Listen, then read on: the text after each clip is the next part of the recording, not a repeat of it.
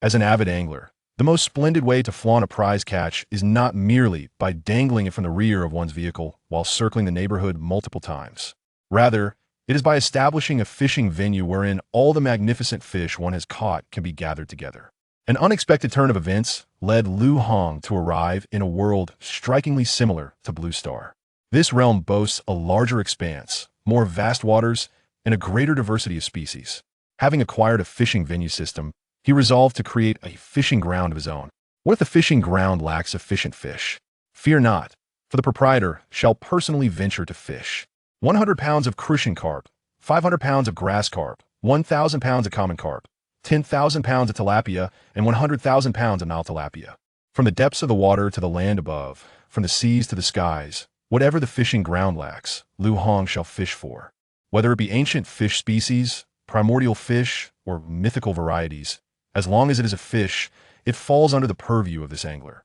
Several years hence, upon a reflective glance over his shoulder, Lu Hong discovered that his fishing exhibition hall had become a revered sanctuary sought after by all anglers.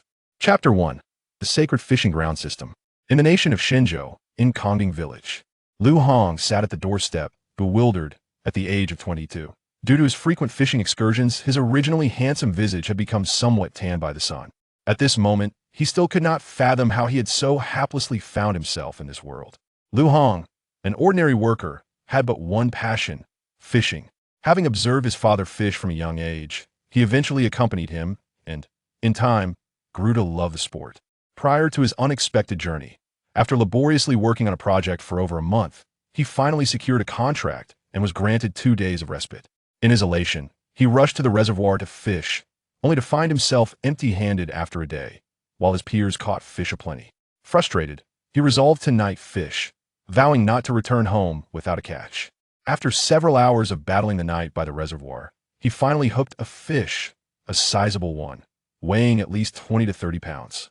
In his excitement, he abruptly stood, eager to engage with the fish, only to realize that sitting for too long had caused his blood flow to falter. Darkness enveloped him as he was pulled beneath the water by the fish. After a long day, he had finally hooked a fish, a magnificent one at that. Yet before he could revel in his joy for even a minute, he found himself submerged.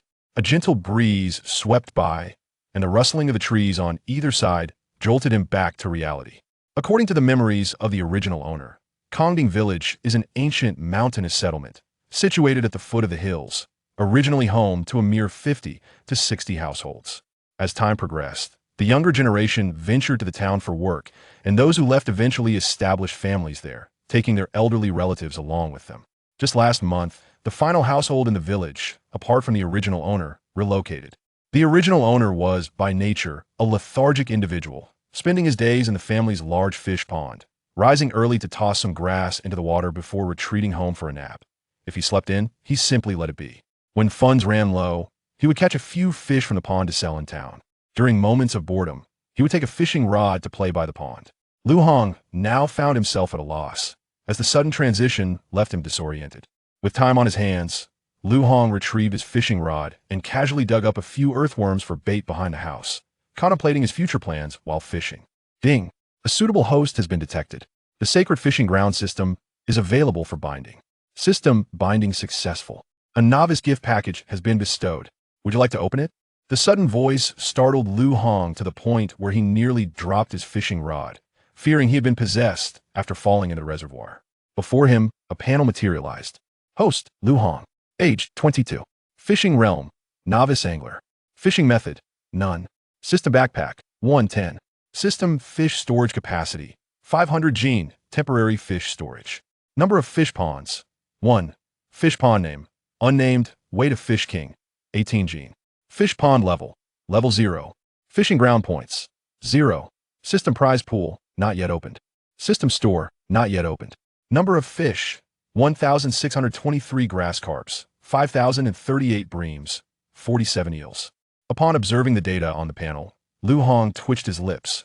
While he could overlook other aspects, being labeled as a novice angler was intolerable. Having fished since the tender age of 12, he had accumulated a decade of experience. Yet to be deemed a mere novice was beyond comprehension. Within the system backpack, Lu Hong discovered a colorful gift box. As he touched it, a prompt emerged. Would you like to open the novice gift pack? He selected Open. Congratulations, host, on opening the novice gift pack. You have received the following rewards. 1 novice fishing rod, 10 packets of ancestral all-purpose bait, 1 100-jin fish finding card, 5 low-level angler attraction cards, 1 mid-level angler attraction card, 1 complete set of fishing ground emergency rescue gear, 1 set of night fishing illumination equipment for the fishing ground, requires professional installation, 1 professional management card for the fishing ground, salary at personal expense, 1 professional feeding personnel card for the fishing ground, salary at personal expense, 1 professional rescue personnel card for the fishing ground, salary at personal expense, 1 permanent contract for the privatization of the fishing ground. All legal procedures have been completed on behalf of the host. Triggered Main Task 1. Popular fishing ground. As a passionate angler, it is essential to have one's own fishing ground and to make it renowned in the local vicinity. Task duration, 2 years.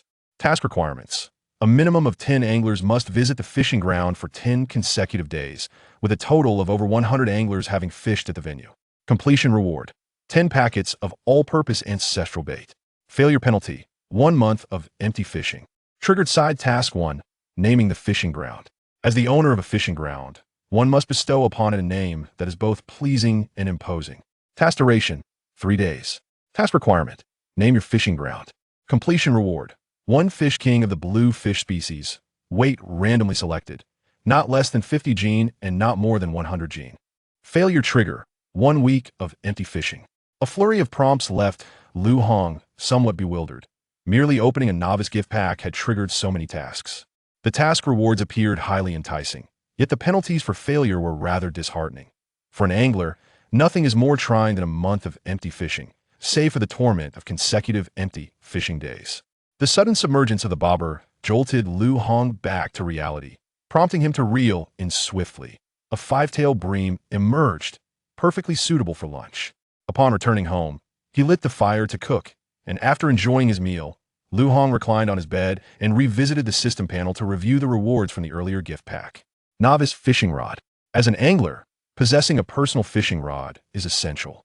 This ordinary handcrafted bamboo fishing rod can catch fish weighing no more than 150 jin. Ancestral all-purpose bait. A traditional bait that possesses a captivating allure to various fish species. 100-jin fish finding card. This card allows one to locate the position of the most recent fish weighing 100 jin. Angler attraction card. This card can attract a certain number of anglers to the fishing ground. Low level attracts 1 person, mid level attracts 5, high level attracts 10, and super level attracts 50. Rescue gear set. This includes a rescue chair, life buoy, life jacket, oxygen tank, oxygen mask, and tether, each piece included. System points. Each time an angler breaks a line or experiences a snag, points equivalent to the number of incidents will be awarded. If an angler successfully catches a fish, 10 times the number of catches will be granted in points, which can be utilized in the system prize pool and store. Upon reaching this point, Lu Hong redirected his attention to the task prompts. According to his judgment, the main task would outline his future developmental direction, while the side tasks would assist in enhancing the fishing ground. The side task required him to name his fishing ground within 3 days, which seemed to be a benevolent task, purely intended to bestow upon him a prestigious fish king, thus avoiding the embarrassment of a pond filled solely with small fish. Lu Hong clicked on the section for naming the fishing ground on the panel and modified its title to Miracle Big Fishing Ground. Side Task 1. Naming the fishing ground has been completed, rewarding him with an 83 jin blue fish, now placed into the system's fish storage. Due to the host just opening for business, a complimentary fish has been granted. Future fish needs to be procured by the host or drawn. Ding. Triggered Side Task 2. Chapter 2. Preparations for the opening. Side Quest 1. Naming the fishing ground has been completed, yielding a reward of 1 83-pound catfish, capable of exerting a pull 5 times its weight, biting at least once daily. And with each cast resulting in a line break or a bite, the weight increases by 2 pounds for every person pulled into the water. This has been stored in the System S fish storage space. Ding. Side Quest 2 has been triggered. The fragrance of wine does not fear the depth of alleys. A good fishing ground does not fear a remote location. Attract 300 anglers within 3 months. The system will assist in attracting the first angler, expected to arrive on the 3rd day. Task duration is 3 months. The requirement is to attract 300 anglers to the fishing ground. The reward upon completion is a randomly weighted catfish, weighing no less than 50 pounds and no more than 100 pounds. The penalty for failure is a week of only catching whitebait weighing no more than 2 ounces. Liu Hang, upon reading the latest side quest, fell into contemplation. In this new world, with the assistance of this system, I might just create a new era of angling. Thus, I shall set a modest goal, to establish the finest fishing ground in the province. From there, I shall expand and grow, ultimately reaching a national scale, and eventually, a global presence, transforming the fishing ground into a revered sanctuary for anglers worldwide. Lost in these thoughts, Liu Hang drifted into slumber. Upon awakening, the sun was already nearing the horizon. Liu Hang ventured to the backyard, dug up a few earthworms, and retrieved the fishing rod gifted by the system. He cast into his pond, placing the 83-pound catfish into the water. No need to question the absence of acclimatization. The system is exceptional. In less than half an hour, he reeled in 7 or 8 fish, selecting 2 bream weighing around 5 to 6 ounces and returning the others to the pond. Returning home, Liu Hang prepared a meal. After dining, he began to ponder how to establish the fishing ground. In his previous life, being an ordinary wage earner, he would send some money to his parents, pay rent, and after deducting expenses for food and necessities, little remained for indulging in fishing. Thus, he had always resorted to fishing in the wild, typically seeking out rivers, reservoirs, and lakes. He remembered being part of an angler community where they would share prime fishing spots. Whenever he struggled to find a good location, he would inquire within the group. Now, as he contemplated opening a fishing ground, he was uncertain of what preparations were necessary. The previous owner had little capital, merely subsisting off the pond's fish with savings of just over 20,000. That evening, feeling idle, Liu Hang began to search online for what was needed to set up a fishing ground. At dawn the next day, Liu Hang rode his electric tricycle to town, intending to procure supplies for the fishing ground. He spent the morning running back and forth, purchasing scales, fish nets, trash bins, lime powder, several boxes of instant noodles, and various beverages. After lunch, he took the lime powder and a sickle to the pond. He first circled the pond, cutting down the surrounding weeds. With the grass overgrown, there was a risk of snakes hiding within, which could pose a danger to anglers. After clearing the weeds, he sprinkled lime powder around the pond as he walked. The pond was not particularly large, approximately 40 meters wide and about 55 meters long. He marked fishing spots along the 2 long sides of the pond, spacing them about 2 meters apart. After assessing the width of the pond, he designated 5 more spots at midpoints, ensuring that additional rods would not interfere with one another, thus preserving the fishing experience. These arrangements were based on information he had researched online the previous night. Calculating, he realized there would be 25 spots along each long side and 5 on each short side, totaling 60 spots, which seemed sufficient. If all spots were filled, the potential income would be considerable. At a rate of 100 yuan for 5 hours, he could earn at least 6,000 yuan in a day.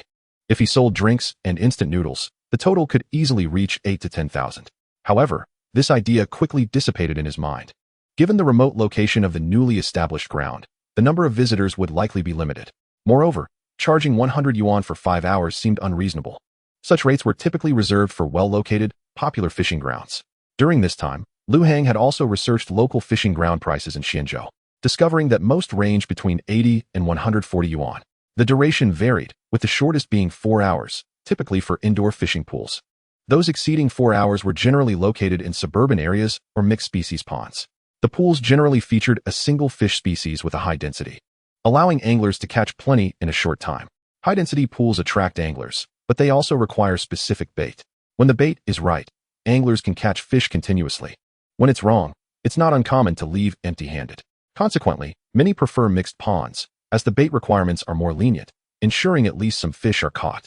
Liu Hang's fishing ground was situated in a remote mountainous area, making it challenging to locate without experience. It was also a mixed-species pond, a rarity in Xianzhou, making Liu Hang's establishment unique. However, this also meant that prices could not be set too high. Suburban mixed ponds typically charged 80 yuan for a day, allowing anglers to take home 5 pounds of fish or 100 yuan for 4 hours without restrictions.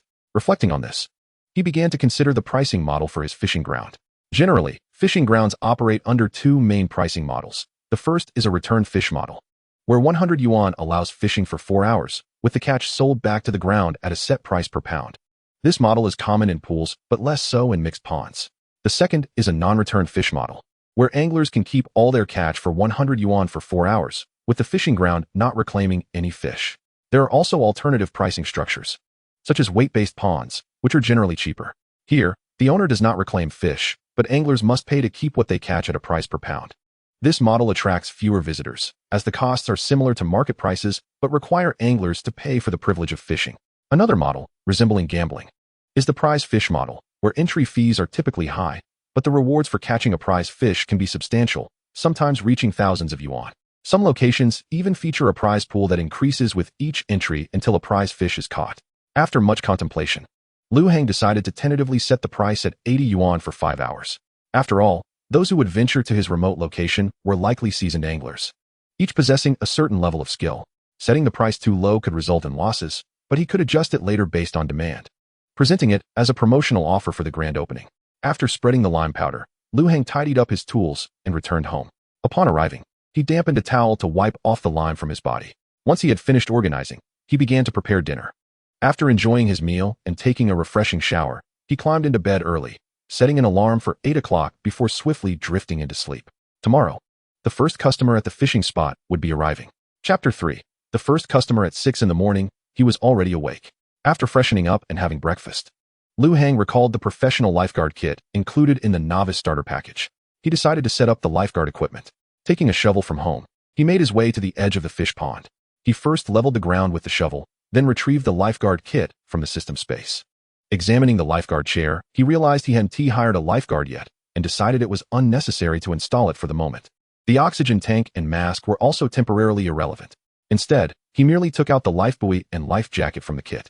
He secured a wooden stake on either side of the pond, placing the life buoy on one side and the life jacket on the other. Just as he completed the setup, a man approached. "Hey, brother, what are you up to?" Were you calling me?" "Yeah. Do you smoke? Want a cigarette? By the way, do you know if there are any rivers or lakes nearby? I haven't fished in days, and I'm about to go stir crazy.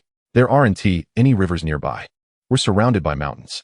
The main water flow is from some streams, but they aren't very deep and don't have any large fish. However, there is a lake just beyond that mountain over there. It has quite a few fish, but it might take a while to get there."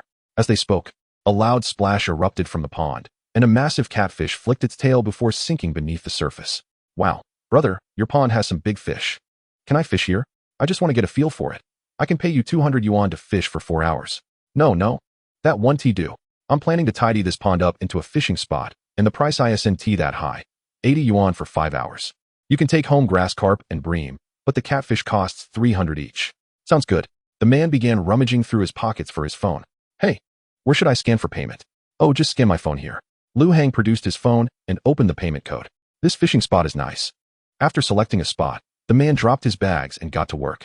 Watching the man's cheerful demeanor, Lu Hang couldn't help but smile as he greeted him and headed home. Once home, he tidied up, dampened a towel with warm water, and wiped down his body. He had spent the morning leveling the ground by the fishing area and driving in 2 wooden stakes, leaving him quite sweaty. Afterward, he grabbed a bottle of mineral water and a fish net before heading back out. Upon arriving at the pond, he noticed a bream had been caught. Although it was rather small, weighing about 4 or 5 tails. "Are you thirsty? Here, have some water. I saw you didn't bring a fish net, so I brought one for you." "Ah, thanks, boss. What is your surname?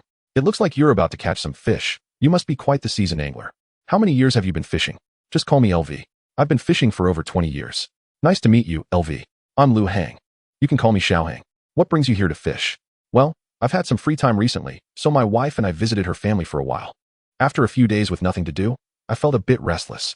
I remembered I had my fishing rod still in the trunk from my last fishing trip, so I thought I'd come out to catch a few fish. But, unfortunately, all the ponds I encountered were private and didn't allow fishing. So I wandered over here." As they chatted, they realized it was nearly noon, prompting Lu Hang to head back home to prepare lunch. After cooking, he thought about LV not having eaten yet and decided to bring him some food. Since he had plenty of homegrown vegetables and marinated meat, he carried 2 bowls of rice to the pond. "Here you go, LV. You haven't eaten yet, right? Have some lunch first, then you can continue fishing. It's all homemade, so don't be too picky." "Brother Lu, your hospitality is truly exceptional," LV said, accepting the food with surprise. "Haha, it's the least I could do. How is the fishing going? Have you caught many?" Lu Hang squatted down beside him, munching on his food while inquiring. "I've caught several fish, but they're all bream." "Brother Lu, are there only bream in this pond?" Lu Hang nodded. "There are definitely more than just bream. It's just that we have a higher population of bream here. Perhaps the bait you're using is particularly appealing to them, which is why you're catching so many. We also have grass carp and catfish in here, but it's a bit tricky to catch the others. If the bait is effective, you catch nothing but bream, yet if it's not, the bream just keep coming one after another. As the two continued their lively conversation and enjoyed their meal, suddenly, the fishing rod on the rod holder slid forward rapidly. "Whoa!" LV exclaimed, dropping his bowl in surprise. Then lunged to grab the fishing rod. The rod bent dramatically, and a thrilling whirring sound filled the air above the pond. "That's the sound of the line," LV thought to himself, excitement surging within him. Though an avid fisherman, he had never caught a large fish before. The biggest he'd ever landed was merely around 10 pounds. The first time he hooked a big fish. The thrilling sound of the line was indeed the most beautiful music an angler could hear. Meanwhile, Lu Hang took out his phone and activated the recording function. With a thunderous crack, Lu Hang stared in disbelief at the screen as he watched LV's fishing rod snap in two, the front part plunging rapidly into the water. Before LV could react, he saw the rod drift towards the center of the pond. Chapter 4. The Fishing Spot Community Ding. Detected LV's rod break. System points 1. LV stared at the broken rod in his hand, unable to process what had just happened. The contrast was too stark. He had a fish on the line, yet it had escaped in an instant. Even LV, known for his good temper, felt a wave of anger rising within him. Lu Hang approached quietly, inspecting the broken rod. "LV, don't be too hard on yourself. It's just a poor quality rod. Otherwise, you definitely would have landed that fish." After taking a moment to gather himself, LV replied, "You're right. The seller sold me a defective rod. I need to confront him about this. All right, Brother Lu, I think I'll call it a day. I didn't bring any spare rods with me, and since mine just broke, I'll head home. I'll buy a better one next time. What a pity about today's outing. I'll consider these fish as my lunch treat from you." With that, LV began to pack up his gear. Lu Hang assisted by taking the fish net, noticing the 6 or 7 bream inside, and couldn't he help but smile. "I prepared this meal myself, and it is hardly worth much. The bream fish were raised in my own pond. Brother Lu, you should take some with you, as their flavor is truly exceptional." "All right. Since Brother Lu has said so, I shall take 2 back to taste. Next time, I will bring my fishing rod when I come again." "Brother Lu, do you have a fishing venue group? I would like to join. I know quite a few fishing enthusiasts here, and I can help promote your place. The fish here are indeed enormous. That last fish I caught felt like it weighed over 50 pounds. A sensation I have never experienced in all my years of fishing. What a thrill. I haven't created a fishing venue group yet. How about this, Brother Lu? Add me on Super Message, and when I establish the group, I will include you." "Sure, let me scan you." "Brother Lu, wait a moment. I will fetch a bag to help you carry the fish." As I watched Lu, laden with his fishing gear and fish, making his way home, I returned to the pond's edge to clean up the remaining litter. Yesterday, I had merely cleared the weeds and designated fishing spots, and this morning, I had only driven in some wooden stakes. I hadn't yet had the chance to dispose of the trash. After tidying up the remnants of our fishing and the spilled lunch, I began to set up the trash bins. After spending the entire afternoon on this task, I successfully installed the bins around the pond. Later that evening, after showering and lying in bed, I noticed a voice message from Lu. "Brother Lu, upon returning today, I promoted your venue in the fishing group. Many fishing enthusiasts asked me if your group is ready. They want to be added, and I can help bring in some folks." Listening to Lu's message, I felt deeply moved and responded with a grateful emoji. What a passionate fishing aficionado he is. However, Lu's voice message reminded me that I had yet to set up the fishing venue group, a regrettable oversight. I had completely forgotten about the power of the internet since my arrival here. Quickly, I established a new group and added Lu. The group was named Miracle Big Fishing Venue. As soon as Lu entered, he sent me a private message. "Brother Lu, please set up your group announcements and establish your fishing rules. You seem rather inexperienced in this. If you truly don't know how, you can look it up on Baidu. Once you've got it ready, let me know, and I will help you bring in more people."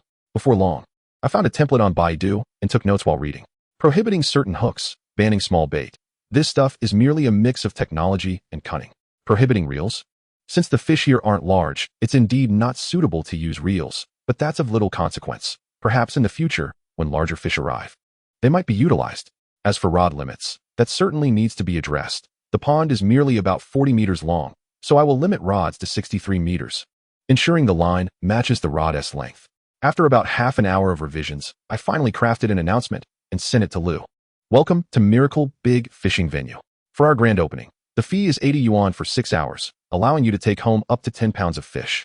Night fishing is not currently available. Our hours are from 8 in the morning to 6 in the evening. The pond is a mixed species habitat, with a depth of 4 meters, currently stocked with approximately 10,000 pounds of bream, grass carp, and bluegill. Fish under 50 pounds can be taken home without restrictions, while those over 50 pounds are subject to a 300 yuan fee. Additionally, we have a grand prize pool featuring a fish king weighing 83 pounds. Each new angler adds 10 yuan to the prize pool. This venue limits rods to 63 meters, and the total length of rod and line must not exceed 14 meters. For your safety, please refrain from wading in to retrieve rods or swimming. Fees are non-refundable and non-exchangeable. Time begins when the rod is cast, with 1 rod per person. The venue is somewhat remote. It is recommended to park in town and ride a tricycle or electric bike to reach the pond. Currently, we do not provide accommodation, but drinks and instant noodles are available for a fee. Shortly thereafter, I received a thumbs-up emoji from Lou, followed by another voice message. Brother Lou, you're going all out. 300 yuan for bluegill, plus a grand prize pool? In that case, I, Master Lou, shall take this seriously. The grand prize pool is surely destined for me. Upon reading Lou's words, a smile crept across my face. A master? If it's the same fish he catches, then he is merely a self-proclaimed master. The fish provided by the system cannot be so easily caught. I suggest Master Lou focus on catching grass carp and bream to hone his skills. Once Lou and I confirmed the announcement was satisfactory, I shared the edited notice within the group. In no time, Lou brought in over 30 new members, likely the fishing enthusiasts he mentioned. The group instantly buzzed with energy, transforming into a lively community. Old Lou, is this the fishing venue with the bluegill over 50 pounds you were talking about? 300 yuan to take one home, plus the 83-pound prize fish? The owner is quite generous. If it weren't so far, I would definitely pay the owner a visit. Owner, is the 83-pound bluegill real? Do you have photos? Please share. Yes. A video would be ideal. The large fish I've seen before were all from abroad. I've yet to witness such a large catch domestically. Coincidentally, when I released the bluegill earlier, I thought to capture several photos, so I could share them in the group. After posting, the group erupted in excitement. Holy cow, there really is a bluegill that large. Owner, wait. I'm buying a train ticket right now. That grand prize pool is mine. Old Zhao, you think you're the master? That grand prize pool is definitely going to me. Old Wong, you'll have to wait your turn. Look at you two, both so far away. I'm actually near the fishing venue right now. I'm going to catch that fish king tomorrow. Chapter 5, The Fisherman Attraction Card. Watching the lively chatter in the group, I recalled the fisherman attraction cards I received from the system. Today, just with Lou, I managed to attract over 30 people. If I were to utilize all these fisherman attraction cards in the coming days, the group could easily swell to over 300 members. With this in mind, I took out a low-level fisherman attraction card. Ding! Low-level fisherman attraction card successfully used. Fisherman will arrive tomorrow. After using the fisherman attraction card, I opened the fishing points interface.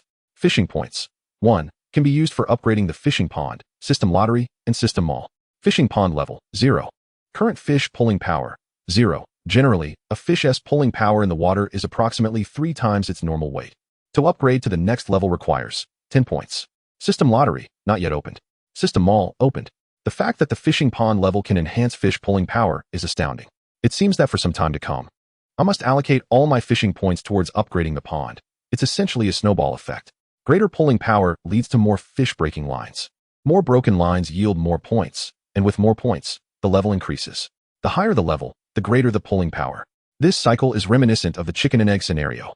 After contemplating for a while, I opened the system mall page, feeling certain that it would contain numerous valuable items to assist me in effectively managing the fishing venue. Upon opening the mall page, my eyes sparkled with excitement as I gazed at the items available, drooling in anticipation. Ancestral designated fish bait. 1 portion price. 10 points effect description. This bait possesses the remarkable ability to attract specific fish species, creating an irresistible allure for them.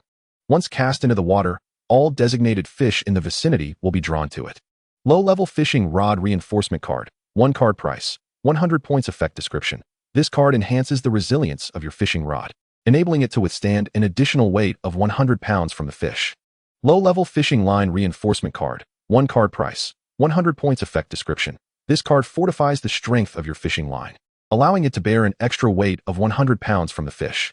Low-level fishing hook reinforcement card. 1 card price. 100 points effect description. This card strengthens your fishing hook, increasing its capacity to endure an additional weight of 100 pounds from the fish. Low-level fisherman attraction card. 1 card price. 100 points effect description. This card attracts a fisherman to your fishing spot, guaranteeing their arrival during daylight hours within 24 hours. Professional Fishing Grounds Management Personnel Card. 1 card price. 2,000 points effect description.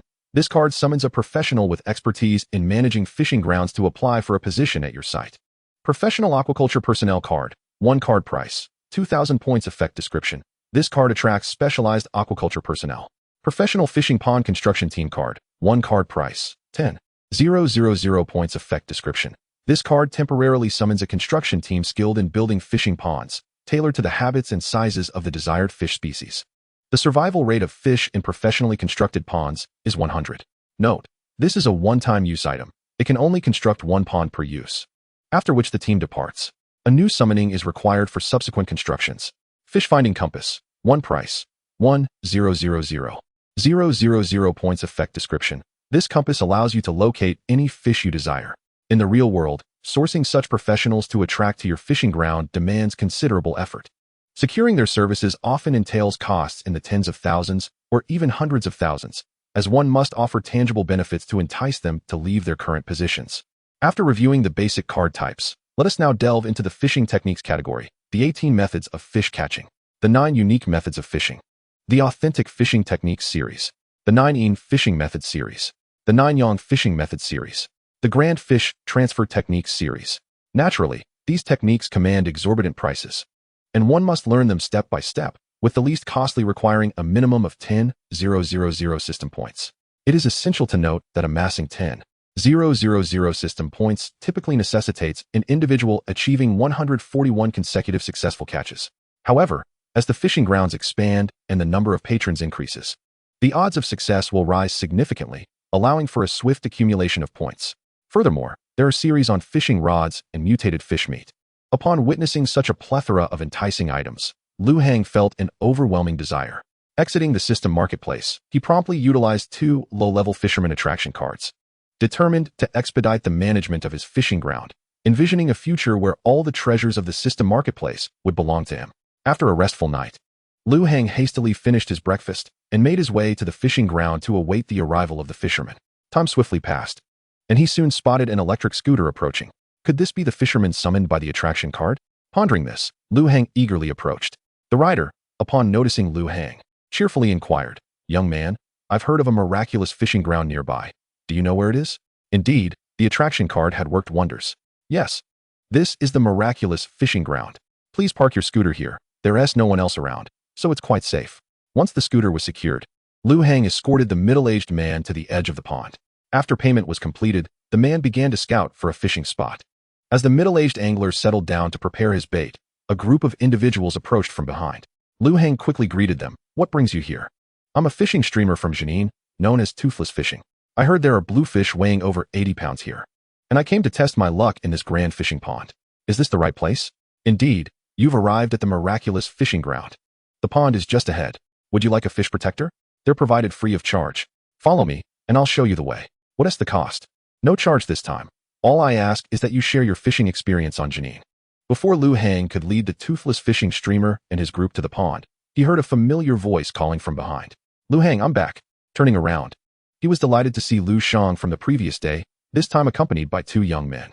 "Lu brother, my fishing rod broke yesterday, and I couldn't sleep a wink last night. This morning, I rushed to a fishing tackle shop to buy a stronger rod and returned. Look at these 2 with me. They also came after seeing me purchase a giant rod, eager to fish for large bluefish. Seems like your grand prize pool might be in jeopardy before it even fills up. Lu brother, don't worry. As the owner of this fishing ground, I welcome any opportunity for big catches. Come along, everyone, this way." Just as he finished collecting payment, more customers arrived. "Is this the miraculous fishing ground? I'm here to fish as well." Lu Hang greeted them. "Yes, indeed. I'm known as Huakai Fugue in the group. I heard you have an 83-pound fish king here, so I came to experience the thrill of catching a giant bluefish." "Excellent. Please park your vehicle here. The pond is just ahead. Let me show you." "Oh, isn't that Lu brother? You're back again." "Yes, Lu brother. My rod broke yesterday, and I couldn't shake off my frustration. I returned today, determined to battle the big fish with a new heavy-duty rod. Sounds like you've heard about the 83-pound bluefish, and now you're eager to try your hand." Seeing several customers arrive in quick succession, Lu Hang couldn't help but smile with satisfaction. Indeed, the allure of large fish draws anglers from afar. The notion of a big catch transcends distances. Just as he contemplated this, he heard yet another voice calling. "Excuse me, do you know where the miraculous fishing ground is?" Upon turning, he spotted 3 more fishermen approaching. "Welcome. This is indeed the miraculous fishing ground. Aren't you here to fish as well?" "Yes. We heard about the 83-pound bluefish and came specifically to catch it." "Fantastic. Please come this way. Fishing here costs 80 points for 5 hours, and you can choose your own spot." As he guided them to the pond, Lu Hang felt a surge of excitement at the influx of visitors to his fishing ground. He hurried home to retrieve the fish protectors, eager to assist the burgeoning crowd. Upon reaching the pond, He noticed the anglers chatting amiably amongst themselves, each engaged in their fishing endeavors. Just as he was about to inquire about anyone needing fish protectors, he heard a commotion nearby. The nearby angler, intrigued by the commotion, turned to observe. He noticed a fishing rod bending into a dramatic arc, the line whistling as it flew off. The entire fishing ground was filled with envious gazes directed at him, with several anglers hastily pulling out their phones to capture the moment. Lu Heng quickly joined them, recording the spectacle. He watched as the line rapidly disappeared, leaving the rod increasingly bent. Ding! The system detected the angler's first line break. 1 point awarded. The rod, now returned to normal, left the angler lamenting with a heavy heart.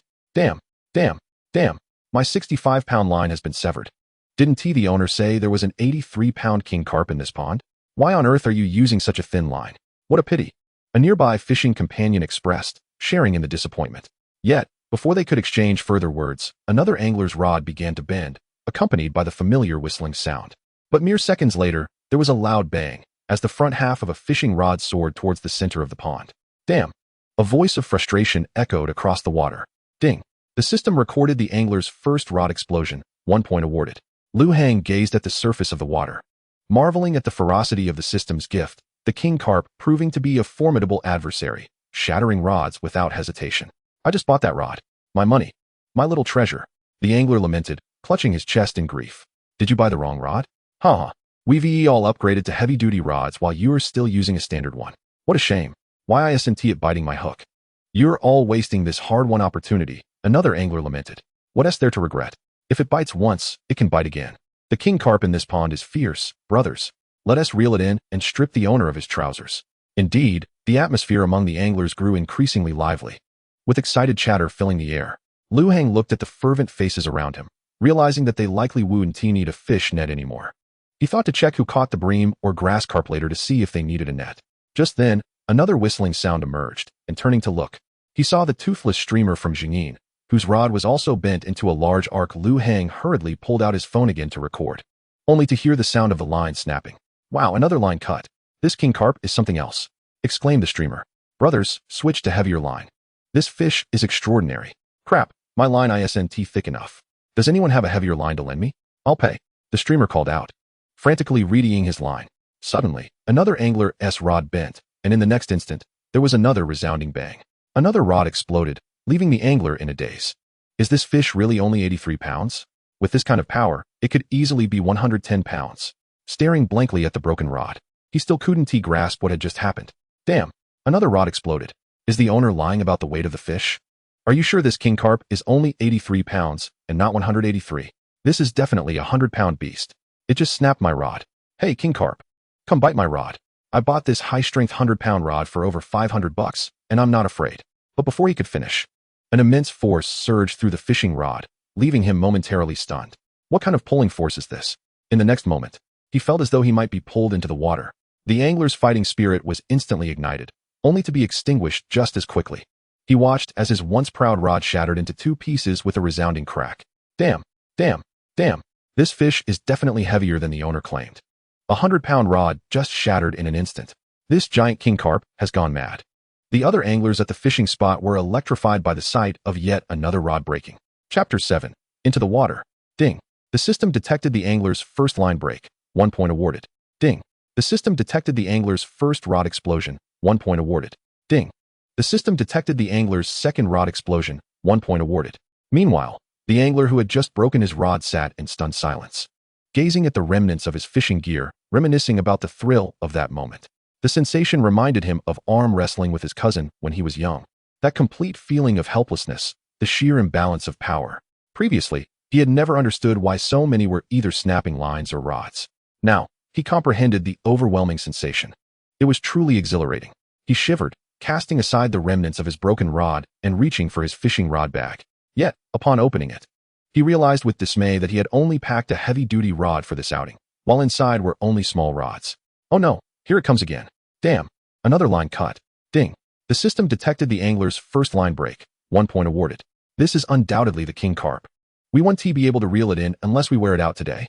Meanwhile, the toothless streamer had not only replaced his line, but also switched to an even thicker rod.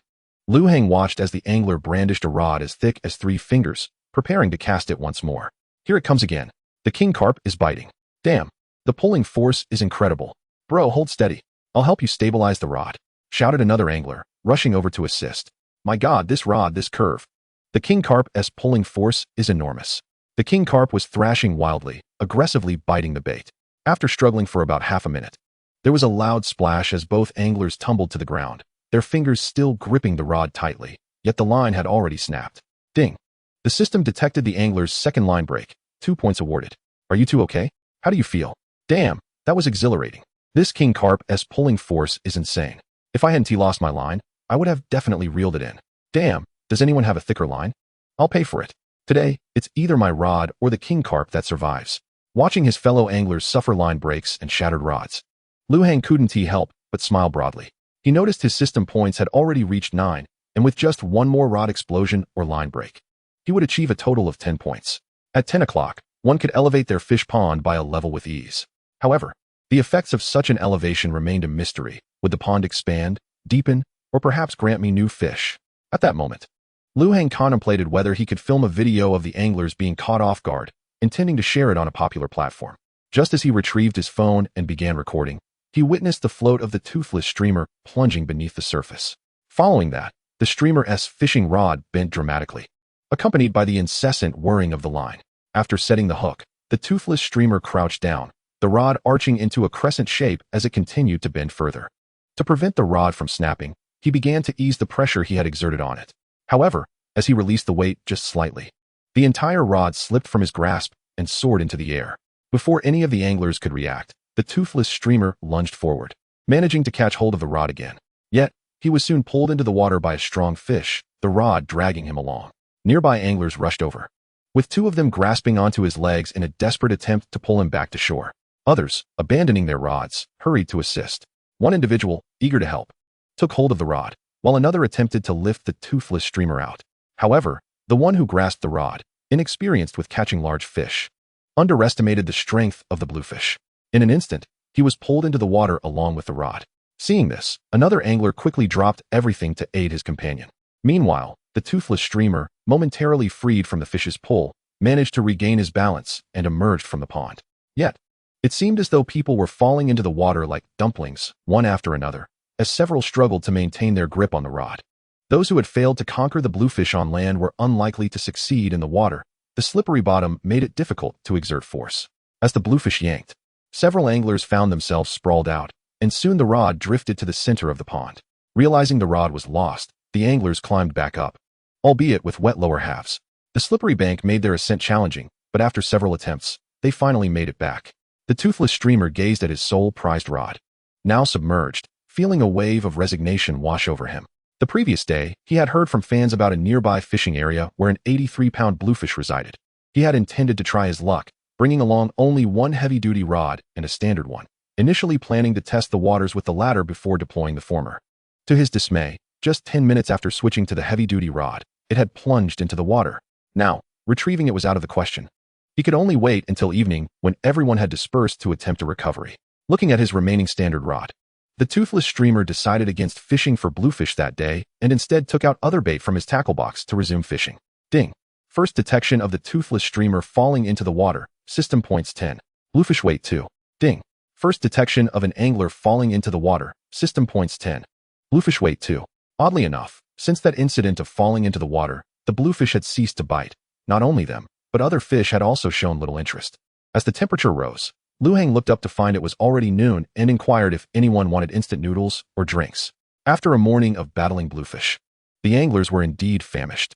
Boss, I'd like a bottle of iced tea and 2 cups of instant noodles, the pickled cabbage flavor.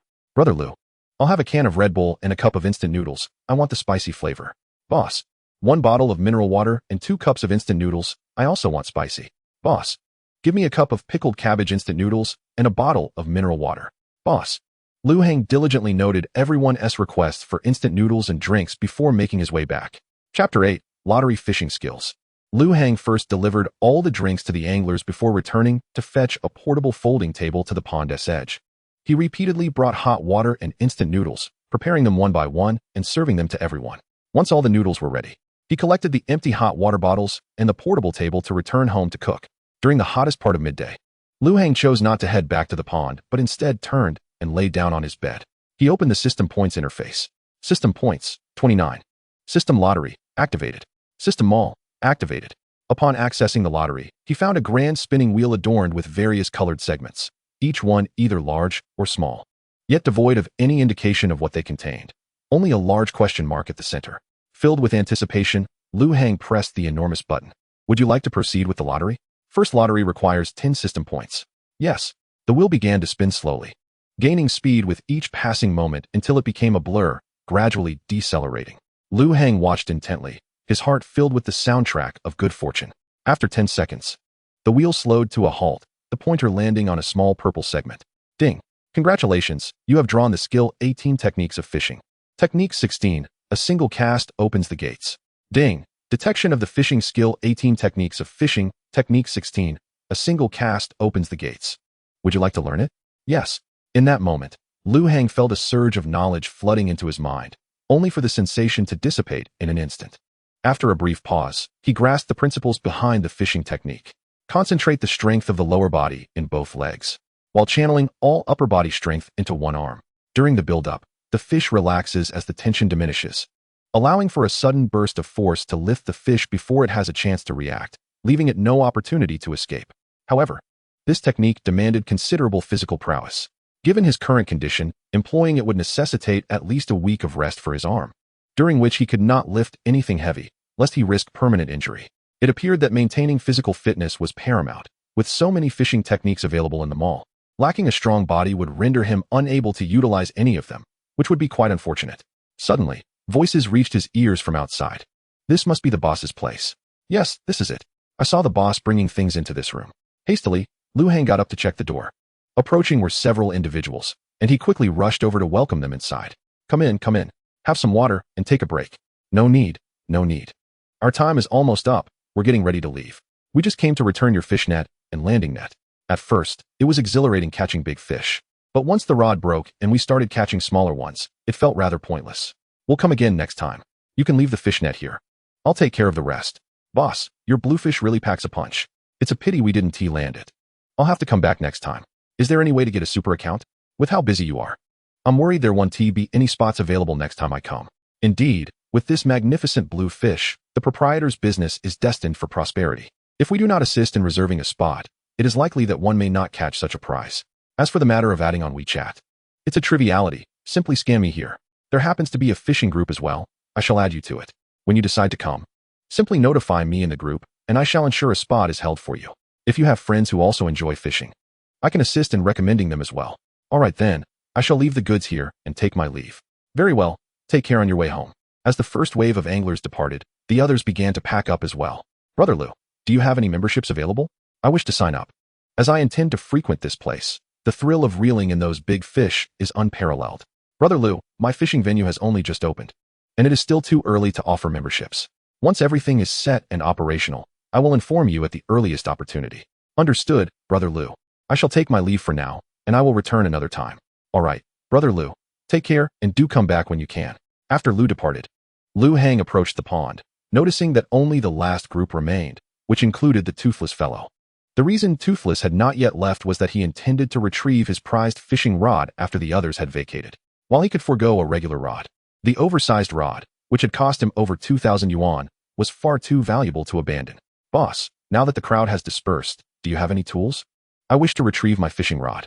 Upon hearing this, Liu Hang glanced into the pond's depths and, fortunately, noticed several rods floating about. Aside from Toothless' intact rod, the others were merely fragments. In that moment, Liu Hang mused whether this blue fish had a penchant for collecting. Having drawn all the rods to the center of the pond, please wait a moment. I shall fetch the necessary tools to assist you. The center of this pond is rather deep, and it would be perilous for you to retrieve it yourself. Shortly thereafter, Liu Hang emerged from a nearby shed with a pump and a rubber object resembling a small kayak. He skillfully began to inflate the rubber item, which soon transformed into a diminutive kayak. He then placed it into the pond and returned to retrieve a fishing rod. Once back at the pond, he donned a life jacket, seated himself in the kayak, and used the rod to paddle towards the center. First, he collected the fragmented rods, removing the hooks and placing them in the kayak, before finally securing Toothless' oversized rod and beginning his journey back to shore. As Liu Hang reached the bank, Toothless eagerly approached to reclaim his rod. Due to the rod's considerable length and thickness, It was far bulkier than Lu Hang's kayak, which had not allowed for the line to be reeled in properly. Upon obtaining his rod, Toothless commenced reeling in the line, but after only a brief moment, he felt a significant resistance. Without much thought, he assumed Lu Hang had failed to lift it during retrieval, resulting in the hook snagging on something submerged. And he prepared to cut the line. He called to his assistant for a pair of scissors, when suddenly, he felt an immense tug on the rod, bending it downwards. Chapter 9. The first use of fishing techniques. Toothless, being a seasoned fishing streamer, reacted swiftly, pulling back on the rod, lowering his center of gravity, and engaging in a battle with the fish. Just as Lu Hang was about to lift his kayak from the water, he witnessed the unfolding scene and pondered whether the blue fish was still caught on the hook. With this thought, he drew out his phone, opened the camera, and began recording.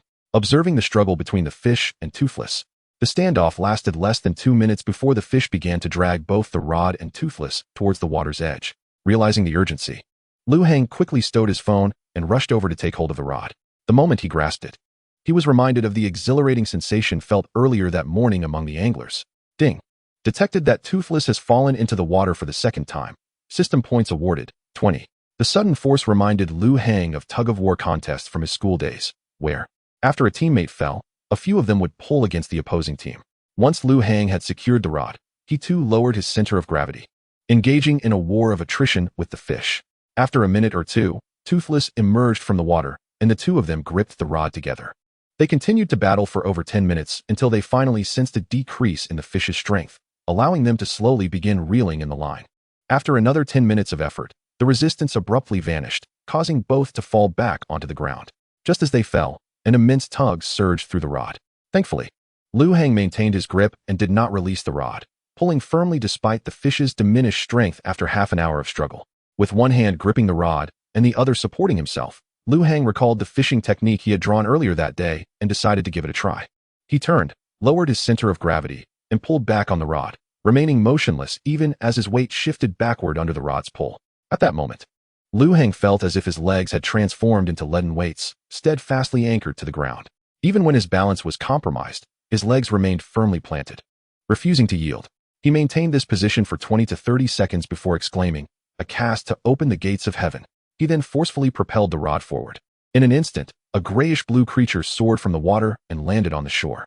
Toothless, just regaining his footing, was left bewildered, pondering, "Who am I? Where am I? What just happened? How did the fish come up? Why did it come up? Why did the boss swing his arm? And what was that phrase he shouted? A cast to open the gates of heaven." The assistant nearby wore a blank expression, utterly perplexed by the sudden appearance of the fish.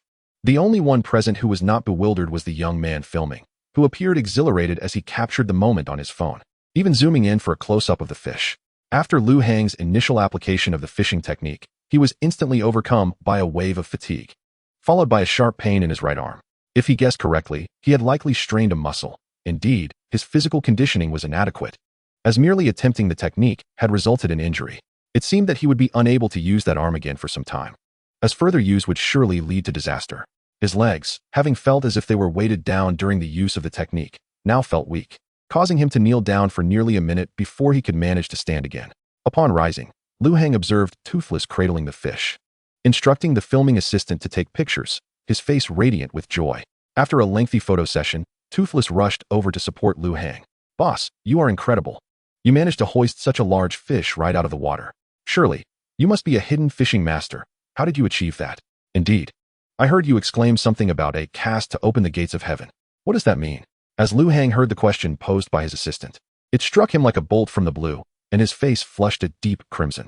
In truth, one needn't teach out to execute fishing techniques. It was merely a habit ingrained from watching animated series in his past life, where characters would invariably call out the names of their skills. In a moment of folly, Lu Hang had echoed the name aloud, immediately regretting it. However, upon noticing that no one was paying him any heed and were instead focused on the fish, he thought he had narrowly escaped a social faux pas. Little did he know, the assistant brought it up again. That was my fishing method. A personal innovation of sorts. What is this technique? Could you teach me, boss? It sounds impressive. Well, it's rather difficult to explain. It involves concentrating all my strength in one hand and then, in a split second, unleashing it to catapult the fish out of the water. The downside, however, is quite significant. While it's manageable for smaller fish, attempting it with larger ones can easily lead to dislocated shoulders or muscle strains. Those without a robust physique may find it perilous and could suffer injuries. Understood. Do you have a scale here?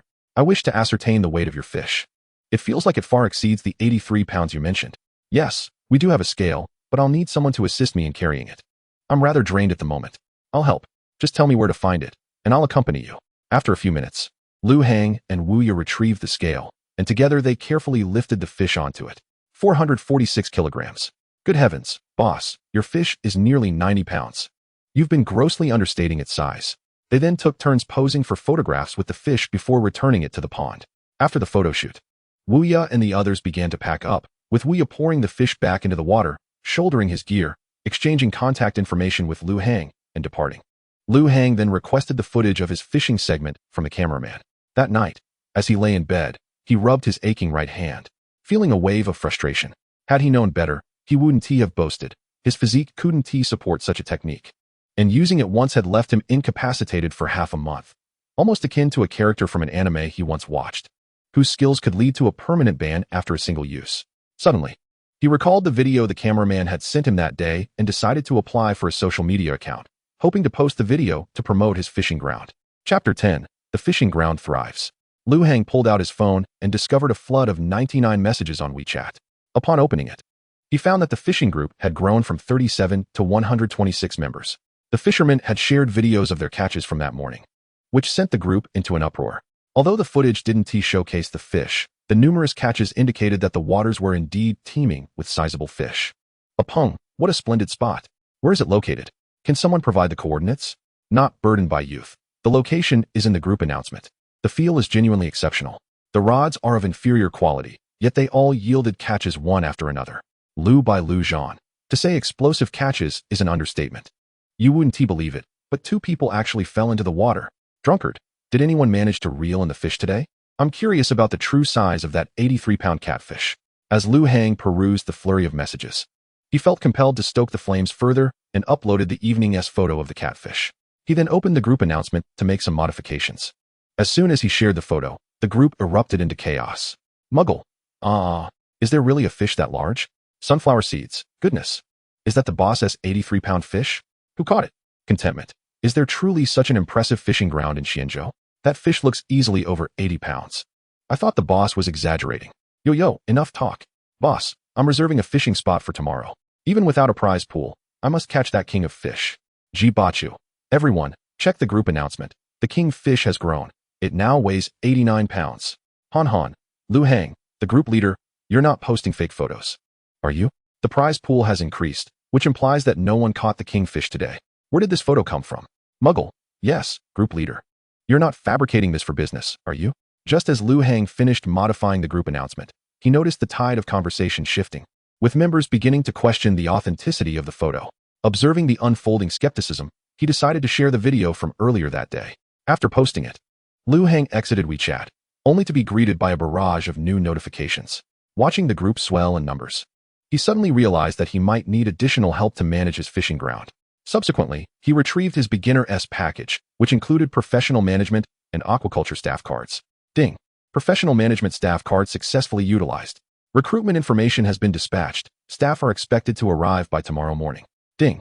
Professional aquaculture staff card successfully utilized. Recruitment information has been dispatched. Staff are expected to arrive by tomorrow morning. Following this, Lu Hang opened a social media app, registered an account, edited the snippets of video he had captured, and uploaded them. Having completed these tasks, Lu Hang calculated his earnings from the day. Fishing fees of 80 yuan per person, totaling 720 yuan from 9 individuals, and instant noodles priced at 5 yuan a bowl, amounting to 75 yuan for 15 bowls. With just the fishing ground and instant noodles, he had made nearly 800 yuan, marking his first substantial profit since arriving in this world. If such earnings continued, he could anticipate a monthly income of 24,000 yuan. After tallying the figures, Lu Hang drifted off to sleep. The next morning, after breakfast, Lu Hang took a reclining chair to the pond. Since it was still early and few people had arrived, he first checked his messages on the social media app. Upon opening it, his 3-year-old phone lagged momentarily, revealing 90 notifications, and the group membership had surged to 500. He found a plethora of messages in the group, and his private messages numbered over 20. Perusing the contact requests, he noticed dozens of friend additions. Settling by the pond, he began to read through the messages one by one. The discussions in the group revolved around the colossal catfish and how the group leader managed to lift it single-handedly. As Lu Hang read through the messages, he couldn't help but smile. feeling as though he was gathering coins. After finishing the group messages, he turned to his private messages. Most of them were inquiries about his fishing technique, with many eager to learn from him. After reading through the private messages, Lu Hang began crafting responses. I'm sorry, but this technique is merely a standard cast requiring a strong physique and practice skill. Otherwise, it can lead to injuries. So, I advise against imitating it. Currently, my right hand is still suffering from a slight muscle strain, and it's best to focus on strengthening your body. Once he had replied to all the messages, Lu Hang opened his social media account once more. As he glanced at the video he posted last night, he was astonished to find it had garnered an impressive 52 million likes, accompanied by a staggering 317 comments. Intrigued, Lu Hang began to peruse the comment section. To his surprise, he discovered an array of inquiries regarding the fishing location, with many asking for specific coordinates. Others were curious about the weight of the fish and the identity of the angler who had caught the flying fish. Noticing the multitude of questions about the fishing spot, Lu Hang decisively shared the location of his fishing grounds in the comments and pinned it to the top. He understood that this would merely serve as a promotional boost for his fishing site, but he doubted that many would actually come. With over 9,000 comments, statistically, only a handful of people living nearby might show up. After posting the comment, he resumed scrolling through the comments section when suddenly, his phone rang. Hello, who is this? I saw that Miracle Fishing Ground is hiring a fishing ground manager. They arranged to meet at the fishing site for a detailed discussion.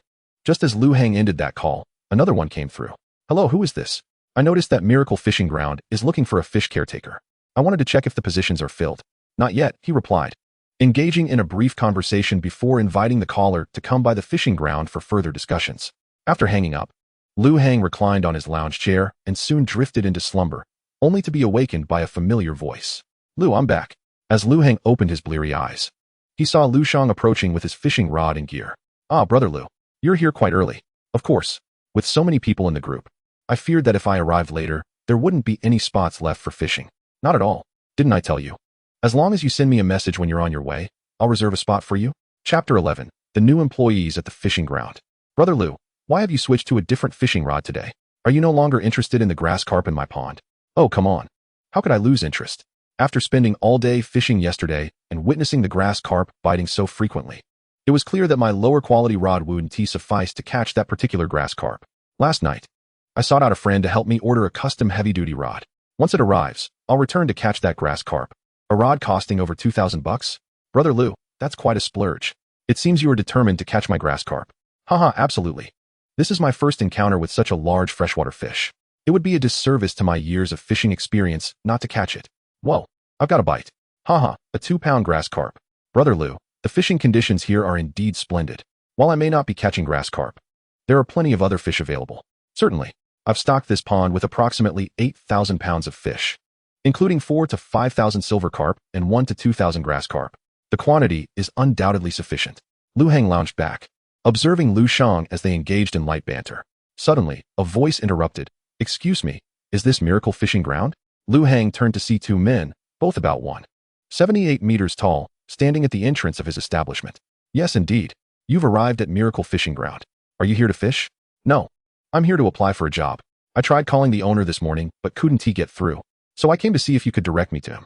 Upon hearing this, Lu Hang stood and made his way to the roadside, realizing this could be the talent drawn in by the buzz created last night.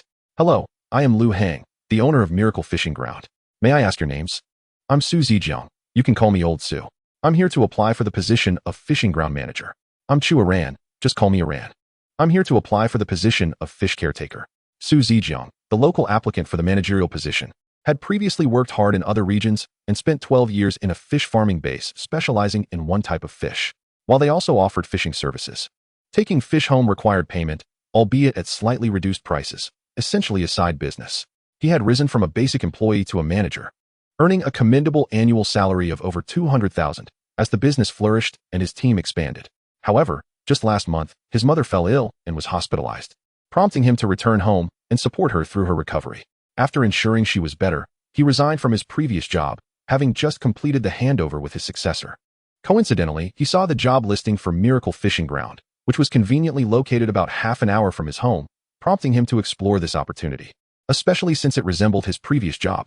After about half an hour of discussion regarding salary and work hours, Lu Hang intended to show them the fishing site to familiarize them with the work environment and responsibilities.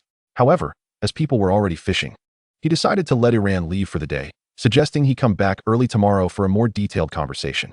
While walking with Su Zijiang to the pond, Lu Hang explained the current fees and activities at the fishing ground. Once he was satisfied that Su Zijiang had absorbed the essential information, he left him to observe while he rode his tricycle to the town. Upon arriving at the town, Lu Hang headed straight to the Industrial and Commercial Bank to open a dedicated bank account for the fishing ground to facilitate his financial transactions. He also visited the business bureau to obtain the fishing ground's business license and printed 2 employment contracts, taking care to print a few extra copies to avoid any errors. Just as he was about to head back, an idea struck him, and he rushed to an electronics store to purchase several surveillance cameras. By the time Lu Hang returned home, it was already past noon. Upon entering, he found that several anglers had gathered at the fishing ground, and Su Zijiang was engaging enthusiastically with them. When Su Zijiang spotted Lu Hang's return, he immediately approached, handing over the collected sum of 506 yuan to Lu Hang. After taking a sip of water, Lu Hang presented the printed employment contract to Su Zijiang for review, indicating that if everything was in order, they could proceed with signing. Lu Hang held a positive view of Su Zijiang, offering a generous salary, 5,000 yuan, as a base salary, plus a 5 commission on fishing fees. With lunch provided at the fishing ground, he discussed the future direction of the fishing ground with Su Zijiang, clarifying that he wouldn't be present frequently, delegating the responsibilities of the fishing ground to him. For minor issues, Su Zijiang was encouraged to make decisions independently, while he could contact Lu Hang for anything substantial. After Su Zijiang signed the contract, Lu Hang headed to prepare lunch, while Su Zijiang returned to converse with the anglers. Once the anglers departed in the afternoon, Lu Hang took Su Zijiang to the pond, retrieving his kayak from a nearby shed and paddling it to the center to collect several broken fishing rods that had been left behind. Upon returning to the shore, Lu Hang discarded the broken fishing rods into a ditch a couple of 100 meters away from the pond. Su Zijiang gazed at the small pile of shattered rods and finally mustered the courage to voice his lingering curiosity. "Boss, just how large are the fish in our pond? After you went to town this morning, I witnessed several anglers' rods snap, and 2 of them were even dragged into the water." "Ah, Lao Su. You must be referring to the king of the catfish," Lu Hang replied. "That was a gift from a friend upon learning that I was opening a fishing ground. This catfish is fierce and delectable. When it first arrived, it weighed 83 pounds, but after some time, the last catch revealed it had grown to 90 pounds. The rods you see here were all shattered by its might." After exchanging a few more words, Lu Hang allowed Su Zijiang to conclude his workday. That night, as Lu Hang lay in bed, he opened his panel data. Chapter 12, Strengthening the Fishing Ground Host, Lu Hang. Age, 22. Fishing realm, novice angler. Fishing techniques, 18 fishing techniques, 16th technique, opening the heavens gate. System backpack, 810. System fish storage space, 500 pounds, temporarily holds fish. Pond count, 1. Pond name, pond number 1, king fish weight, 93 pounds. Pond level, level 0. Fishing ground points, 46. System prize pool, activated. System store, activated. Fish count, grass carp, 1611. Bream, 5003. Eel, 47. Gazing at the 46 points, Lu Hang opened the pond level details. Pond level, level 0. Current fish pull strength enhancement, 0. Current fish weight enhancement, 0. The pull strength of an average fish in water is approximately 3 times its normal weight. Points required to upgrade to next level, 10. Upgrade. Upgrade successful. Pond level, level 1. Current fish pull strength enhancement, 10. Current fish weight enhancement, 2. Points required to upgrade to next level, 100. With only 36 points remaining, Lu Hang accessed the lottery system. A colossal spinning wheel materialized before him. Points required for lottery, 30. Lottery. The grand wheel began to slowly spin, and after 10 seconds, it gradually came to a halt. However, this time luck was not in his favor. The pointer landed in a large white section. Ding. Congratulations. You have drawn 2 ordinary grass carp weighing 66 pounds each. The fish have been placed in pond number 1. Lu Hang felt somewhat disenchanted upon receiving the 66-pound grass carp. After witnessing the formidable power of the system's catfish, ordinary fish no longer ignited his enthusiasm. Nonetheless, for the current fishing ground, these would serve to replenish pond number 1, addressing the disparity in fish sizes. With merely 6 points left, Lu Hang quietly closed the system interface and drifted into slumber. The following morning, while Lu Hang was freshening up, Chu Iran arrived. "Boss, good morning." "Zao, just a moment. Let me finish my face," Lu Hang replied. Once he was ready, he took Chu Iran to the pond, elaborating on the situation there. Given that Chu Iran lacked extensive rearing experience, Lu Hang provided a detailed explanation. Fish in the fishing ground do not need to be fully fed. If they are, They become disinterested in biting hooks, leading to a decline in angler visits. However, they must not be excessively starved either, as this would drive them to frantic biting, resulting in losses for the fishing ground. It is essential to manage the feeding based on the daily number of anglers, maintaining the fish in a state of semi-hunger to preserve their wild instincts and enhance their pull strength, thereby offering anglers a superior fishing experience. Chuaran, a graduate student specializing in aquatic biology, had been assisting his advisor with fish observation records. Coinciding with the holidays, he sought to travel and unwind. After noticing a recruitment advertisement in town, he decided to explore the opportunity for close observation of various freshwater fish. Although Chuaran lacked experience in freshwater fish farming, he possessed a fair understanding of their living habits. He was candid about his lack of rearing experience, but expressed a willingness to learn. As a graduate student currently observing freshwater fish, he hoped for an internship with Lu Hang, requiring minimal salary in exchange for the chance to closely observe the catfish. Upon hearing of the presence of a nearly 90-pound catfish, he visibly brightened, eagerly requesting an opportunity, even waiving his salary for the chance to observe the fish up close. Recognizing the enthusiasm and seriousness that such a candidate would bring to the role, Lu Hang was inclined to offer him the chance. However, he made it clear that while Chuaran could document observations of the catfish, he was not permitted to catch it. He could, however, photograph and observe when anglers hooked it, ensuring no harm came to the fish. Any scales that fell during fishing could be collected. Lu Hang also offered him a salary, a 1-month internship, with the possibility of permanent employment contingent upon successful rearing. The internship salary would be 4,000 yuan per month. But any scales collected during the internship would belong to Lu Hang until Chuaran secured a permanent position. After introducing the pond and signing the contract with Chuaran, Su Zijiang arrived. Noticing the time was only 7:30, Lu Hang took both men to breakfast before heading into the mountains with his fishing rod. With Su Zijiang and Chuaran present, there was little to worry about.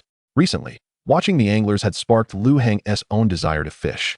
Yet it felt odd to fish in his own pond. Fortunately, a lake lay beyond the mountains, fed by streams from the surrounding hills, promising a rich fishing experience. After walking for about an hour, Lu Hang finally reached the lakeside. He took out the novice fishing rod and a pack of universal bait from the system's grand gift pack. After setting the bait, he confidently cast his first line. True to the effectiveness of the system's universal bait, mere minutes after establishing his spot, bubbles began to surface in abundance. The moment he cast his first line, he watched as the float sank. With a swift pull, he hooked a white strip weighing around 6 ounces, which he promptly placed in the system pond before rebaiting and casting again. As noon approached, the rate of catches diminished. Just as he was about to eat the rice ball he had packed that morning, he noticed his fishing rod being yanked into the water. With no time to eat, he quickly seized the rod, letting the rice ball drop to the ground. The rod bent dramatically, forming a large arc, and the sound of the line whistling through the air echoed across the lake. A large fish, at least 30 pounds, was on the line. Feeling the immense pull, Lu Hang leaned back, straining against the force. Just as the rod tip nearly touched the water, he began to swiftly jerk the rod, gradually lifting it back into position. Lu Hang held the fishing rod firmly and began to slowly retreat, undeterred by the numerous branches surrounding him. In a rhythmic interplay of loosening and tightening, 10 minutes swiftly passed, and after an exhausting 30 to 40 minutes, he finally managed to reel in the fish. Chapter 13. A surge of enthusiasm among members gazing at the approximately 1-meter-long silver carp he had caught. Lu Hang could not suppress a beaming smile. After placing the carp into the system's fish pond, he decided to cease fishing and joyfully packed away his gear to head home. As he approached the vicinity of his abode, he paused, retrieved the enormous carp from the system's fishery, and tied it securely to his back, merrily making his way home. Upon arriving, Lu Hang made a beeline for the pond. At the fishing site, Su Zijiang and Chuaran spotted Lu Hang approaching with the sizable fish and hurried over to offer assistance. However, Lu Hang appeared oblivious to their presence, continuing his stride toward the pond's edge. Observing the boss's demeanor, the astute Su immediately grasped his intent. "Boss, where did you catch that silver carp?" "Oh, this? I caught it in the lake. It put up quite a fight, taking over an hour. Unfortunately, I didn't bring a scale to weigh it." "Su, take Xiao Chu to the left room and fetch that scale for me," Lu Hang instructed. Listening to their conversation, the nearby anglers turned their heads in curiosity. "Wow, Brother Lu, where on earth did you fish this? It looks like it weighs at least 30 pounds. Incredible. Not too shabby, just around 30 to 40 pounds. We'll weigh it shortly and then release it into the pond." Before long, Su Zijiang and Chuaran emerged with the scale, placing it on the ground and setting a plastic box atop it.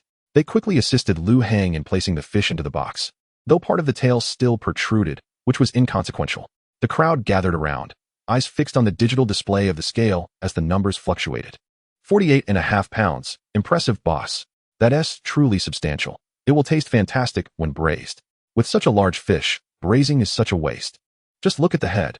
If we slice it in half, one portion can be cubed and fried until golden, then simmered in a clay pot. The other half we can bring to a boil, add tofu, and let it stew on low heat. The tail should be cut into strips, coated in batter, and fried. The fillets can be sliced off, and the bones chopped into small pieces, fried until golden, then stir-fried with ginger, garlic, and finally braised. The flesh on the back can be sliced as well. Stop right there. If you keep talking, I might drool. Liu Hang, oblivious to the chatter around him, asked old Su to take a few photos of him holding the carp. After cradling the fish to the pond's edge, he gently placed it into the water. The anglers nearby erupted in cheers as the carp splashed its tail and swiftly submerged, disappearing from view. Liu Hang scooped some water from the pond to wash his hands, removing the slimy residue, and approached Su Zijiang to retrieve his phone. He promptly shared the freshly taken photos in the group chat. Everyone, I've released this silver carp into the pond. It weighs only 48.5 pounds. According to the fishing grounds rules, any fish under 50 pounds can be taken home. The angler who catches it may choose to keep it or sell it back to me for $300. However, time is of the essence. It's just 1.5 pounds shy of 50 pounds, so if anyone wishes to take it, hurry and fish. Is that for real, boss? You're not just trying to drum up excitement, are you? Rules are rules. I can't afford to play games in my own fishing ground. As long as you catch it before it reaches 50 pounds, it's yours. The anglers surrounding them, upon hearing Liu Hang's words, widened their eyes in disbelief and hastily rushed back to their rods, changing bait and casting lines. As Liu Hang watched them dash off to fish, he made his way home, overhearing their murmurs behind him. The boss really has guts, a 48-pound silver carp, and he's allowing people to take it. That's not the point. The way he said it without a blink makes it seem as if a 48-pound fish is nothing special. The boss has a nearly 90-pound catfish here. How could he regard the silver carp so lightly? Exactly. Look how effortlessly he brought back a 48-pound fish without even breaking a sweat. He must have exaggerated about the time it took. I suspect he just flew it in to avoid discouraging us. Upon returning home, Liu Hang walked to the backyard, boiled some water, and took a bath in a basin after shedding his clothes, feeling refreshed in clean attire. After bathing, he prepared a bowl of spicy noodles, settling down on a stool, chuckling as he browsed through the group messages. With the newly taken photos and the excitement of a fish that could be taken home, even his release of the fish and subsequent comments were captured by Su Zijiang and shared in the group. Watching the video in the chat, Liu Hang nodded in satisfaction. This was far more enticing than any grand prize pool. Not everyone could catch the 93-pound catfish king, but a 48-pound silver carp could be caught by anyone with a reasonably good rod. As he observed the incessant stream of messages in the group, within a mere 5 minutes, dozens of notifications had appeared, and the member count had swelled to 818. Now 822. 4 new members have joined.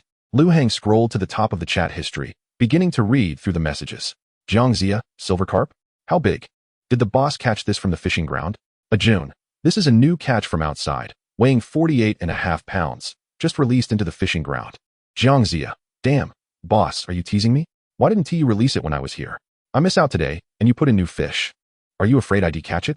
Suzhou, the enthusiastic citizen, not only did the boss put it in the pond, but as long as it's caught before it grows to 50 pounds, it can be taken home.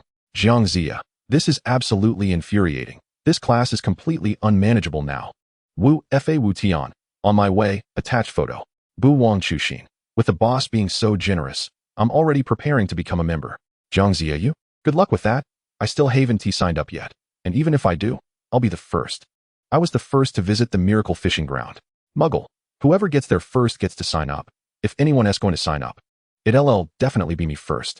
Chapter 14. Surveillance at the fishing ground. Soon after, the anglers who had previously been lurking in the group began to engage actively. Long Xiao.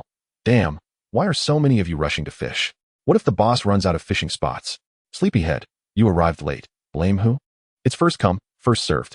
Enough talk. My friend and I are heading out. Huakai Fugaway. Yeah, I'm going to catch that silver carp tomorrow. If I don't hurry, I might not even get a scale from it. Liu Hang, grinning widely at the flurry of messages in the group, eventually shared photos of 2 grass carp and a video of their release into the pond.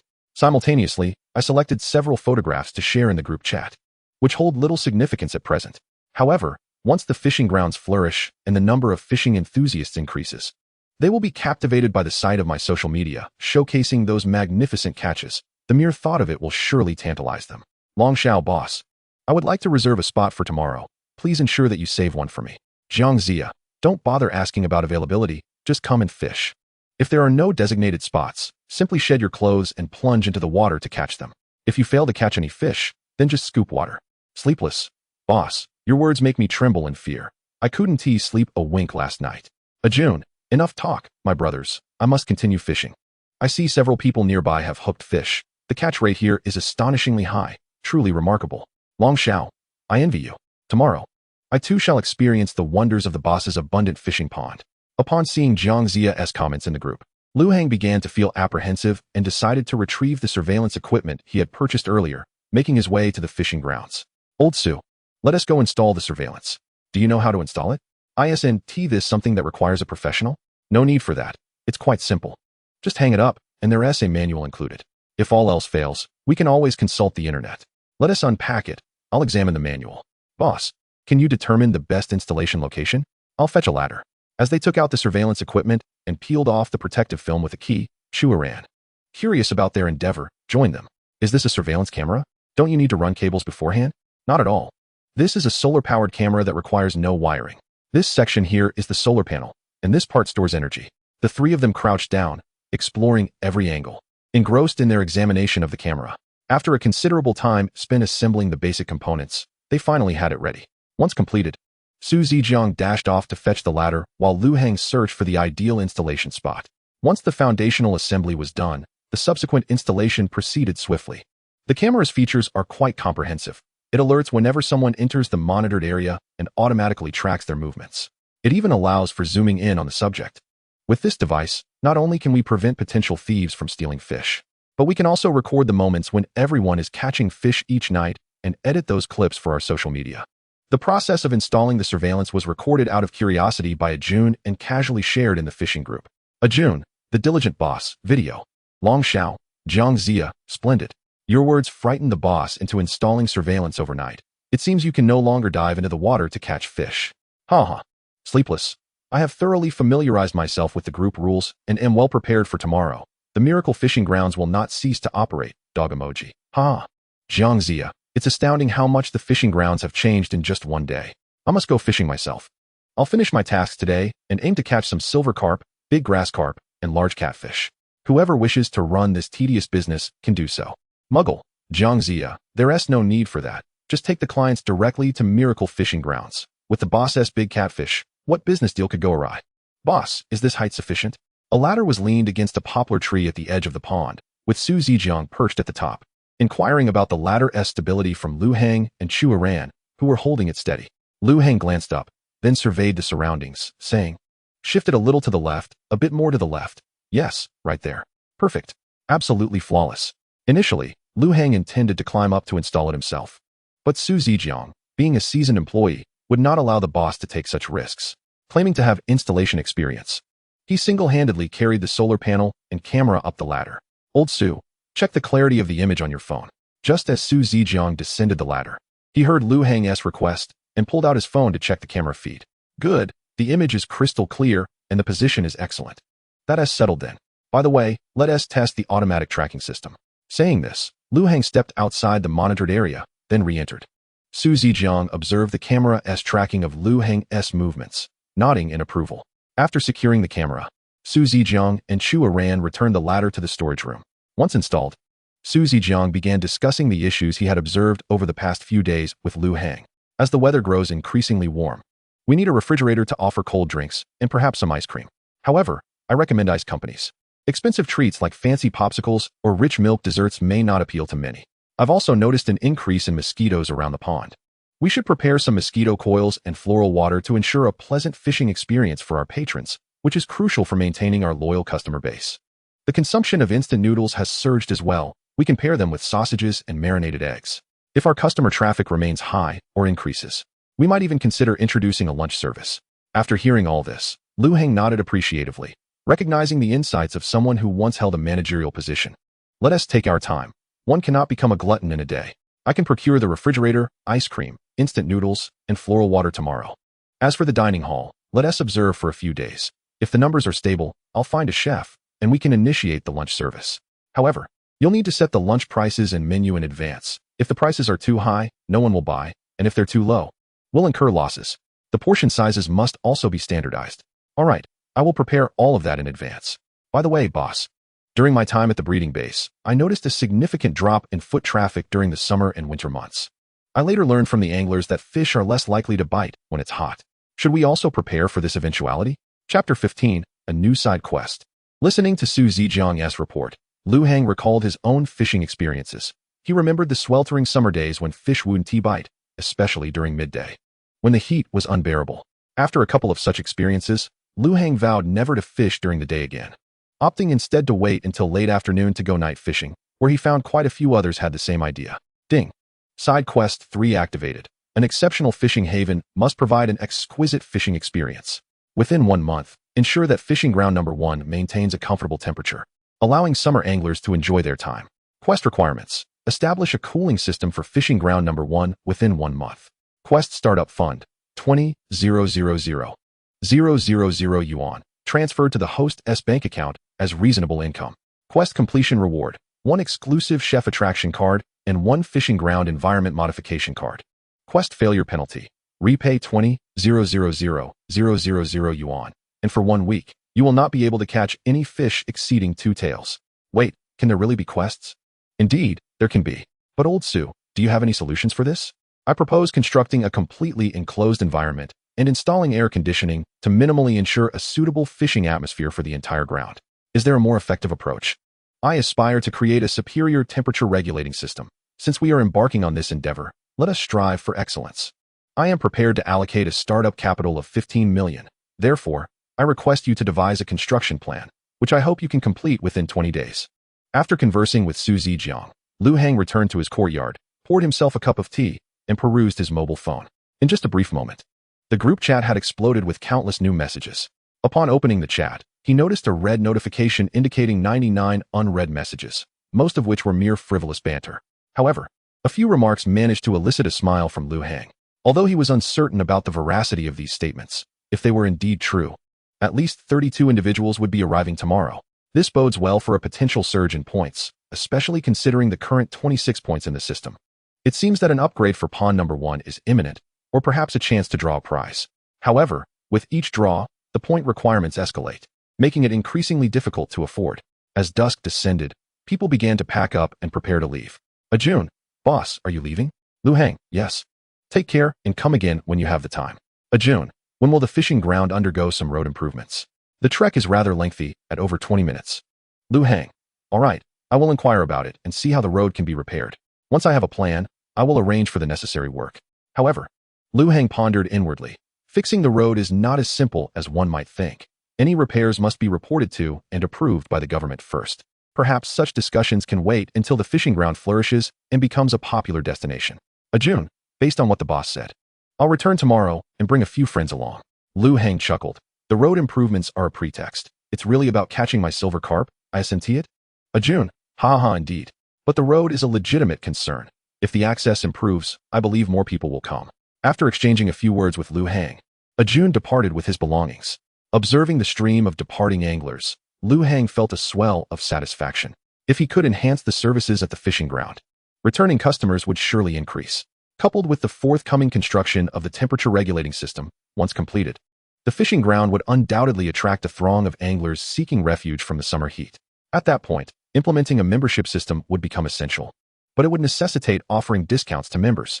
Originally priced at 80 yuan for 5 hours, further discounts would render the price untenable. Deciding to set that aside for now, he resolved to leave such matters to old Su, who had managerial experience and would possess some understanding of the intricacies involved. After bidding farewell to all the anglers, Lu Hang proceeded to the pond to assist Su Zijiang in cleaning up the refuse left by the fishing area. As he observed Su Zijiang collecting several fishing rods from the pond, a thought struck him. If he were to open a fishing tackle shop, it might prove immensely profitable. With the high frequency of rod catches, if he sold 3 rods a day at a minimum price of 1,000 yuan each, that would yield 3,000 yuan in sales, minus the cost of goods sold, resulting in a profit of at least 600 yuan. If he could partner with a manufacturer to produce his own rods, the earnings could multiply. However, after further contemplation, he decided against it. If anglers no longer broke their rods, how would he accumulate points? Surely, he could not rely solely on others' misfortunes. as fishing skills improved with experience. The accumulation of points from breaking rods would be no less significant than from others' losses. Having finished clearing the fishing ground's litter, everyone dispersed to their homes. And Lu Hang headed to the backyard to begin compiling a shopping list for the following day. He took out his phone to create a memo. A refrigerator, yes, and a freezer as well. Old Sue had a point. With the weather warming up, ice cream would be a lucrative selling point. However, these items are relatively heavy and would require delivery after purchase. He also needed to order ice cream, starting with a few affordable varieties, to gauge their sales performance. Mosquito repellent and floral water were also necessary purchases. Coca-Cola, Sprite, and Blue Energy drinks had been flying off the shelves lately, so he planned to buy a few more cases of those. Instant noodles should be stocked up as well, along with some sausages and marinated eggs. He recalled that the meat at home was running low and decided to purchase more. Oh, he should get some dumpling wrappers. He could prepare dumplings at home, which could be sold for lunch. Making dumplings is simple and requires minimal skill. He decided to charge the costs of these supplies to the fishing ground's account, ensuring that his personal finances remained separate to avoid complications later on. After enjoying dinner, Lu Hang returned to the pond to release the whitebait, carp, and silver carp he had caught earlier that day into his pond. Although they were not massive fish, they would certainly help alleviate the issue of species scarcity in pond number 1. These species coexisted harmoniously, and as long as there was ample feed, they would not engage in cannibalism. After releasing the fish, Lu Hang hurried to the kitchen to boil some water and take a shower, then retreated to his room to rest. Upon opening his phone to check the group chat, Lu Hang was struck by inspiration and sent a message. Every Sunday, he would distribute 5 red envelopes in the chat, each containing 20 yuan divided into 10 packets. The lucky recipient of the red envelopes would be granted 5 hours of free fishing at the ground, valid from Monday to Friday. Chapter 16, Bountiful Haul. After sharing this news in the group, he added it to the group announcement. Outside, a gentle rain began to fall, and Lu Hang's steady breaths resonated within the confines of his home. The following day, Lu Hang awoke unusually without the sound of his alarm, roused naturally by the morning light. The previous night's rain had left the air fragrant with the scent of damp earth. As he gazed at the brightening sky, he yawned and rose, feeling invigorated, perhaps due to the absence of work-related stress or the soothing effects of last night's rain. Slipping on his slippers, he stepped outside, enjoyed a hearty breakfast, changed into fresh clothes, and prepared to head to town. Upon stepping out of his door, he observed the muddy path soaked by the rain and realized that a trip to town was unlikely today. Gazing at the soggy road, Lu Hang contemplated that repairs were indeed necessary. He decided to consult Old Sue when he arrived, as he would likely be well-versed in the procedural requirements. Having sorted through his thoughts, Lu Hang planned to visit the pond to empty the rainwater from the garbage bin. Upon arrival, he noticed that the oxygen levels in the water had decreased due to last night's rain, causing all the fish to surface. Captivated by this sight, Lu Hang immediately pulled out his phone and snapped several photos, promptly sharing them in the fishing group. At this early hour, most members were still asleep, resulting in a relatively quiet chat. However, upon seeing Lu Hang's photos, the group quickly became animated. Evil demon, wow, wow, wow. Boss, these photos can't be edited, right? What is that 2-meter-long dark fish? Is it a king carp? And those 2 over a meter beside it? Huang Tianxi, boss, your fishing ground has so many big fish. Chong Kongjun, look, there's even a fish around a meter long. That must be the silver carp you released yesterday. Du Jingji, am I the only one who notices how many fish are in the boss's pond? Meng Yonai, no, I noticed too. There are silver carp, grass carp, and especially a multitude of bream, but it seems there's only 1 catfish. Demon, I recall the boss mentioning that there is more than 1 catfish in the pond, and it seems they have not surfaced, hence, they remain unseen. After Lu Hang sent the photos, he proceeded towards the pond, preparing to clear the rainwater from the trash can. Upon reaching the pond and inspecting the refuse, he noticed that the lime powder demarcating his fishing spot had been thoroughly washed away. Sighing, he acknowledged that the fishing area required some tidying up. Even the adjacent spots needed a more professional delineation. With this thought in mind, Lu Hang made a note of it on his phone. He continued pouring out the water, spending over 10 minutes to empty it all. With a rare moment of leisure, he sent a message to Su Zijiang, then picked up his fishing box and headed towards the lake where he had fished the previous day. Arriving at the mountain lake, he observed a school of fish swimming near the surface, particularly in the center, where he spotted several fish comparable in size to his catfish. Apart from the largest ones, there were about a dozen fish over a meter long, with an additional 20 or so around a meter, and countless others measuring in the tens of centimeters. Upon witnessing this school of fish, Lu Hang resolved to transfer all the large fish from this lake to his own pond. He planned to venture to other locations as well, fishing out all the sizable specimens to create a grand fish pond stocked entirely with fish weighing over 100 pounds. Surely, this pond would become immensely popular. As he continued pondering, he reached the spot where he had fished the previous day. Having experienced the efficacy of the universal bait yesterday, he decided to cast farther this time, eyeing the larger fish in the water. He tossed the bait into the depths, causing the fish to dart beneath the surface.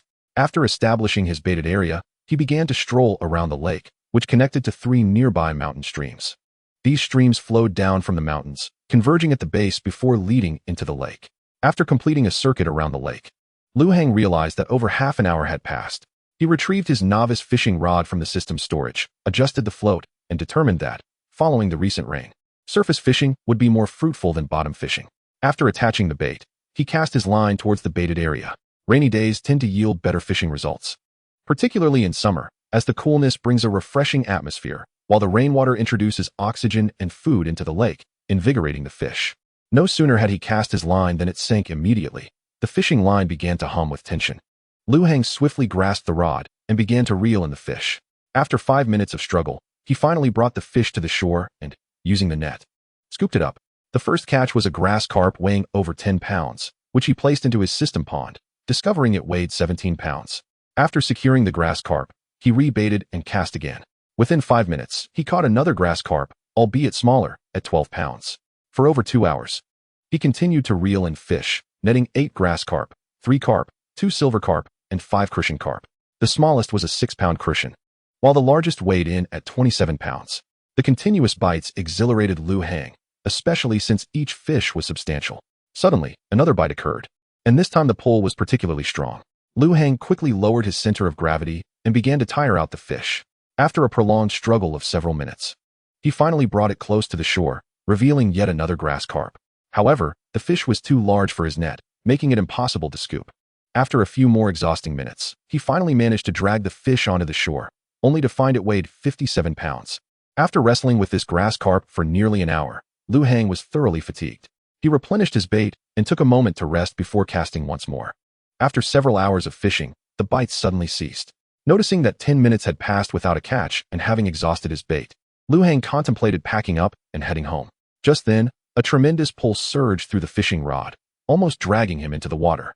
Reacting swiftly, he lowered his center of gravity and attempted to reel in the fish, but the resistance was overwhelming. Realizing he could not overpower the rod, Lu Heng decisively began to release the line, then sprinted towards a nearby poplar tree. Once there, he tied his fishing rod around the tree, effectively securing it. Chapter 17, the 100-pound crucian carp. Successfully tethering the fishing rod to the tree, Lu Heng finally had a moment to catch his breath. Feeling the immense force on the line, his first instinct was that he had hooked a fish rivaling his prized catfish. With no one around to assist him, he contemplated cutting the line but decided to take a chance on the sturdy poplar nearby. Observing the taut line, he marveled at the rod's resilience, a testament to its system-grade quality, capable of withstanding such force without snapping. For 20 minutes, he watched the line remain taut, until it finally began to slacken. Seizing the opportunity, Lu Heng untied the rod from the tree and began to reel in the line. After a while, he felt pressure once more. Embracing the tree for support, he continued to reel in, tightening his grip around it with his legs. Whenever he sensed the fish beginning to exert force, he promptly resecured the rod to the tree. This back-and-forth struggle continued for 2 hours, until he finally brought the fish to the lake's edge, revealing it to be a crucian carp weighing a staggering 100 pounds. Gradually coaxing the fish to the shore, Lu Heng once again tied the rod to the tree before stepping closer to manually drag the fish onto land. Just as he intended to place the crucian carp into the system pond, a notification of insufficient capacity popped up. Realizing that, although he had not caught as many fish today as yesterday, their weight was significantly greater. He surveyed the pond filled with fish weighing in the 10s and 20s of pounds. Reluctantly, he began to remove smaller fish. First, he pulled out a 6-pound crucian, followed by an 8-pound grass carp, then a 12-pound grass carp, another 12-pound crucian, a 14-pound grass carp, a 16-pound grass carp, and a 17-pound crucian, ultimately extracting 8 fish before he could finally fit the 100-pound crucian carp into the system pond. Glancing at the 8 fish on the ground, Lu Heng was disinclined to release them, so he found a length of rope and threaded it through their gills. Gathering his fishing rod, he picked up his fishing box along with the fish and began his journey home. Halfway back, he noticed a tangle of vines on a nearby tree. Lu Heng approached and swiftly collected the vines, crafting them into a large, unidentifiable object. Clutching this peculiar creation, he continued until he reached a point where he could see his home. There he paused once more. placing the 100-pound crucian carp atop the vines and securing it with the rope. He then retrieved the 57-pound grass carp from the system pond, securing it to his back before dragging the vines as he headed home. As he neared his doorstep, Lu Hang observed that many people had gathered at the pond today. The fishing spots along both sides were nearly filled. Notably, he spotted familiar faces, Lu Shang, a Jun, and the Toothless Elder, all of whom were old patrons who had come to the pond today. As Lu Hang approached his doorstep, fatigue weighed heavily upon him. Yet, the anticipation of showcasing his catch reignited his excitement, compelling him to drag his weary body homeward. Lao Su, Xiao Chu, come lend me a hand. Upon hearing Lu Hang's call, Su Zizhang looked up, and his astonishment was palpable as he spotted Lu Hang carrying a fish nearly a meter long while dragging another object behind him. Wow! The nearby anglers turned their heads at the sound of his exclamation, and soon all eyes were on Lu Hang, who bore the impressive fish upon his back. Intrigued, they rushed over, eager to catch a glimpse of the grass carp, hoping to snap a few photos. As the crowd gathered and beheld the crucian carp trailing behind Lu Hang, they were left utterly speechless. Chu Iran scurried from the storage room, wheeling out an electronic scale and fetching a large basin. Lao Su hurried over to assist Lu Hang in placing the grass carp down. The basin, reminiscent of a traditional bathing tub, was ample enough to accommodate the sizable fish. 57 pounds. Goodness, this fish, over a meter long, weighs 57 pounds. Just imagine how much that 2-meter-long one weighs. It's terrifying. With so many onlookers, Lu Hang, brimming with enthusiasm, embraced the grass carp in the basin. Xiao Chu, take some photos. Make me look good and post them in the group chat. Once the pictures were taken, Lao Su helped Lu Hang remove the grass carp from the basin. They began to untie the strings from the crucian carp, and as the strings loosened, the surrounding anglers eagerly assisted Lu Hang in placing the crucian carp into the basin. 143 pounds. Lu Hang exclaimed, overwhelmed. I'm kneeling before the boss. Are you selling this fish? I'll buy it for $800. 800? You think you can buy this 143-pound crucian carp for that? I'll offer 1,000. I'll go for 1,200. 1,500. 2,000. Stop, everyone. Quiet down. This fish is not for sale. I will place it in pond number 1, and those who catch it later will receive a reward of $500. With that, Lu Hang hoisted the crucian carp once more, while Chu Iran snapped away with his phone. After the photo shoot, Lu Hang didn't immediately return the fish to the pond. Instead, he granted everyone 5 minutes to capture more memories. Once finished, they all collaborated to carry the fish into the pond. Next time we come fishing at the boss's place, we'll need to tie a rope around our waists. Lu Hang thought to himself, excitement bubbling within him at the prospect of a 140-pound fish. The anglers around him erupted in jubilant shouts, releasing their exhilaration. After all, a freshwater fish of over 100 pounds was a rarity that most had never even glimpsed in reality. Observing their fervor, Lu Hang retreated to the backyard for a shower. After refreshing himself, he set about cleaning the 8 fish he had caught. Once they were prepared, he plucked a few scallions from the garden and headed to the kitchen with the washed vegetables and fish. Lighting a bundle of dry leaves with a lighter, he tossed them into the stove, layering them with thin twigs and then some thicker logs. He marinated the grass carp with cooking wine, salt, and soy sauce. Then added some vegetable oil to the crucian carp, frying it gently until both sides turned golden brown. He tossed in scallions, ginger, and garlic to release their fragrance, followed by more cooking wine, salt, soy sauce, oyster sauce, a pinch of sugar, and a generous bowl of water. After bringing it to a boil, he lowered the heat, covered the pot, and let it simmer for a few minutes. Once the sauce thickened, he sprinkled some chopped scallions on top and removed the dish from heat.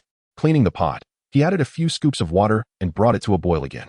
Stuffing the belly of the grass carp with scallions, ginger, and garlic, he placed it in the steamer. After steaming for several minutes, the fish was ready.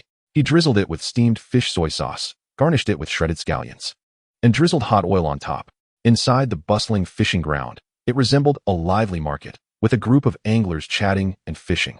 Watching this scene, Lu Hang couldn't help but smile. The more crowded it became, the more vibrant the atmosphere. Lao Su, he called out, and Su Zizhang turned to face him. Lao Su, Xiao Chu, come help me bring out the food. I'm feeling generous today and will treat all the anglers to fish. Upon hearing this, both Su Zizhang and Chu Iran stood momentarily stunned, as did the fellow anglers. Then, a thunderous cheer erupted, filling the air with excitement. Thankfully, there were no nearby houses. Otherwise, one might mistake this gathering for a pyramid scheme meeting. Lu Shang, hearing Lu Hang's words, couldn't help but applaud, prompting the surrounding anglers to join in, creating an atmosphere that made Lu Hang slightly bashful. Su Zizhang shook his head with a smile and headed to the kitchen, followed closely by Chu Iran. Before long, Chu Iran returned with a folding table, while Lu Hang and Su Zijiang carried a basin of fish each.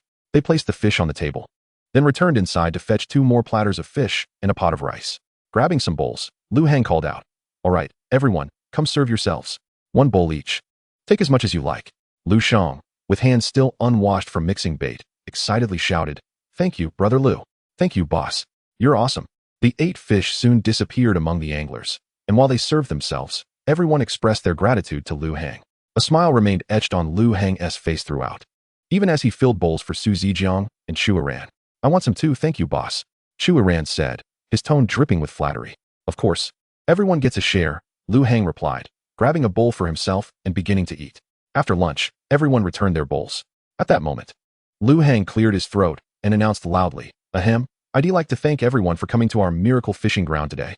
It seems everyone enjoyed the fish. And I'd like to mention that starting tomorrow, the miracle fishing ground will officially open. From now on, every week, there will be a red envelope lottery in the fishing group, where the luckiest angler can fish for free at the miracle fishing ground, but only from Monday to Friday. The miracle fishing ground will also update the quantity and types of fish over 50 pounds in the group daily. If someone manages to catch a fish from the grand prize pool, all fishing fees for that day will be waived." At this proclamation, the anglers were left in awe. Is this for real? What a generous offer. If we coordinate with friends to target specific fish and prepare bait and rods in advance, catching fish over 50 pounds will be a breeze. Who wouldn't want a $300 reward? The thrill of the catch combined with a cash prize. This is too good to be true. Boss, I want to become a member. I don't want discounts. I want to be a regular and secure a dedicated fishing spot. The fishing ground buzzed with excitement while Lu Hang surveyed the scene with satisfaction. However, Su Zijiang wore a worried expression but chose to remain silent. After a moment, as the commotion subsided, Lu Hang cleared his throat once more and spoke again. "So, what do you think of the fish we released into the pond? Did everyone enjoy the catch?" "Delighted. I did not catch the colossal fish. Yet I relished a complimentary lunch courtesy of the proprietor. The fish he showcased were all over 10 pounds, which filled me with joy. Ha ha ha. The boss is magnanimous. Truly commendable. The boss is remarkable." Lu Hang paused for a moment before continuing. "Haha. As long as everyone enjoys it, I am content. I cherish the thrill of angling for giants, and I believe my fellow anglers share the same sentiment. However, the 143-pound carp is not the largest fish in the fishing ground, nor is it the only one of its kind. I would like to inform you all that in the future, we will establish a special pond for colossal fish, where the smallest will weigh over 100 pounds. For everyone's safety while fishing, the 143-pound carp in Pond 1 is intended for practice.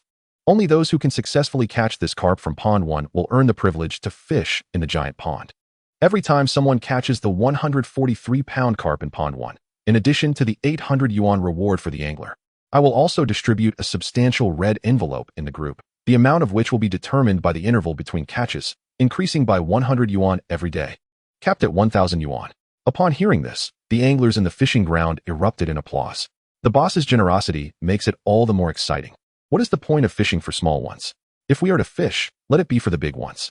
It is not merely for the 800 yuan prize, but for the chance to enter the giant pond. I am determined to catch the king carp. Excellent. This motivates me even more to fish for the crucian carp. Ha ha ha. Such a fishing ground is truly thrilling.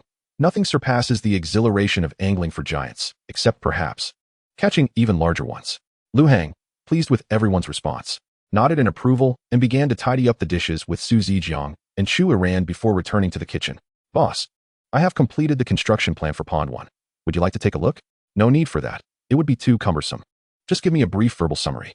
Considering the boss's time constraints, I plan to utilize a container-style assembly, directly procuring building materials of specific sizes, which will be transported to the fishing ground for assembly. The roof will feature controllable skylights, designed in 2 layers. The outer layer will consist of AH32 steel, while the inner layer will comprise a double-layer design of tempered glass and insulating glass, with a meter of space between the 2 layers. During spring and autumn, simply opening the skylights will suffice.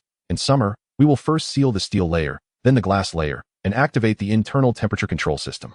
In winter, we will open the steel layer and seal the glass layer, as the glass will capture sunlight, significantly raising the internal temperature above that outside. "Boss, if this is acceptable, I will contact the construction team tomorrow." "That sounds good, Lao Su. Just go ahead. My only request is for the project to be completed within 20 days. It would be ideal to negotiate with the contractor to schedule the construction time separately from our opening date. If a pause in operations is necessary, please inform me in advance. Don't ask why construction can occur at night. The constitution of beings from another world is different. By the way, Lao Su, after the completion of the fishing ground, I intend to build a parking lot here, so please find someone to assist with that and let me know the costs. Additionally, I need you to locate an excavation team, as I plan to open another pond. Rest assured about the site. I have already signed a lease agreement. I anticipate this pond to cover 20,000 square meters, creating a colossal pond specifically for anglers who relish challenges, which could serve as a significant attraction for our fishing ground in the future. Chapter 19. The Fishing Ground Group Red Envelope. That evening, as Lu Hang settled into bed, he took out his phone and opened the fishing ground group. It was Sunday, the first day of the fishing ground's Lucky Red Envelope event. At precisely 9:05, Lu Hang observed the conversations among the anglers in the group, awaiting the moment to distribute the red envelopes at 9:30. Guan Chongguan, group leader.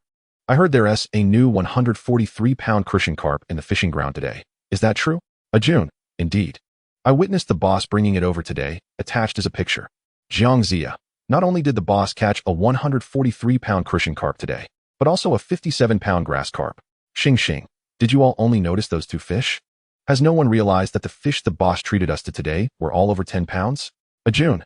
Oh, I hadn't even noticed until you mentioned it.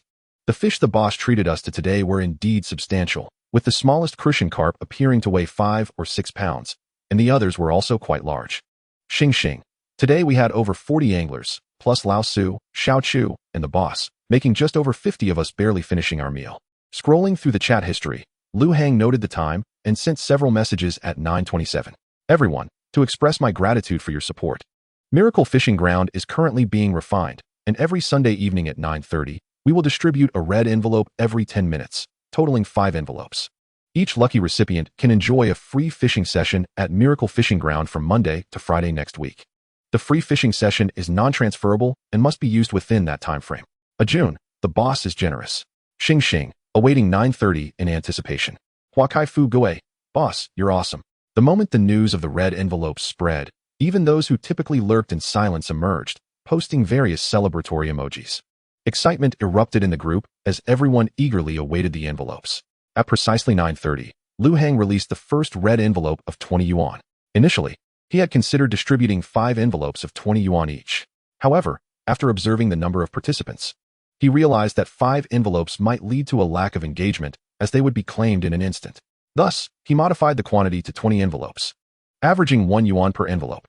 After all, red envelopes are primarily for enjoyment. The envelopes were snatched up almost instantaneously, and as Lu Hang watched the frenzy, his hands itched to join in, but he restrained himself, fearing the embarrassment of claiming the luckiest envelope. June, dang, I snagged 0. 82 yuan. Lei Wei, at least you got 0. 82, I only managed to grab 0.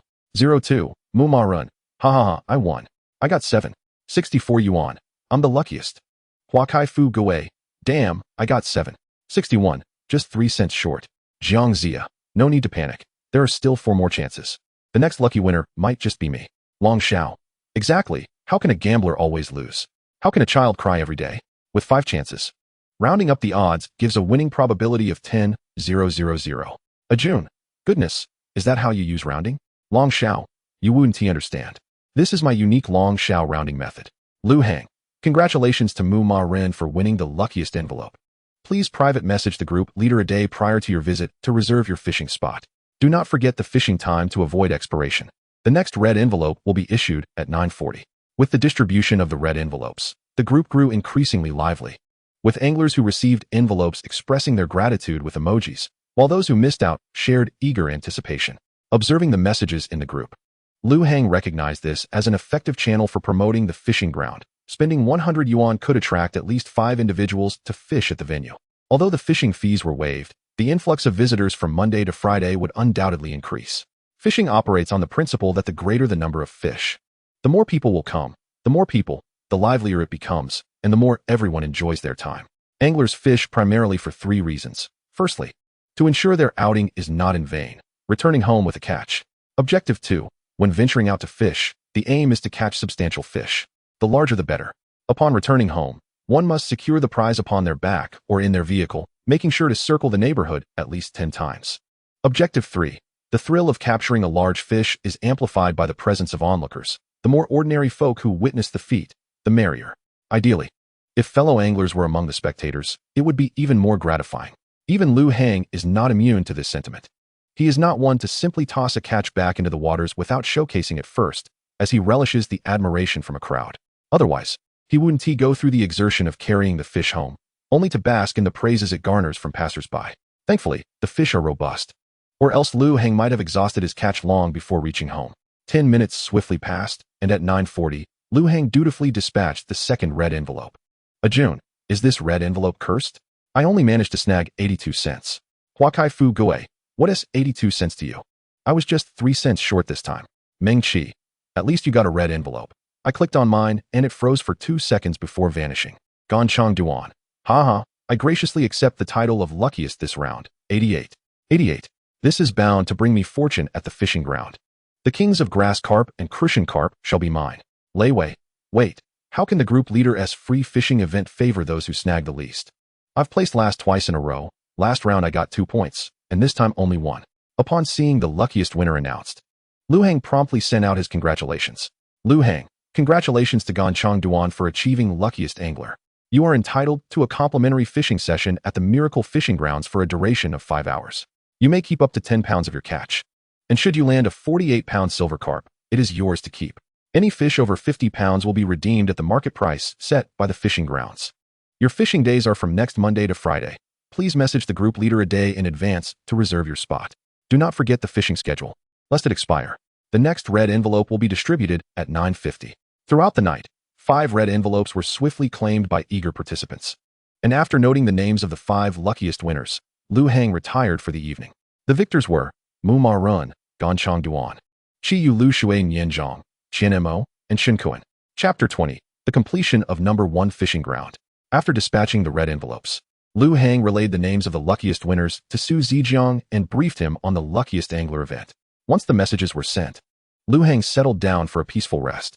For the following week, Lu Heng tirelessly traversed between lakes and fishing grounds, leaving the latter entirely in Su Zijiang's capable hands. During this fortnight, Lu Heng managed to reel in a 100-pound fish, an 80-pound fish, 2 70-pound fish, a 60-pound fish, and a 50-pound fish.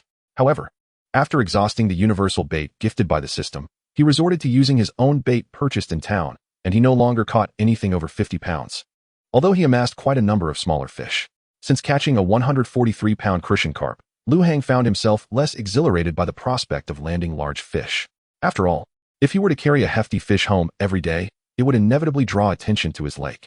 Thus, he discreetly returned to the fishing grounds after nightfall to release the fish caught during the day. Now, Lu Heng's pond boasted an abundance of large fish, and the number of anglers visiting grew daily. No angler could resist the allure of substantial catches, and the presence of such fish was a common sight. Initially, anglers dreaded the prospect of coming home empty-handed, but in Lu Heng's fishing grounds, even novice anglers could catch bream amidst the dense schools of fish, instilling a sense of pride in those who fished there. However, the skill level of the visiting anglers had indeed improved during this time. A 66-pound grass carp was caught twice, and an 86-pound silver carp was also reeled in once. Yet today, Lu Heng refrained from fishing at the lake, for the indoor fishing grounds had been completed last night. Utilizing a modular construction method, the operation did not hinder the daytime fishing activities. In fact, the actual assembly took only a week. The remaining time was spent installing air conditioning and lighting. Su Zijiang had pondered where to procure the night fishing lights, and Lu Heng handed him the complete set of night fishing equipment from the novice package. This morning, the system notified him of the task completion. Ding! Side Quest 3, Cooling System for Fishing Grounds completed. Reward: 1 exclusive chef attraction card and 1 fishing ground environmental improvement card have been added to your backpack. Taking advantage of the absence of anglers, Lu Heng decided to utilize the newly received environmental improvement card. Ding! Environmental improvement card has been used. Please select the direction for improvement. Option 1. Improve the road, widening its width and enhancing its quality. Option 2. Improve the fishing grounds, removing nearby weeds and ditches. Option 3. Improve the buildings, refreshing the nearby fishing ground structures. Recalling Jun's words about the road's condition facilitating easier access, Lu Heng decisively chose option 1. Ding! Selection successful. Communication with the transportation department has been completed. The system has funded 50 million yuan in the name of the host to construct an asphalt road from Jianfeng Town to the Miracle Fishing Grounds. The construction team has been dispatched, with an estimated completion time of 3 days. He then opened the fishing pond panel. Pond quantity: 1. Pond name: Number 1 pond, kingfish weight, 143 pounds. Pond level, level 1. Current fish pull strength increase, 10. Current fish weight growth rate increase. 2. General fish in the water exert a pull approximately 3 times their normal weight. Points required to upgrade to the next level, 100. Fishing points, 841. System prize pool, lottery requires 50 points. System store, now open. Fish quantity, grass carp, 1, 576, bream, 4, 836, crucian carp, 37, silver carp, 22, carp, 19, whitebait, 145, eel, 47. Upgrade number 1 pond. Ding. Upgrade successful. Number 1 pond is now level 2.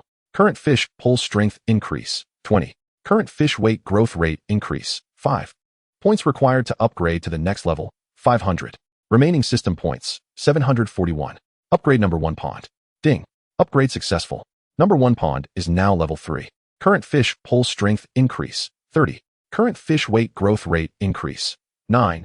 Points required to upgrade to the next level, 1000. Remaining system points, 241. Gazing at the remaining 241 points, Lu Hang resolved to try his luck at the lottery once more, hoping to draw a high-grade fishing rod. He opened the system lottery, and the immense system wheel reappeared before him. Pressing the central button, the wheel began to spin slowly. Ding. 50 system points have been deducted. Remaining system points, 191. Congratulations. You have drawn 1 fishing ground building card. It has been added to the system space. Observing the building card he had drawn, Lu Hang pressed the lottery button again, and the wheel began to spin once more. Ding. 70 system points have been deducted. Remaining system points, 121. Congratulations. You have drawn 10 pounds of grilled dragonhead tilapia, system product, permanently preserved, which has been placed into the system space. What is dragonhead tilapia?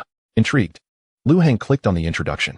Variant fish species, dragonhead tilapia. This breed has mutated from regular tilapia, named for its dragon-like head.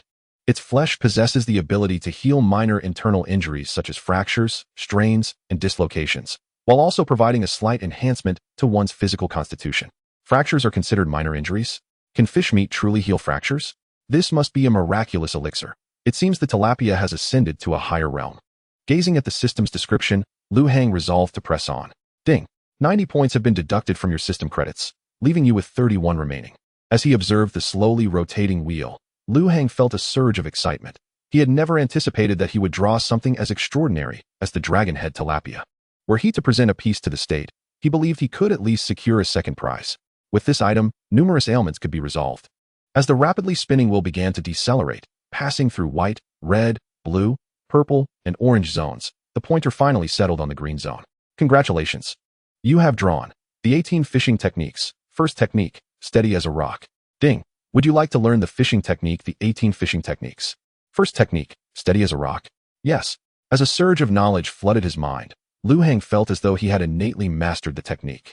By concentrating the strength of his lower body into his legs, he melded them with the earth, minimizing energy expenditure and enhancing stability. Simultaneously, he focused the strength of his upper body into his arms, gripping the fishing rod tightly while securing the reel, thus uniting the rod with his arms to ensure stability and reduce the likelihood of damage. Upon complete understanding, he could unleash a stability that equated to 5 times his pulling power. Excellent. Chapter 21, Casual Conversations at the Fishing Spot. Yet another fishing technique that did not require a high physical fitness level, reminiscent of the previous draw, the 18 fishing techniques. 16th technique, the Heavenly Gate. After using the Heavenly Gate once, Lu Hang had suffered a minor strain in his arm, leaving him reluctant to employ it again. He recalled that after using it, he felt as though he had spent an entire day hauling bricks, his limbs utterly devoid of strength, ultimately collapsing to the ground. This newly acquired technique demanded no such high standards. Its essence lay in the proficiency of the fishing method and personal pulling strength. The more adept one became, the greater the stability achieved. With Lu Hang's current capabilities, employing steady as a rock would yield a stability of at least 200 pounds. This weight is calculated based on the fish's mass, not its pulling force. Observing his remaining 31 points, Lu Hang exchanged them for 3 bags of universal bait. Since running out of bait, he had come to deeply appreciate the quality of the system's offerings. Without it, he had failed to catch even a single 50-pound fish. After utilizing his system credits, Lu Hang felt invigorated.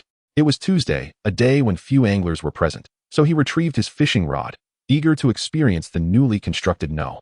1 fish pond by Su Zijiang. Taking out his tackle box, Lu Hang stepped into the number 1 pond. He was reluctant to use his universal bait here, so he casually concocted a bait mixture and began fishing. Casting his line with confidence, he awaited a bite. Just a few minutes later, he felt a tug on the line. Exerting his strength, he pulled up a small grass carp weighing about a pound.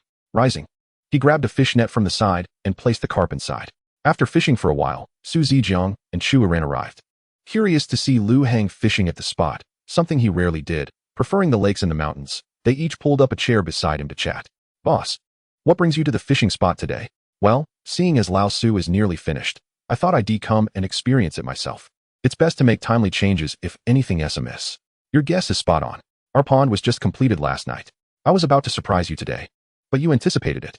The total cost for the number 1 fishing spot was 12,467,000 yuan, and we still have 2,533,000 yuan left. Is that all? I was worried it might not be enough. Should I add a little more? By the way, Lao Su, didn't you mention wanting to build a cafeteria? Please arrange to construct one with the remaining funds. Make it spacious. We'll surely have more anglers in the future, and it would be awkward if they can't have lunch together. Also, let us plan for a parking lot. Start with 200 spaces. Boss, our road is still inconvenient for traffic. Isn't building a parking lot a bit excessive? Not at all. Just the other day, I spoke with the transportation department about funding a road from the town to the fishing spot. If all goes well, the construction crew should be arriving today or tomorrow at the latest, and they'll be paving an asphalt road that will be ready for use in 24 hours. I was wondering why the town was digging up the roads when I came here. It turns out you funded the road to the fishing spot.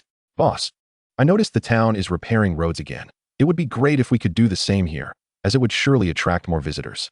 As the three chatted, the first angler arrived. "Hey, the boss is fishing too. It's a June. The number 1 fishing spot just opened, so I thought I'd be the first to experience it." "Well, if that's the case, I'll be the second to try. I want to see how this newly constructed spot feels." "What do you mean by fishing experience?" "I want to try it too."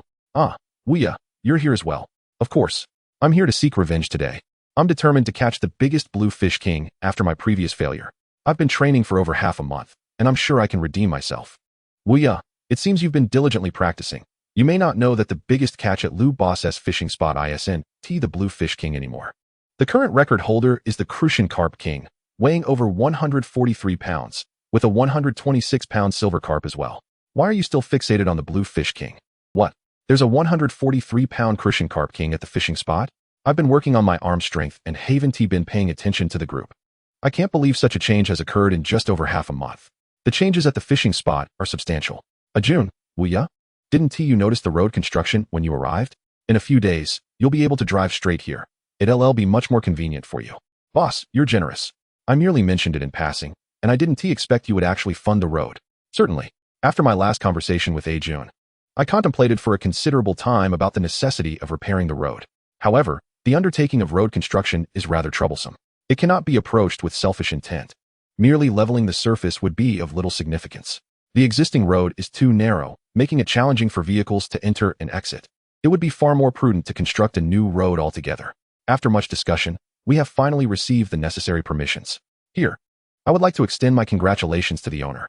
To be frank, had it not been for the owner's splendid fish selection and the proximity to my home, I might not have frequented this place. The journey from the town on foot takes approximately half an hour, especially while carrying a fish box, which is indeed quite exhausting. Nevertheless, with the road improvements made by the owner, we can now drive here, surely attracting a greater number of visitors in the future. Indeed, once we can drive here, securing a fishing spot might become increasingly difficult.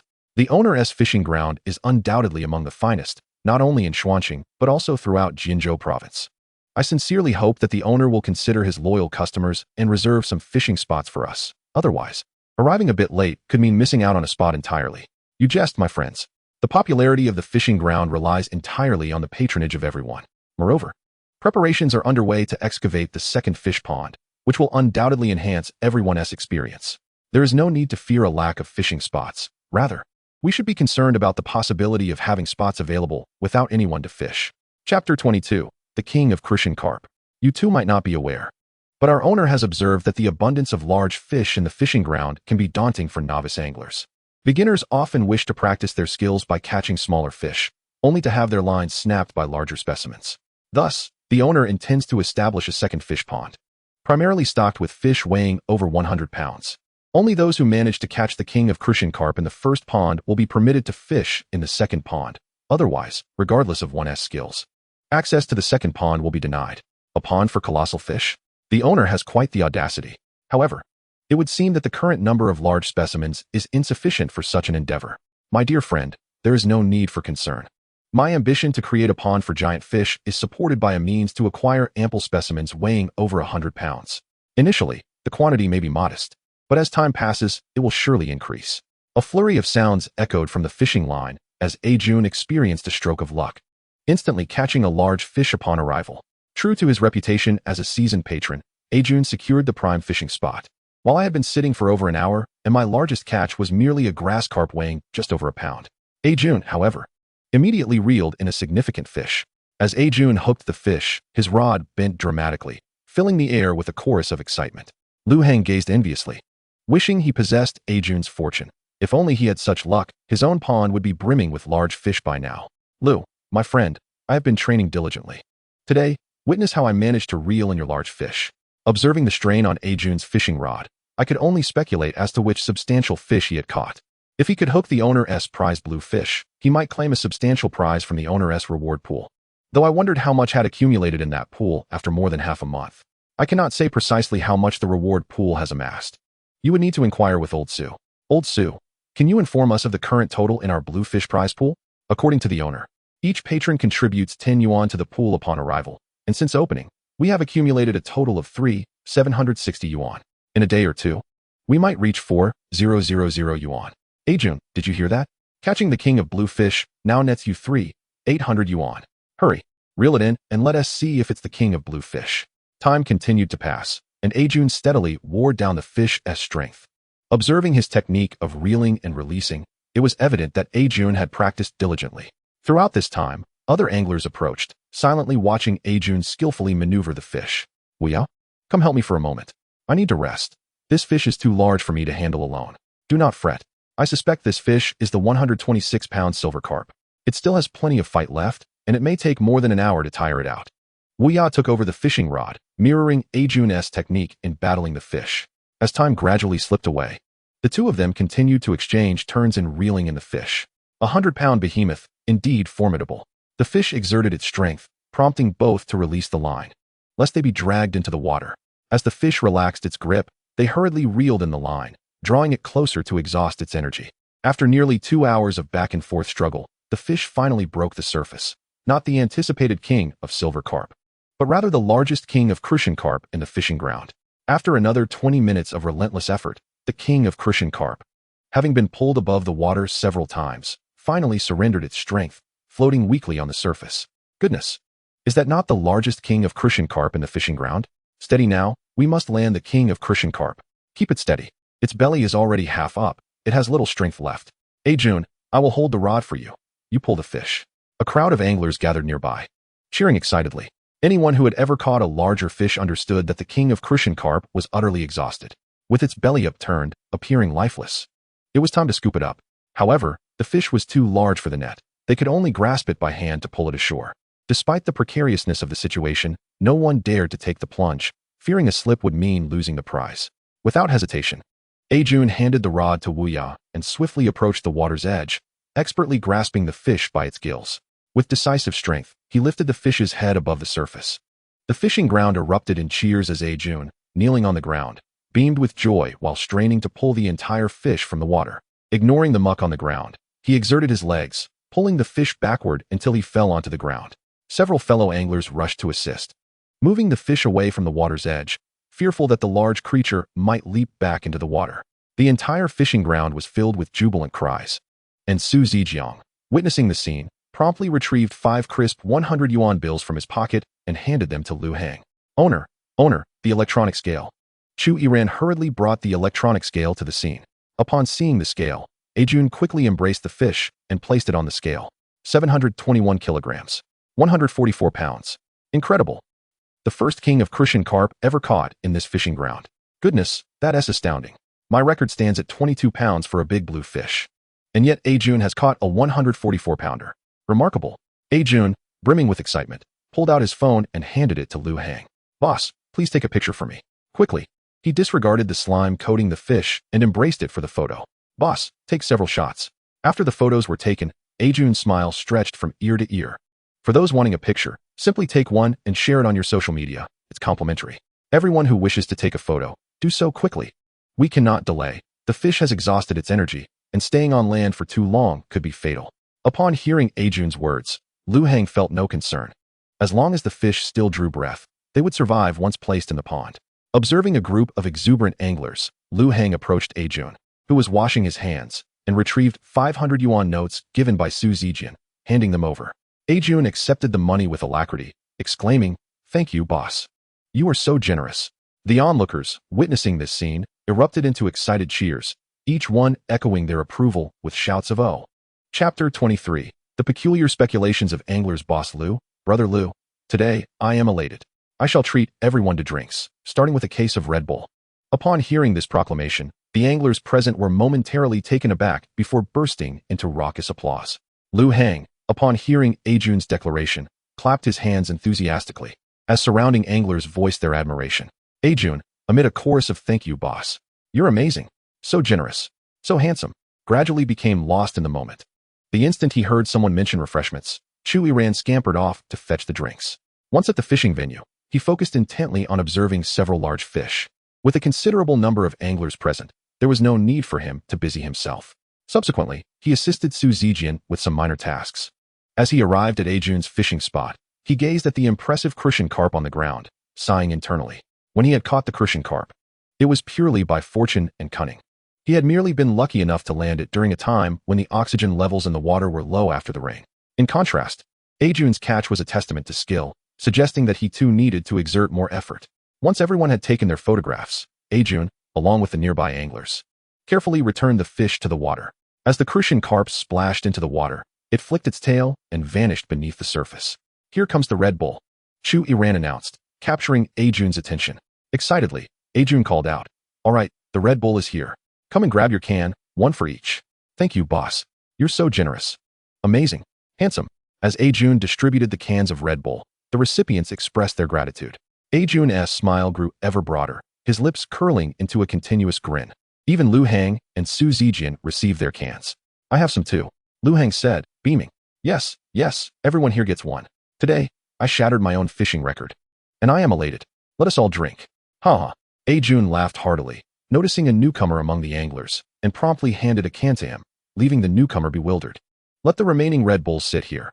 If anyone else arrives, they can have some, but we won't return them." Old Su nodded at Ajun's words and began calculating on his phone.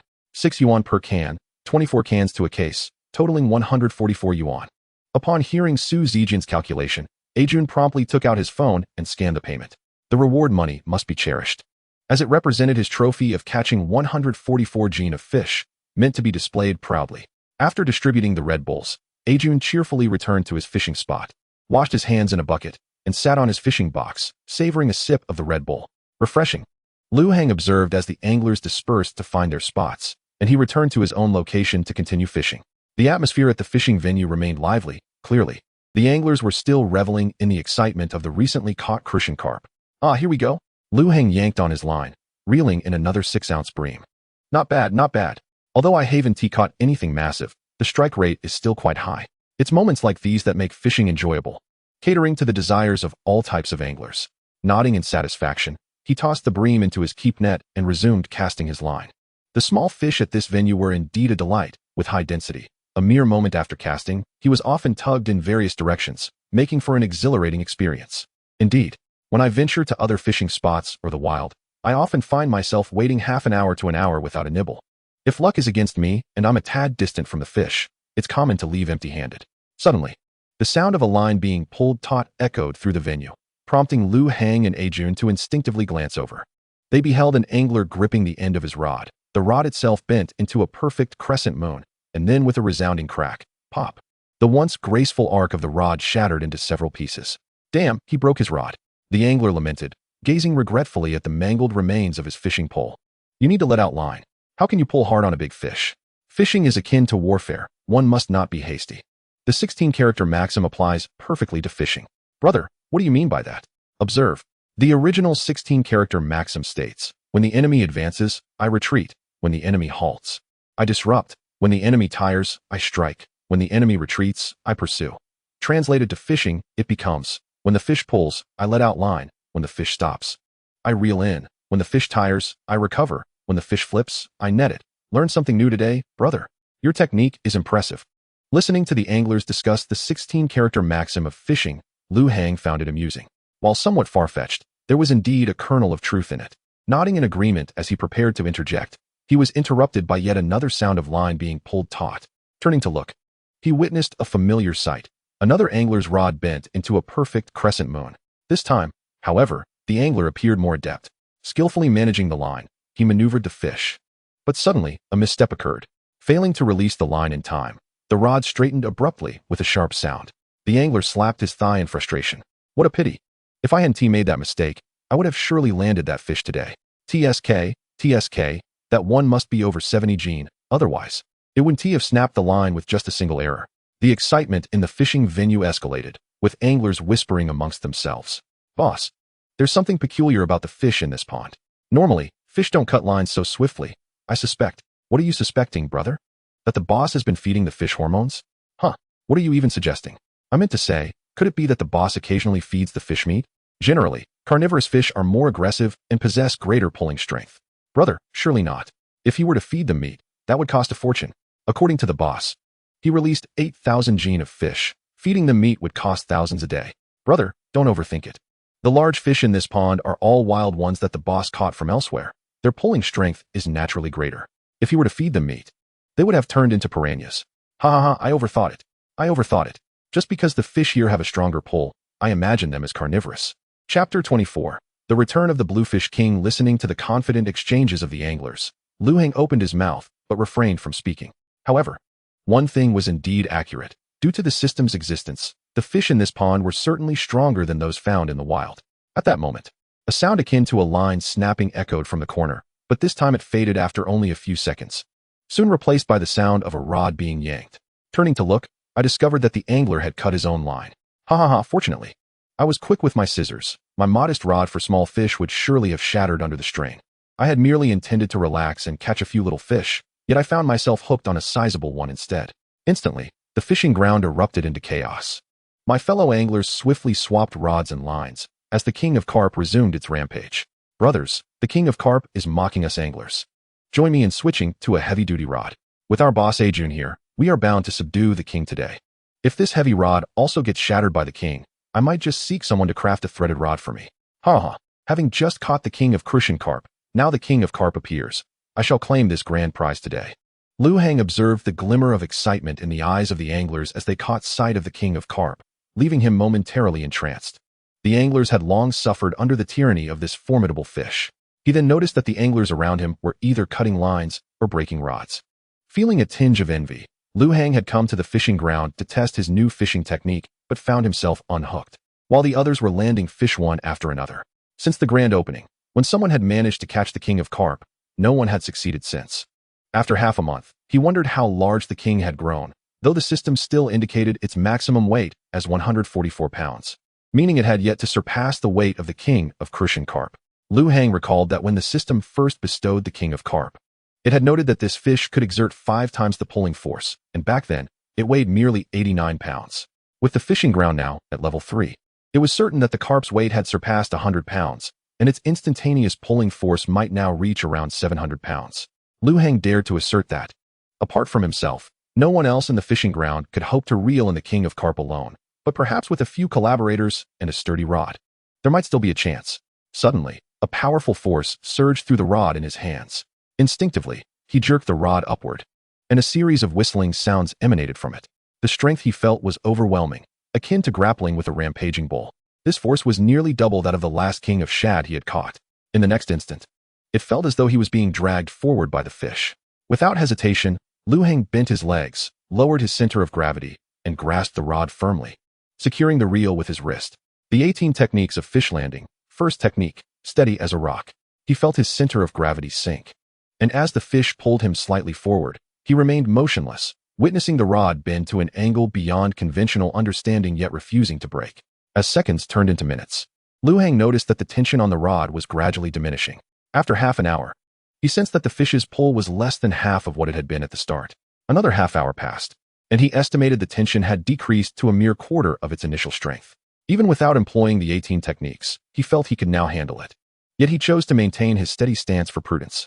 After about 10 more minutes, Sensing the fish's resistance had waned significantly, Lu Hang decided it was time to act. He shifted from his initial steady position to hold the rod with one hand, turning his body backward, legs spread wide for leverage. The 18 techniques of fish landing. 16th technique. Open the heavenly gate. With a powerful motion, he swung the hand holding the rod from behind to the front, slamming it down onto the ground. The freshly repaired fishing spot by Su Zijiang was instantly marked by a shallow pit, and then, to everyone's astonishment, a nearly 2-meter-long carp leaped from the first pond. Goodness! Goodness! Goodness! What did I just witness? Boss Lu just launched a carp nearly 2 meters long into the air. Is that even possible for a human?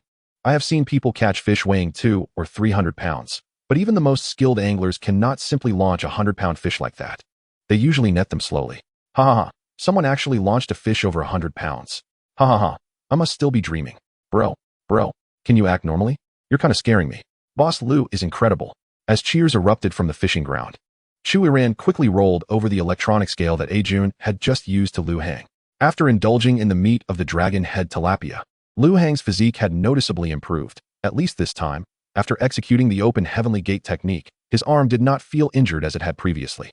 It simply felt slightly fatigued, with no pain at all.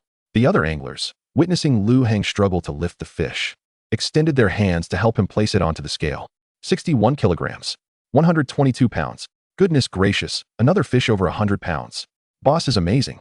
However, since Ajun had previously caught the 144-pound king of crucian carp, Lu Hang's subsequent capture of the 122-pound king of carp did not elicit the same level of astonishment. The admiration was more directed towards Lu Hang's fishing technique. Nevertheless, Lu Hang refrained from elaborating, as everyone attributed his skill to his unique fishing methods. Despite this, many gathered around to take photos with the carp, with Chu Iran being the most excited. He had come to observe and document the growth of fish, and the sight of this exceptional individual excited him even more. With his phone in hand, he snapped pictures of the carp. Click, click, click. The other anglers wishing to photograph the fish found it nearly impossible to get in position. Witnessing this scene, Lu Hang's expression darkened. Chu Iran's behavior was rather embarrassing. Thankfully, it was just a fish on the ground. If it had been a person, Lu Hang might have thought him a weirdo. Chapter 25, System Space Upgrade. Ding. Congratulations to the host for successfully catching a 100-pound carp, elevating your fishing prowess from novice to expert. The system backpack space has been upgraded from 10 slots to 20 slots. The system fish storage capacity has been upgraded from 500 pounds to 5,000 pounds. Upon hearing the system's announcement, Lu Hang pondered returning to check the upgrades, having achieved his goal for the day. After releasing the large carp, he reeled in his line and headed home, as it was now midday. Originally, he had intended to experience the cooling system Su Zihong had constructed and to test his newly learned fishing method. The newly established fishing ground was indeed impressive. Having fished from morning until noon, it was summer yet felt pleasantly cool. As for the heating system, while it could not be tested in the summer, cooling was no issue, and heating would presumably function as well. Additionally, he sought to assess his newly acquired fishing technique. It seemed as simple as standing there, yet it felt as if he were anchored by 1,000 pounds. As long as his physical strength kept up, the fish could not pull him, allowing him to better protect the rod from damage. Upon returning home, Lu Hang immediately accessed his system panel for a thorough examination. Host, Lu Hang. Age, 22. Fishing realm, fishing master, capable of catching a 100-pound fish single-handedly. Fishing techniques, 18 methods of fish reduction. First method, steady as an old dog. 16th method, one cast to open the gates of heaven. System backpack, 820. System fish storage capacity, 5,000 pounds, temporary fish storage. Number of fish ponds, 1. Pond name, pond number 1. King of fish weighs 143 pounds. Pond level, level 3. Fishing ground points, 9. System prize pool, lottery requires 100 points. System store, opened.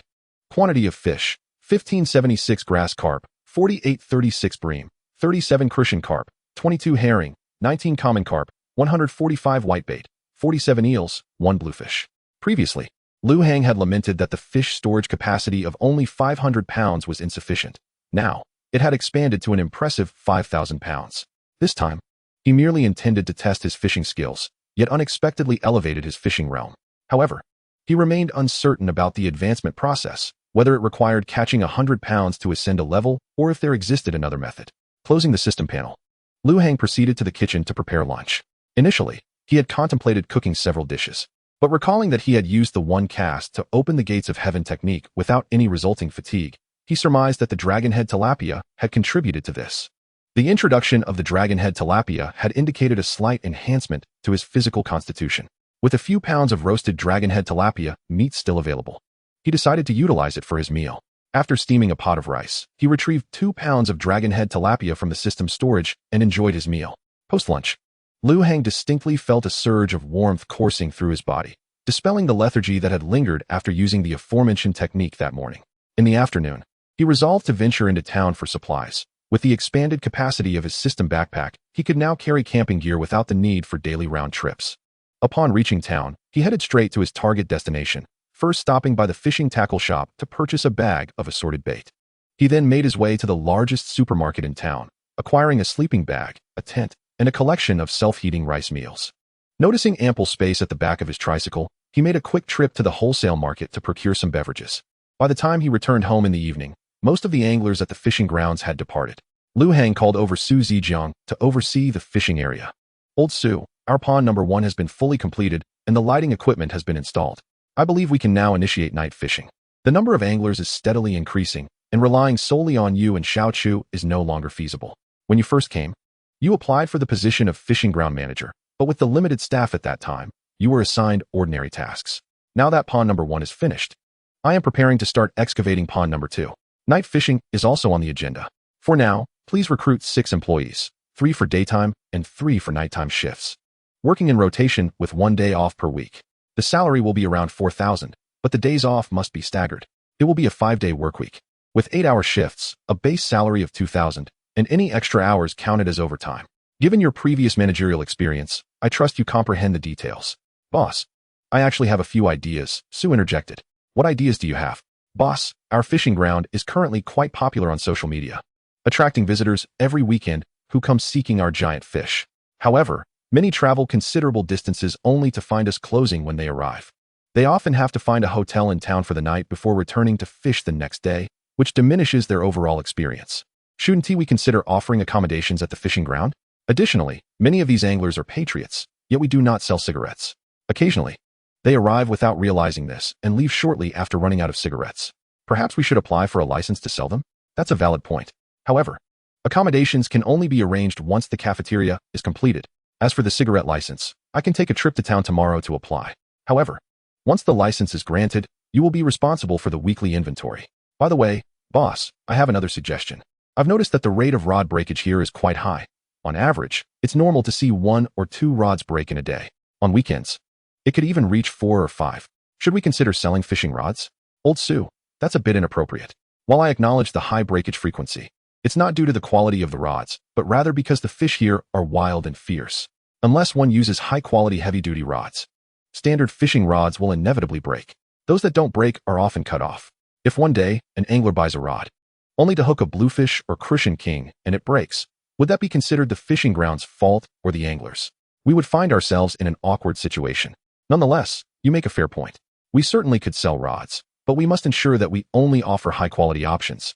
Chapter 26. Task, 100-pound fish pond.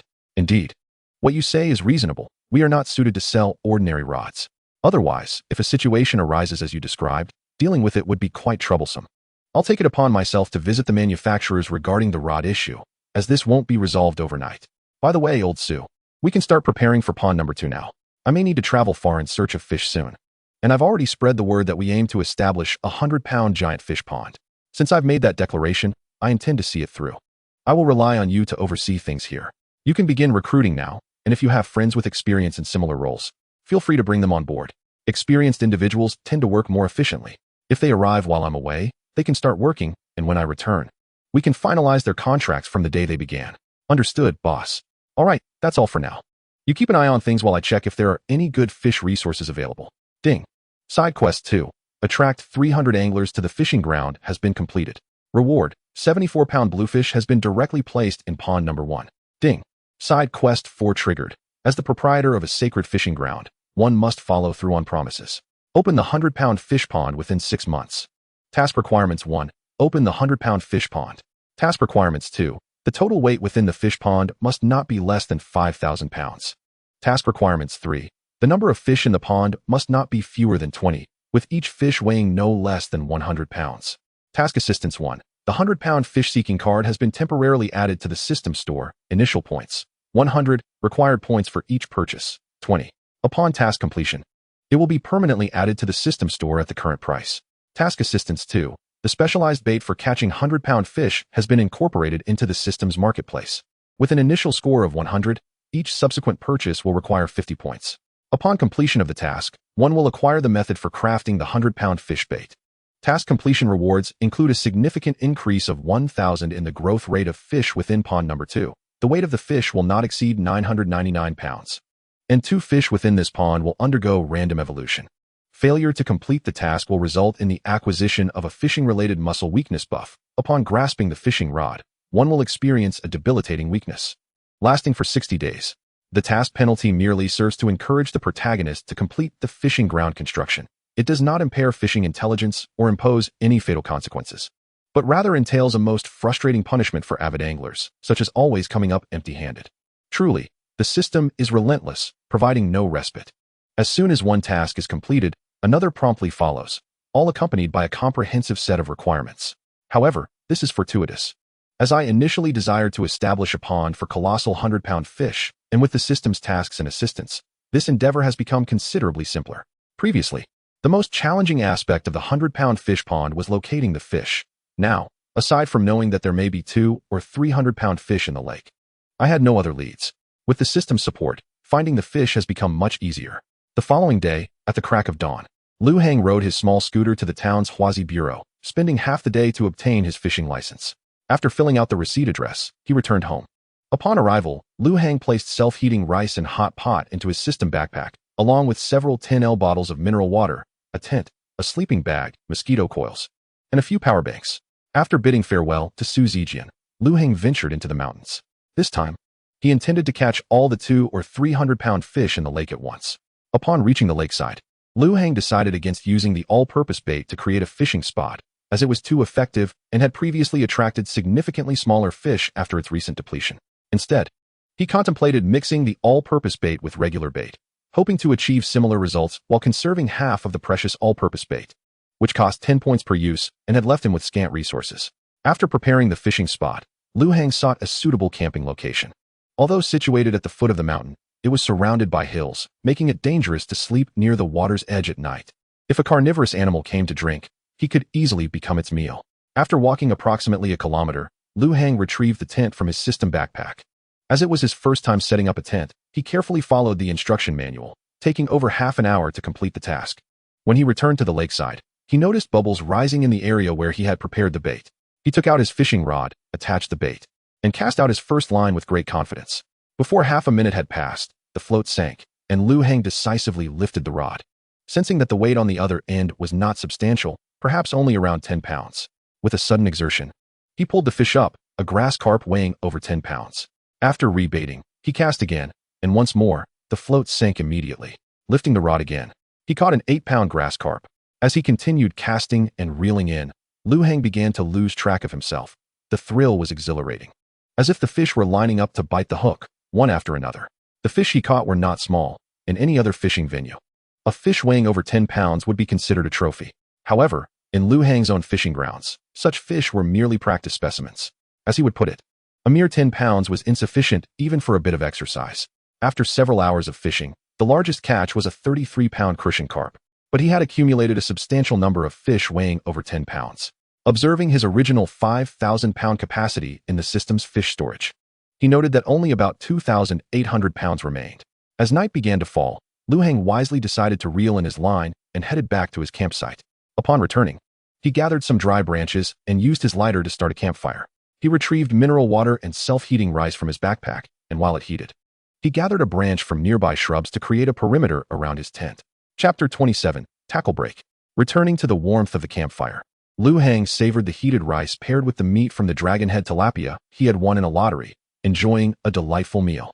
After finishing dinner, he added more firewood to the blaze before retreating to his tent, pulling out his sleeping bag and drifting off to sleep. In this tranquil retreat far from urban chaos, the night was serene, devoid of internet distractions, with his phone serving merely as a timepiece. Accompanied by the rhythmic chirping of cicadas, Liu Hang quickly succumbed to slumber. As dawn broke, Liu Hang naturally awoke, stepping out of the tent to the occasional cooing sounds nearby. Stretching, he began preparing breakfast, another serving of self-heating rice. As the rice warmed, he took his toothbrush and toothpaste from the fish box to freshen up. After breakfast, Lu Heng made his way to the lake, eager to test the all-purpose bait without mixing it with others to observe the results. After preparing the bait and establishing a fishing spot, Lu Heng decided to explore the downstream area, having previously focused only on upstream fishing. Following the lakeshore, he spent over an hour circling the lake but found no outlet, indicating that there might be an underground river beneath. Returning to his fishing spot, he took out his novice fishing rod and attached the all-purpose bait. Casting out his first line of the day, he exhaled deeply. To his amazement, the float immediately submerged. As he reeled in the rod, the line whirred audibly, accompanied by a tremendous pull that surged through Lu Heng's hands. For a moment, he was taken aback, feeling as if he had hooked a raging bull. That instant was enough for him to sense a strain in his arm. Though he had previously experienced a boost in his physical condition after consuming the dragonhead tilapia, he was still caught off guard by the fish's overwhelming strength. Realizing he could not overpower this fish, Lu Heng firmly steadied the rod. Employing the 18 techniques of fish control, maintaining a steady stance, he gradually shifted his weight lower, bending his knees slightly, and clutched the rod tightly with both arms. Locking his wrists around the reel, the fish tugged him forward, but Lu Heng remained resolute, the tip of the rod bending significantly. Suddenly, the rod snapped back, striking Lu Heng's face and leaving a red mark. Initially, he had planned to use the 18 techniques of fish control to tire the fish out, but he had not anticipated that the fish's size would exceed the rod's capacity. Although the technique had safeguarded the rod, the line could not withstand the strain and snapped. It appeared that large fish inhabited the lake. The rod provided by the system was reliable for catching fish weighing under 150 pounds, ensuring it would not break or snap under pressure. This time, not only was the line severed, but the front end of the fishing rod was also shattered. It seems that the fish lurking in the lake undoubtedly exceeds 150 pounds. With the fishing line damaged and my face bruised, it appears that fishing today is out of the question. However, Lu Heng recalls that the system store offers a fishing rod repair card, albeit requiring 100 points. He had just exhausted his points yesterday, accumulating a mere 46 points from yesterday to today. To redeem the repair card, he would need at least 2 more days. Furthermore, even if the rod were repaired, it would be futile. That fish must surely weigh more than 150 pounds. The force transmitted from the rod to his hands suggests it weighs at least around 200 pounds. His fishing rod also requires reinforcement or replacement. Otherwise, should he return here, the rod would inevitably meet the same fate. The damage to his fishing rod and the red marks on his face prompted Lu Heng to consider heading home. He tidied up his tackle box, discarding the bait he had prepared directly into the lake, and returned to his tent with the tackle box in hand. After packing away the tent and placing it into his system backpack, Lu Heng set off on his journey home. On the way, he took out the remaining grilled tilapia meat, munching as he walked, finishing just as he reached his home. After eating, Lu Heng distinctly felt that the strain in his arm had mostly healed, and the fiery pain on his face from the fishing rod had subsided. Upon nearing his home, he noticed a crowd gathered at his doorstep. Curiosity piqued, Lu Heng navigated through the throng to find Old Sue. Old Sue, what is going on here? Why are all these people gathered? Oh, boss, the road repairs have reached this area, and the anglers who came to fish today gathered here to chat. It's nothing significant. They'll disperse soon. By the way, why are you back so early? Didn't you say you would be away for several days? Ah, Old Sue. I was careless this time and unprepared. I hooked a large fish, and within mere minutes, it broke my rod. As he spoke, Lu Heng produced the obviously broken fishing rod from his bag. Boss, I remember you using that rod to reel in a 122-pound catfish last time. Just how big was the fish this time to break such a fine rod? I don't know. I didn't even catch a glimpse of the fish. It just snapped the rod. However, judging by the feel, it must have been at least 180 pounds. When I first pulled on the rod, the line flew out rapidly. All right, Old Sue, you go back to your work. I'll be around for a while, so make sure to find some good candidates for the positions. I'll also take the opportunity to sign the labor contracts. Once home, Lu Heng found himself with little to do. Noticing the road repairs had reached his doorstep, he recalled the construction card he had drawn earlier. Ding! The fishing ground construction card has been successfully used. Please select the desired fishing ground construction. 1. Fish Pond Mutant Research Institute. Insufficient pond level to induce fish mutations. 2. Fishing Association. Insufficient reputation to persuade anglers. 3. Fishing Rod Strength Research Institute. 4. 5-star Fishing Hotel. Insufficient angler status. Cannot meet 5-star hotel accommodation requirements. 5. Professional Fish Seed Cultivation Base. Insufficient personnel and facilities. Cannot cultivate 9,999 fish seeds. 6. Special Effects Research Institute for Mutant Fish. No mutant fish available for research. 7. Fishing Ground Development Direction, Chapter 28. gazing at the array of buildings. Lu Hang's eyes sparkled like two light bulbs. However, most options were rendered unusable due to current constraints. The only viable constructions were the specialized fishing ground inn and the employee dormitory. Yet, he was particularly drawn to the 5-star hotel in option 4. Building both the hotel and the inn would create a conflict. It would be wiser to establish an employee dormitory first. This way, meals and lodging would be provided for the staff, allowing for better management of the entire fishing ground. Selection confirmed. Option 98 has been chosen. Communication with the construction party has been completed, and they are scheduled to commence work at the fishing ground tomorrow. The initial payment has been transferred to the construction party, and the remaining balance has been legally deposited into the host's bank account. Contracts such as the project construction contract and construction safety responsibility agreement have been entrusted to Shinjo Post, expected to arrive at the host's residence in 3 days. Wow, truly impressive. The system has everything arranged. The only remaining task is to find a superior fishing rod. Opening the system store, he navigated to the fishing rod section. Ancient bamboo rod, 200 points. A rod crafted using traditional methods with a bamboo body, hand-twisted line, capable of bearing 50 pounds without breaking. Carbon fiber fishing rod, 500 points. A rod made from high-tech carbon fiber, paired with ultra-strong polyethylene line, showcasing remarkable tensile strength, capable of bearing 100 pounds without breaking. Stainless steel fishing rod, 800 points. A rod constructed using modern stainless steel techniques, possessing higher hardness, capable of bearing 150 pounds without breaking. Purple gold bamboo rod, 2,000 points. A rod made from century-old purple gold bamboo, with line crafted from 50-year-old sky blue hemp, capable of bearing 3,500 pounds. Threaded rod, 10,000 points. A rod fashioned from threaded steel rebar, combined with aircraft carrier arresting wires, capable of bearing 100,000 pounds. Alloy threaded rod, 20,000 points. A rod made from high-strength alloy threaded steel, enhancing the rod's hardness, capable of bearing 200,000 pounds. Enchanted threaded rod, 50,000 points. Based on the threaded rod, this version incorporates enchantment technology, elevating its hardness, capable of bearing 300,000 pounds. Bronze threaded rod, 80,000 points. An enhancement of the enchanted threaded rod, infused with bronze materials, further increasing hardness, capable of bearing 500,000 pounds. Silver threaded rod, 100,000 points. An upgraded version of the enchanted threaded rod, infused with silver materials, greatly surpassing the bronze version, capable of bearing 800,000 pounds. Platinum threaded rod, 200,000 points. An enhanced version of the enchanted threaded rod, infused with platinum materials, significantly boosting hardness, capable of bearing 1 million pounds.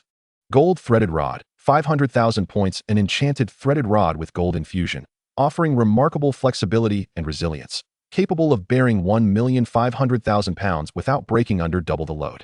Diamond threaded rod, 1 million points. The pinnacle of strength, this rod, enhanced with diamond materials, while sacrificing flexibility, achieves an indestructible status, capable of bearing 5 million pounds.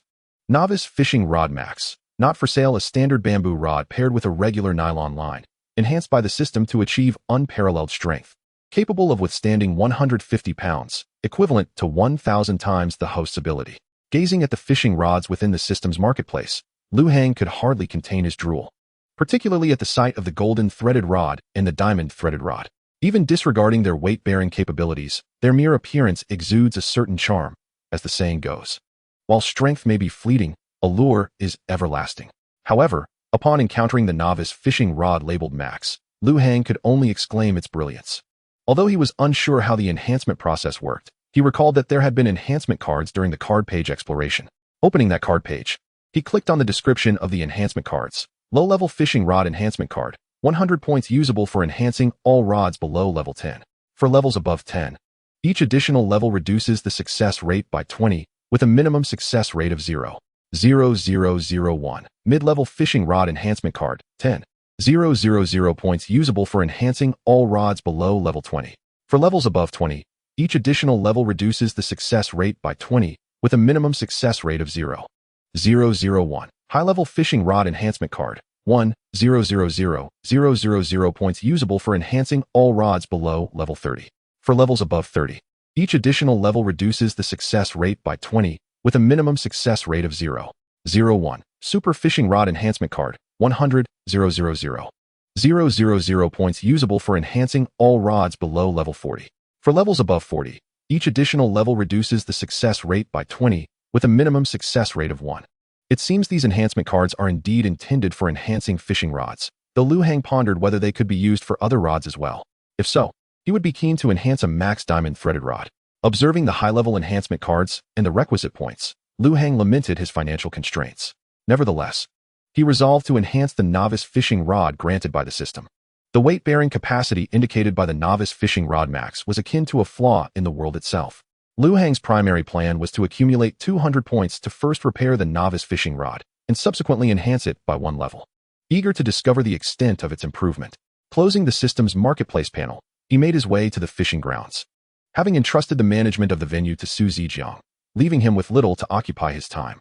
Within the fishing grounds, observing the anglers as they broke lines and lost catches, Liu Hang feigned disappointment outwardly while inwardly calculating how many more points he needed to acquire the fishing rod enhancement cards.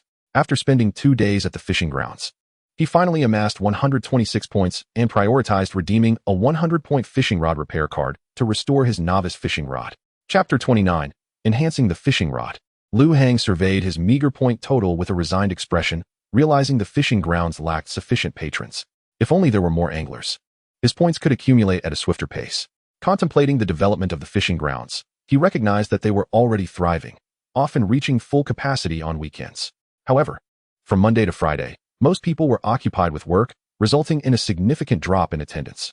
To attract more visitors during the weekdays, it was imperative to convince people that fishing at the grounds was more appealing than their jobs.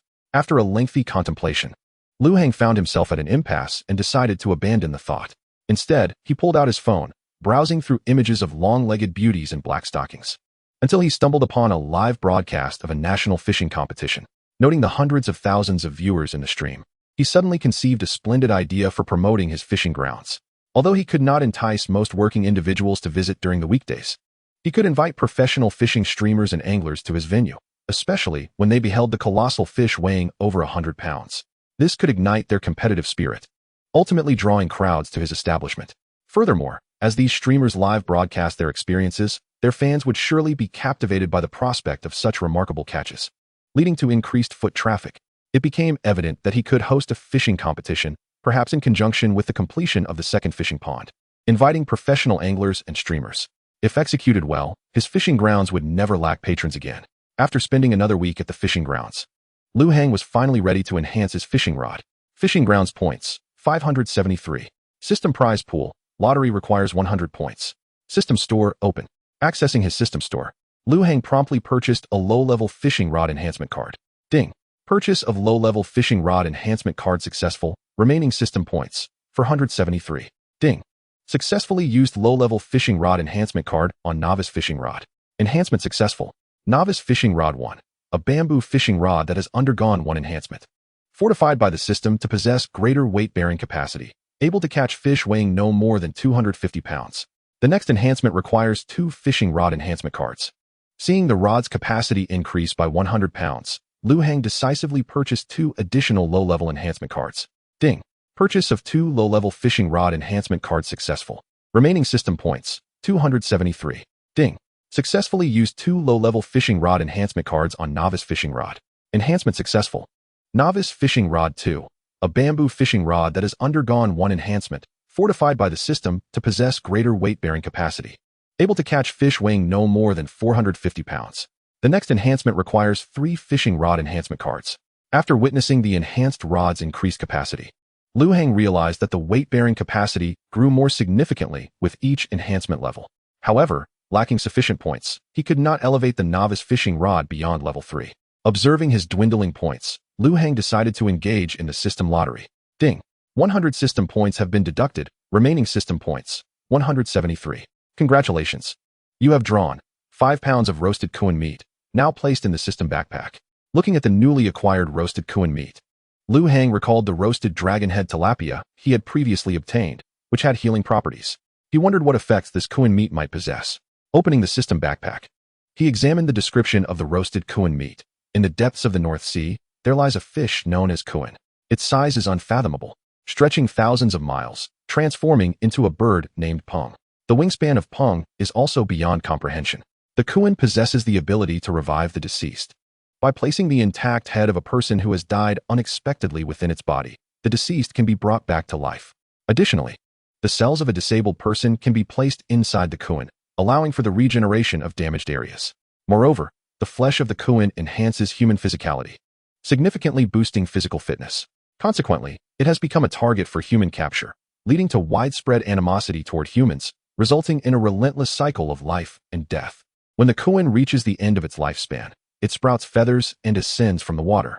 Lacking legs, it cannot pause, soaring until it reaches the crucian tomb, where it peacefully meets its end. Slap. Ouch. Is there truly a crucian in this world, capable of resurrecting the dead? Surely, this is not reality, but a mythical realm. With the presence of the crucian, I concede, it possesses the remarkable ability to resurrect the deceased and even regenerate severed limbs. Without further ado, Liu Hang retrieved a piece of crucian meat from his system backpack. Given the immense size of the crucian, the 5-pound chunk resembled an ordinary hunk of roasted meat. Its origin indiscernible. Upon consuming the crucian meat, a wave of warmth enveloped Liu Hang, akin to a fire igniting within him. After a brief period, the heat subsided, leaving him with an invigorating sensation coursing through his body. Observing his noticeably thicker arms, Liu Hang felt an overwhelming confidence, believing that even without employing the heavenly door technique, he could easily catch the massive 100-pound catfish in the fishing grounds. Truly, it was no wonder that this legendary creature was chronicled in the ancient text. The hundred-jin. In his past life, upon encountering such accounts, Liu Hang had dismissed them as mere fanciful imaginings of ancient minds. Yet now, in this world, he had come to know of the crucian's existence. Although he had not witnessed its full form, he had savored its authentic flesh. Having finished the crucian meat, Liu Hang felt invincible, armed with his newly enhanced novice fishing rod and a fish box slung over his shoulder. He resolved to return to the lake and once more challenge the 200-pound giant fish. After exchanging a casual greeting with Su Zijiang, Liu Hang almost sprinted into the mountains. Upon reaching the lakeside, he refrained from immediately baiting the area. Instead, he accessed the system store and redeemed a specialized bait designed for 100-pound fish. With a sense of pride, Liu Hang proclaimed, "How could mere dozens of pounds of small fish warrant my effort? Today, I shall only pursue the grandest of catches." With this thought, Liu Hang opened the bait package, poured a portion into a basin, added some water, and began kneading it. After several minutes, he had prepared the bait, mindful that the larger fish would likely congregate in the center of the lake, thus requiring him to cast further out. Just moments after setting the bait, he observed large bubbles rising from the area, a testament to the bait's efficacy in attracting fish. Confidently, Liu Hang cast his line for the first time. Heh. Chapter 30, The Red Carp. As the bait settled into the water, an immense force tugged at the line, prompting Liu Hang to swiftly jerk the rod upwards. The pull, approximately 150 pounds, was slightly greater than that experienced when he had caught the crucian carp previously, yet this time he felt no overwhelming pressure. Without employing any particular fishing technique, he engaged in a half-hour struggle with the fish, which eventually surfaced, a 2-meter-long silver carp, gradually reeling in the line. He secured the rod to a nearby tree, approached the water, and seized the fish by its gills, forcibly hauling it onto the shore. Gazing at the freshly landed silver carp, Liu Hang marveled at the effectiveness of the crucian meat. Had he not consumed it, landing this approximately 150-pound fish would have required the full extent of his 18 techniques of fish catching, particularly the first technique, steady as a rock, which typically demanded over an hour of effort. Yet now, he had exhausted the fish in a mere half-hour. After removing the hook and placing the fish into the system's storage space, Liu Hang finally glimpsed its weight, 148 pounds. The specialized bait had indeed proven its worth, yielding a first catch of 148 pounds. Stowing the fish away, Liu Hang rested atop his fish box for a brief interval before reloading his new bait and casting again. Huff, huff, huff, huff. Come on, another big one. Fortunately, having reinforced his fishing rod, Liu Hang was confident he could land this fish. Huff, huff, huff, huff. Oh, this one is quite the behemoth. Ah, come to me. As he felt himself being dragged towards the lake, Liu Hang realized that he could not match the fish's strength. Employing the 18 techniques of fish catching, he steadied himself. Then, as he held the rod tightly, he saw the transparent line plunging into the water, stirring violently. Time passed, and it became evident that the fish was losing its initial vigor, the line bending slightly under the strain. Sensing the diminishing strength of his adversary, Liu Hang shifted from the first technique to a continuous retrieval method, steadily winding the line. As he did so, the fish's head broke the surface, revealing a glimmering red visage. Just as he intended to pull it fully from the water, a sudden surge of resistance yanked the fish back down. Huff, huff, huff, huff. The line he had just reeled in was once again drawn out, but thankfully, after the earlier exertions, the fish's strength had waned. Liu Hang steadied the reel once more. With renewed determination. He exerted force to lift the fish, which, having already expended energy, was now far less resistant. After a few more minutes of struggle, Lu Hang perceived a notable reduction in resistance. Reeling in the line once more, he finally beheld the entirety of the fish, a brilliant red carp adorned with glistening crimson scales. Despite measuring only a little over a meter in length, its strength rivaled that of a 200-pound fish. Just as he was appreciating the sight, the fish's tail whipped, propelling it back into the water. The line once again sang under the strain, indicating that the fish was still fighting. Each powerful thrust from the creature ignited Lu Hang's excitement, especially as it was a rare red carp. With fervor, Lu Hang adjusted his grip, bracing the rod against his shoulder, and began to walk backward towards the shore. 1 step, 2 steps, 3 steps. After merely 7 strides, he felt drenched in sweat, as though he were grappling with an obstinate bull. Determined to take an 8th step, he lifted his left foot, only to be met with an abrupt increase in resistance. The very foot he intended to advance was yanked back, forcing him to retreat 2 steps before regaining his balance. Once steadied, he sensed the pressure on his shoulder lessen. It appeared the fish was experiencing a final desperate struggle. Seizing this opportunity, Lu Hang pressed forward, advancing several steps with the rod. As the tugging on the line diminished, Lu Hang turned and began reeling in the line. This time, the red carp, evidently exhausted from the struggle, offered little resistance and was soon dragged to the water's edge. With a sigh of relief, Lu Hang summoned all his strength, yanking the fish from the water onto the shore. Ding! Congratulations, host. You have caught a mutated fish for the first time. The Mutated Fish Codex has been activated. You may view it in the Fishing Grounds interface. Ding! Congratulations to the host for catching a mutated red carp for the first time. The mutated red carp has been added to the Mutated Fish Encyclopedia. Ding! The Mutated Fish Encyclopedia has activated the mutated red carp. Reward system points, 100. There is a 0.01 chance each year for all carp in the host's fishing grounds to mutate into red carp. As the red carp was pulled ashore, Lu Hang, filled with excitement, approached the vibrant fish. Fearing it might escape back into the water, he swiftly lifted the red carp and carried it a good 10 meters along the bank. A 1-meter-long red carp brought immense joy to Lu Hang. Although he had previously encountered red carp, they were usually no larger than 1 to 2 kilograms. Typically, such fish are regarded as auspicious symbols in ponds, and it seemed this particular red carp would eventually become the lucky charm of his own pond. After admiring the splendid red carp, Lu Hang placed it into the system's fish storage space and reclined on the dry leaves scattered on the ground. He casually opened the newly announced Mutated Fish Encyclopedia. Fish name, red carp. Fish quality, carp. Mutation level, level 1. Fish description, in reality, this is simply a larger carp that, by a twist of fate, consumed a basketball-playing kuan, awakening a bloodthirsty desire, which subsequently led to a mutation in its original carp genes, transforming it into a radiant red carp. Chapter 31, Green Carp. Fish description. This is also merely a larger carp that, through an unexpected event, consumed a basketball-playing kuan, triggering a bloodthirsty craving, resulting in a mutation that turned it into a vibrant red carp. Long-term consumption may slightly enhance physical stature.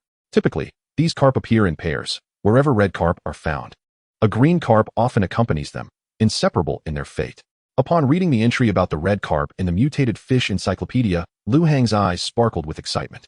Initially, he believed his luck had merely led him to catch a single red mutated carp. But now he speculated whether there might also be a green mutated carp lurking in the waters. Seizing the moment, Lu Hang decisively rose, baited his hook, and cast his fishing rod with vigor. As soon as the hook touched the water, a tremendous force tugged at it, almost causing Lu Hang to lose grip of his rod. Gripping the fishing rod tightly, he felt a force comparable to that of the red carp he had just battled. Still exhilarated from his previous catch, Lu Hang had cast the line again without pausing for rest. However, the strain he felt was overwhelming. The fishing line ran out like a kite soaring into the sky. To conserve energy and stabilize the line, Lu Hang employed the 18 techniques of fish reduction. With the first technique, steady as a rock. This technique lacked any offensive capabilities, focusing solely on controlling the fish. While maintaining his composure, Lu Hang slowly regained his strength. As seconds turned into minutes, Lu Hang's stamina gradually returned, yet the fish seemed aware of his strategy. After the initial strong pulls, it began to exert less force, allowing Lu Hang to maintain his steady demeanor. Much like the principles of warfare, he adhered to the strategy of if the enemy does not move, I do not move. If the enemy moves, I will act first. Every few minutes, the fish tested the line, and both Lu Hang and the fish began to calculate their moves. The fish aimed to snap the line when Lu Hang was distracted, while Lu Hang resolved to wait until his energy was nearly restored before executing the 18 techniques of fish reduction. with the 16th technique ready to bring the fish swiftly to the surface, denying it the opportunity to resist. After an hour of this strategic standoff, Lu Heng felt his strength had sufficiently recovered. He continued to wait, anticipating the fish's next surge. Minutes later, he sensed a tug on the rod. But after a brief struggle, the force dissipated. Immediately upon feeling the absence of tension, Lu Heng released the 18 techniques of fish reduction. The first technique, steady as a rock, and swiftly turned around, gripping the rod with one hand, preparing to unleash the 16th technique, a hook to open the heavens. Maintaining this poised stance, he awaited the next pull from the fish. When the rod finally transmitted a forceful tug, Lu Heng decisively flicked his right hand forward, executing the 16th technique, a hook to open the heavens. Suddenly, the line, once taut and submerged, soared towards the shore, and after a few fleeting seconds, a green object erupted from the water. The fish flew over Lu Heng's head and landed gracefully before him. Upon closer inspection, he discovered it was a fish strikingly similar to the red carp, except this one was a deep emerald green. Ding! Congratulations to the host for catching a mutated green carp for the first time. The mutated green carp has been added to the mutated fish encyclopedia. Ding! The mutated fish encyclopedia has activated the mutated green carp. Reward system points, 100. The probability of all carp in the host's fishing grounds mutating into red carp has increased to 0. 1 ding. Detection indicates that the host has assembled both the red and green carp, unlocking the bond of double hosts, double flight. When any carp in the host's fishing grounds mutates into a red carp, the nearest opposite sex fish will transform into a green carp. Should either the red carp or green carp perish, the other will also succumb within 24 hours. Observing the green carp that had leapt from the water, Lu Heng felt a wave of emotion. Indeed, there were both red and green carp. He pondered whether there might also be a donkey present. After assessing the green carp's appearance, he carefully stored it in the system's fish storage space.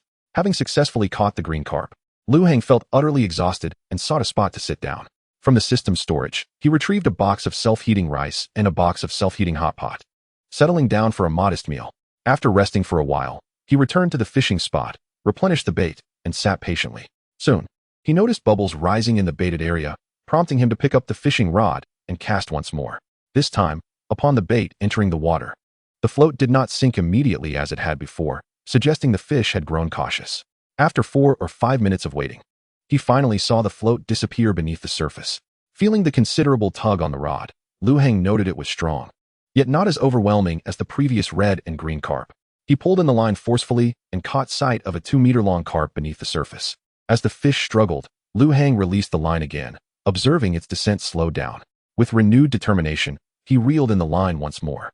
As he cranked the reel, the carp was gradually drawn back to the surface, but with a splash, it dove down again. After several back-and-forth struggles, the fish finally exhausted its strength, and Lu Heng pulled it towards the shore, exerting his strength to lift the fish from the water and onto the bank. It appears that the carp reigns supreme in this lake, as the majority of the fish I've caught here are indeed carp. Although there are other larger fish present, they are exceedingly rare. However, Lu Heng is aware that despite having landed a few sizable catches, the colossal fish that snapped his rod a week prior has yet to be hooked. He vividly recalls that fish, whose strength was utterly extraordinary. His rod was rated to handle fish weighing up to 150 pounds, and with his angling skills, he believed reeling in a 200-pound fish would pose no challenge. Yet, it still shattered his line. Chapter 32, A Decisive Cut. Reflecting on his previous encounter, Lu Heng understands that he faces another formidable challenge. Thus, each time he casts his line, he ensures that his stamina is nearly replenished before launching the next cast. During one of his brief respites, he notices that the number of bubbles in his fishing spot is diminishing, yet their size is increasing. Observing this phenomenon, Lu Heng realizes that a significant fish has entered his territory, one that surpasses all his prior catches in size. With a surge of excitement, Lu Heng steadies his emotions and, with trembling hands, replaces the bait on his hook, casting it into the area with the most bubbles. As he watches it settle into the water without any immediate movement, a wave of anxiety washes over him. Although the surface is alive with the emergence of large bubbles, his bobber remains utterly still. As he gazes silently at the water's surface, a sense of impatience begins to creep in.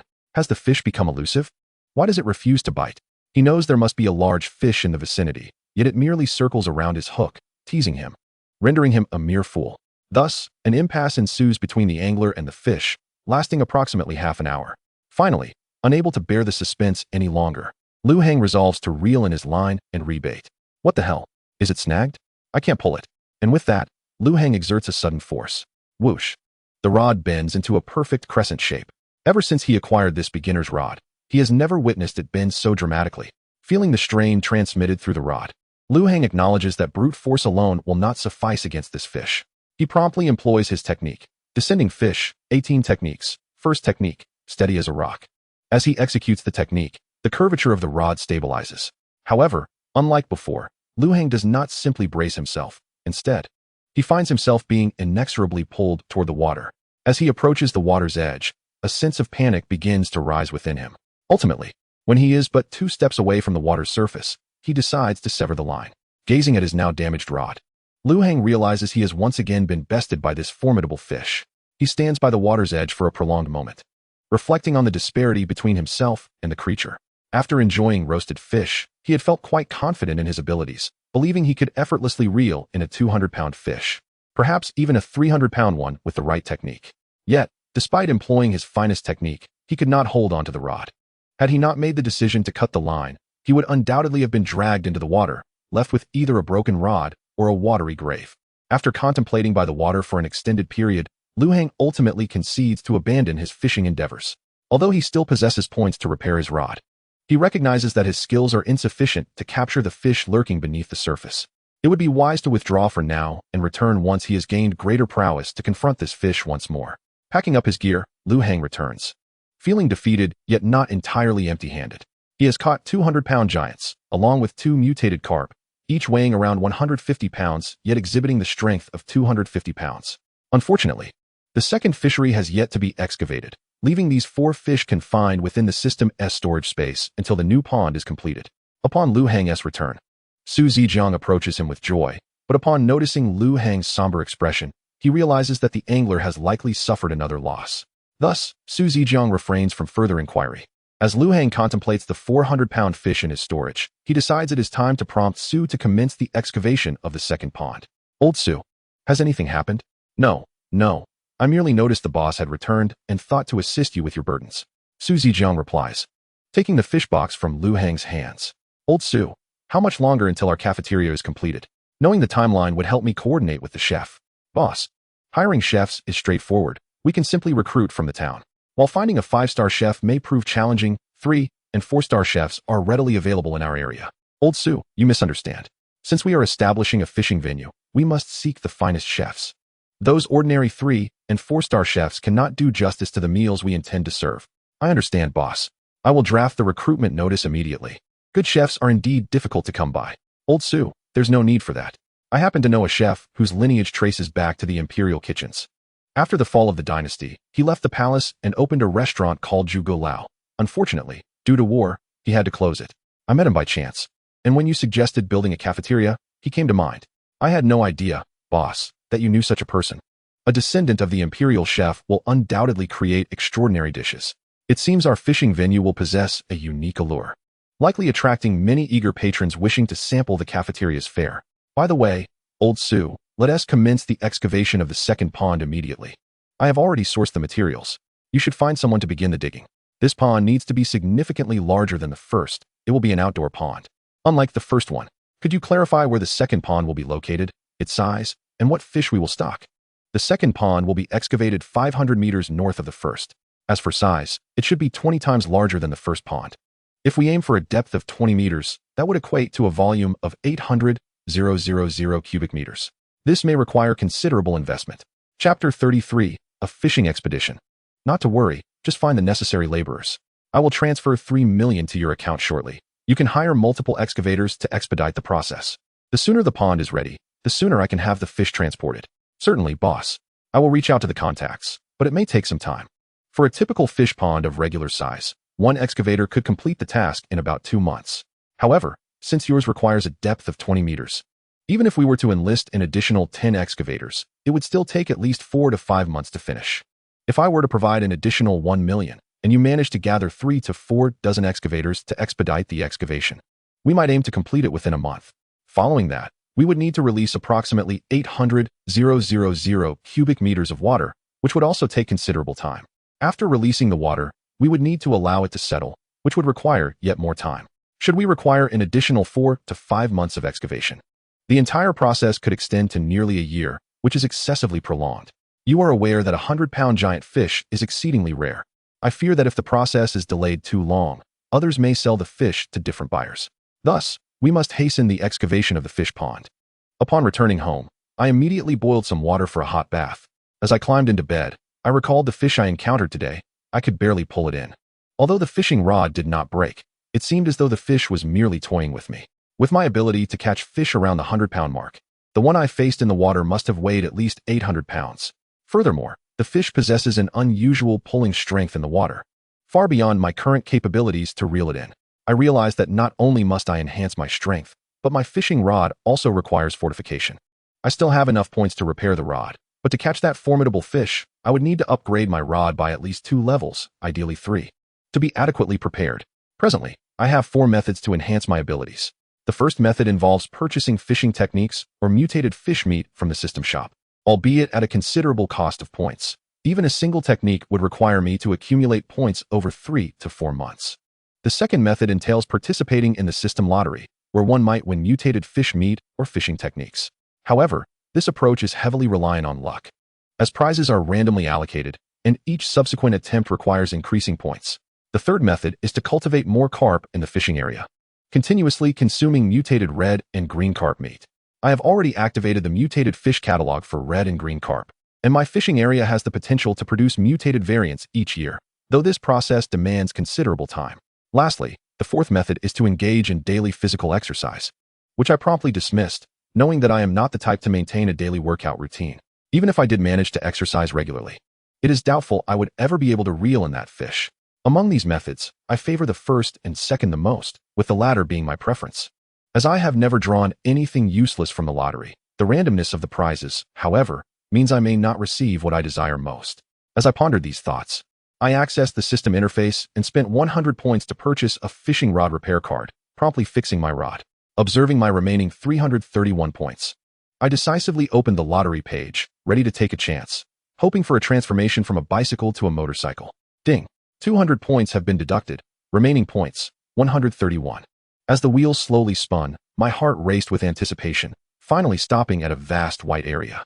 Congratulations, you have won 100,000,000 yuan, which has been legally deposited into your bank account. Is 100,000,000 yuan classified as white? How is the quality judged? The last time I drew white, I received a building card and 2 66-pound grass carp, but this time it is 100,000,000 yuan. The disparity in value is striking, indicating that quality does not correlate with worth. Abandoning my thoughts, I drifted into slumber. The next day, upon awakening, I felt a soreness in my arms. After moving around a bit, the ache gradually subsided. Clearly, my body has yet to acclimate.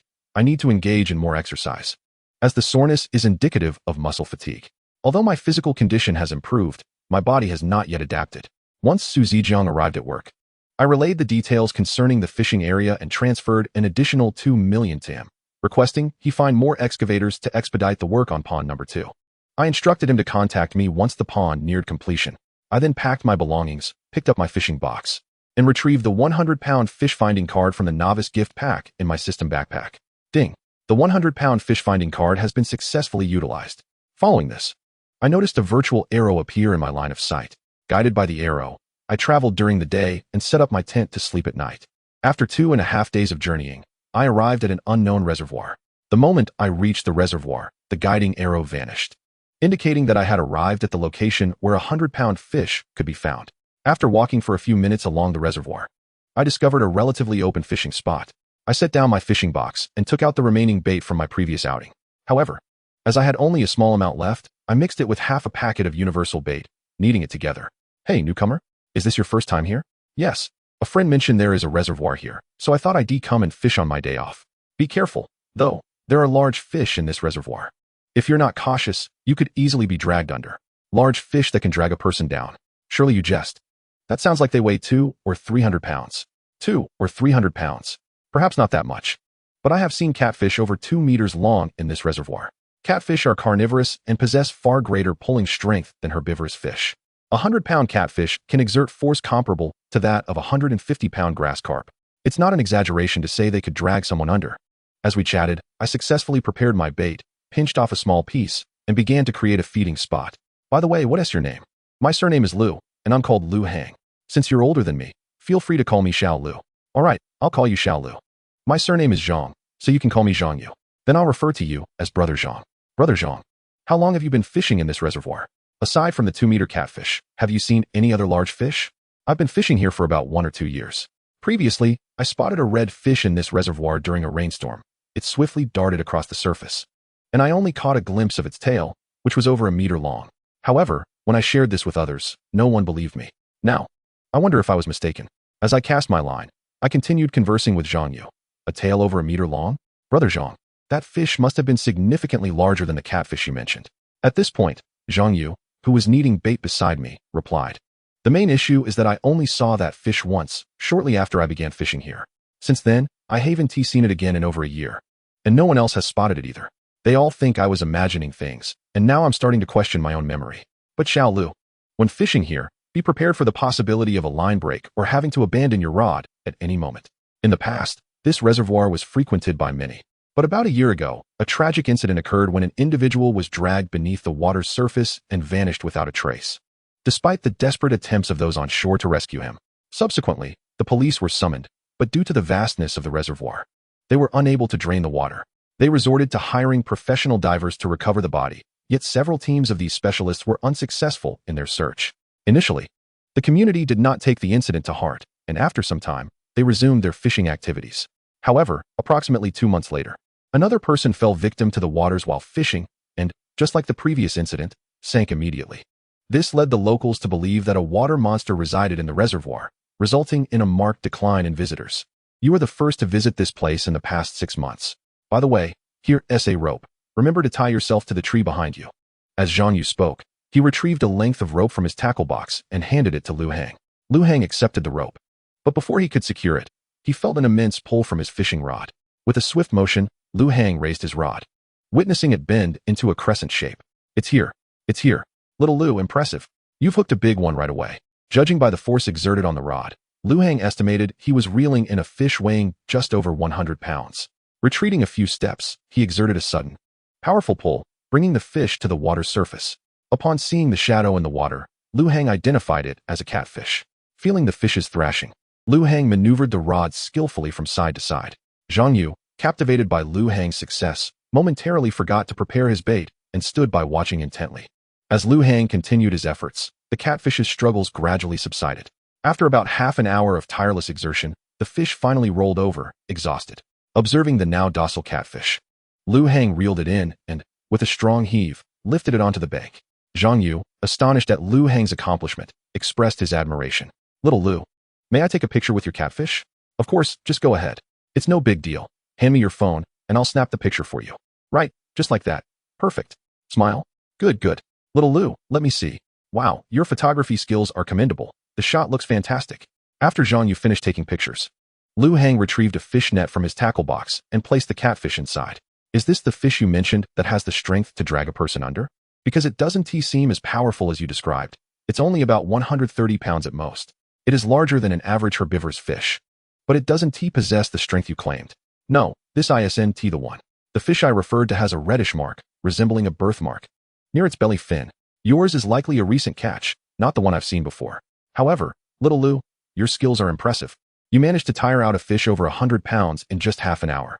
If it were me, I wouldn't have been able to pull it in within an hour. Oh, it's nothing special. I've just done some farming before, so I have a bit of strength. This fish was simply worn out from my relentless pulling. Modesty doesn't suit you. With just a bamboo rod. If anyone else were fishing, even with brute force, they would have broken your rod by now. Brother Zhang, you're mistaken. This rod was custom made for me. Although it appears similar to a regular bamboo rod, its strength surpasses that of typical carbon fiber rods, capable of handling weights of 400 to 500 pounds. Your rod sounds remarkable. No wonder you could haul in such a large fish. Could you recommend the master who crafted it? I'd like to purchase one as well. You have no idea. I've broken 5 or 6 rods over the year fishing in this reservoir. I get scolded by my wife frequently. Haha, that's normal. However, that master is currently traveling. Shall we exchange contact information? When he returns, I'll reach out to you so you can place an order. While conversing, Lu Hang secured the fish net to the bank and, having settled the catfish, picked up his rod to cast once more. With renewed confidence, he cast his line. As soon as he did, the familiar sound of the line being pulled echoed across the reservoir once again. Lu Hang quickly lifted his rod. which bent into a full arc, the immense force pulling him slowly toward the water's edge. With his legs slightly bent, Lu Hang halted his advance, clutching the rod tightly to stabilize it. Initially, Zhang Yu was ready to assist, thinking Lu Hang was about to be dragged into the water. To his surprise, Lu Hang suddenly assumed an unusual stance, managing to regain control without moving forward, the tension in the rod increasing. Witnessing Lu Hang's peculiar posture, Zhang Yu was taken aback, realizing that despite Lu Hang's youth, he was far from inexperienced. As Lu Hang employed his technique, the fish in the reservoir could no longer overpower him.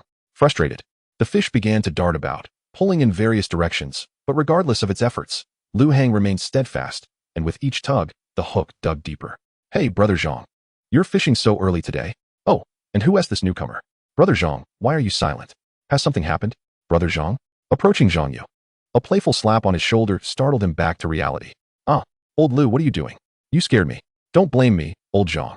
I called your name several times, and you didn't respond. What were you so engrossed in? Little Lu has hooked a big fish. And I was just trying to learn by observing. This newcomer is called Little Lu, huh? Why didn't you warn him to secure himself with a rope? It's too dangerous without safety measures. If he falls in, he'll disappear without a trace. Don't underestimate Little Lu. Despite his youth, he is quite capable. Just look at how bent his rod is. Indeed, judging by the rod's curvature, it seems he has caught at least a 30-pound fish. It's a significant catch. But you know there are catfish in this reservoir weighing 1 to 200 pounds. It's perilous if he accidentally gets pulled in. 30 pounds. You underestimate Little Lu's fishing rod far too much. Just moments ago, he successfully caught a catfish weighing over 100 pounds. At that time, the rod was merely bent slightly, and now, I suspect this fish weighs at least 150 pounds. 150 pounds? Are you joking? You and I both know how immense the pulling force of a catfish can be. When we struggled with that 120-pound catfish, the three of us could barely bring it up, and one of us was even dragged down. Had we not secured it with a rope, old Joe might have met his demise in this reservoir. All right, enough talk. Just watch. Given how Little Lu is battling with the fish, it surely won't be small. Once he reels it in, you can witness it for yourself. Subsequently, the two fell into a contemplative silence, observing Lu Hang maintaining a peculiar stance, utterly still, while the fishing line on the rod swayed back and forth incessantly. As they watched the stalemate between the man and the fish, time ticked away slowly. After more than an hour, Lu Hang remained unchanged in his position, while more and more anglers gathered around the reservoir, all congregating near Zhang Yu, each sitting on their fishing boxes or folding stools, entranced by the standoff between Lu Hang and the fish. If someone were to sell watermelons at that moment, it is likely that everyone would eagerly purchase them. Sensing the diminishing resistance on the rod, Lu Hang was acutely aware that the fish beneath the water was growing weary. No matter its size, as long as the fish could not pull him, its strength would only wane. After all, the deeper the hook penetrated as the fish struggled, the more pronounced its exertion would become. Futile struggles would only exhaust the fish further. Another half-hour passed, and Lu Hang could hardly feel any resistance on the rod.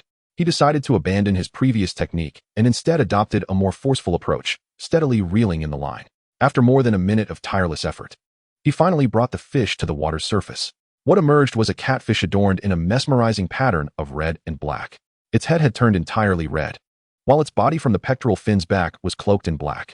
Gradually, Lu Hang pulled the fish closer to the shore.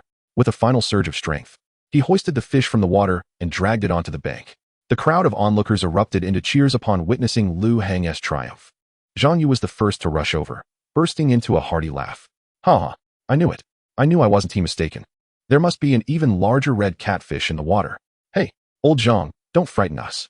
You can prove you saw it, but was that really necessary? Exactly. Old Zhang, even if you validate your claim, it doesn't mean you can reel in the fish yourself. Old Lu, old Chun, you simply don't understand. You have no idea how disheartening it is to be doubted, to be accused of boasting when you are telling the truth. All right, old Zhang. If all else fails, just ask Little Lu for a photo with the catfish. Next time someone says you're exaggerating, you can whip out the picture. Oh yes, I almost forgot. Zhang Yu exclaimed, scampering over to Lu Hang. Little Lu, may I ask for a picture with you and your fish? You know I saw that enormous red tail. And everyone doubted me. This fish is clearly a descendant of that one. I just want to capture the moment, you understand. It's a small matter, old Zhang. Go ahead and take your pictures. It's not a big deal, Lu Hang called out loudly. Those who wish to take a photo with the fish, from a line. Each person can take a maximum of 5 shots. Once you're done, I'll be taking the fish home. As Zhang Yu embraced the fish's head, he realized he couldn't lift it. It was far too slippery and heavy. This fish weighed at least 200 pounds. If only there were a scale here. They could verify it. I never expected this young man to be so remarkable. The last time a large fish was caught here was 8 or 9 months ago, and it was merely an 80-pound catfish. Who would have thought this young man would land a 200-pounder? Remarkably surpassing the previous generation. I'm getting old. I can't compete with today's youth. Cut it out, old woo. As if you caught a 200-pound fish in your youth. I've never caught a 200-pound fish, but I did reel in a 20-pounder. That's just a zero off. Round it up, and it's practically the same. Ha ha ha. Indeed, it's just one digit apart. But don't you think? This half-red, half-black fish might be a mutation. Perhaps old Zhang's claim of seeing a 1-meter-long red tail was indeed true. This reservoir has existed for at least 200 years. My great-great-grandfather fished here when he was young. I didn't believe old Zhang's tale of a red fish back then, but seeing this half-red fish today makes me wonder if a fully red one is truly possible. Do you think there might be catfish weighing over 1,000 pounds in this centuries-old reservoir? The person who fell in might have been consumed by one of them, which is why they were never found. Catfish tend to burrow into holes when scared, making them nearly impossible to locate underwater. Strangely enough, old Zhang did claim to have seen a 1-meter-long tail. Who knows which part he actually saw? It could have been much larger. Alright, enough chatter. It's my turn to take pictures. Come on, old Wang, help me capture this beautifully. Click, click, click. After 5 or 6 minutes, everyone had taken their photos. Lu Hang then retrieved the fish he had kept in the protective net and placed it within. With both fish in tow, he departed. He was aware that there must still be larger fish in the reservoir, but his bait was nearly depleted, and the little that remained would scarcely suffice to attract more. Thus, he casually tossed the remnants into the water. With so many people around, it would be challenging to transport a large catch later. And he couldn't simply use his system's storage space in front of everyone. It was better to leave with the 2 fish he had caught and return to fish another day. He would eventually exhaust the supply. Although he was uncertain how many large fish remained, old Zhang had mentioned the possibility of an immense red catfish, boasting a tail over 1 meter long. If that tail was merely a segment, the fish could exceed 8 meters in length. If it referred to the distance from the dorsal fin to the tail, it would still measure over 4 meters. If it were indeed over 8 meters, Lu Hang realized he might not be able to reel it in. A fish of that size would weigh at least 500 to 600 pounds. If it was only over 4 meters, it would still weigh over 300 pounds. A feat he could manage to catch. However, if it were in the range of 500 to 600 pounds, he would have no choice but to concede defeat. Upon leaving the reservoir, Lu Hang walked until he reached an isolated area, where he discreetly stored the 2 fish in the system's storage space. He recalled passing through a small town on his way here, situated roughly 2 to 3 kilometers from the reservoir. Once he arrived at the town, Lu Hang immediately sought out a hotel and booked a room for 3 days. After washing up, he realized, in a moment of impulse, that he had not brought any mode of transport and thus relied solely on his legs for the journey.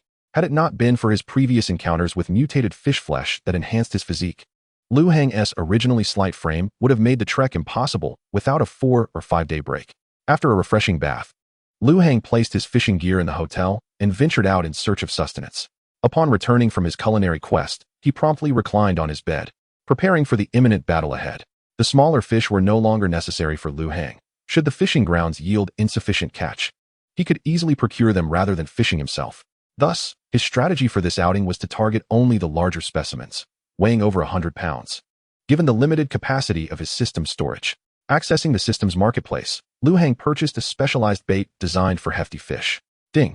The transaction was successful. He had acquired bait for large fish, expending 150 system points, leaving him with a remaining total of 213 points. With the bait secured for the following day, Lu Hang indulged in some video gaming, unaware of when he drifted into slumber. His sleep was deep and restorative, as the fatigue from 2 consecutive days of travel weighed heavily upon him. Having camped outdoors without sufficient rest, and with summer's warmth enveloping the nights, Lu Hang found that without a tent, he could indeed enjoy a cool night's sleep, though the mosquitoes would be abundant, potentially leaving him slightly plumper upon waking. If he were to remain asleep, he might find himself feasting at the children's table, as competing for space at the adults' table would prove futile. He had to sit where he could secure a meal. When Lu Hang awoke, it was well past noon the following day. Glancing at his phone, he was momentarily disoriented. Who was he? Where was he? What was he doing? He asked himself these 3 questions in rapid succession. And had it not been for the 24-hour format displayed on his device, he might have doubted he had slept for more than 3 or 4 hours. In truth, he had slumbered for a full 15 hours. Rising from his bed, an overwhelming hunger struck him. After freshening up, he made his way directly to a restaurant. At the modest Shark County eatery, where the average expenditure was merely 18 yuan per person, Lu Hang managed to consume a staggering 126 yuan's worth of food. Post-meal, he returned to the inn, retrieved his fishing box, and headed back to the reservoir. Upon arrival, he was greeted by a crowd gathered near the water's edge, where police tape cordoned off the area. "Excuse me, what has transpired here? Is fishing still permitted?" he inquired. "Brother, are you still contemplating fishing? You must not be aware that someone died here yesterday afternoon." A group of anglers was fishing, and 3 of them were suddenly pulled under. Once they fell into the water, they vanished. The police were alerted, and they searched throughout the night, but no bodies were recovered. "I can't fathom why you fishermen continue coming here, knowing something is amiss with this reservoir," came the response. "I know those 3. They have been fishing here for years. It's shocking that they are gone." Indeed, one of them was quite amiable, always looking out for fellow anglers. I believe his surname was Zhang. It's hard to believe he is no more. Zhang. Was his name Zhang Yu? Yes, that's him. A genuinely good person who would often lend ropes to those who forgot theirs. The other 2 were decent as well, they were close friends. And now they have all perished together. Listening to the conversation, Lu Heng gleaned the essence of the tragedy. It appeared that after he had departed yesterday, Zhang Yu and his companions continued fishing. Zhang had hooked a large fish, and when his friends rushed to assist him, the fish's strength proved overwhelming, dragging all 3 into the depths. Once submerged, they seemed to vanish as if a great whirlpool had claimed them, prompting nearby anglers to call for help. The police had cordoned off the area and continued searching until the afternoon, yet no sign of the missing men had been found. Realizing the gravity of the situation, Lu Heng concluded that fishing at this reservoir would be unwise for the foreseeable future. Even after the police departed, he surmised that this area would remain off-limits for some time. He turned back towards the town, heading directly to a shop specializing in electric scooters. After much deliberation, he selected a blue model, aptly named Old 6. Given the current circumstances, a change of scenery for fishing was in order. He had learned from his previous experience that walking long distances was not sustainable. After a dinner that evening, Lu Heng returned to the inn early. Opening the system panel, he purchased a 100-pound fish-finding card. Ding! The transaction was successful, costing him 100 system points and leaving him with 233 points. Observing his dwindling points, he sighed, pondering when he might achieve freedom from point constraints. That night, he retired early, reflecting on the unsettling events that had transpired since his arrival, having only just befriended a few anglers, only to find them lost to the depths. What could possibly lurk beneath the surface, causing such sudden disappearances? Surely, there could not be a whirlpool below. The next day, Lu Heng awoke early. After a thorough cleansing, he utilized the fish-finding card he had purchased the previous night, causing the disappearing arrow to reappear before him. Descending the stairs and retrieving his fishing box, he loaded it onto the fully charged electric scooter and followed the direction indicated by the arrow. After 3 days of intermittent travel, Lu Heng finally reached his destination. Initially, he had anticipated another reservoir, but after riding for just a day, he discovered that the path required him to venture into the mountains. With no other options, he found a suitable spot to park the scooter and proceeded on foot. After 2 days of trekking, he successfully discovered a lake nestled deep within the mountains, at which point the guiding arrow vanished. Beholding a lake twice the size of the one behind his home, Lu Heng felt a surge of pressure. A larger lake signified richer resources and, consequently, larger fish. He found an open area to set down his fishing box. This time, he refrained from immediately using the specialized bait for large fish. Instead, he opted for his family's all-purpose bait. In this unfamiliar lake, employing high-grade bait could potentially attract a colossal creature weighing close to 1,000 pounds, transforming his fishing expedition into a mere act of feeding fish. Having prepared his fishing spot, Lu Heng set up his tent at a distance from the lake and returned to his fishing area, where the bait was already bubbling enticingly. He readied his reinforced fishing rod, baited it with the all-purpose mixture, and cast it confidently into the waters. As he awaited a bite, 5 minutes passed, then 10, then 15, then 20. An hour slipped by, and despite the increasing bubbles in the fishing spot, his bobber remained utterly still. As Lu Heng succumbed to a brief slumber, the moment his head dipped once more, he felt a sudden tug on the fishing rod in his grasp. Instantly, he was jolted awake, lifting the rod with fervor. Huff, huff, huff. Aha, it seems I've hooked quite a hefty catch. Huff, huff, huff. It's rather weighty. It appears I must exert some effort. With a determined yank, he pulled the rod back sharply. As the fish drew nearer to the water's surface, it began to thrash. Sensing the mounting pressure on the line, Lu Heng, feeling a surge of strength, exerted himself, and it was as if a gust of wind swept through him. With a grunt, a prominent vein bulged on his forearm. The terrain near the lake was quite soft, and as Lu Heng strained, his feet sank several centimeters into the ground. As both the man and fish exerted their strength, the fishing rod, enhanced by the system twice, gradually bent, transforming from a slight curve to a crescent, then to a half moon, and finally into a full moon. Indeed, the lake harbored great fish, and this one was no exception. Was it merely a contest of strength? Who would shy away? The 18 techniques of fish landing. First technique, steady as a rock. With this technique employed, Liu Hang's footprints sank deeper into the earth, while the rod's arc began to revert slightly from a full moon back to a half moon. After more than half an hour of this tug of war, the rod transitioned once more from a half moon to a crescent. Observing the rod's return to its former state, Liu Hang realized the fish was becoming fatigued. His opportunity had truly arrived. He reeled in the line, watching as the fish drew closer to the shore. At last, he beheld his catch, a 3-meter-long, approximately 220-pound Chinese perch. "You filthy fisherman, let go of me. Do you dare to let your big brother eat you?" "What?"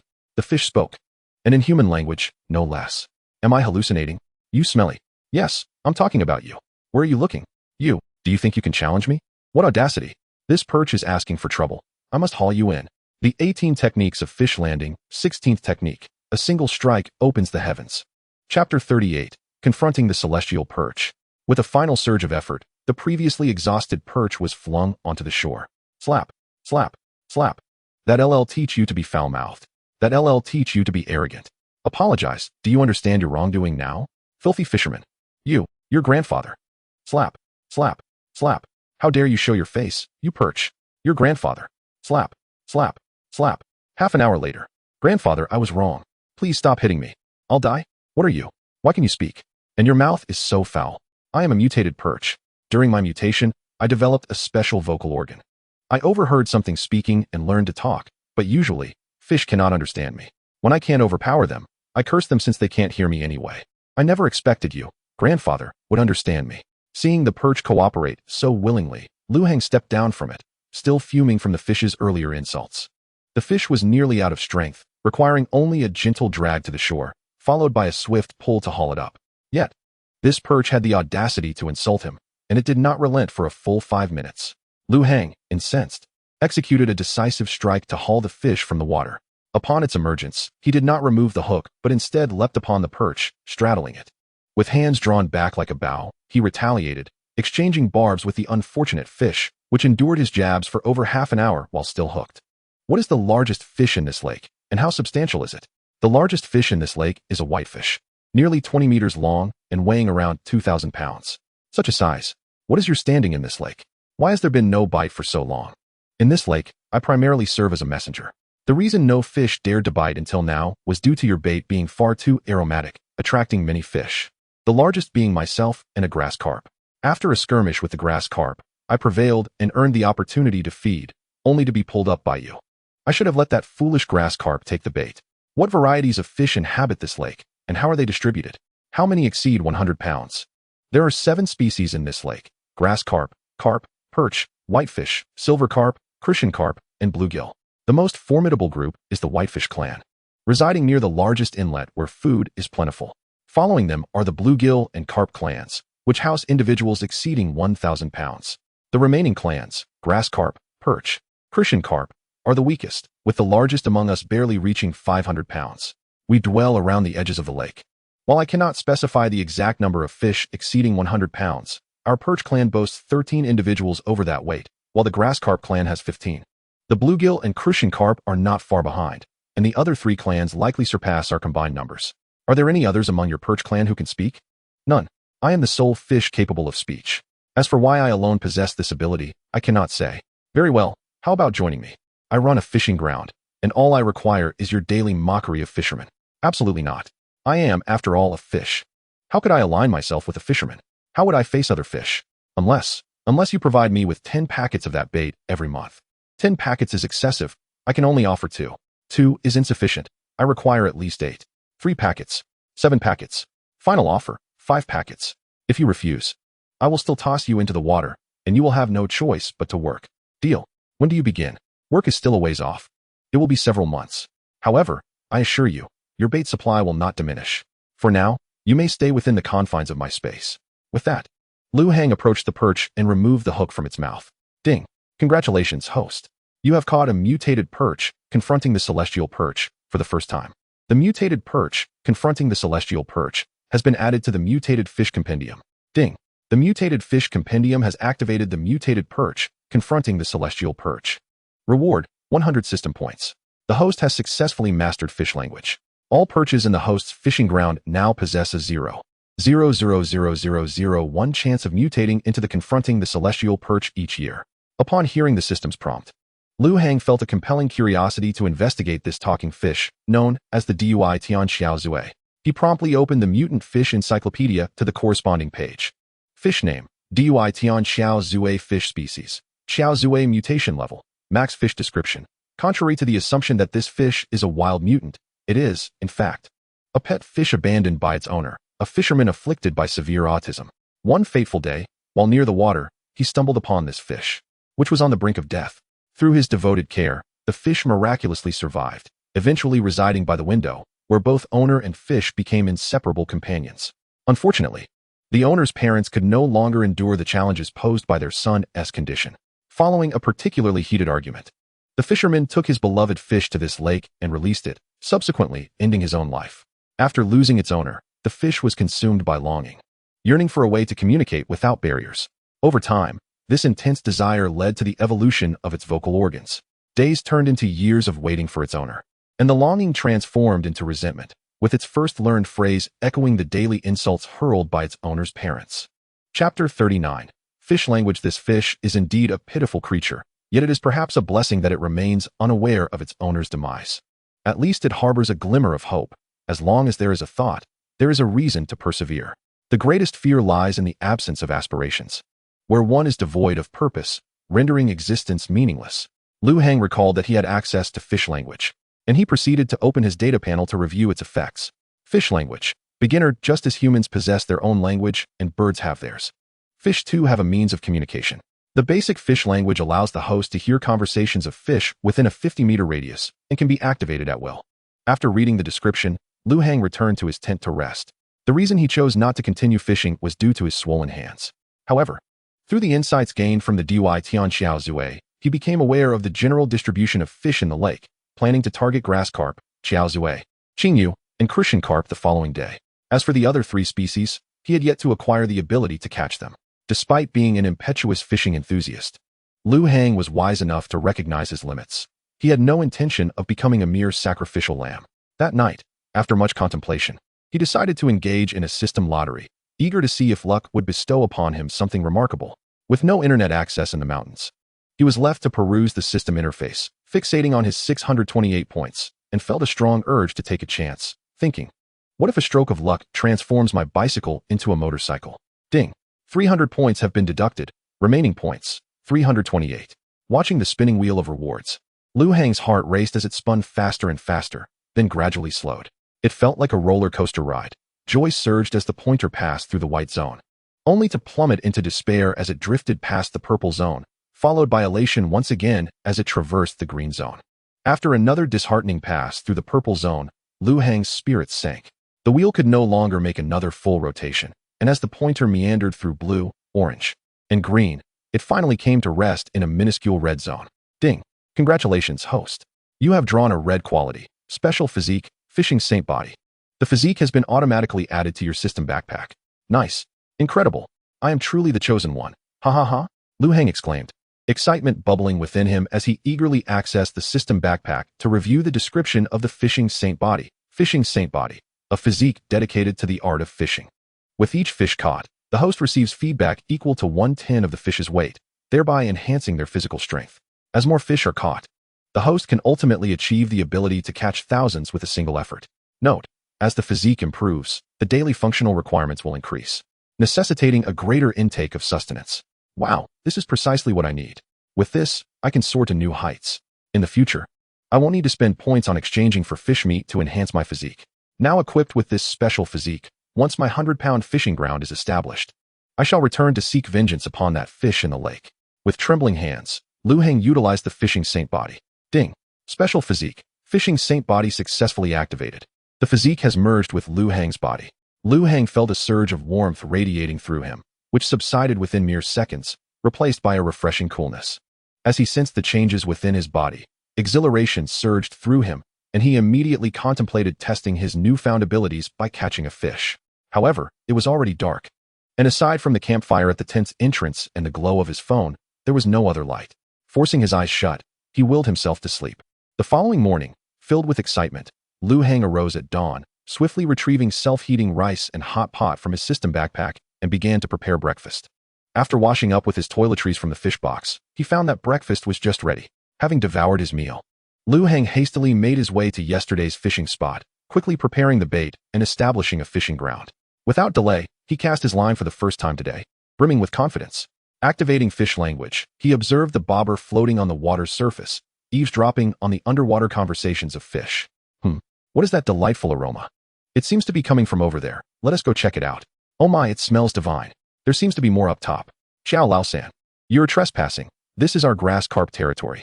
Xiao Lao Lu, what nonsense are you spouting? This is clearly our Xiao Zue territory. Haven't we taught you enough of a lesson yesterday? Still at it. Your Xiao Lao Ba, who speaks in that peculiar language, was caught by the fishermen yesterday. Xiao Lao Ba was never particularly skilled. It was only a matter of time before he was hooked. But this is our Xiao Zue territory. If you dare to challenge us, let's settle it in a fight. What sort of skill is fighting? Look above, do you see that hook? It belongs to the same fisherman as yesterday. If you have the guts, go ahead and bite it. If you can pull that rod down, this territory is yours. Fine. You have a deal. I shall hold you to your word. A promise made is not easily broken. If you can cause the fisherman to snap his rod, this territory will be yours today. As they were busy eavesdropping, suddenly, Lu Hang's fishing rod was yanked downward with a forceful tug. Lu Hang reacted swiftly. Realizing it was the Xiao Lao-san from the quarrel that had taken the bait, he yanked the rod upward with vigor. It's on. The sound of the line zipping through the water filled the air.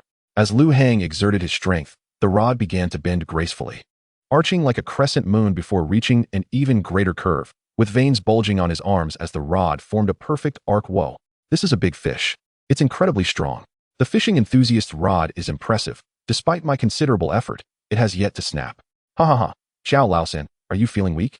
You can't even break a simple fishing rod. Xiao Lao-lu, refrain from your sarcastic remarks. Just watch me. Since the rod won't break, then you, fishing enthusiast, must come down. I'm serious now. You need to come down. Oh dear, this fish is rather bold. It seems intent on dragging me under. Chapter 40. The initial experience with fish language. A hefty fish of over 100 pounds. It seeks to pull me down. Since you wish to tug, I shall indulge you to your heart's content. The 18 fish techniques. First technique, steady as an old dog. What is happening? Why can't I pull it anymore? Xiao Lao-san, when did you become so pathetic? You claimed you could bring down the fishing enthusiast. How is it that you can't even exert any force? It turns out you are but a small fish. You can't even break the fishing enthusiast rod. You might as well concede defeat and let our grass carp clan take this territory. And please, don't boast to other fish about being a 100-pound big mouth. It's truly disgraceful. Second tone. Keep your eyes peeled. The old big mouth is burrowing into its lair.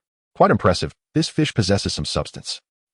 Lu Hang exerted himself once more, causing his legs, which had merely been standing still, to sink into the ground a bit further. He gripped the rod tighter, feeling the incessant tugging, realizing the fish had begun to muster its strength. If he could last a little longer, this big mouth would surely concede defeat, and subsequently, he would have no chance of reeling in another grass carp. Gazing at the vast expanse of the lake, Lu Hang understood that he would not be leaving this place anytime soon. Extracting his feet from the earth, he turned around, gripped his fishing rod firmly with his right hand, and suddenly cast it forward. The 18 fish techniques, 16th technique, opening the heavenly gate. With a powerful thrust of Lu Hang's right hand, a 5-meter-long big mouth was hurled onto the shore. A 300-pound big mouth, firmly under control. Ding! Congratulations, host. You have caught a mutated big mouth, double-horned big mouth. The mutated big mouth, double-horned big mouth, has been added to the mutated fish encyclopedia. Ding! The mutated fish encyclopedia. Mutated big mouth, double-horned big mouth, has been activated. Reward system points, 100. Every year, there is a 0.01 chance that all big mouths in the host's fishing ground will mutate into double-horned big mouths. Ding! Congratulations, host. You have caught a 363-pound double-horned big mouth, activating the fishing saint body. Granting a feedback of 3, increasing strength feedback by 1089 pounds.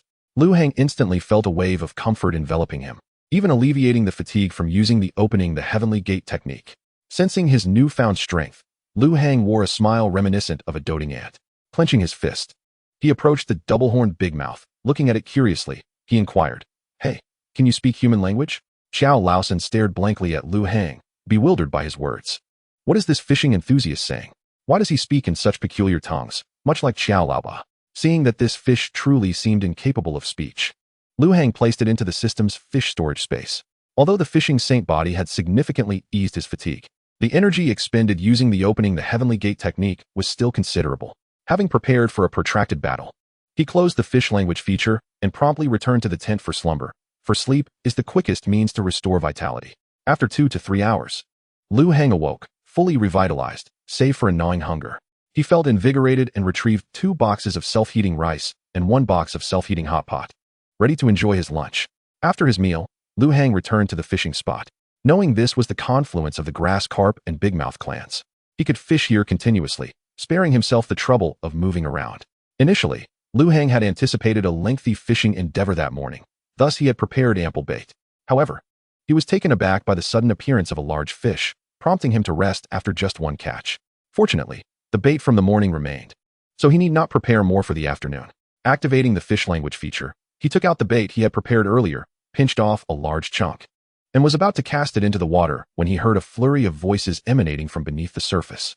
Xiao Laolu, where have you taken our Xiao Laosan and Xiao Laoba? Bring them out obediently. Do not provoke a war between our bigmouth clan and your grass carp clan. Xiao Laosi, I told you, your Xiao Laosan and Xiao Laoba were caught by the fishing enthusiast. It has nothing to do with our grass carp clan. Do not stir trouble here. If it comes to war, our grass carp clan is not to be trifled with. Xiao Laolu, it seems we bigmouths have lived in peace with you grass carp for too long, leading you to forget that we are carnivorous. It has been nearly a decade since a fishing enthusiast has graced our waters. You claim that Xiao Laosan and Xiao Laoba were taken by the fishing enthusiast. Even liars should have a sound excuse. Xiao Laosi, while it is true that your bigmouths are carnivorous, our grass carp clan has 2 more elders over 100 pounds than you. Now that you have lost Xiao Laosan and Xiao Laoba, you are down 400-pound fighters. Do you genuinely believe your bigmouth clan can emerge unscathed from a conflict? So what? Rather than have your grass carp clan eliminate our 100-pound fighters one by one, we might as well confront you directly. Even if we are outnumbered, we will not go down without a fight. I believe the other 2 groups will not spare you either. Listening to the argument between the 2 fish below, Lu Heng grew anxious. If both factions truly engaged in battle and perished, where would he fish for large catches? He hurriedly retrieved the bait he had prepared earlier from the side compartment and tossed a hefty chunk into the water. He then pulled out his fishing rod from the system backpack, attached the bait, and cast it out. As he observed the bait slowly sinking, Lu Heng remained poised to reel in at any moment. At least 2 large fish were beneath. Xiao Laosi, did you see? The fishing enthusiast has begun casting bait again. If you don't believe me, you can go test it yourself, but I fear you may not return. Humph, do not assume I am oblivious to your provocation. However, the fishing enthusiast has reappeared. I must inform the clan leader. This bait will be a boon for your grass carp. Watching Xiao Laosi depart, Xiao Laolu calmly began to feast on the bait below. Awu, awu, awu. Truly, the bait of the fishing enthusiast is exquisite. It is delightful. How long has it been since I've tasted something so delectable? The last time was 5 or 6 years ago. Children, do not eat the bait floating on the surface. Focus on the bait at the bottom. Leave the surface bait for the returning bigmouth clan. We shall watch as the fishing enthusiast helps us eliminate the 100-pound elders of the bigmouth clan, and then we can seize their territory. Chapter 41, a second clash with the bigmouth clan. Xiao Laosi, are you jesting? Xiao Laosan and Xiao Laoba have truly been caught by the fishing enthusiast? Indeed, chief. At first, I was incredulous. I initially thought Xiao Laosan and Xiao Laoba were hidden away by the grass carp clan, and I was about to confront Xiao Laolu. Suddenly, a plethora of peculiar and aromatic bait began to rain down from above, with some floating in the middle of the water, and I noticed some of the bait had hook-like objects among them. Unexpectedly, the angler who had vanished for several years has returned. 4th brother, take 5th and 6th brothers with you and drag this angler down. Let him experience the strength of our Chazue clan. Anyone daring to oppose us will meet such a fate.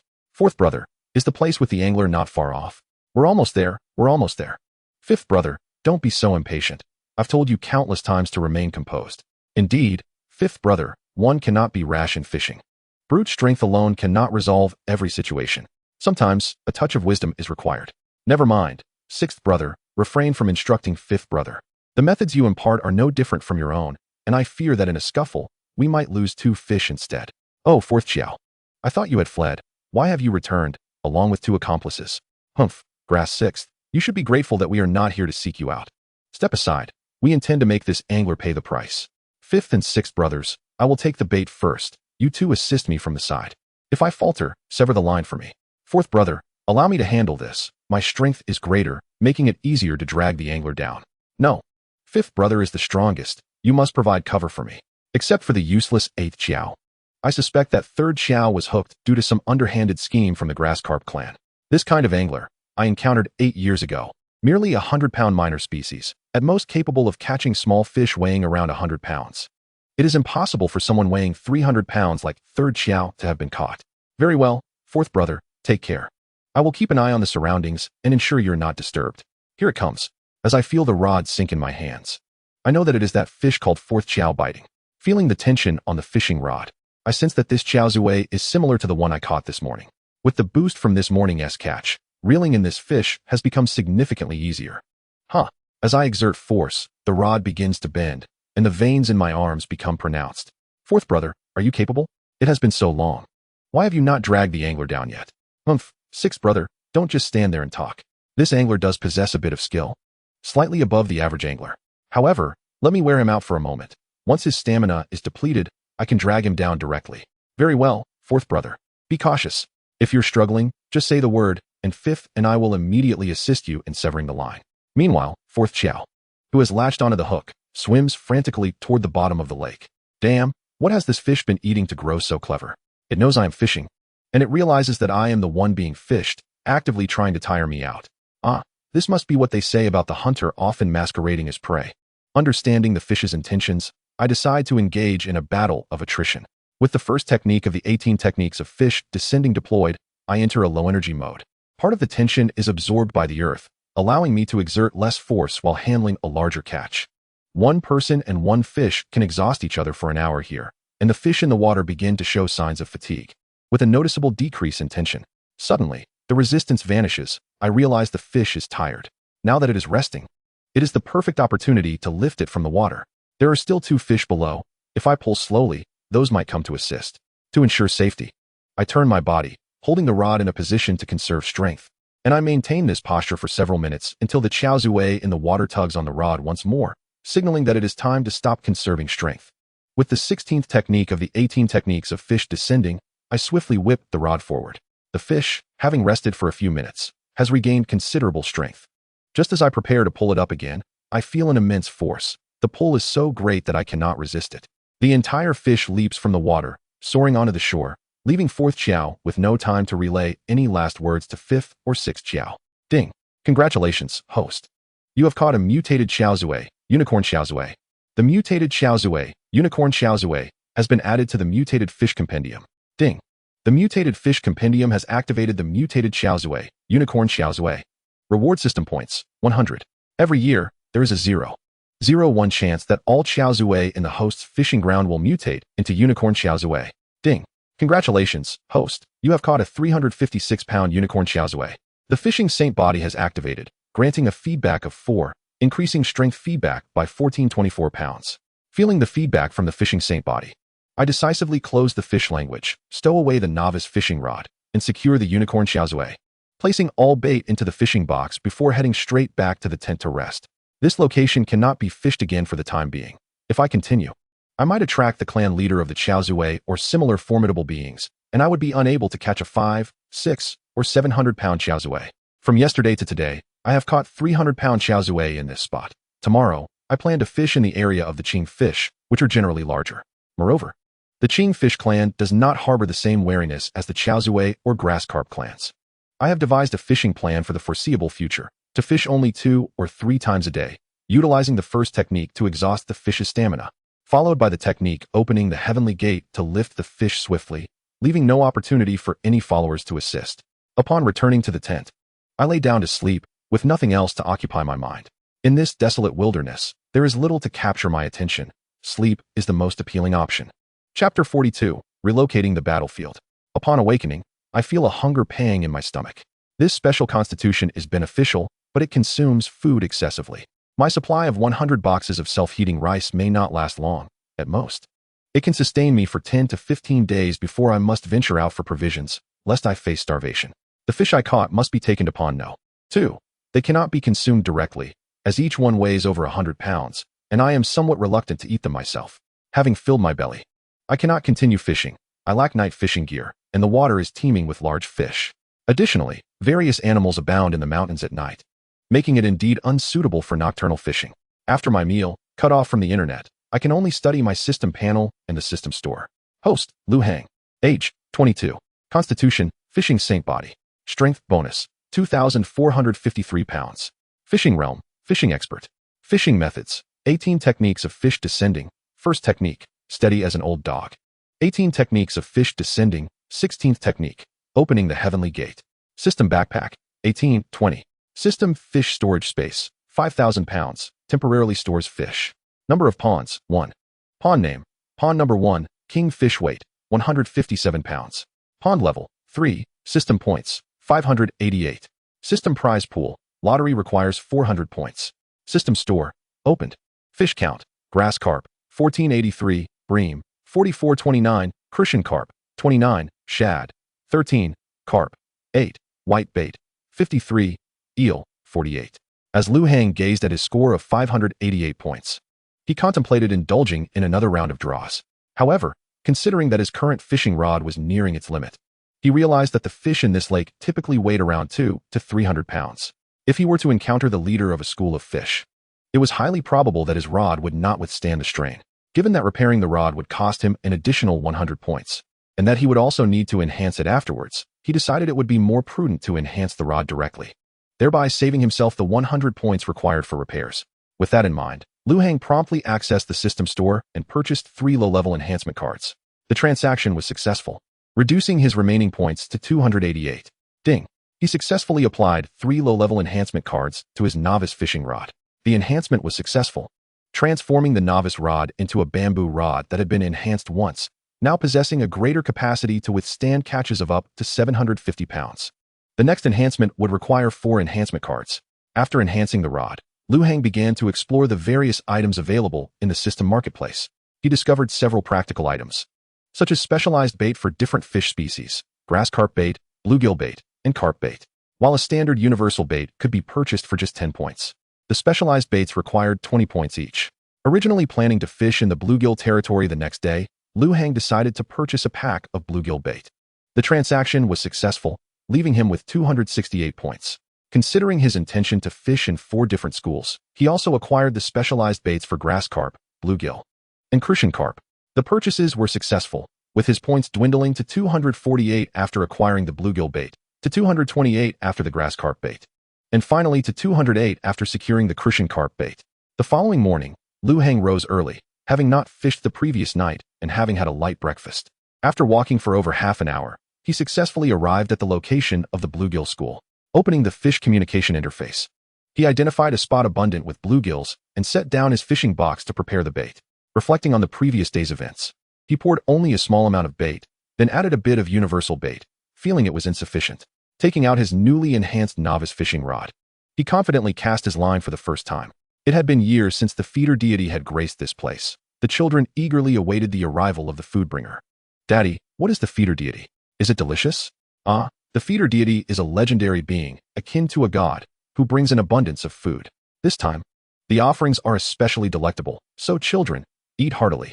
Yet, after the feast, the children must also spend some time entertaining the feeder deity, for if the deity is pleased, it will frequently return. But playing is not something you children need to concern yourselves with. You'll learn how to play when you grow up. Okay, Daddy. This food from the feeder deity is truly delicious. I've never tasted anything like it before. All right, children. Continue enjoying your meal while I entertain the feeder deity for a while. Just then, Lu Hang chuckled to himself, realizing the fish had mistaken him for a deity. So be it, I now forge a bond with you, bluegills. Hearing one of the fish express a desire to play with the feeder deity, Lu Hang sensed a bite. He swiftly turned, gripping the rod firmly as he felt the tug. In an instant, he cast the rod forward. The 18th fishing method. The 16th cast, a gateway to the heavens. A large bluegill, approximately 6 meters long, was pulled onto the shore, leaving Lu Hang in awe. Thankfully, this fish had bitten out of mere curiosity. Had it been fully engaged, he might not have been able to reel it in, as it clearly weighed at least 400 pounds. Ding! Congratulations, the host has caught a mutated bluegill, bluefin bluegill. The mutated bluegill has been added to the mutation fish catalog. Ding! Mutation fish catalog activated. Mutated bluegill, bluefin bluegill. Reward, 100 system points. There is a 0.01 chance for all bluegills in the host's fishing area to mutate into bluefin bluegills annually. Ding! Congratulations, the host has caught a 461-pound bluefin bluegill. The divine fishing body has activated, granting a feedback of 10 increasing strength feedback by 461 pounds. Wow, I've struck gold, Lu Heng exclaimed, reveling in the euphoric sensation coursing through his body, only to be interrupted by a sudden pang of hunger. Delighted, he laid out a picnic blanket from his system backpack and began heating several boxes of self-heating rice. During the heating process, he continued to cast the remaining bait into the water. Chapter 43, Utter Madness. Delicious, delicious. Daddy, the food from the feeder deity is truly exquisite. By the way, Daddy, how does the feeder deity manage to bring forth such delectable offerings? Daddy, where has he gone? Old Five, the leader has an announcement. You must come at once. Children, has anyone seen where your father went? Uncle Lu, we don't know where Daddy went. We were just enjoying the food gifted by the feeder deity. Daddy said he would play with the deity for a while, and when we turned around, he had vanished. We are searching for him too. This is bad. Your father might be in trouble. I arrived too late. Children, stop eating and move away from here. These offerings must not be consumed any further. But Uncle Lu, why can't we eat this food? It smells so good. Just one more bite. Your father may have encountered danger. Move away now. I'll go fetch the leader. What did Uncle Lu just say about danger? Never mind. I didn't catch that. Just one more bite. Little N, there's more over here. Come eat this. Leader, this is bad. I arrived too late. By the time I got there, Old Five had already been taken by the fisherman. I recall Old Five weighed over 400 pounds. How could he have been taken so swiftly? Just moments ago, I heard that several bluegills from the bluegill clan were also caught by the fisherman. I intended to warn you to be cautious. And now we've lost one in the blink of an eye. Everyone, return to your respective areas and look after the children. Do not let them consume the fisherman's bait. Leader, that may be difficult this time. It appears the fisherman's bait is specifically designed to attract us. The children are simply unable to resist the alluring aroma. Perhaps only bluegills weighing over 100 pounds can withstand the temptation.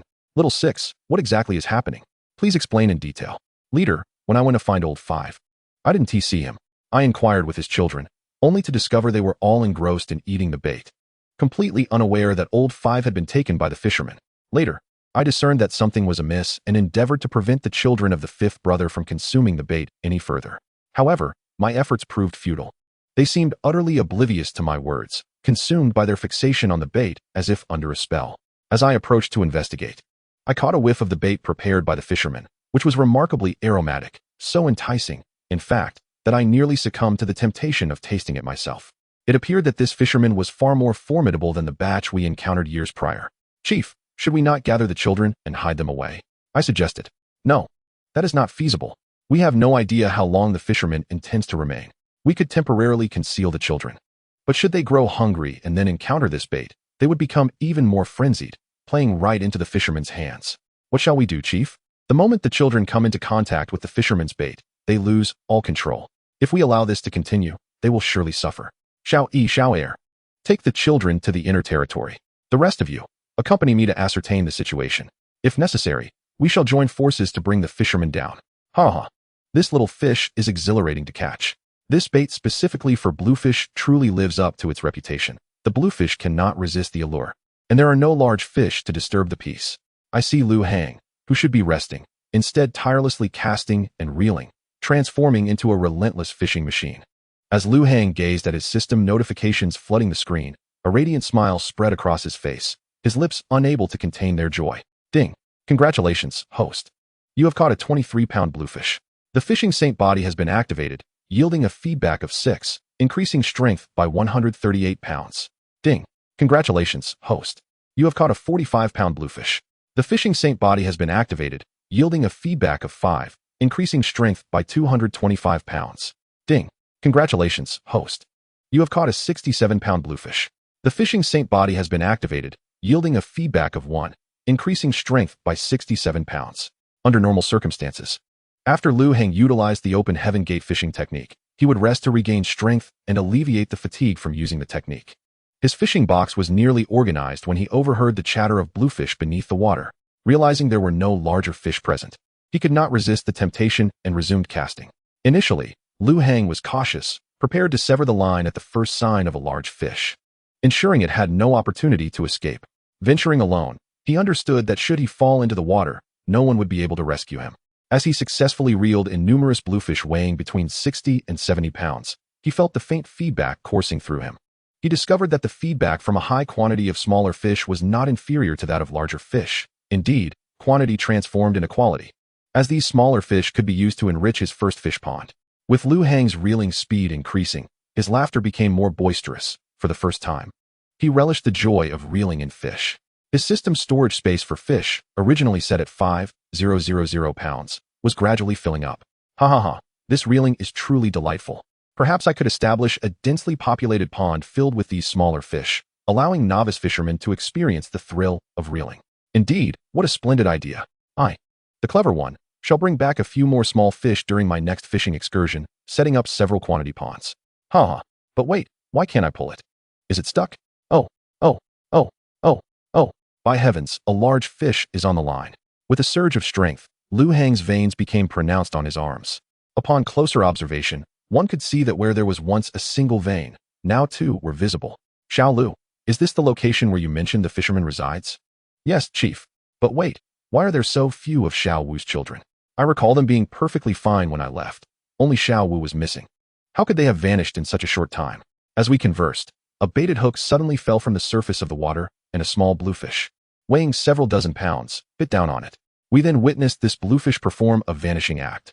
Chapter 44. Fortune does not come in pairs. Misfortune does not arrive alone. Xiao Air, you are the largest bluefish aside from Xiao Yi. Go and test the strength of this fisherman. We shall keep watch from the sidelines. Should you falter, we will rush in to sever the line. Understood, Chief. I'm off now, big brother. Xiao Air, keep a close eye on me. As the hook sank with the bait, Chao Sanling immediately bit down, feeling the subtle tug, followed by another pull on the hook. Realizing the fisherman had exerted force, Chao Sanling surged towards the depths of the lake. Just as Chao Sanling propelled forward, the pulling force vanished, and the fish dove into the mud. Blast! I got overly excited and failed to notice the large fish. Although I have regained some strength, I cannot activate the open heaven gate technique again. Merely draining energy serves no purpose, especially with other large bluefish lurking. Once this fish tires, the others will come to its aid. Understanding that he could no longer reel in this large bluefish, Lu Hang decisively abandoned the attempt and cut the line. After organizing his fishing box, Lu Hang carried it back to the tent, where he packed up and made his way toward the mountain. The fish storage space in his system was nearly depleted, having filled 674 pounds of the original 5,000 pound capacity, leaving him with only a scant 300 pounds of space. Two areas of the lake had become difficult for fishing, and with space running out, he planned to return home, deposit the bluefish into his first pond, and check on the progress of the second pond. After spending 2 days traversing the mountains, Lu Hang sought out the small electric scooter he had recently purchased. As he approached the parking area, he rummaged through his pockets for the keys, finally locating them after a prolonged search. However, upon reaching the spot where he had parked his scooter, he found it was not as he had imagined. Instead of his scooter locked beside a tree, he encountered only a wheel secured with a chain.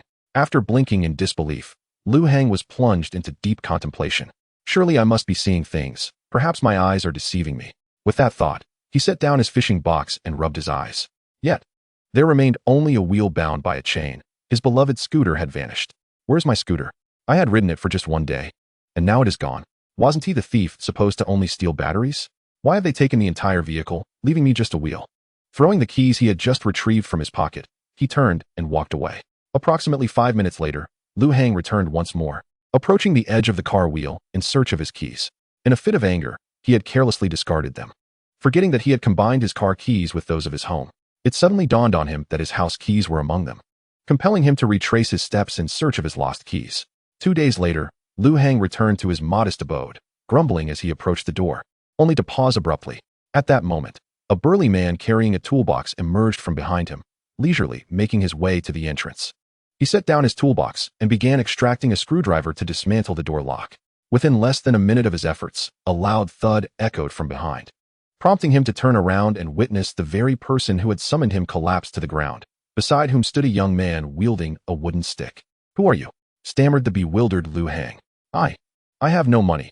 I am merely a locksmith summoned to replace the lock." The young man, Chuaran, who had unintentionally knocked Lu Hang unconscious, was equally taken aback. As he observed the trembling locksmith, a flurry of thoughts raced through his mind. Oh no, I struck my boss. What if he is gravely injured? Could he possibly die? If he survives, will he become a vegetable? Should I then hire a caregiver for him? How much do caregivers cost monthly? Will my salary suffice to cover their wages? Perhaps my boss has not only become incapacitated, but may also have suffered a concussion from my blow. I was quite forceful. Would he forget the incident entirely? If he suffers amnesia, He might not remember I was the one who struck him. But should I give him another hit? No, that could lead to unforeseen consequences. As the young man stood frozen with the stick in hand, the locksmith, paralyzed by fear, found his voice faltering.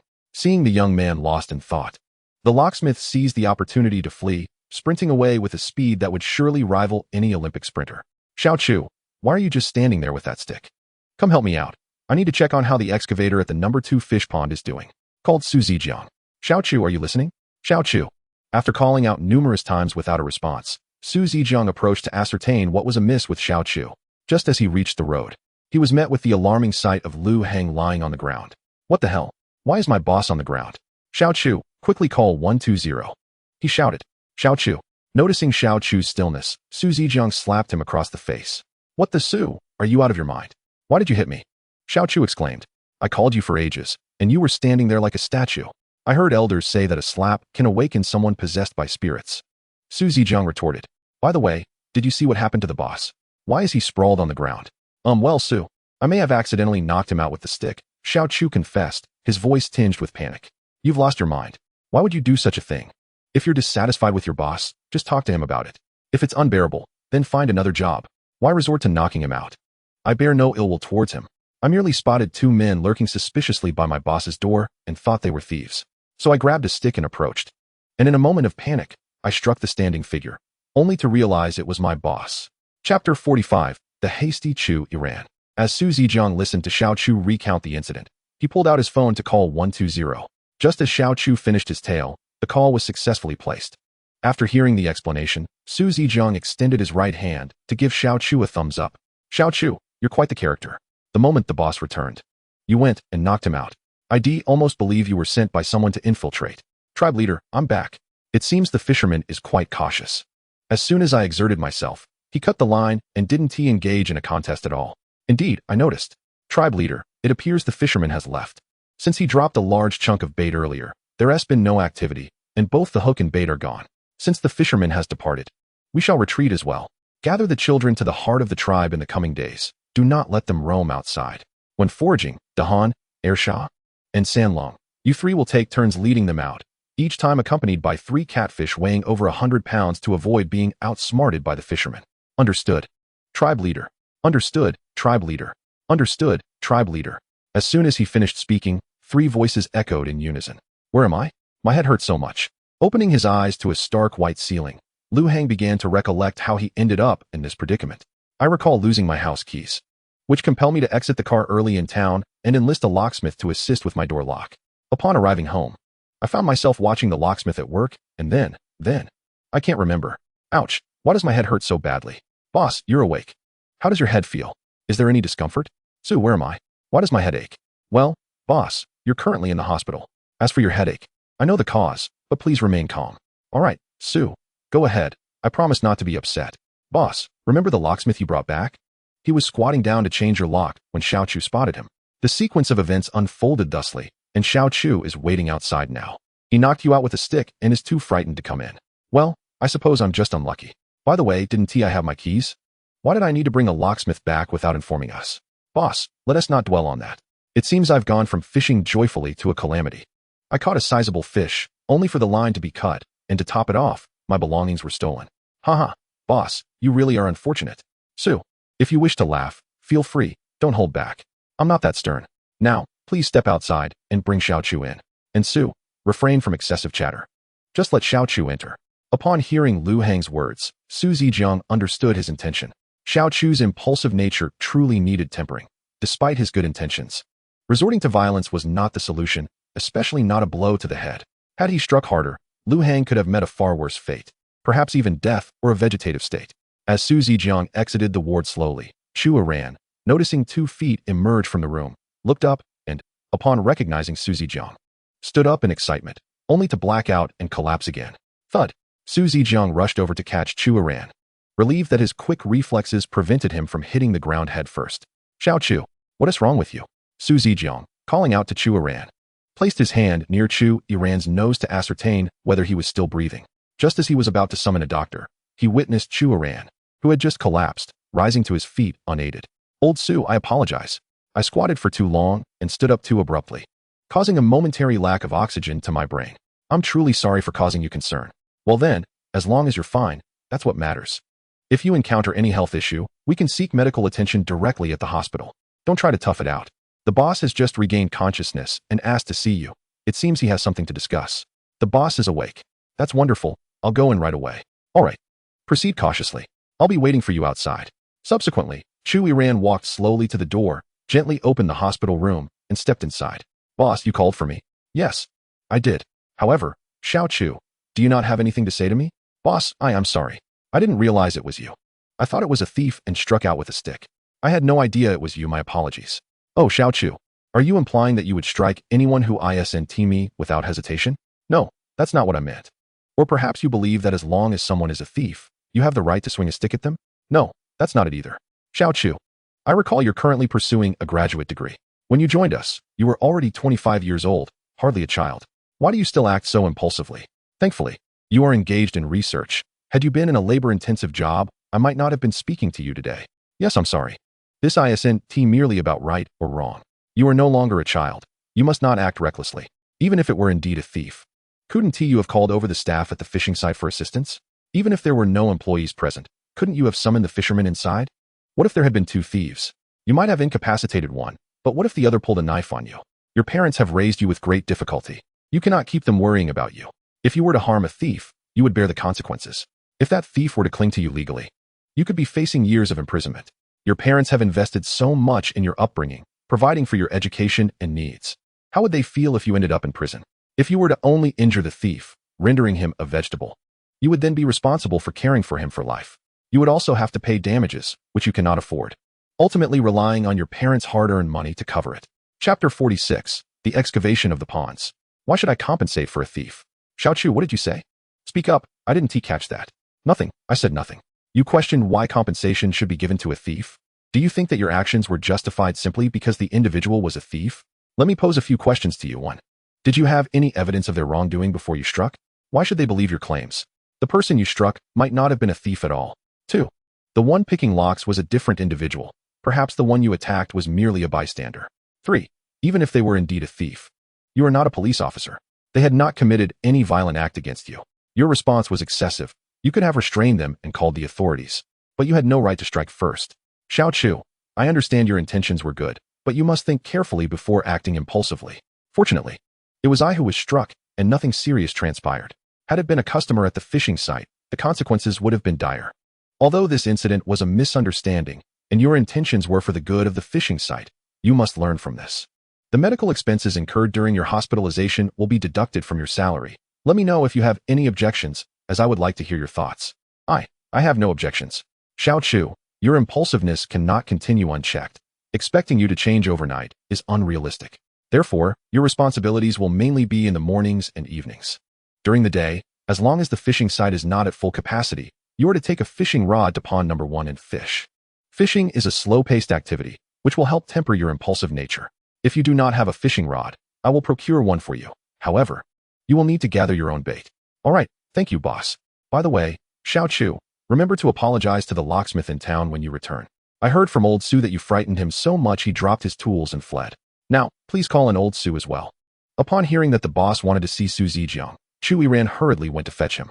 Outside, Su Zijiang, realizing that Chu Yiran beckoned him, understood that the boss had finished his reprimand and followed Chu Yiran back into the hospital room.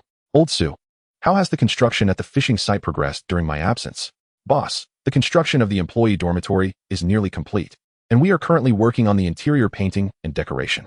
Additionally, at your request, I have doubled the number of excavators for pond number 2, which is now approximately 70 complete, though the costs may exceed our initial estimates. Costs are not a concern. Just inform me of any discrepancies. The priority is to expedite the excavation.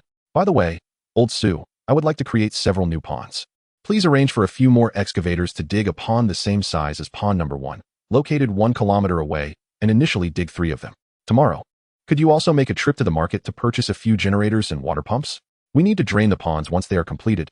As my previous pump has long been out of order, let us start with 20 units, and we can acquire more later if necessary. When you have a moment, calculate the costs and let me know how much more we need for pond number 2. Understood, boss. I will handle it tomorrow. Boss, we have successfully filled all the employee positions we discussed. While you were away, labor contracts were not signed. That is fine. After I'm discharged in a couple of days, arrange for them to come in and sign the contracts. Additionally, after the incident with Xiao Chu, I realized that we indeed need security at the fishing site. Please hire a few security personnel to work in shifts, primarily to prevent Xiao Chu from rushing in with a stick should a similar situation arise. They can also patrol the fishing grounds to deter any theft or illegal fishing. Following this discussion, Lu Hang remained hospitalized for 3 days for observation. After confirming that he was fine, he was discharged. Even the doctor was astonished, having sustained such a severe blow, yet suffering no lasting damage.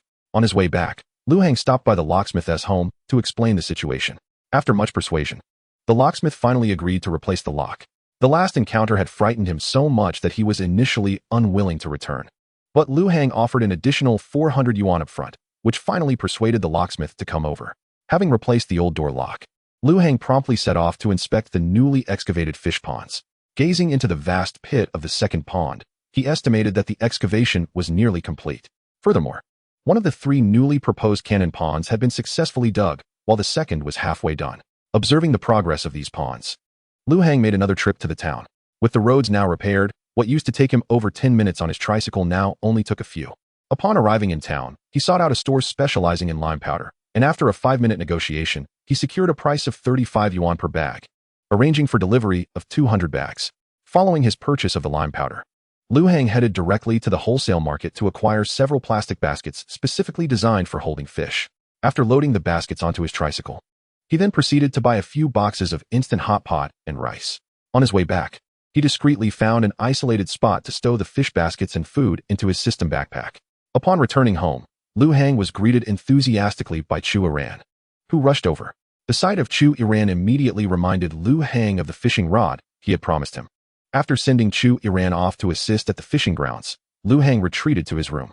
There, he opened his system mall, navigated to the fishing rod section, and, contemplating his 843 system points, spent over half an hour selecting a purple thunder bamboo fishing rod priced at 550 points. This specialized rod, crafted from unique bamboo, could support a weight of 150-jin, ample enough for Chu Iran to fish in the first pond, where the largest fish weighed merely 143-jin. Having exchanged for the purple thunder bamboo fishing rod, he noticed he had 293 points remaining and promptly visited the bait section to redeem a pack of universal bait, intending for Chu Iran, a graduate student, to help experiment with its formulation. With the fishing rod and bait secured, Lu Hang stepped outside in search of Chu Iran. At the first fishing ground, Lu Hang searched for some time without finding him and eventually inquired with a day shift worker nearby. The boss informed him that Chu Iran had been summoned by Captain Su to supervise the second pond. Why does Su want him to oversee the second pond? Lu Hang asked. The boss replied, you see, without supervision, excavators 1T work diligently. They're paid daily, so if left unattended, they might slack off. The more they dig, the more they earn, which is why Captain Su has had us rotate shifts watching the second pond. Now it's Chu Iran's turn. All right, carry on with your tasks. I will head to the second pond, Lu Hang replied, departing from the first fishing ground towards the second. Navigating the newly opened path, which was somewhat uneven and bumpy, Lu Hang took over 10 minutes to traverse the short distance of 1 kilometer, especially in the summer heat. As he approached the second pond, he spotted a massive pit in the distance, which gradually revealed itself as he drew nearer. Continuing forward, the sight of several excavators became visible. Upon reaching the edge of the second pond, Lu Hang saw Xiao Chu and Old Su at the bottom of the deep pit. Old Su was directing the excavators, instructing them where to dig deeper or shallower, while Xiao Chu squatted nearby with a stick, drawing circles in the dirt and mumbling to himself, though Lu Hang could not catch the words. Xiao Chu, stop squatting and come up here, Lu Hang called out. Hearing his name, Chu Iran looked up, noticed Lu Hang holding a fishing rod, and hurriedly stood, brushing off his pants before scampering up. Old Su, upon hearing someone call for Xiao Chu, turned around and approached Lu Hang. Here, Xiao Chu, this is the fishing rod I found for you. Try it out and see how it feels. Wow, a purple fishing rod. It's so beautiful. By the way, boss, is this rod durable? I've seen the fish in your pond are quite large. Will it hold up against them? Xiao Chu, you underestimate this rod. It can easily handle over 100-jin. Those little fish in the first pond 1T break it. If you don't believe me, I can show you how strong it is. You can test it out yourself. No need, no need. I was just asking. The rod you provided must be the best. It certainly wouldn't be easily broken by small fish, he giggled. All right, flatterer. Here is a pack of bait I've prepared. Take it and give it a try. You can experiment with the proportions yourself for future use. Sure thing, boss. I'm off, Chu Iran exclaimed, clutching the purple thunder bamboo fishing rod as he dashed back to the first fishing ground. "Boss, you've arrived." Chu Yiran greeted upon seeing Lu Hang. "Yes, by the way, old Su, why were you down there directing? The workers don't coordinate well. Those who know each other work together better. But when teams are mixed, there can be issues, so I have to supervise them. Thank you for your hard work."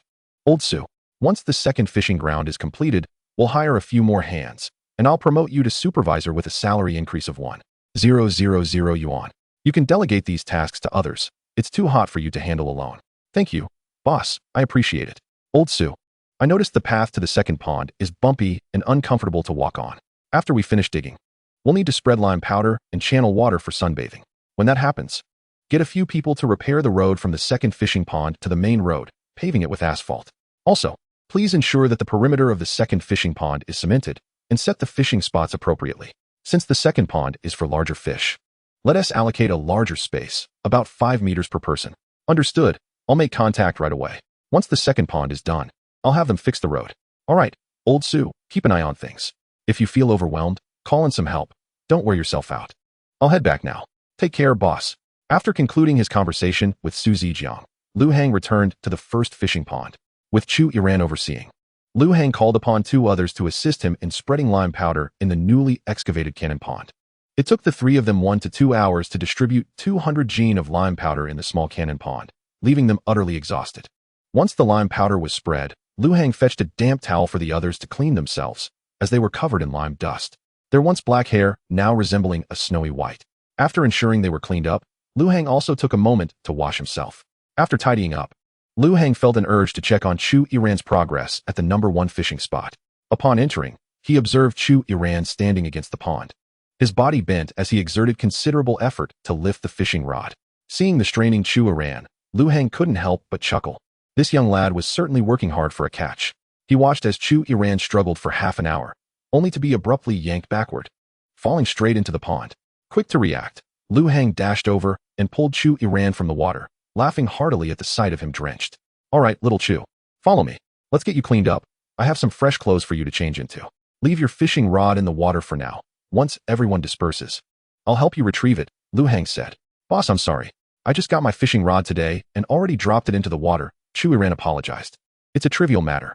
Everyone goes through this when they first start fishing. I can't tell you how many rods I ruined when I first began," Lu Hang reassured him. Chu Yiran followed Lu Hang to the back of the courtyard, where Lu Hang prepared a pot of hot water for him to shower. He also found a set of his own clothes that fit Chu Yiran quite well, given their similar builds. While Chu Yiran was bathing, Lu Hang seized the opportunity to take out his beginner fishing rod, convinced that he needed to teach Chu Yiran the art of reeling in fish. Otherwise, with such a labor-intensive method as Chu Yiran's, no amount of strength would suffice. After all, humans typically exert only twice their body weight, while a fish can easily exert 3 times its own weight in water. Competing in sheer strength is futile unless one possesses an exceptional strategy. When Chu Yiran emerged from his shower, Lu Hang handed him the beginner's fishing rod and led him back to the number 1 fishing spot, where he began instructing him. Yes, lift the rod. Lift it. Are you afraid the fish isn't full yet? All right, now let out some line. Let the fish run for a bit. Don't worry about it escaping. I want you to let it run, not for you to run away." He guided. "Good, now reel it in, just like that," Lu Hang encouraged. After a long afternoon of instruction, Chu Yiran had somewhat mastered the technique of reeling in fish, albeit clumsily. He ran nearly 5 laps around the pond just to catch one. Eventually, as the last of the anglers departed, Chu Yiran stored Lu Hang's beginner rod and retrieved his inflatable kayak from the shed, paddling to the center of the pond to recover his fishing rod. That night, as Lu Hang lay in bed, he remembered that the canteen was reportedly completed, yet he had yet to recruit a chef. He retrieved the exclusive chef attraction card he received for completing side mission 3 and crushed it in his hand. Ding! Exclusive chef attraction card successfully used. The chef is expected to arrive at the Miracle Fishing Ground tomorrow. After using the chef attraction card, Lu Hang nostalgically opened the chat group for the Miracle Fishing Ground. To his surprise, the group had grown to over 700 members. Most of the time, members were sharing their catches from the fishing ground, boasting about the immense effort it took to reel in certain fish, followed by requests for future fishing companions and tips on how to catch such impressive specimens. Amused by the lively banter in the group, Lu Hang decided to update the group announcement. He first copied the original announcement into his notes before deleting it and replacing it with a new one. The specialized bluefish pond at Miracle Fishing Ground is set to open in 1 week. Fishing spots are priced at 300 yuan per hour, with early reservations available for 200 yuan per hour. The price for returning fish is 4 yuan per pound. An additional reward of 100 yuan will be granted for catching bluefish weighing between 70 and 100 pounds, 500 yuan for those between 100 and 150 pounds, 800 yuan for those between 150 and 200 pounds, and so on, with the highest reward of 3,000 yuan for bluefish weighing between 300 and 400 pounds. The maximum weight of bluefish in this pond will not exceed 1,000 pounds. Each rod is limited to 63 meters in length, with a total line length not exceeding 14 meters, and the use of reels is prohibited. For your safety, anglers are forbidden from entering the water to retrieve rods or swim. Fees are non-refundable and non-transferable, and time begins upon casting. 1 rod per person. Please note that the fishing ground does not currently provide accommodation. The canteen is expected to be operational in 2 days. Once Lu Hang updated the group announcement, the chat erupted like a drop of water hitting a hot pan. Jun, wow, I was wondering why I hadn't seen the boss around lately. Especially with all the new ponds being dug. It seems he has been busy with something big. Jiang Zia, am I the only one who noticed that the boss's bluefish this time exceeds 200 pounds? Long Xiao, I only noticed the additional reward of 3,000 yuan. Xiao Gao, 200 pounds? Are you underestimating the boss? He mentioned that the bluefish 1T exceed 1,000 pounds, which implies there will be several massive bluefish. And Yu Ming, however, that 300 yuan fishing fee seems a bit steep.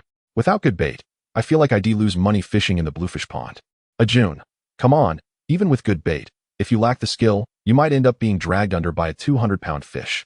At that point, you'd be losing more than money. You might lose your life. Wuya, are you still debating this? I've already private messaged the boss to reserve my spot. As the group buzzed with excitement over the new bluefish pond, Lu Hang felt immense satisfaction with his announcement. In just about 10 minutes, individuals had already reached out to reserve their spots. As yet another person approached to book a fishing spot, Lu Hang began contemplating the idea of establishing a membership system. He pondered how to structure it. Should it be based on the anglers' spending at the fishing ground or their deposit amounts? However, Lu Hang was hesitant about a deposit-based system, having been burned too many times in his past life. He recalled a fruit shop where he had prepaid 1,000 yuan for discounts, only for the shop to close within a month. He had also purchased a gym membership for a year, only for the gym to shut down after just 2 months. He was wary of creating a prepaid card system that might leave customers feeling apprehensive, fearing he might disappear after cashing in. The following day, Lu Hang indulged in a rare sleep-in, waking up past 10 o'clock to find that over a dozen anglers had already arrived. Even the chef he had invited for an interview had been there for over half an hour, and Su Zijiang had been busy accommodating him for quite some time. After getting out of bed and freshening up, Lu Hang immediately engaged in conversation with the chef he was interviewing. He learned that the chef's surname was Zhu and that his ancestors had once prepared imperial dishes for royalty. The chef possessed a wealth of culinary methods involving rare ingredients and had several apprentices under his tutelage. Lu Hang conversed with him for over an hour, negotiating the terms of salary and benefits. The kitchen agreed to a monthly salary of 200,000 yuan for Master Zhu, who would have the freedom to bring his own team or apprentices. The chef was also permitted to source ordinary meat, vegetables, and seasonings from suppliers of his choosing. Lu Hang had one stipulation. The dishes served at the fishing venue must be both delectable and affordable, with the average price per person for regular dishes not exceeding 20 to 25 yuan. Additionally, they discussed the development of new dishes, agreeing that for every new dish created, Master Zhu would receive a commission of 1 yuan for each customer who ordered it within the first 3 months, while the chef who developed the dish would earn 2 yuan. Once the salary agreement was finalized, Lu Hang instructed Su Zijiang to go to town and print several copies of the contracting agreements. While waiting for Su Zijiang's return, Lu Hang continued his discussion with Chef Zhu about the preparation of fish. Boss Lu, when I arrived today, I noticed that the fish in your pond are of exceptional quality. In the past, you could have been a supplier of royal fish, Chef Zhu remarked. Lu Hang humbly replied, actually, these are just ordinary fish. They were wild when placed in the pond, which is why you perceive their quality to be superior. Boss Lu, you underestimate yourself. If your fish were merely ordinary, then there would be no fish of quality at all. Just this morning, I caught a glimpse of a shadow of a grass carp in your pond, although it was somewhat indistinct. Its size and the splashes it made were indicative of a premium offering, Chef Zhu countered. Not at all. It's merely more lively than usual. Your culinary skills are far superior, Chef Zhu. Given your lineage of royal cooks, had it not been for the current openness, I would never have had the privilege of tasting your dishes in my lifetime. Lu Hang jested. Boss Lu, you jest. In truth, I have never tasted authentic imperial cuisine. What you see today has been modified over generations. The original ingredients have long since vanished, and even if I possessed the skill, I could not recreate them. Chef Zhu explained. Pray, tell me more, Chef Zhu. I had always assumed that imperial dishes required only high culinary skill and quality ingredients. But I had never heard that the rarity of ingredients played a role, Lu Heng inquired. Have you heard of or tasted Westlake vinegar fish? Chef Zhu asked. I have, and I regrettably found it unpalatable. The taste was something even dogs would refuse, Lu Heng replied. Ha ha ha. Boss Lu, you are mistaken. Westlake vinegar fish was originally quite delicious, but due to the scarcity of ingredients, it has been replaced with ordinary grass carp. Which is why what you tasted was so dreadful. Since you raise fish and operate a fishing venue, I wonder if you have heard of any special fish. Chef Zhu continued. Special fish? Lu Heng prompted, intrigued. Take grass carp, for instance. The largest recorded grass carp in the world weighs only about 60 pounds. Yet when I visited your establishment, I spotted a grass carp that must weigh over 100 pounds. If you could raise it to 200 pounds, it would undergo a transformation. Chef Zhu elaborated. Should the transformation succeed, the grass carp would be reborn. If it fails, it may die. However, many aquatic environments today lack the resources to allow a grass carp to grow beyond 200 pounds. Once it surpasses 201 pounds, it begins its first phase of evolution. He added, Yet, I have never witnessed the specifics of this evolution. I only learned this from my father. It is said that after transformation, the grass carp can take on various forms, including red-finned, orange-finned, yellow-finned, green-finned, blue-finned, cyan-finned, and purple-finned, each corresponding to the colors of the rainbow. Each of these 7 types of grass carp corresponds to 7 different dishes, with Westlake vinegar fish specifically utilizing the blue-finned grass carp. However, blue-finned grass carp are exceedingly rare, and their differences from ordinary grass carp are minimal, leading unscrupulous chefs to substitute it with the latter.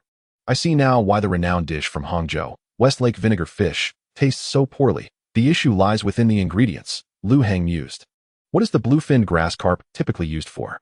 The bluefin grass carp is primarily employed in Shandong cuisine, particularly in a dish known as supreme soup with fish fillet.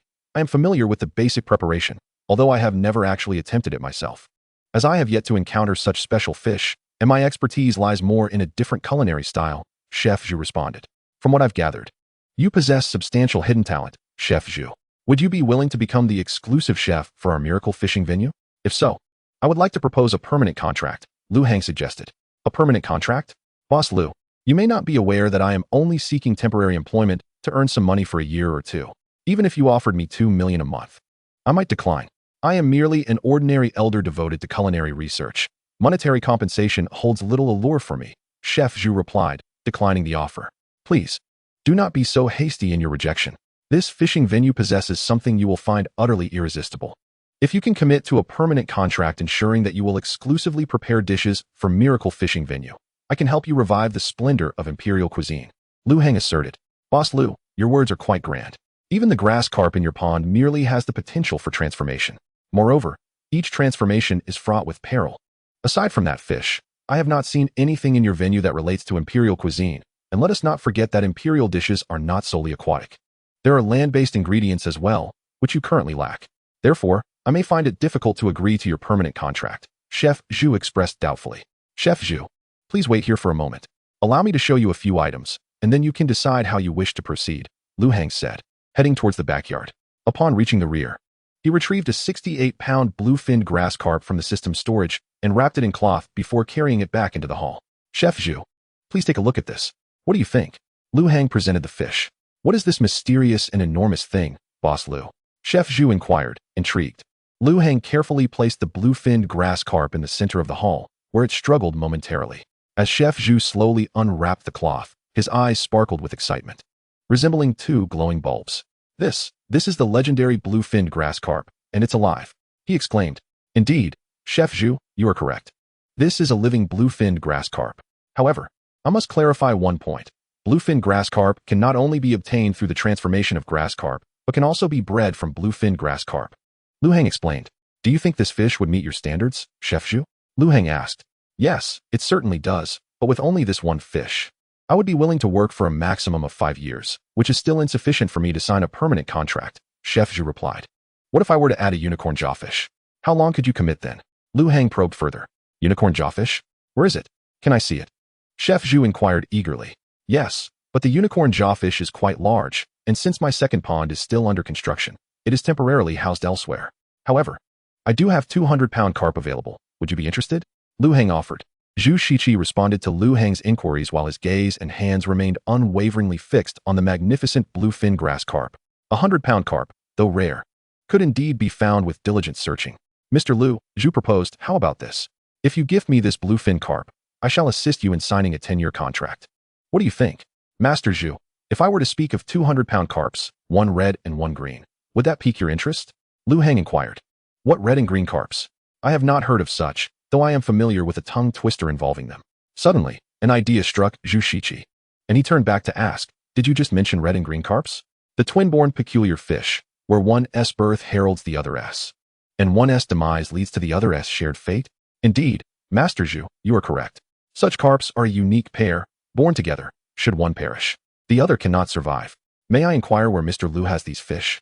Would it be possible for me to see them? Please, Master Zhu, wait here for a moment. Lu Hang then ventured to the backyard once more, this time bringing out the basin he had used for bathing, filling it with well water. He retrieved the red and green carps from his system space and placed them into the basin, before carrying it into the hall. Upon entering, he found Zhu Shiqi still engrossed in examining the bluefin grass carp. Master Zhu, what do you think of these two fish? Lu Hang called out. Hearing him, Zhu Shiqi sprang to his feet, gazing at the basin Lu Hang held. As Zhu's attention shifted to the basin, Lu Hang carefully placed it beside the bluefin grass carp. Yes indeed, the legendary twin-born fish. Mr. Lu, may I ask how many of these extraordinary species you possess? Master Zhu, I have many unique fish, though some may not be here. If you are interested, we could formalize a permanent contract. As my fishing grounds expand in the future, these fish will be transported here for your viewing. What do you say? If you agree, this bluefin grass carp shall belong to you, Master Zhu. Furthermore, once the red and green carps breed successfully, I shall also gift you a pair. I hope you can become my dedicated chef, preparing these exceptional fish for me. When you seek to take on apprentices, I would like your disciples to be individuals who also sign a permanent contract with me. Rest assured, Master Zhu, my collection of unique fish exceeds your imagination. Should you consent, I will provide you with the special fish you wish to practice with. How does that sound? Excellent. As long as Mr. Lu keeps his word, I shall sign this permanent contract. However, I require you to guarantee at least one special fish each year for my culinary experiments. Master Zhu, you underestimate me. While the first 5 years may not yield many fish for your experiments, I assure you there will be at least 2 special fish annually. Once the fishing grounds stabilize after 5 years, I can guarantee an abundance of ordinary special fish like the red-finned, orange-finned, yellow-finned, green-finned, blue-finned, cyan-finned, and purple-finned grass carps for your culinary endeavors. Enough. From now on, I shall follow your lead. Very well, Master Zhu, please wait here while I fetch the permanent contract. Leaving the hall, Lu Hang accessed the system store, expending 100 system points to redeem a permanent contract. Congratulations, host. You have successfully exchanged 100 system points for 1 permanent chef employment contract. Remaining system points, 207. Holding the contract, Lu Hang returned to the hall, placing it on the table and calling Zhu Shiqi over. Master Zhu, let us sign the contract. Once completed, this bluefin grass carp shall be yours. Should you wish to leave it here for now, I can care for it until you need it. Excellent. Let us sign the contract. Zhu Shiqi, with drool nearly spilling from the corners of his mouth, was visibly delighted. It seems no true chef can resist the allure of rare ingredients. After swiftly signing the permanent contract, Zhu Shiqi joyfully embraced the bluefin grass carp, grinning widely. Observing Zhu's elation, Lu Hang felt a surge of happiness. At last, he had someone to assist with these mutant fish. Having tasted these extraordinary fish, Lu Hang was acutely aware of their unique properties. He recalled that the description of the kuan stated that a living kuan could revive the dead, while its flesh significantly enhanced one's physique. The dragon-headed tilapia was known to heal injuries, even those deemed hopeless in modern times. Even the lowly mutant red carp possessed remarkable medicinal value, offering a substantial boost to vitality. Chapter 51, Water Extraction in the Bluefish Pond. Such extraordinary mutant fish, if merely grilled, would be a waste. High-end ingredients demand exquisite preparation. After all, life should embody a sense of ritual. What high-end ingredient deserves only the simplest cooking methods? That would merely reflect a lack of skill. If one possessed the talent for advanced culinary techniques, one would feast daily on imperial banquets, not settle for simple braised or steamed dishes. Once the contract was signed, Zhu Shiqi chose not to take the bluefin grass carp with him. Instead, he requested Lu Hang to care for it while he sought out suppliers in town. Lu Hang had specific requests. Quality must be high, yet prices should remain reasonable, as the dining establishment aimed to cater to the common folk. Thus, Zhu Shiqi had to personally inspect each supplier. as a chef must possess the ability to discern the quality of ingredients. Not long after Zhu Shiqi departed, Su Zijiang returned. Upon learning that Zhu had signed the contract, he appeared utterly bewildered. Wasn't the contract in my possession? How did it get signed? Setting down the printed contract, Lu Hang left Su Zijiang and another employee to oversee the fishing grounds. He then took Chu Iran and 2 staff members with him, carrying a generator and water pump directly into the mountains. After Zhu Shiqi's departure, Lu Hang visited his bluefish pond, observing the dry and cracked pond bed, indicating it was time to introduce water. Though the distance was short, the rugged mountain path, coupled with the heavy loads they carried, meant it took them half an hour, making several trips to connect the water bags. Finally, they could commence water extraction. Typically, one should not extract too much water on the first attempt, limiting it to 1/3 of the total volume, followed by sun exposure. However, with the system's assistance, Lu Hang found such precautions unnecessary. Still, he played along. Sun exposure was essential, but he extracted the full amount in one go before letting it sit, remaining at the lake to oversee the water pump. Lu Hang instructed the others to return to the fishing grounds, concerned that the heat might affect Chu Iran and the others. Bored while monitoring the pump, Lu Hang retrieved his novice fishing rod from his system backpack and exchanged a packet of universal bait, promptly beginning to fish. This time, he had not brought a fishing box or a bowl for the bait, so he directly filled the universal bait packaging with water and mixed it thoroughly. With the carefully prepared bait, Lu Hang promptly retrieved a generous handful and cast it into the water. He affixed the bait to his fishing rod and, with a decisive motion, propelled it forward. Watching the reel spin round and round, the fishhook landed approximately 6 or 7 meters away. As he observed the bobbers on the fishing line gradually submerging into the water, a wave of anticipation surged within him for the fish that might soon be caught. This time, without waiting for the bait to fully disperse, he cast his line with unwavering confidence. Yet it was evident that he could not expect to catch as swiftly as in his previous attempts. As time elapsed, the area where he had scattered the bait began to produce bubbles on the surface of the water, initially small, then growing larger until sporadic substantial bubbles emerged. Lu Hang understood that the larger fish had entered the feeding zone. He reeled in his line, rebaited, and cast his rod once more into the heart of the fishing spot. This time, shortly after the hook submerged, he noticed the bobber sink decisively. With a vigorous lift of the rod, feeling minimal resistance, Lu Hang exerted force and pulled the fish upwards. Ding! Congratulations, host, you have caught an 18-pound catfish. The fishing saint body has been activated, granting you a feedback of 3 and an increase of 0.54 pounds in strength. Merely a small fish. Lu Hang muttered to himself, storing the catfish in the system's fish storage space. After replacing the bait once again, he cast his line into the water. During the waiting period for the water to drain, he managed to catch over 20 fish, albeit none of considerable size, with the largest being a 43-pound silver carp. Just as Lu Hang was enjoying his fishing experience, he heard the voices of Chu Iran and his companions calling from behind. Recognizing that the water in the pond had sufficiently drained, he prepared to reel in his rod. However, he noticed that his recently cast line was once again sinking. As he lifted the rod, a distinctive sound of line being pulled echoed in the air. Whoosh, whoosh, whoosh. Upon hearing this sound, Lu Hang realized another large fish had taken the bait. Judging by the bend of the rod and the tension, he estimated the fish to weigh over 180 pounds. Chu Iran and his companions, who had come over to assist with the generator, rushed to his side, knowing that in this remote area, he was the only one fishing. As the 3 approached, they witnessed Lu Hang diligently reeling in the line. Then, Chu Iran was treated to a spectacular sight. After a moment of reeling, Lu Hang paused, turned around, and with his right hand reaching behind him for the rod, he shouted, 18 techniques of fishing, 16th technique. Open the heavenly gate. With a flourish, he swung his right hand forward, and moments later, a fish nearly 3 meters long leaped from the water, landing directly in front of him. Wow, wow, wow. The boss is incredible. Upon turning, Lu Hang saw Chu Iran's eyes sparkling with amazement, leaving him momentarily speechless. Realizing Chu Iran was about to speak, Lu Hang anticipated his words and quickly interrupted to avoid any awkwardness. Let us tidy up and head back. You guys grab the pump. I'll take this fish. I have a lot to carry, so I'll make a few trips. Tomorrow, when Master Zhu arrives, I'll treat you all to a grand feast. Carrying the catfish, Lu Hang led the way, followed by Chu Iran and his companions, who were lugging the pump. Upon arriving at the fishing site, Lu Hang did not place the fish in the first pond, but instead walked straight to the specialized pond for catfish that had just been filled with water. At the edge of the specialized pond, Lu Hang casually tossed the entire fish into the water, reassured by the system's guarantee of its survival, without the need for acclimatization. As the catfish splashed into the water, it initially flipped over. Then, as if awakening from slumber, It flicked its tail and smoothly submerged into the depths. Chapter 52. Teaching Fishing Techniques. After properly releasing the catfish, Lu Hang and the three returned to collect the generator and water bags. The four spent over an hour making back-and-forth trips, finally gathering all their belongings.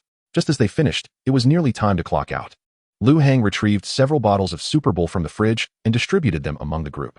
As most of the anglers had departed, only a few remained for night fishing. The six of them settled on the observation platform at the first fishing ground, watching the remaining anglers while sipping their drinks. Boss Lu, Brother Lu, what was that technique you shouted while fishing today? 18 techniques of fishing, 16th technique. Open the heavenly gate. It was so impressive. You literally tossed that 3-meter catfish onto the shore. What? You wish to learn? I can teach you. Really, Boss Lu? Can you truly teach me? Of course. But you should address me appropriately. Upon hearing Lu Hang's words, Chu Iran stood up, walked over to Lu Hang, knelt down, and bowed 3 times. Master. Lu Hang was momentarily taken aback, having only intended to reference a scene from a previous life, and now facing this unexpected display. Ding. Side Quest 5 activated. As the only angler in this world with fishing techniques, you shall become the Saint Master of all anglers. Teach the anglers of this world the art of fishing, ushering them into the realm of fishing kings. Quest requirements. Impart fishing techniques to anglers in this world. Completion reward. For each angler that learns a technique, you will receive 10 system points. For the second technique, you will receive 20 points. For the third, 30 points. And so forth. Failure penalty. None. Ding. Side Quest 6 activated. Knowledge is finite, but the legacy of anglers must endure. Identify suitable anglers and impart the appropriate techniques to them, allowing them to flourish. Quest requirements. Find the perfect angler for the techniques and teach them the entire set. Completion reward. Each time you teach a technique, your understanding of it will deepen. Failure penalty. None. As Lu Hang beheld the sudden emergence of 2 side quests, he marveled at the situation. This unexpected bowing from Chu Iran had triggered them. Wait, Chu. Please rise. There's no need for this. Up you go. I will teach you. Lu Hang quickly helped Chu Iran to his feet and encouraged him to sit. All right, Chu. Come tomorrow, and I'll teach you. It's getting late, and you need to finish up, just as I do after a long day's work. Okay, master. Thank you for your hard work. Rest well. Old Su, our fishing ponds have increased in number, but we are short on manpower. We still have the second pond and 2 more casting ponds that need to be opened. Besides you and Chu, there are only 6 of us, which is wholly insufficient. Boss, I understand. May I inquire how many personnel we are looking to recruit this time? Let me think.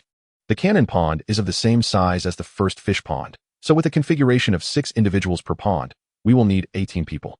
The second fish pond will house large fish exceeding 100 pounds or rare species, which are quite precious. We will need vigilant supervision to deter poachers, spear fishermen, and electric fishers. Thus, let's allocate 20 personnel for the second fish pond, operating in 2 shifts. Additionally, we should appoint a supervisor for each pond. For the second fish pond, we will need 1 supervisor for each shift to directly oversee the staff. By the way, the number of large fish at our fishing grounds is increasing, so we need to ensure safety. Let's hire 2 professional rescue personnel for each cannon pond and the first fish pond, also operating in shifts. For the second fish pond, we should employ 12 professional rescue personnel, again in shifts. Old Su, you will oversee these supervisors. Do you have any reliable acquaintances in the finance sector? We need to recruit another finance officer solely responsible for payroll. Let us start with this recruitment. We can hire more as the fishing grounds expand further. Understood, boss. I will issue the recruitment notice right away. As a few of them chatted, time flew by until the evening shift personnel arrived, marking the end of their conversation. Later that night, while lying in bed, Lu Hang opened his system interface once more to check his attributes. Having not looked for a long time, he was curious about his current status. He recalled that while catching the 191-pound grass carp today, he felt no significant resistance. Even if he had taken an additional 5 or 10 minutes, he felt he could have reeled it in without issue. However, given that others were present, he felt a little embarrassed to take so long, so he used his 1 cast to open the sky technique to bring the fish up swiftly. Host, Lu Hang. Age, 22. Physique, Saint body of fishing combat. Physique strength bonus, 16, 143 pounds. Fishing realm, master angler. Fishing techniques, 18 fishing techniques. First technique, steady as an old dog. 16th technique, 1 cast to open the sky. System backpack, 1820. System fish storage capacity, 4, 815,500 pounds. Temporary fish storage. Number of fish ponds, 2. Pond name, first fish pond. Pond king weight, 187 pounds. Pond level, level 3. Pond name, specialty pond for green fish. Pond king weight, 191 pounds. Pond level, level 0. System points, 426. System prize pool, 400 points required for a draw. System mall, open. How did my saint body of fishing combat grant me such a significant strength increase? No wonder I felt little resistance while reeling in that 191-pound green fish. The strength boost is nearly equivalent to the weight of the green fish itself. Once we finish the current tasks at the fishing grounds, I will venture into the deep mountains a couple of times. Upon my return, I should be able to fish the giant creature in the back mountains. Lu Hang could not shake off the memory of that initial feeling of helplessness, akin to trying to pull a mountain from the water. Fortunately, the fish had not exerted much force. Otherwise, he might have ended up abandoning his fishing rod or facing a fate similar to old Zhang, who had met his end submerged in the depths. Chapter 53, Dedicated Fleet for Fishing Grounds. Others may not be aware, but Lu Hang knew all too well that old Zhang and his companions likely encountered a colossal creature. As for their disappearance, it was because they had become part of the fish's belly. How could any remains be found? Giant mutated fish possessed their own intelligence, making them elusive, hiding in the underwater silt or crevices. Once these giant mutated fish in the reservoir grow to a certain size, they may enter a new stage of evolution, rendering the reservoir even more perilous. Hence, the mutated fish must be dealt with. Yet Lu Hang estimated that he alone could tackle the mutated fish currently in the water, while technology might offer a chance to catch it. Others' bait lacks the necessary allure. The nation could not afford to expend vast resources daily for uncertain outcomes. Humans, in this world, remain exceedingly fragile, with their existence being fleeting. On the surface, it may seem as if humanity dominates the world, but in reality, we occupy only a weak corner of it. The true vastness lies beneath the water. Gazing at his 426 system points, Lu Hang opened the system lottery once more. A massive, colorful wheel materialized before him. With a tap on the lottery button, the wheel began to spin once again. Ding! 400 system points have been deducted. Remaining system points, 26. As the wheel gradually slowed and landed on the blue section, a system notification chimed. Ding! Congratulations, host. You have drawn Dedicated Fleet for Fishing Grounds, 10 vehicles per fleet, added to the system backpack. Opening the system backpack, Lu Hang eagerly examined the details of this dedicated fleet for fishing grounds. Normally, draws yield summoning cards, which typically bring individuals to the fishing grounds. This was the first time he had drawn something other than a summoning card, piquing his curiosity. Dedicated Fleet for Fishing Grounds. This fleet is specifically designed for transporting fish for the host, comprising 2 micro trucks, 2 light trucks, 2 medium trucks, 2 heavy trucks, and 2 super heavy trucks. Each vehicle is equipped with 2 simulated robots, assigned human identities and holding valid driver S licenses, which will not assist in loading or unloading fish. All vehicles feature weight-reducing equipment and super tires, ensuring no damage to road surfaces regardless of load, and allowing navigation through various mountainous terrains. Each vehicle is furnished with a specialized sustenance system and ample freshwater. All equipment is exempt from the vehicle's weight limit. The host can summon or retract vehicles separately, but sufficient space is required for successful summoning, otherwise it will fail. The micro truck can carry 50,000 pounds. The light truck can carry 100,000 pounds. The medium truck can carry 1,000,000 pounds. The heavy truck can carry 10,000,000 pounds. The super heavy truck can carry 100,000,000 pounds. Upon seeing the dedicated fleet for fishing grounds, Lu Hang leaped from his bed with joy. This was truly tailored for him. Initially, he had planned to fetch water from a secluded river and retrieve the more than 3,000 pounds of green fish from his system storage. Now, with this dedicated fleet, he could save considerable effort. In the future, he would no longer need to perform elaborate maneuvers after fishing. He could simply summon the fleet to transport the fish from the storage space. After exhausting his limited points, Lu Hang settled down for a peaceful night's sleep. The following day, Lu Hang awoke naturally at dawn. After freshening up, he prepared to find a secluded spot to summon a truck and retrieve the more than 3,000 pounds of green fish from his system storage. As he opened the door, he spotted Chu Yiran seated at his doorstep. With a newly purchased fishing box on his left and the purple thunder bamboo fishing rod Lu Hang had gifted him slung over his shoulder on the right. Upon hearing the door open, Chu Yiran eagerly approached, exclaiming, "Master, I have come to learn your angling techniques." "Not so fast, Xiao Chu. It's only a little past 6 o'clock. It's not even your work time yet. What are you doing squatting at my door?" Master, did you not promise to teach me the Heavenly Gate fishing technique yesterday? I was so thrilled after returning home last night that I couldn't sleep at all. I woke up early this morning, and since I had nothing to do, I came here to wait for you to rise. All right, follow me to the special pond for bluefish. There's one in there that will be perfect for you to practice on." With that, Liu Hang led Chu Yiran directly to the bluefish pond. Young Chu, have you ever read any cultivation novels? Yes, but what do cultivation novels have to do with fishing? Since you have read them, it will be easier for me to explain. Liu Hang then began to elaborate. The world is essentially a grand arena. Humans dominate the land while fish reign supreme in the oceans. The world encompasses an area of 510,072,000,000 square kilometers, with land constituting merely 1/5 of that, while the oceans account for a staggering 499,500. On the surface, it may seem that humanity is the master of this realm, but in truth, it is the fish that hold dominion. Almost all resources and minerals lie hidden beneath the waters, rendering the land's paltry offerings insignificant by comparison. However, the land is inherently resource poor, and as humanity proliferates rapidly, the resources cannot sustain such a burgeoning population, leading to a gradual diminishment in the storage of power. Yet even so, the land remains insufficient to support all humankind. Centuries ago, humanity began to extend its grasp toward the seas, and as fish were hauled from the depths, they discovered peculiar specimens.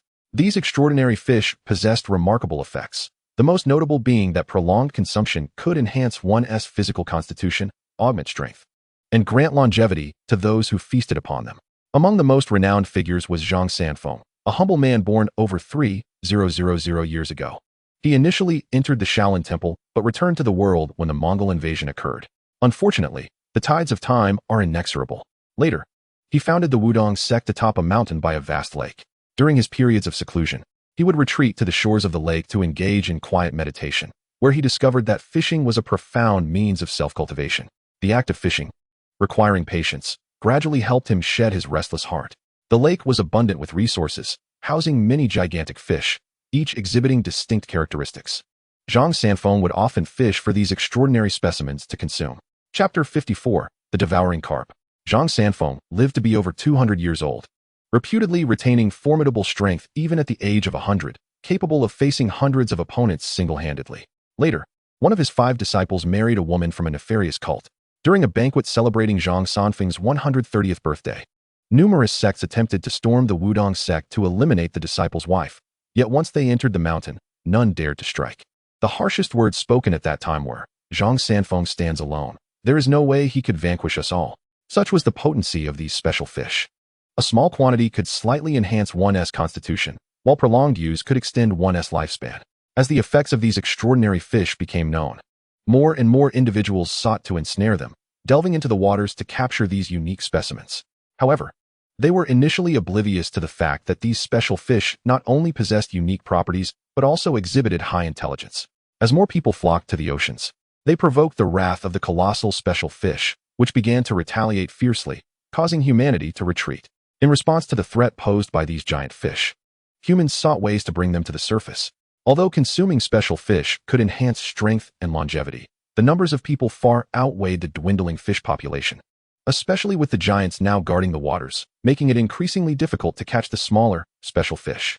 Then, one day, a fisherman, through his martial arts training, devised a new method for fishing. As this technique spread, humanity was able to harness several times their inherent strength, restoring a fragile balance with the giant fish. This equilibrium persisted for centuries until, a millennium ago, a supergiant fish known as the devouring carp emerged, capable of conjuring tsunamis with a mere flick of its tail. To protect the people of the land, all fishermen united, determined to pool their strength to capture the devouring carp. However, they gravely overestimated their capabilities. The ensuing battle resulted in the demise of all fishermen, leading to a mutual destruction with the devouring carp. From that battle onward, fishing techniques were nearly lost to the annals of history. Without these methods, the fisherman's prowess waned, and the existence of special fish faded from common knowledge. Today, remnants of these special fish still linger in records, one being the imperial cuisine of feudal dynasties, which documented a few of these unique fish. The technique I employ, the Heavenly Gate fishing technique, is one of the many skills within the repertoire of the 18 techniques of fish control. I utilize this particular technique, called the first technique, steady as an old dog. The 18 techniques encompass 19 forms, including controlling fish, coaxing them, reeling in, preserving life, releasing force, and explosive bursts. Mastering each form to perfection allows one to move mountains and fill seas. Today, I shall impart to you the first technique, steady as an old dog. This technique emphasizes controlling the fish, utilizing minimal effort to exhaust the fish's strength. When the fish is sufficiently drained, That will be the moment you reel it in. With that, Lu Hang seized Chu Yiran's purple thunder bamboo fishing rod, baited it, and cast it into the water. The special pond, newly filled, had not yet been fed, causing the famished bluefish to swiftly approach the bait and bite. "Ah, master, I've hooked a fish." "Yes, young Chu, observe closely. The first technique, steady as an old dog, requires you to lower your center of gravity and feel the earth's pulse, allowing your legs to connect directly with the ground, rendering you as immovable as a mountain, making it impossible for the fish to escape your grasp. I will demonstrate it once. Thereafter, you must comprehend it yourself. Over-explaining may cloud your understanding, hindering your ability to master the technique to its utmost form." As Chu Yiran watched, the fishing rod that had been bending under the weight of the fish suddenly ceased its noise as Lu Hang bent his legs and embraced the rod. The once taut rod gradually straightened from a full moon shape to a half moon. As time passed, the thrashing on the line diminished, and after a span of over half an hour, Lu Hang finally released the steady as an old dog stance and handed the rod to Chu Yiran. "Here, young Chu, reel in the fish." Chu Yiran grasped the rod and pulled it upwards, discovering that there was hardly any resistance. Only the weight of the fish remained. He lifted the rod and brought the fish to shore, removing the hook from its mouth before gently returning it to the pond. "All right, young Chu, today I will only teach you this technique. Practice it diligently, and once you have mastered it, I shall impart other techniques." With that, Lu Hang left Chu Yiran to practice the first technique, steady as an old dog, and strolled towards the town. Upon arriving in town, Lu Hang once again sought out a shop that sold small electric scooters, purchasing an old-style electric scooter in the same color as his previous one. He rode the scooter to a secluded area, where he retrieved a miniature cargo truck from his system space. Gazing at the two lifelike robots in the driver's seat, Lu Hang's initial impression was that they resembled real humans, indistinguishable from the genuine article. Approaching the driver's side, he opened the door for a closer inspection, prompting one of the robots to speak. "Boss, please refrain from such actions. Although we are robots, we are protected under robot rights legislation." Stunned, Lu Hang exclaimed, "You can talk." The robot responded, "Indeed, we are capable of normal communication, but our programming is strictly limited to operating transport vehicles and performing no extraneous tasks." "Very well. Continue your duties. I shall place the fish in the rear compartment," Lu Hang replied, closing the driver's door before heading to the back of the truck. He opened the rear door and, from his system's fish storage space, transferred all the blue catfish into the cargo area. Remarkably, the over 3,000 pounds of fish occupied barely a corner of the 50,000 pound capacity truck. In that moment, Lu Hang felt as though he was using a cannon to swat a mosquito, but he had no choice. This was the smallest truck available. After securing the back door, the truck started up autonomously, navigating directly to the fishing site without requiring Lu Hang to provide directions. Chapter 55, The Fish Drop Method, Second Cast, the Motor Method. Beep beep. Hearing the sound of the truck's horn, Su Zijiang and Zhu Shiqi emerged from the cafeteria. "It must be the delivery service I arranged yesterday," Su remarked. Upon seeing the miniature cargo truck, both men paused in surprise, particularly Zhu Shiqi, who recalled that he hadn't ordered much produce. Logically, a van should have made the delivery. "The fish has arrived at the miracle fishing ground. Who will sign for it?" "I am Su Zijiang. What kind of fish is this?" "These are the blue catfish from Boss Lu. Please confirm the fish, then sign the delivery receipt." The robot in the truck pressed a button to open the cargo compartment, allowing Su Zijiang to step forward and verify the blue catfish. Staring at the fish with their striking blue fins, Su was momentarily taken aback. "Are you sure this is the right fish? The fin color seems incorrect." "No, these are indeed blue catfish," the robot assured him. Hearing Su's concern, Zhu Shiqi quickly joined him to inspect the cargo. Upon entering the compartment, they were greeted by an overwhelming sight of blue-finned catfish, the smallest weighing over 20 pounds and the largest exceeding 300. Zhu Shiqi felt as though his worldview had shifted. In his more than 40 years of life, he had never seen such unique fish. Yet, on his very first day at the Miracle Fishing Ground, he encountered 3 extraordinary specimens and now, an entire truckload. While all were of the same species, such a sight was rare even for the same type of fish. Faced with this extraordinary haul, Su Zijiang found himself at a loss for what to do. He promptly called Lu Hang to confirm, and after receiving his affirmation, he signed the delivery receipt and unloaded the blue catfish, placing them into the designated catfish pond as instructed. After the fish were settled in the pond, Zhu Shiqi's ordered produce also arrived. Once he had verified the ingredients, he returned to the kitchen to begin preparing the cafeteria's first meal of the day. It wasn't until the delivery van had departed that Lu Hang leisurely rode back on his electric scooter. Upon his return, he headed straight to the first fishing area, eager to see how Chu Yiran was faring. As he entered, he spotted Chu Yiran drenched and standing in an unusual posture, shouting the fish drop method. First cast, steady as a rock, before plunging into the water. Since that first fishing experience where his rod was dragged away, Chu Iran had developed a habit of tying a safety line. Though he had fallen into the water, his rod remained intact, and he emerged, once again exclaiming the fish drop method. In just 5 minutes, Lu Hang watched as Chu Iran fell into the water 3 times. Unable to bear the sight any longer, he felt reluctant to intervene too much, as excessive interference would hinder Chu's growth. He could merely demonstrate the technique a couple of times. Each method, when applied by different individuals, yields unique insights. If he intervened too much, it would prevent Chu from truly developing his skills. After observing for a while, Lu Hang quietly exited the first fishing area, contemplating that perhaps the fishing grounds no longer required his management. He charged his electric scooter and sought out Su Zijiang to discuss the excavation of the second fishing area and future plans for the site. The staff dormitory was nearing completion and recruitment was underway, so he instructed Su Zijiang to procure beds. The newly constructed dormitory was spacious, with each room approximately 25 square meters and equipped with its own bathroom. Each floor also featured communal showers, allowing staff members wishing to reside at the fishing ground to move in. With an increase in personnel, Su Zijiang and the management team would also need their own offices. After transferring additional funds to Su, Lu Hang requested that he arrange for the construction of an office building. Their discussion lasted for several hours until the lunch was ready. Eager to sample the dishes prepared by the chef, Lu Hang noted that the cafeteria had not yet commenced formal operations. This was merely a tasting for internal staff, with Zhu Shiqi personally overseeing the cooking. Once the cafeteria officially opened, Zhu intended to delegate cooking responsibilities to his apprentice, except for Lu Hang's meals. Why does Zhu Shiqi only handle Lu Hang's meals? One might wonder, it was no jest, given Lu Hang's infrequent presence at the fishing grounds. He only required a few meals, and as a major benefactor providing ingredients for Zhu's culinary research, it was essential to keep Lu Hang well pleased. As Zhu Shiqi brought out dish after dish, there were 36 meat dishes and 72 vegetarian options, all of which would be featured in the cafeteria's future menu. Though not all would be prepared daily, aside from a few signature dishes, the rest would rotate daily between meat and vegetarian offerings. Faced with such a feast, Lu Hang felt overwhelmed, realizing he could never finish it all.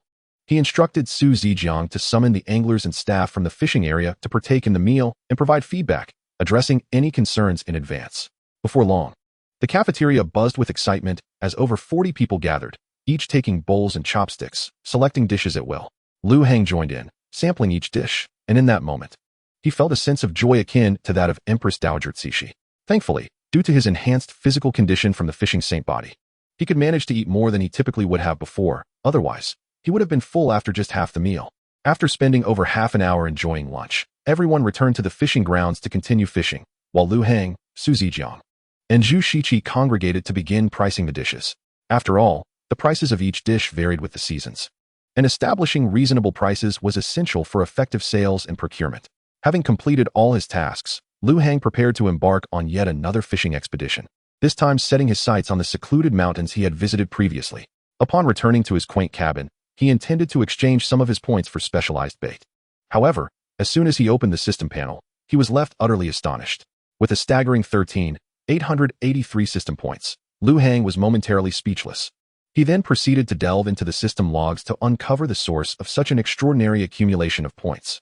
As he scrolled from the bottom up, he initially felt at ease, but soon found himself bewildered by the entries. Detected angler Zhang Ying's second explosive catch, system points 2. Detected angler Shin Kuan's fifth explosive catch, system points 5. Detected angler Sun Xiaoyi's third line break, system points 3. Detected angler Chu Iran's 53rd entry into the water, system points 530. Detected angler Chu Iran's 52nd entry into the water, system points 520. Detected angler Chu Iran's 51st entry into the water, system points 510. Detected angler Song Pengfei's second explosive catch, system points 2. Detected angler Chu Iran's 50th entry into the water, system points 500. Detected angler Chu Iran's 49th entry into the water, system points 490.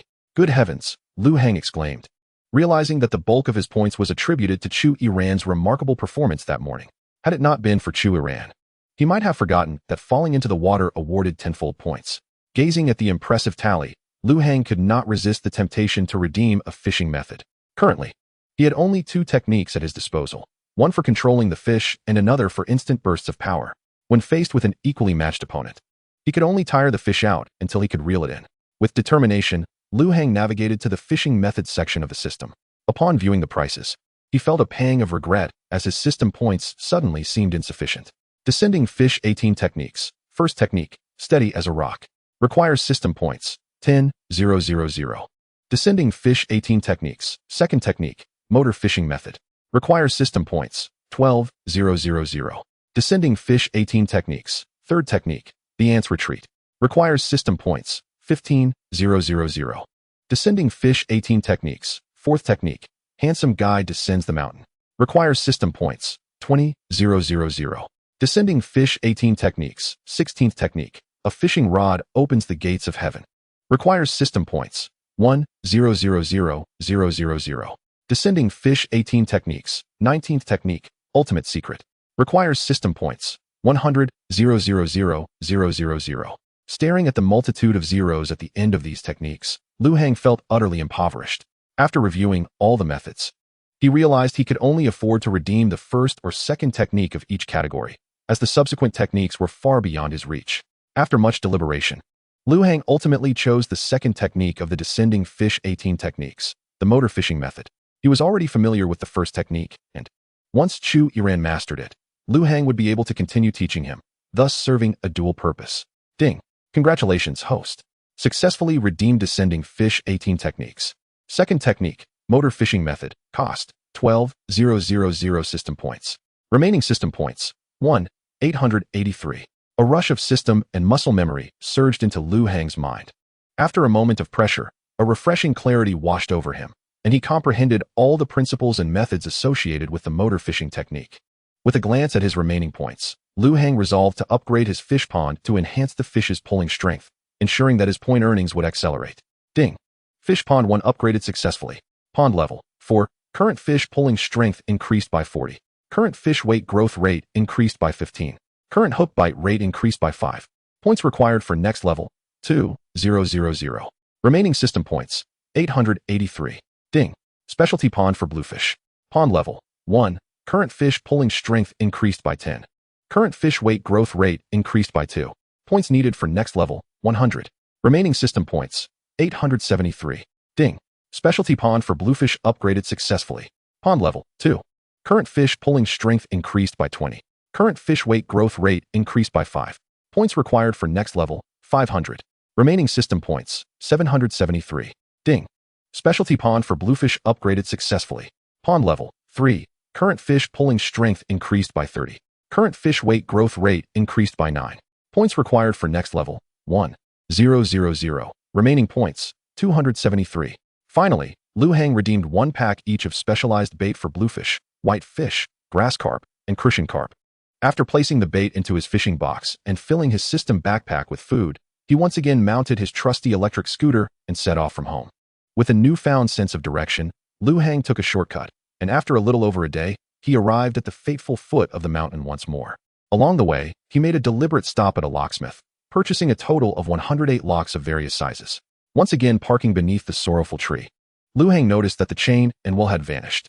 After securing his scooter, he spent a meticulous 3 hours locking it up and placing the keys in his system backpack before hoisting his fishing box and trekking into the mountains. After 2 days of navigating the rugged terrain, Lu Hang returned to the serene lake.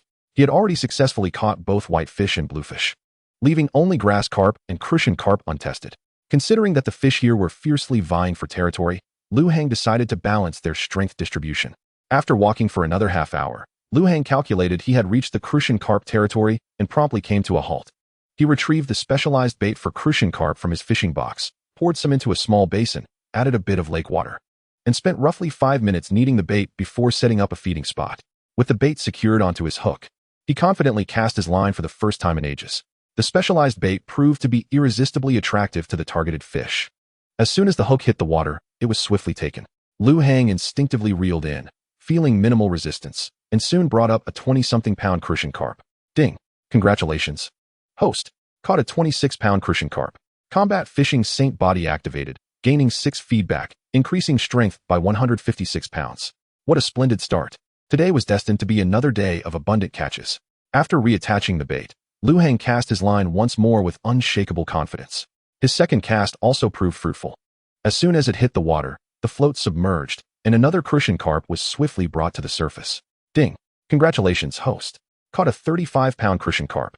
Combat fishing Saint body activated, gaining 5 feedback, increasing strength by 175 pounds. Liu Hang then entered a frenzy of fishing. Ding! Ding! Ding! As the system notifications rang out, Liu Hang couldn't help but flash a wide grin, his joy radiating from ear to ear. Then Liu Hang began to sense something amiss, an overwhelming sense of unease. Where were the large fish in the lake? It had been quite some time, yet not a single sizable fish had taken the bait. Normally, one would expect the larger fish to bite first, followed by the smaller ones. Chapter 56, The Vanished Fish. Ah, I possess the skill of fish language, Liu Hang thought, and promptly activated it. Wow, wow, wow. Oh my goodness, this is absolutely delicious. It's my first time tasting something so exquisite. Don't crowd me. Let me have another bite. There's more up top. Don't all cluster together. Go eat up there. Yet still, there were no large fish to be found. What could be the reason behind this? Something was clearly amiss.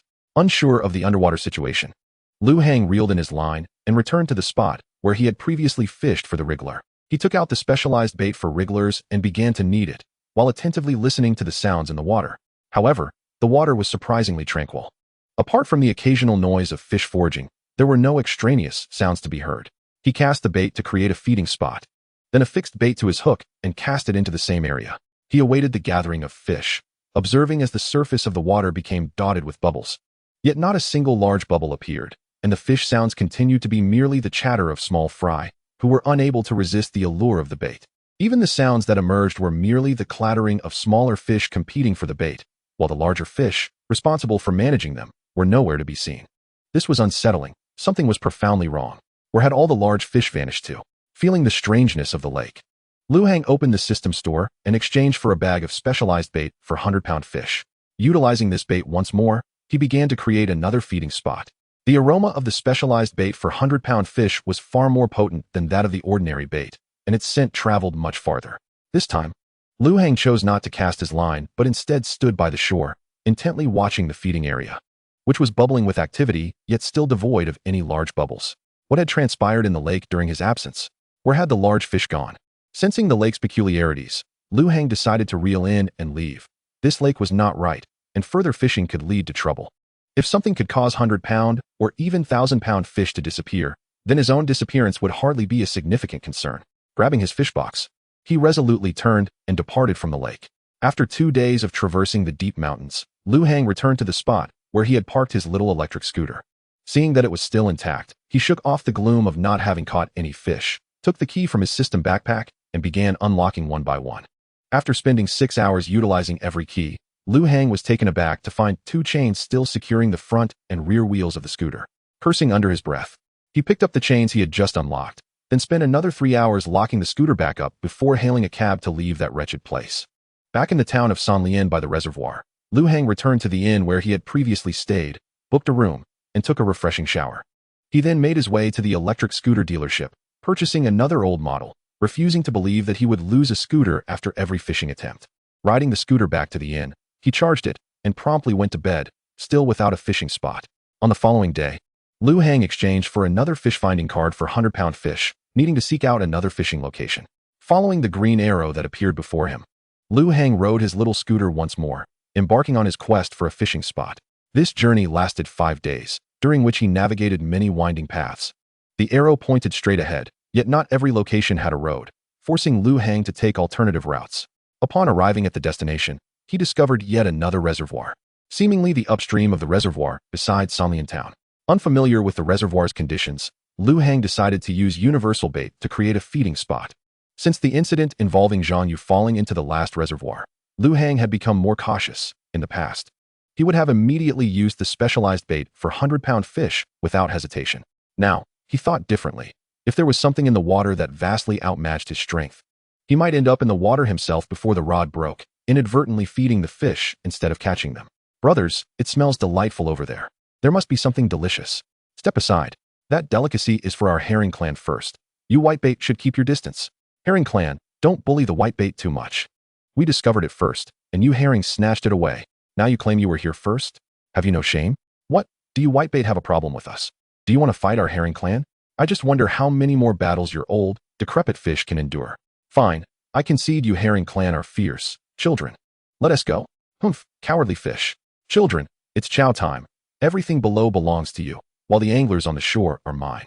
Elder 6, Elder 6. What is an angler? An angler is a legendary creature that loves to create feeding spots with bait, gathering schools of fish together, and then casting bait with hooks to catch unsuspecting little fish. What you're eating below is the bait the angler used to create the feeding spot, which is safe. The bait floating above, however, contains hooks. That's a trap. But Elder 6, I'm strong enough to drag the angler underwater and devour it. Anglers are the most delectable creatures in the world, bar none. Immediately, Elder 6 opened his massive mouth and swallowed the bait with the hook hole. Lu Hang, who had been eavesdropping on the shore, suddenly became alert. It seemed a large fish had arrived, and a tremendous force surged through the fishing rod. The new fishing rod bent into a half-moon shape, and that was just the beginning. It continued to flex further. Feeling the pull from beneath the water, Lu Hang sensed he could reel it in, though it promised to be a protracted struggle. However, it was a perfect opportunity to test his newly acquired fishing technique. He raised the rod above his head with both hands, shaking it vigorously, as if he had transformed into an electric motor, relentlessly shaking the rod. Underwater, Elder 6 tugged on the line, swimming deeper. When Lu Hang was not immediately pulled into the water, he realized he was dealing with a formidable opponent. Elder 6 decided to engage in a prolonged contest with this angler.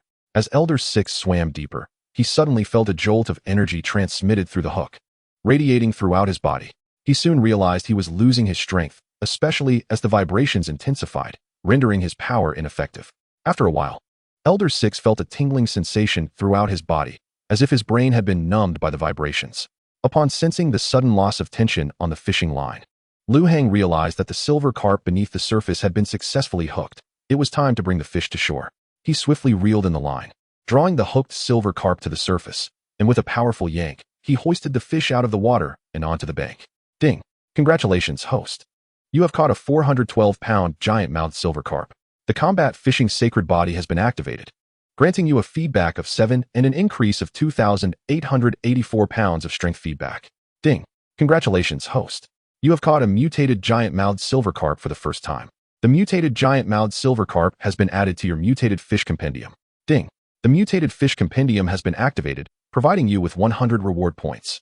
In your fishing ground, all silver carp have a 0.01 chance each year to mutate into giant-mouthed silver carp. How exhilarating! Easily landing a substantial fish and receiving a wave of strength feedback, Lu Hang tossed the silver carp into the system's fish storage space and cast his line once more. Is this the bait that Elder Lu spoke of, used by the fishermen? It seems so. But where is Elder Lu? I didn't notice.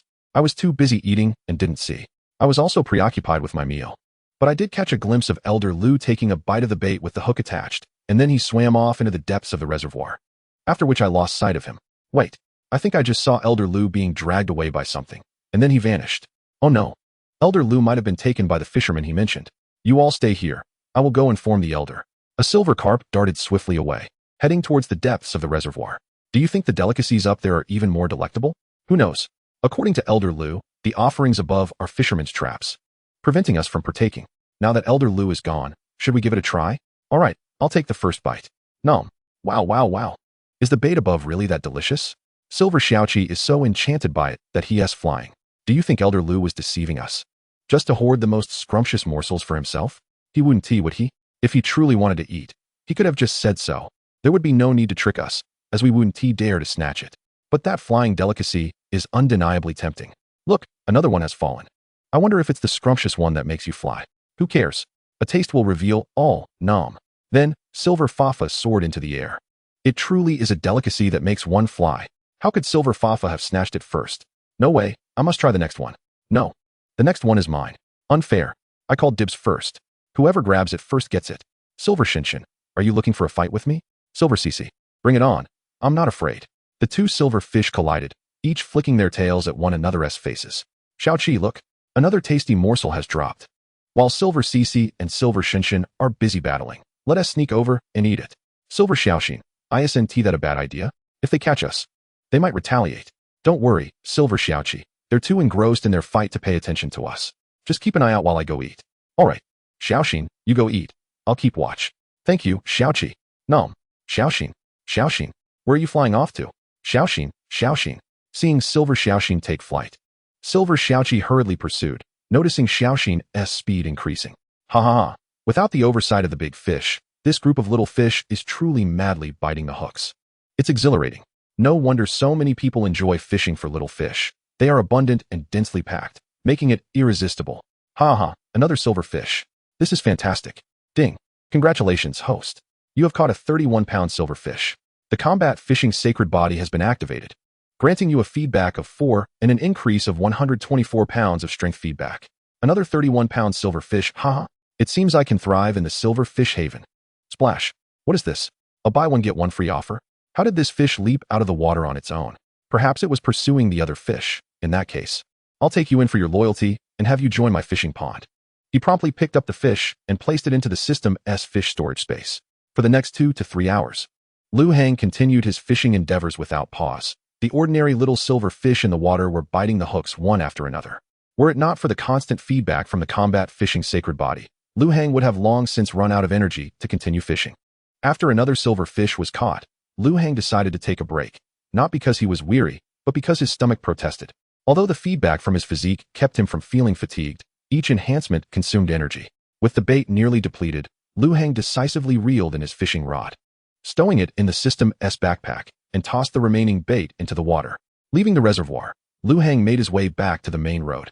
Opening the app on his phone to check for nearby towns, he discovered a small town nearby and rode his electric scooter towards it. After about half an hour, he spotted a sign reading Guofa Town, 1,000 meters ahead. For Lu Hang, who had slipped through the cracks of the 9-year compulsory education system, he had no idea how to pronounce it, but he shrugged it off. Upon arriving in town, Lu Hang headed straight for a roadside rice noodle eatery. After indulging for over an hour, he finally felt satiated, spending a total of 183 yuan, which was solely for duck leg rice. Chapter 57. A Day at the Miracle Fishing Ground. Inside the fishing ground, Su Zijiang was diligently organizing the fishermen. Today, the Bluefish Specialty Pond was officially opening. Following Lu Hang's messages in the group, everyone was filled with anticipation for the Bluefish Pond. As soon as the bluefish arrived at the fishing ground, Su Zijiang prepared for the official opening, having issued a 3-day announcement, and he was hurriedly recruiting staff. When Lu Hang left the fishing ground, he specifically informed Su Zijiang that this batch of bluefish were special, possessing double the explosive power of ordinary bluefish. Thus, before the bluefish pond opened, it would be prudent to recruit a few dedicated rescue personnel to prevent fishermen from overestimating their abilities and potentially being dragged into the water. Most fishermen have some water skills, but there may be a few who do not. Should anything happen, it could lead to trouble. In 3 days, Su Zijiang managed to recruit only 3 lifeguards, and on the first day of the bluefish pond's opening, he deployed all 3 to assist at the bluefish specialty pond, even pulling 2 staff members from the number 1 pond to help. This morning, many fishermen arrived, largely divided into 2 categories: those eager to experience the thrill of catching the large bluefish rumored to weigh several hundred pounds. Lu Hang had never disclosed the specific weights of the bluefish, so no one knew. The second option is to pursue the rewards from the fishing ground. Observing the substantial rewards, which can amount to thousands, one cannot help but feel that this is far more lucrative than a conventional job. For instance, reeling in a 200-pound catch nets an additional reward of 2,000, while a 300-pound fish brings in 3,000. Just 2 catches can equate to a month's salary. And with the added bonus of returning fish, the high entry fee is justified by the generous return on investment. Old Su, I have come to fish today. I even reserved a fishing spot with you yesterday. Yes, I have secured the best spot for you. Izhou has taken Han Wu to the 15th fishing area. Old Su, I heard there's a new pond opening today. How is the fishing situation there? Old Lu, the new pond is extraordinary. The fish there have been specially sourced by our boss, Lu.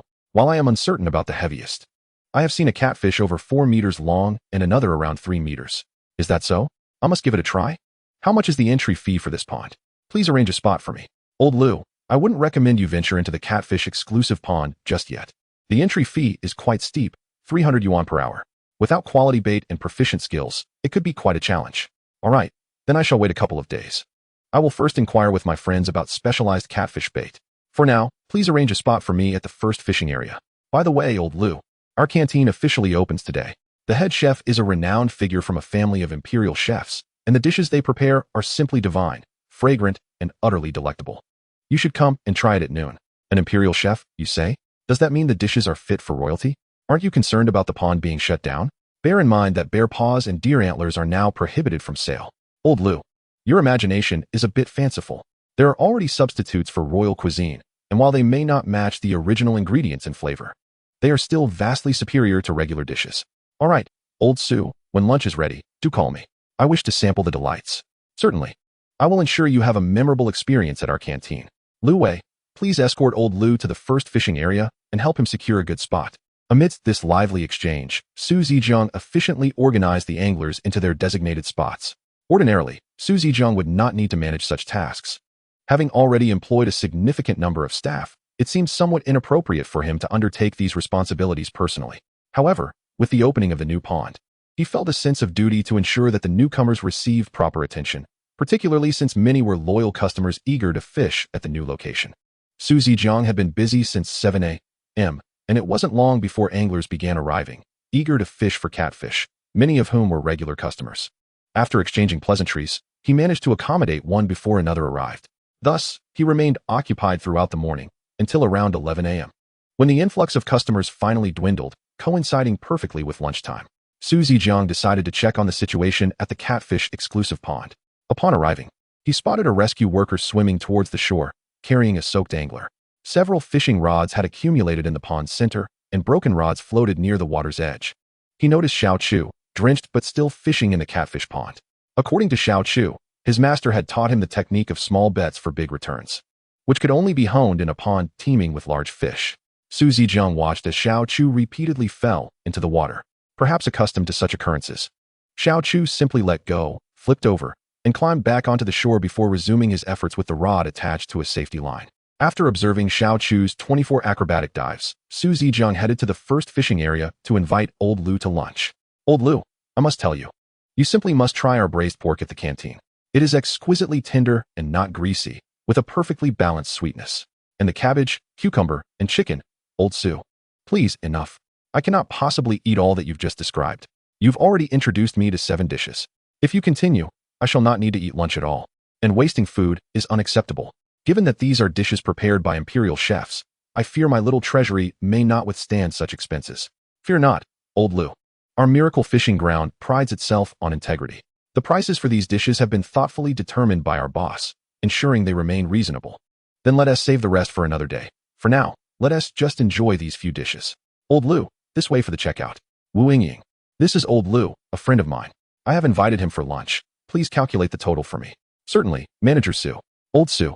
Didn't you say you'd bring me here for lunch? How has it turned into you treating me? Old Lu, it's not much at all. This meal is on me. Next time you come, you can treat me instead. All right? Absolutely not. That is far too generous. Everyone works hard for their money.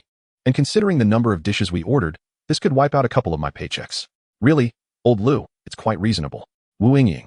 Please tally the amount and let old Lu know, so he doesn't feel awkward. All right, manager. Let me see. We have braised pork, mouth-watering chicken, cucumber stir-fried with eggs, minced meat, stir-fried bean sprouts, stir-fried water spinach, and stir-fried green beans, along with 2 bowls of rice. Manager Su, the total comes to 57 yuan. Here is the QR code to pay. Old Lu, are you reassured now? I told you our canteen is affordable. 2 vegetables and 1 meat dish typically cost around 20 yuan. All right, I shall consider this a favor from you, Sugo. Next time, I will treat you. I look forward to it, old Lu. The two then found a quiet corner to sit and enjoy their meal. Old Su, I must say, the flavors in your canteen are truly exceptional. This braised pork is the best I've ever tasted. The fat melts in your mouth, and it is incredibly fragrant. Of course, if it weren't delicious, I wouldn't recommend it. According to our head chef, he specifically selects premium pork belly. He says the key to good braised pork is a layer of fat alternating with lean meat, allowing the fat to render and infuse the lean meat with flavor, resulting in a dish that is neither greasy nor dry. Though the intricacies of the method elude me. Old Su, do you know if your canteen offers takeout? I would like to pack some to bring home for my wife to try. Currently, we do not offer takeout, as we never planned for it, and Haven Tea prepared any containers. However, old Lu, why not bring your wife next time? Even if she doesn't fish. We have viewing areas where she can relax and enjoy the scenery. Su Gu, old Lu, are you both dining here as well? Xiao Chu, you're here. I didn't see you at the first pond all morning. Were you busy at the catfish exclusive pond? No, not at all. I typically have little to do. The boss just assigns me to fish when there's nothing happening. Today, with the opening of the catfish exclusive pond, I wanted to help draw in a crowd. Enough. Xiao Chu, you're just trying to gain attention. You're practically taking a bath. I initially intended to invite you for lunch, but upon entering, I found you washing yourself in the water. Su Gu, could you not afford me a modicum of respect in front of Lu Gu? Why do you feel the need to disclose everything? Even if I don't mention it today, you would inevitably expose yourself in front of Lu Gu in a few days. Let us be honest. You've been falling into the water continuously for almost a week now. What exactly has the boss taught you? Why do you consistently maintain that peculiar posture while falling in? Ha ha ha. Su Gu, you're unaware, aren't you? The technique the boss taught me is called fishing method. He said that in the realm of cultivation, there are methods. In training, there are techniques. Naturally, fishing also has its methods. What I'm currently practicing is a strategy of leveraging the small to catch the big, which is why I keep failing and getting pulled into the water. Fishing method? That's a first for me. What does this fishing method entail? Lu Gu, you may not know, but I'm quite familiar with it. I've only seen the boss utilize 2 moves, but he looks incredibly impressive when he does so. This is intriguing. Xiao Chu. Do elaborate on the 2 moves you witnessed. I'd like to hear more. The technique the boss taught me is called the 18 techniques of fish descending.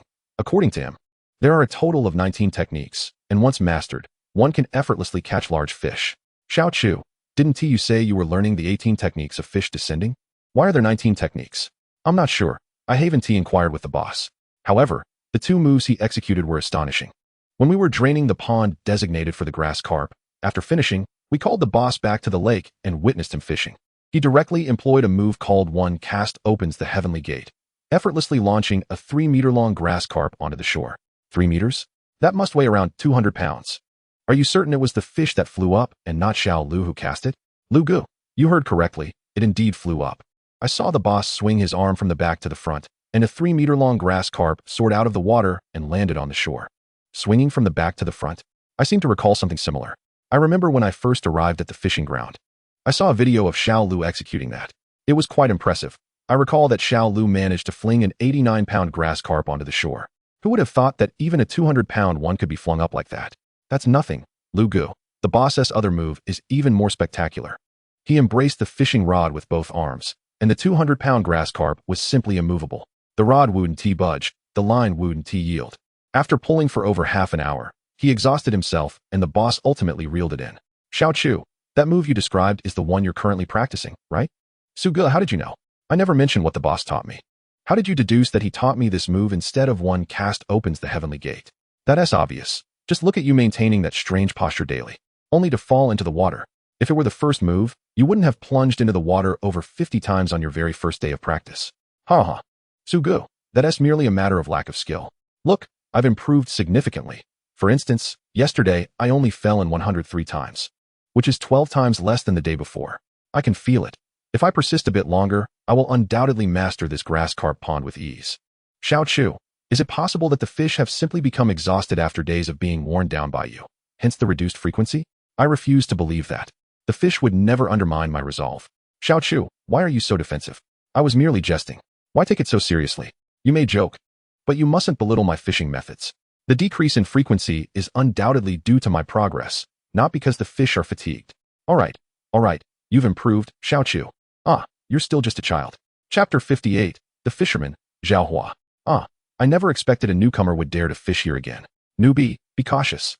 This reservoir holds many colossal creatures. One misstep, and you might find yourself as bait. Is it really that frightening? I came here yesterday and didn't encounter any particularly large fish. Hearing the fisherman by the reservoir shout to Lu Hang, he candidly replied, "Newcomers are fine. I was here yesterday. Just be careful and remember to tie a safety line. This reservoir can be quite perilous." All right, thank you, brother. I'm curious. What types of fish are commonly found here, so I can prepare the bait accordingly? In this reservoir, I'm not entirely sure, but there are silver carp, and grass carp. The water quality is good, and the fish grow large, so if you're not vigilant, it's easy to be dragged under. Come on. Let me get a line. Thank you for the heads up. You seem quite savvy, young man. By the way, I'm Zhao Hua. I'm a bit older than you, so you can call me Lao Zhao or Hua Gu. Hua Gu, my name is Lu Hang. You can call me Xiao Lu. Are there many people fishing in this reservoir? I haven't seen many during my visits these past couple of days. Zhao Hua took a puff from his cigarette and slowly replied, "Not many people fish here. Ever since a few incidents occurred, fewer people come. There are only about 6 or 7 of us left. People have drowned in this reservoir? Is it true that once someone falls in, they just sink? Seems you've done your homework." Yes, there used to be many fishermen here. After a few incidents where individuals fell in and sank without a trace, and subsequent accidents, people stopped coming. As Lu Hang began preparing his grass carp bait, he asked Zhao Hua, "Aren't you afraid? Why do you still dare to fish here?" "Of course. I'm afraid. But what good is that? This is the only spot nearby with fish. I'm a fisherman. If it's my time, then so be it." Suddenly, while mixing the bait, Lu Hang heard the sound of fishing line whistling through the air. He looked up to see Zhao Hua's rod bending under the weight of a fish. The float had been pulled underwater. Zhao Hua promptly lifted his rod. Huh. Upon hearing Zhao Hua's shout, Lu Hang watched as Zhao Hua bent the rod into a perfect arc, his arms straining visibly as he exerted force. Zhao Hua, slowly retreating while pulling the rod, made steady progress, and after about 2 meters, began to reel in the line, albeit slowly. After about 10 minutes, Zhao Hua successfully revealed the fish hanging from the hook, a grass carp measuring approximately 2.5 meters and weighing about 150 to 160 pounds. Xiao Lu, could you help me net this fish? It's too large for me to handle alone. Huagu, let me assist you. I'm sure I can manage the strength. You handle netting the fish. All right, I appreciate it, Xiao Lu. Lu Hang put down his half-prepared bait and quickly moved to Zhao Hua's side, taking the rod from him. The rod felt excellent in his hands. He caressed it a few times and began to slowly reel in the line, guiding the fish toward the shore to assist Zhao Hua in netting it. Zhao Hua, observing that Lu Hang was adeptly controlling the fishing rod, felt a sense of relief and approached his fish basket, retrieving the landing net he had set aside. He made his way to the water's edge, cautiously extending the net towards the fish's head. However, the net proved to be somewhat small, and Zhao Hua struggled to scoop the fish effectively. After a laborious 10 minutes of collaboration, they managed to fit the entire head of the fish into the net. With the fish's head securely contained, Zhao Hua abruptly lifted the net, but as he exerted force, the net broke, causing the blue fish to flick its tail and escape back into the water. Don't worry, Brother Hua, the fish hasn't thrown the hook. I can still feel the pull. Get ready. I'll bring it back to the surface again. This time, I'll pull it right to the water's edge, and you can grab its gills to haul it up completely. All right, Xiao Lu, be bold. This fishing rod cost me 5,000 yuan and was crafted by a master artisan. I can handle a fish weighing 300 to 400 jin without any trouble. Excellent. That puts my mind at ease. Brother Hua, prepare yourself. The fish is coming back. As Lu Hang effortlessly maneuvered the rod, bringing the blue fish back to the surface and gradually toward the shore, Zhao Hua immediately crouched down, extending his hand to pull the fish ashore. As the blue fish drew closer to the surface, Zhao Hua felt an exhilarating rush. Previously, his largest catch here had been a 168-jin silver carp. But this blue fish was evidently larger. 10 meters, 5 meters, 3 meters, 2 meters, 1 meter. The fish drew ever nearer, finally reaching the shore. Zhao Hua, fixated on the gills of the blue fish, swiftly hooked his fingers around them. Crouching made it difficult for him to exert force, so he rolled the fish onto the bank, using his weight to pull it out of the water. Brother Hua, you're incredible. Seeing Zhao Hua successfully haul the fish onto the shore, Lu Hang was visibly thrilled. This was the first time he had witnessed someone catch a fish exceeding 100 jin purely through their skill. He himself had only managed to land such heavy fish with the aid of various system enhancements. Without them, he could typically only catch fish weighing around 50 to 60 jin. Setting down his rod, Lu Hang hurriedly approached to drag the blue fish further away from the water's edge, wary that it might leap back into the water if it regained its senses. After lying on the ground for a moment, Zhao Hua excitedly sprang to his feet, rummaging through his pockets until he found his phone tucked away in the back pocket of his trousers. He handed it to Lu Hang, requesting a few photos. Lu Hang, observing the ecstatic Zhao Hua clutching the blue fish, took a series of comprehensive shots. Click, click, click. After snapping over 20 pictures, he returned the phone to Zhao Hua. Thanks. Xiao Lu, by the way, would you like me to take a couple of photos of you? Hand me your phone, and I'll do it. You deserve half the credit for this catch.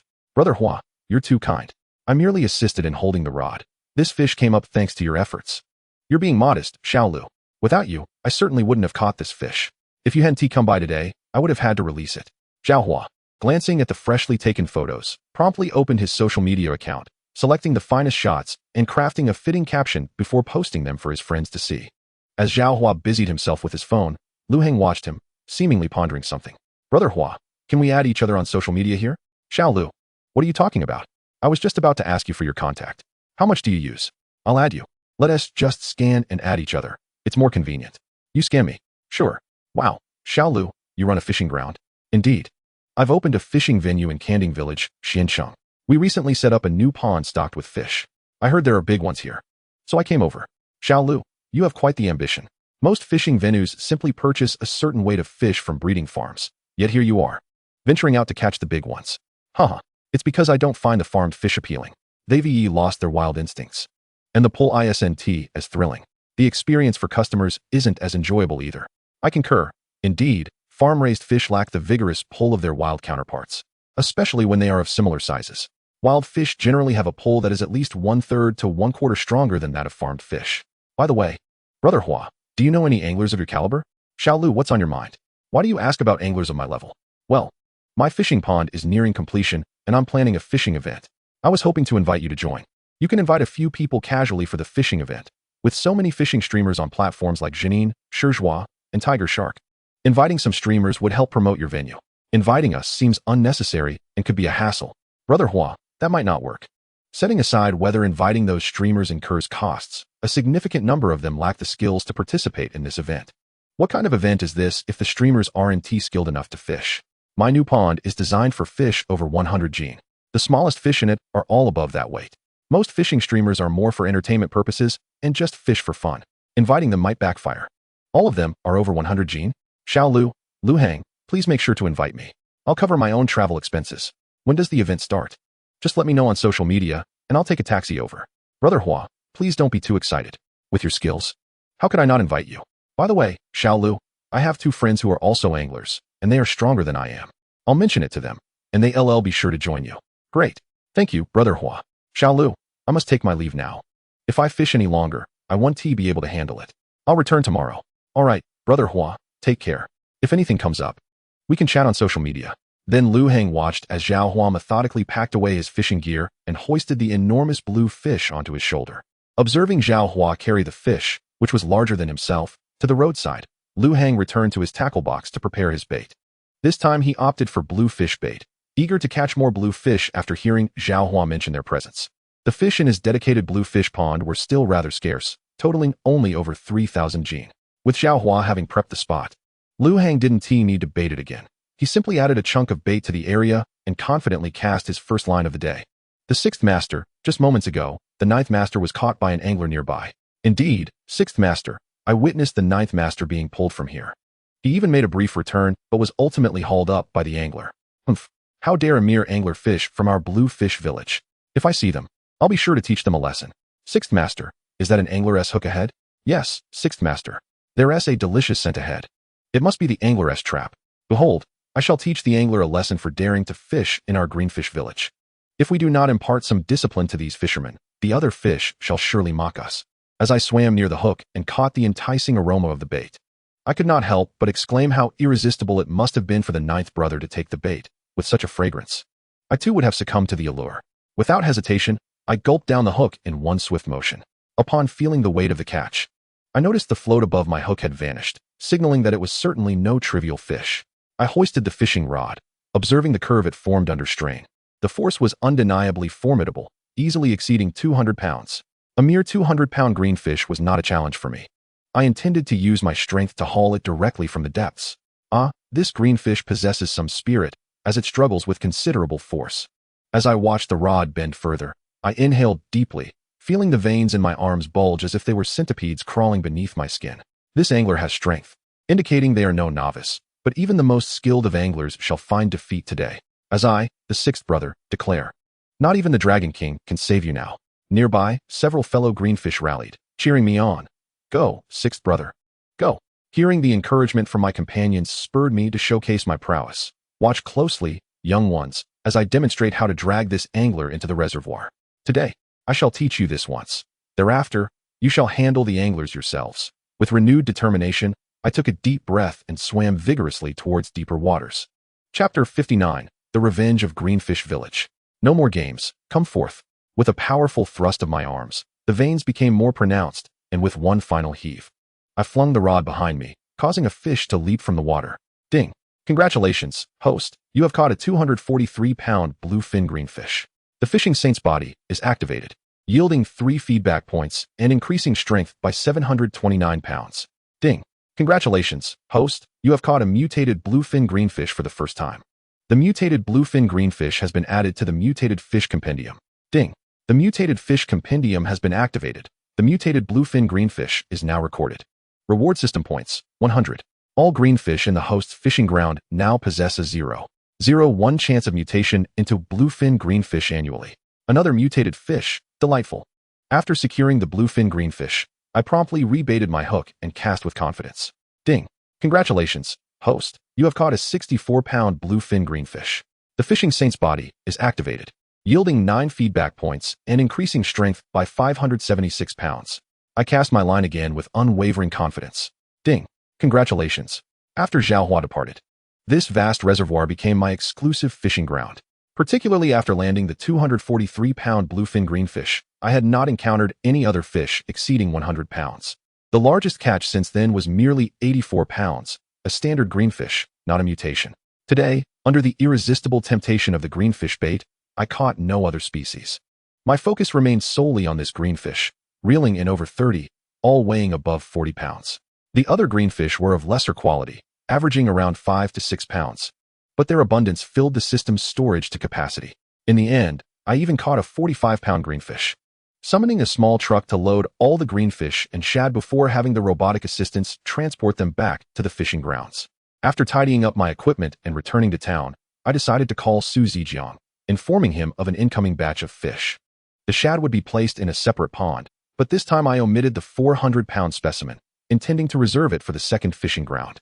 The shad pond would be transformed into a practice area for novices. Upon delivering the fish back to the fishing grounds, I indulged at the local rice noodle eatery, once again breaking my record by consuming 227 yuan worth of food. Big brother, bad news. Something terrible has happened. What is it? Speak slowly. I've told you countless times. Big brother, it's really bad. The anglers have come to the shore and taken away 6th brother and 9th brother, along with many of our brethren. What? This reservoir hasn't seen capable anglers in ages. I recall there being only 6 or 7 weak anglers fishing by the shore. They were too feeble to drag anyone away. We merely tolerated them to feed us bait. Indeed, just those 6 or 7. Even if they combined their efforts, they could barely manage to haul up the 9th brother.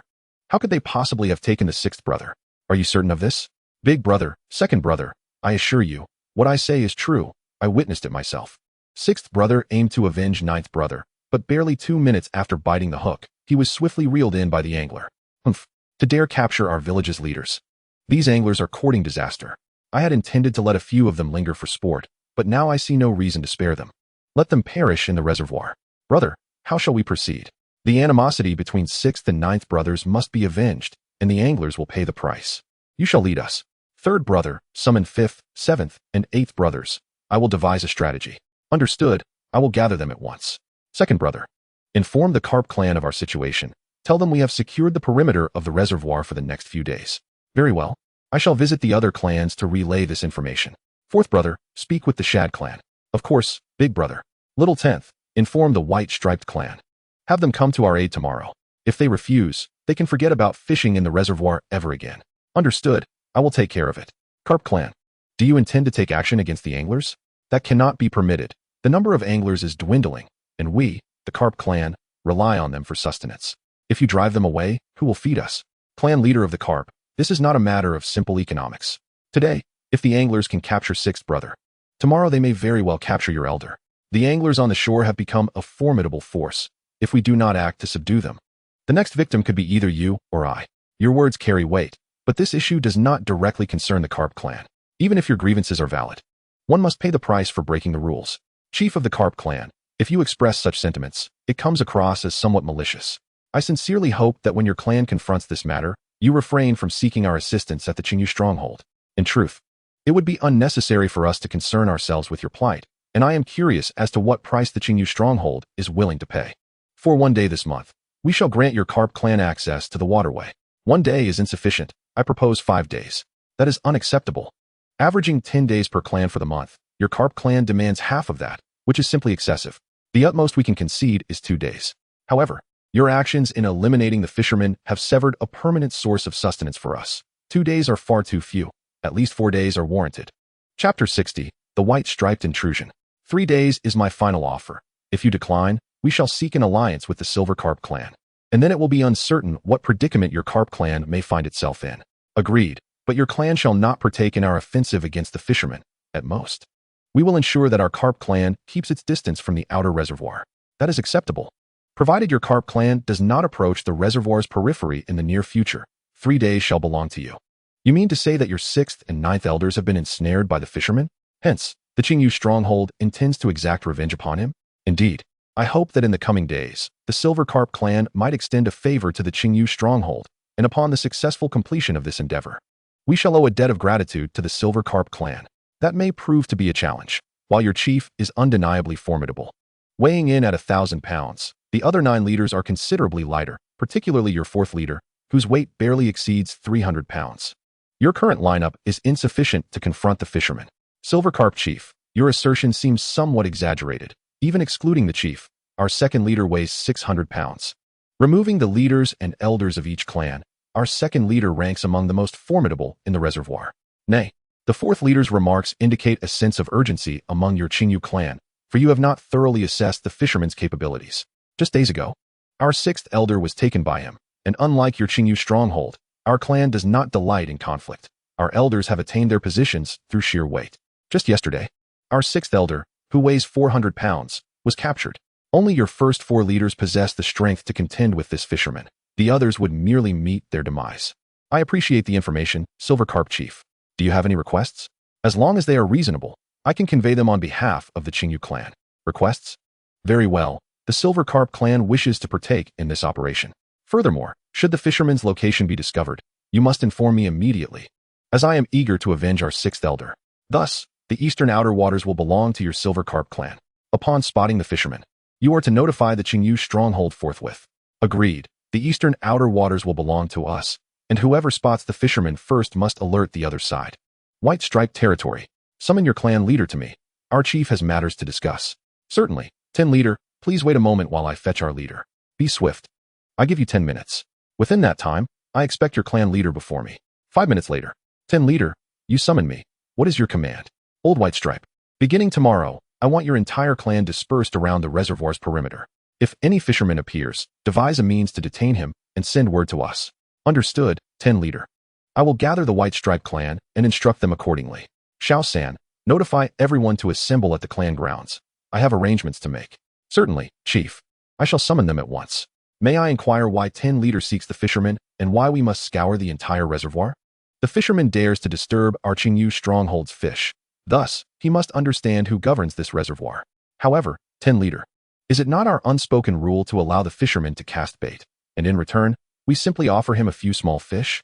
The fisherman is but our livestock. Should we tire of him, we could simply drag him down for a meal. Why make such a grand effort? What you ought not to know is not for you to question. Just carry out your tasks effectively. Then I shall attend to the arrangements. Farewell. Back at the hotel, Lu Heng began to contemplate his current appetite. This will not do. As my fishing endeavors yield greater quantities, my physical demands are increasing correspondingly. If this continues, I may find myself residing in a restaurant. Upon returning, I must seek out Zhu Shiqi to inquire about high-energy foods. The meager provisions of self-heating rice and hot pot in my backpack will scarcely suffice. Yes, I shall consult Zhu Shiqi. He surely knows how to procure high-energy sustenance. The following day, Lu Heng, after finishing breakfast, made his way directly to the reservoir. He had anticipated Zhao Hua's arrival, yet upon reaching the site, he found it deserted. He quietly approached the location where he had fished the previous day and commenced preparing bait.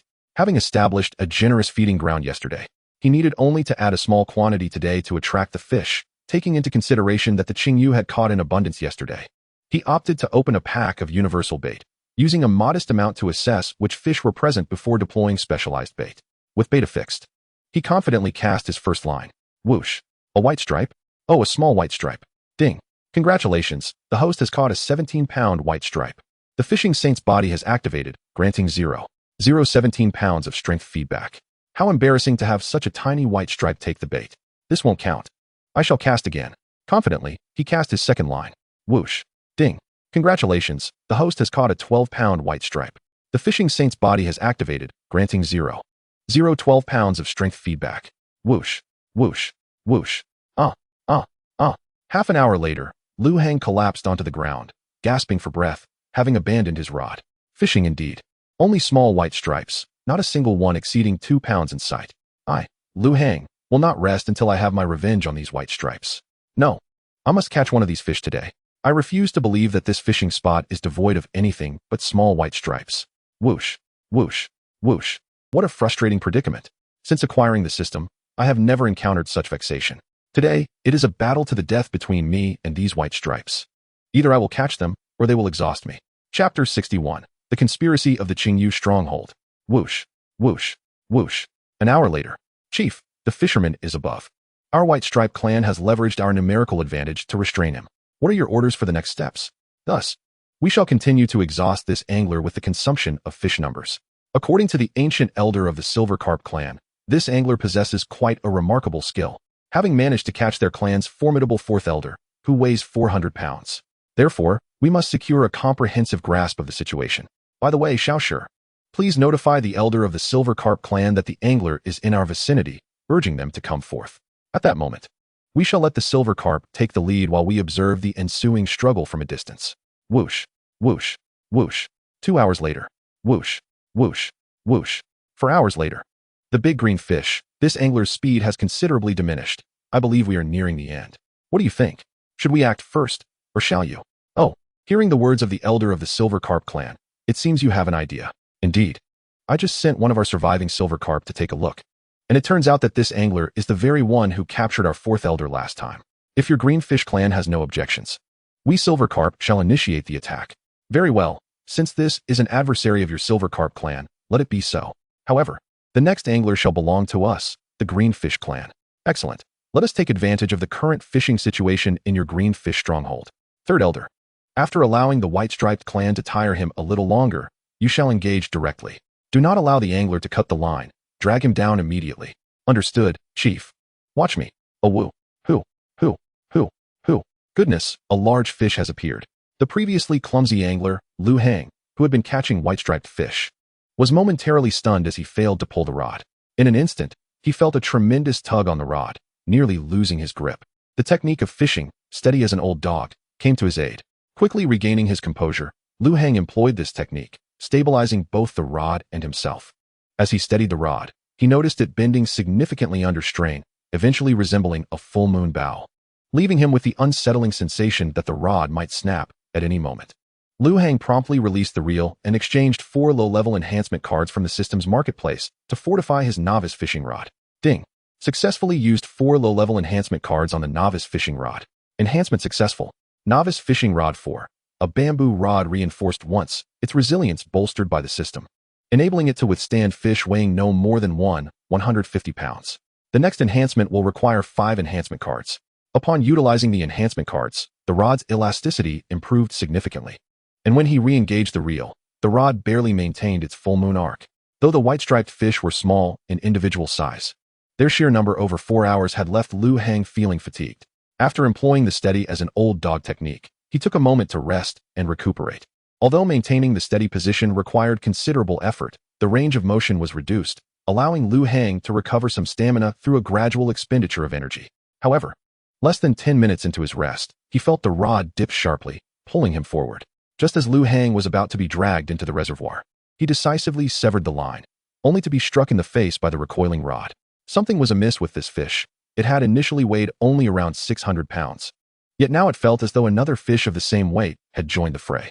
Observing the damaged rod, Lu Hang hurriedly retreated to a safer distance, fearing that the fish, in a moment of frenzy, might charge at him, capable of swallowing a person whole, given its impressive length of over 7 meters. Retreating 50 meters to the shore, Lu Hang lay down and began to reflect on the fishing day's events. The more he thought, the more he felt something was off.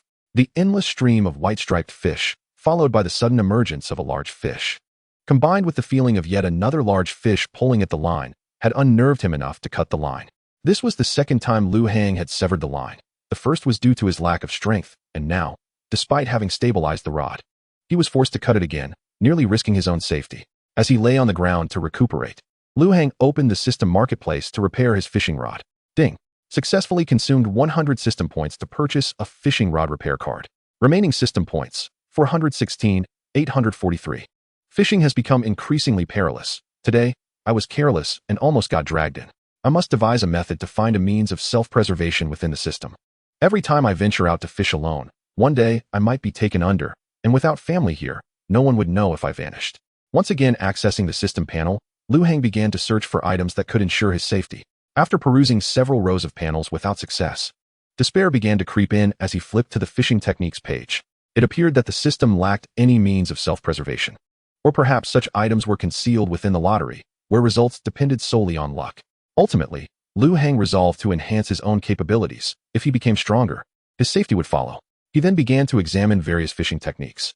Tai Chi fishing method, utilizing softness to overcome hardness. leveraging the fish's pull to convert it into one's own strength, using the fish's energy to deplete its own. Looking at the price, Tai Chi fishing method. First technique, Tai Chi gives birth to duality, 100,000,000 system points. Pardon the interruption. Sunflower treasure fishing. Utilizing softness to overcome hardness, it can slightly reduce one's own consumption. Also referred to as the lesser Tai Chi fishing method. This sunflower treasure fishing seems promising. I might be able to exchange for it. Upon clicking the introduction for the first technique, Lu Hang suddenly felt a chill and promptly closed the page. Chapter 62. Successfully exchanging for numerous fishing techniques. Sunflower treasure fishing. First technique, exorcism fishing method. To practice this technique, one must first undergo self-castration. Without self-castration, one is consumed by heat. Heat arises from within, igniting the body. If unchecked, chaos ensues. Even if the heat subsides, the damage persists. After self-castration, the fishing energy naturally manifests, merging with the soul, unimpeded. The method of energy generation is fraught with hardship. To attain tranquility, one must abandon suffering. Once serenity is achieved, the hand becomes as delicate as a flower. Energy flows through the meridians, harmonizing with the soul. When the energy forms, the individual is reborn, transcending all limits. Paired with a diet of bland herbs such as wood ear mushrooms, straw mushrooms, winter melons, and tubers, one can practice this technique. Upon mastery, one's strikes are as swift as thunder. Fishing stick method. The fishing stick method comprises 8 techniques: trip, cleave, entangle, pierce, lift, draw, seal, and turn.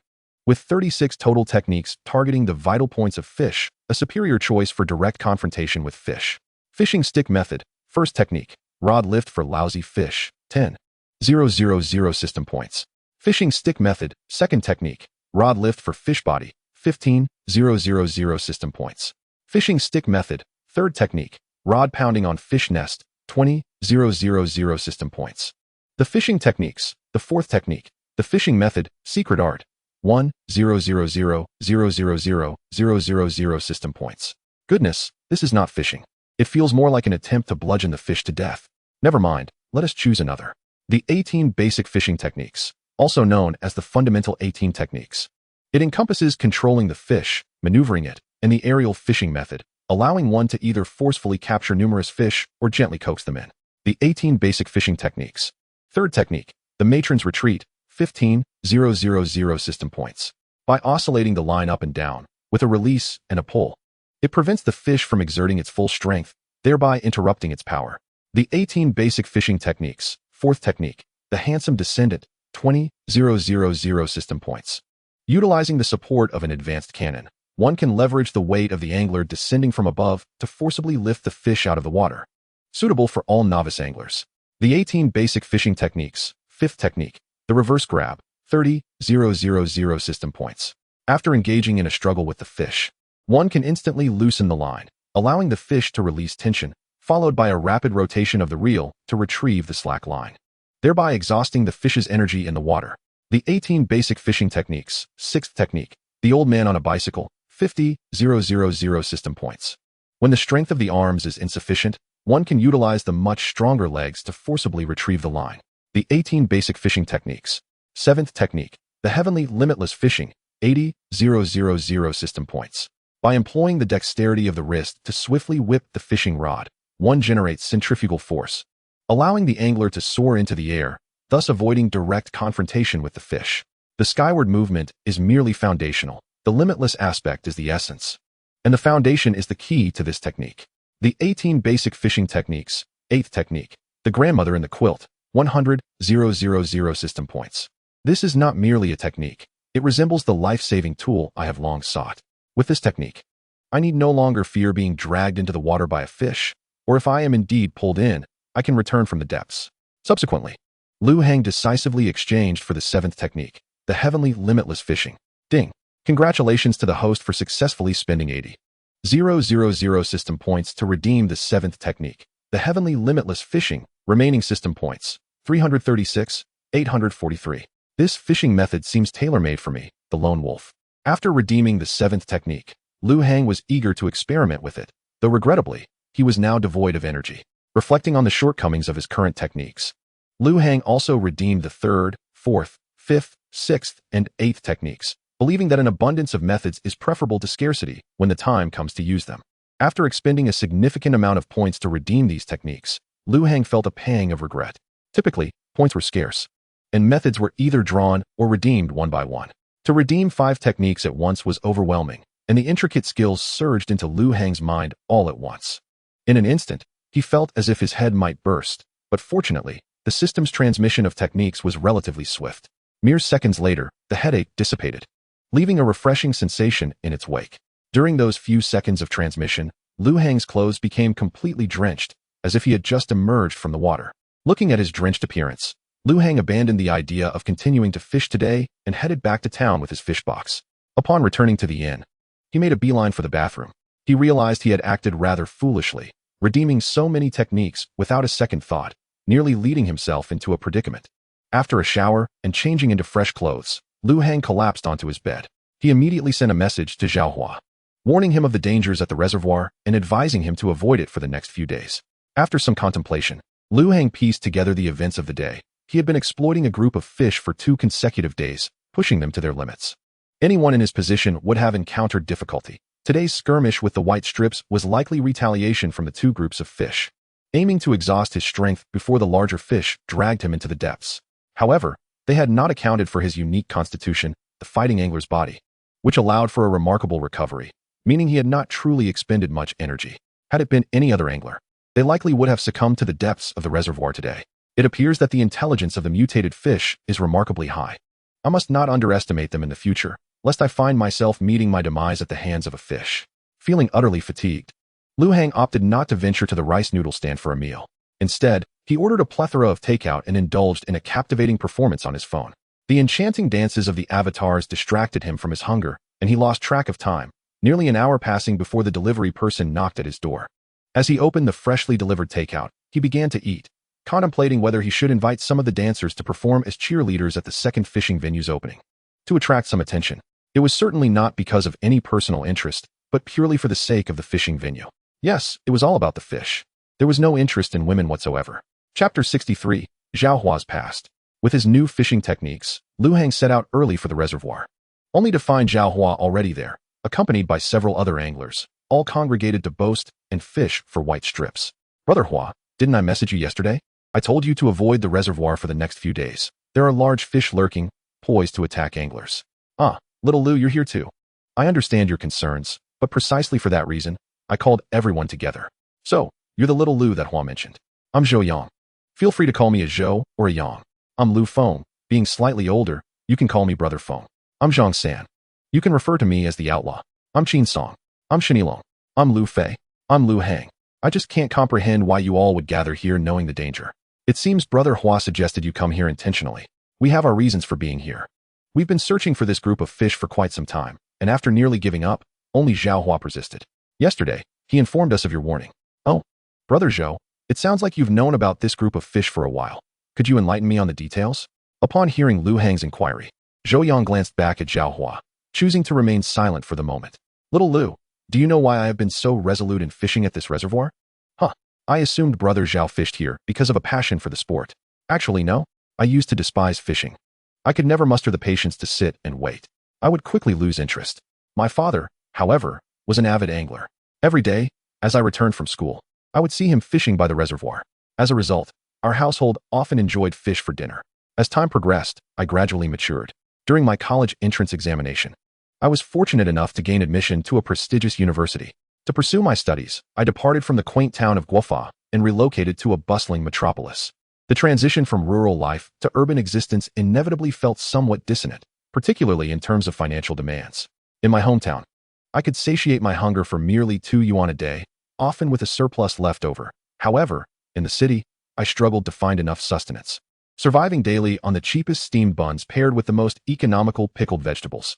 Eventually, with the advent of a messaging application, my father secretly learned how to navigate it, added me as a friend, and occasionally transferred small sums of money, usually 20 or 30 yuan at a time.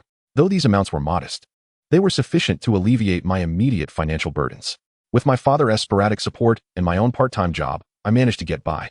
As I began my internship after graduation, my responsibilities increased, leading to less communication with my father. I lost track of when our contact ceased entirely, as I remained preoccupied with work. It was only upon graduation that I realized I had not been in touch with my family for quite some time. After several fruitless attempts to reach my father by phone, I decided to take a train back home. Upon entering my house, I was met with a disheartening sight. A thick layer of dust blanketed the furniture, and the dining table was adorned with 2 plates of completely moldy, rotten food and 2 empty bowls, yet the occupants of the house were conspicuously absent. Through inquiries, I learned that during my final year of university, my father had gone fishing by the reservoir as usual, while my mother, having prepared dinner, habitually went to summon him home. Tragically, she witnessed my father gripping the broken half of his fishing rod, refusing to let go, as tumultuous waves surged around him. Suddenly, without warning, he was pulled into the water. My mother, a proficient swimmer, immediately jumped in, desperate to save him. That day, neither of my parents resurfaced. According to other fishermen present that day, just days prior, my father had caught a massive fish weighing over 200 pounds. Uncertain of its fate, he returned to the reservoir to fish again. On the day of the incident, fellow anglers noted that my father was catching fish in abundance, particularly small white fish, as if they were falling from the sky, eagerly biting at the hooks. He had remarked that it was a bountiful day, and he planned to sell his catch in town to send money back to me, his son, who had worked hard to gain admission to a prestigious university, facing the challenges of living alone in an expensive city. In truth, several of us present had experienced similar tragedies in our families at this reservoir, with circumstances eerily mirroring the events of the previous day. Fishermen would initially catch numerous small white fish, only to be abruptly taken by a monstrous creature, vanishing beneath the water without a trace. Reports to the authorities yielded no results. Disbelief prevailed, and the outcome was merely recorded as missing persons, though we knew the grim reality. In the aftermath, I frequently returned to fish, hoping to uncover the entity responsible for my parents' demise. Despite my efforts, I had yet to encounter the situation again until you informed me last night. Otherwise, I might have given up after a few more years. Knowing that the perilous creature had resurfaced spurred me to rally a group to retrieve it from the depths. However, I felt a pang of embarrassment. Despite assuring you last night, I arrived today with a cohort. It's all right, Brother Hua, I reassured him. Before coming to this reservoir, I encountered another angler named Zhang Yu at a different reservoir, who also mysteriously vanished beneath the water. Chapter 64. The Battle at the Reservoir. 1. I vividly recall how old Zhang would always bring extra ropes whenever he visited the reservoir, alerting newcomers to the dangers lurking within and lending them ropes to secure themselves to nearby trees, just in case. Yet, the whims of fate are unpredictable. The following day, when I returned, the reservoir had been sealed off. Old Zhang and 2 of his friends had been pulled under. Although the search teams declared them missing, we all understood the truth. They were gone. Since Brother Hua was involved, I resolved to assist him today. With that, I retrieved my fishing gear and bait from my tackle box. With a swift, confident motion, I cast my line into the water. While waiting for a bite, I rummaged through my box and unearthed a fish net that had nearly succumbed to mildew from neglect. When fishing alone, I typically stored my catch directly in the system's storage, but with others present today, I had no choice but to utilize the net. This also meant that I would likely refrain from trying to catch anything substantial. If I hooked a gigantic fish, I would have to reel it in quickly to avoid losing it. Following my lead, the other 6 individuals cast their lines as well. I noticed my bobber dip beneath the surface and swiftly yanked my rod upward, feeling a rush of exhilaration as a small white fish leapt from the water. The force nearly sent me tumbling backward. After detaching the small fish from the hook, I tossed it into the net, replaced the bait, and cast my line once more. Ding! Congratulations, the host has caught a 0 for pound white fish. The combat fishing physique has activated, granting an 8 feedback and increasing strength by 0.32 pounds. With the day's first success under my belt, the other 6 anglers began to hook fish in succession, each landing small white fish, usually around 10 to 15 centimeters in length. It soon resembled a contest to see who could catch the most. Initially, the fish measured around 10 to 15 centimeters, but within half an hour, they dwindled to 8 to 12 centimeters, and now they had shrunk even further. Everyone, let us reel in our lines. We can't continue catching these small fish, I cautioned. Based on my experience yesterday, once we grow weary from catching these white fish, a colossal creature is likely to strike and drag us into the reservoir. Little Lou, what do you suggest we do? We certainly need to catch this fish. But as you mentioned, we cannot continue indefinitely, lest we become targets for the lurking giant.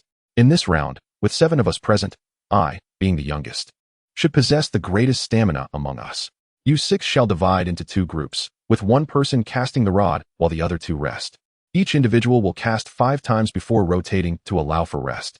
I shall take breaks every half hour while fishing to ensure that everyone maintains their vitality. If anyone manages to hook a colossal fish, the rest can swiftly assist.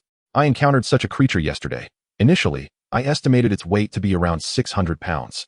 However, the weight on the rod suddenly intensified, and though I cannot ascertain its exact weight, I am certain it surpassed 1,000 pounds. Thus, one or two individuals alone cannot possibly reel in such a fish. We can only rely on our numbers to drag it ashore together.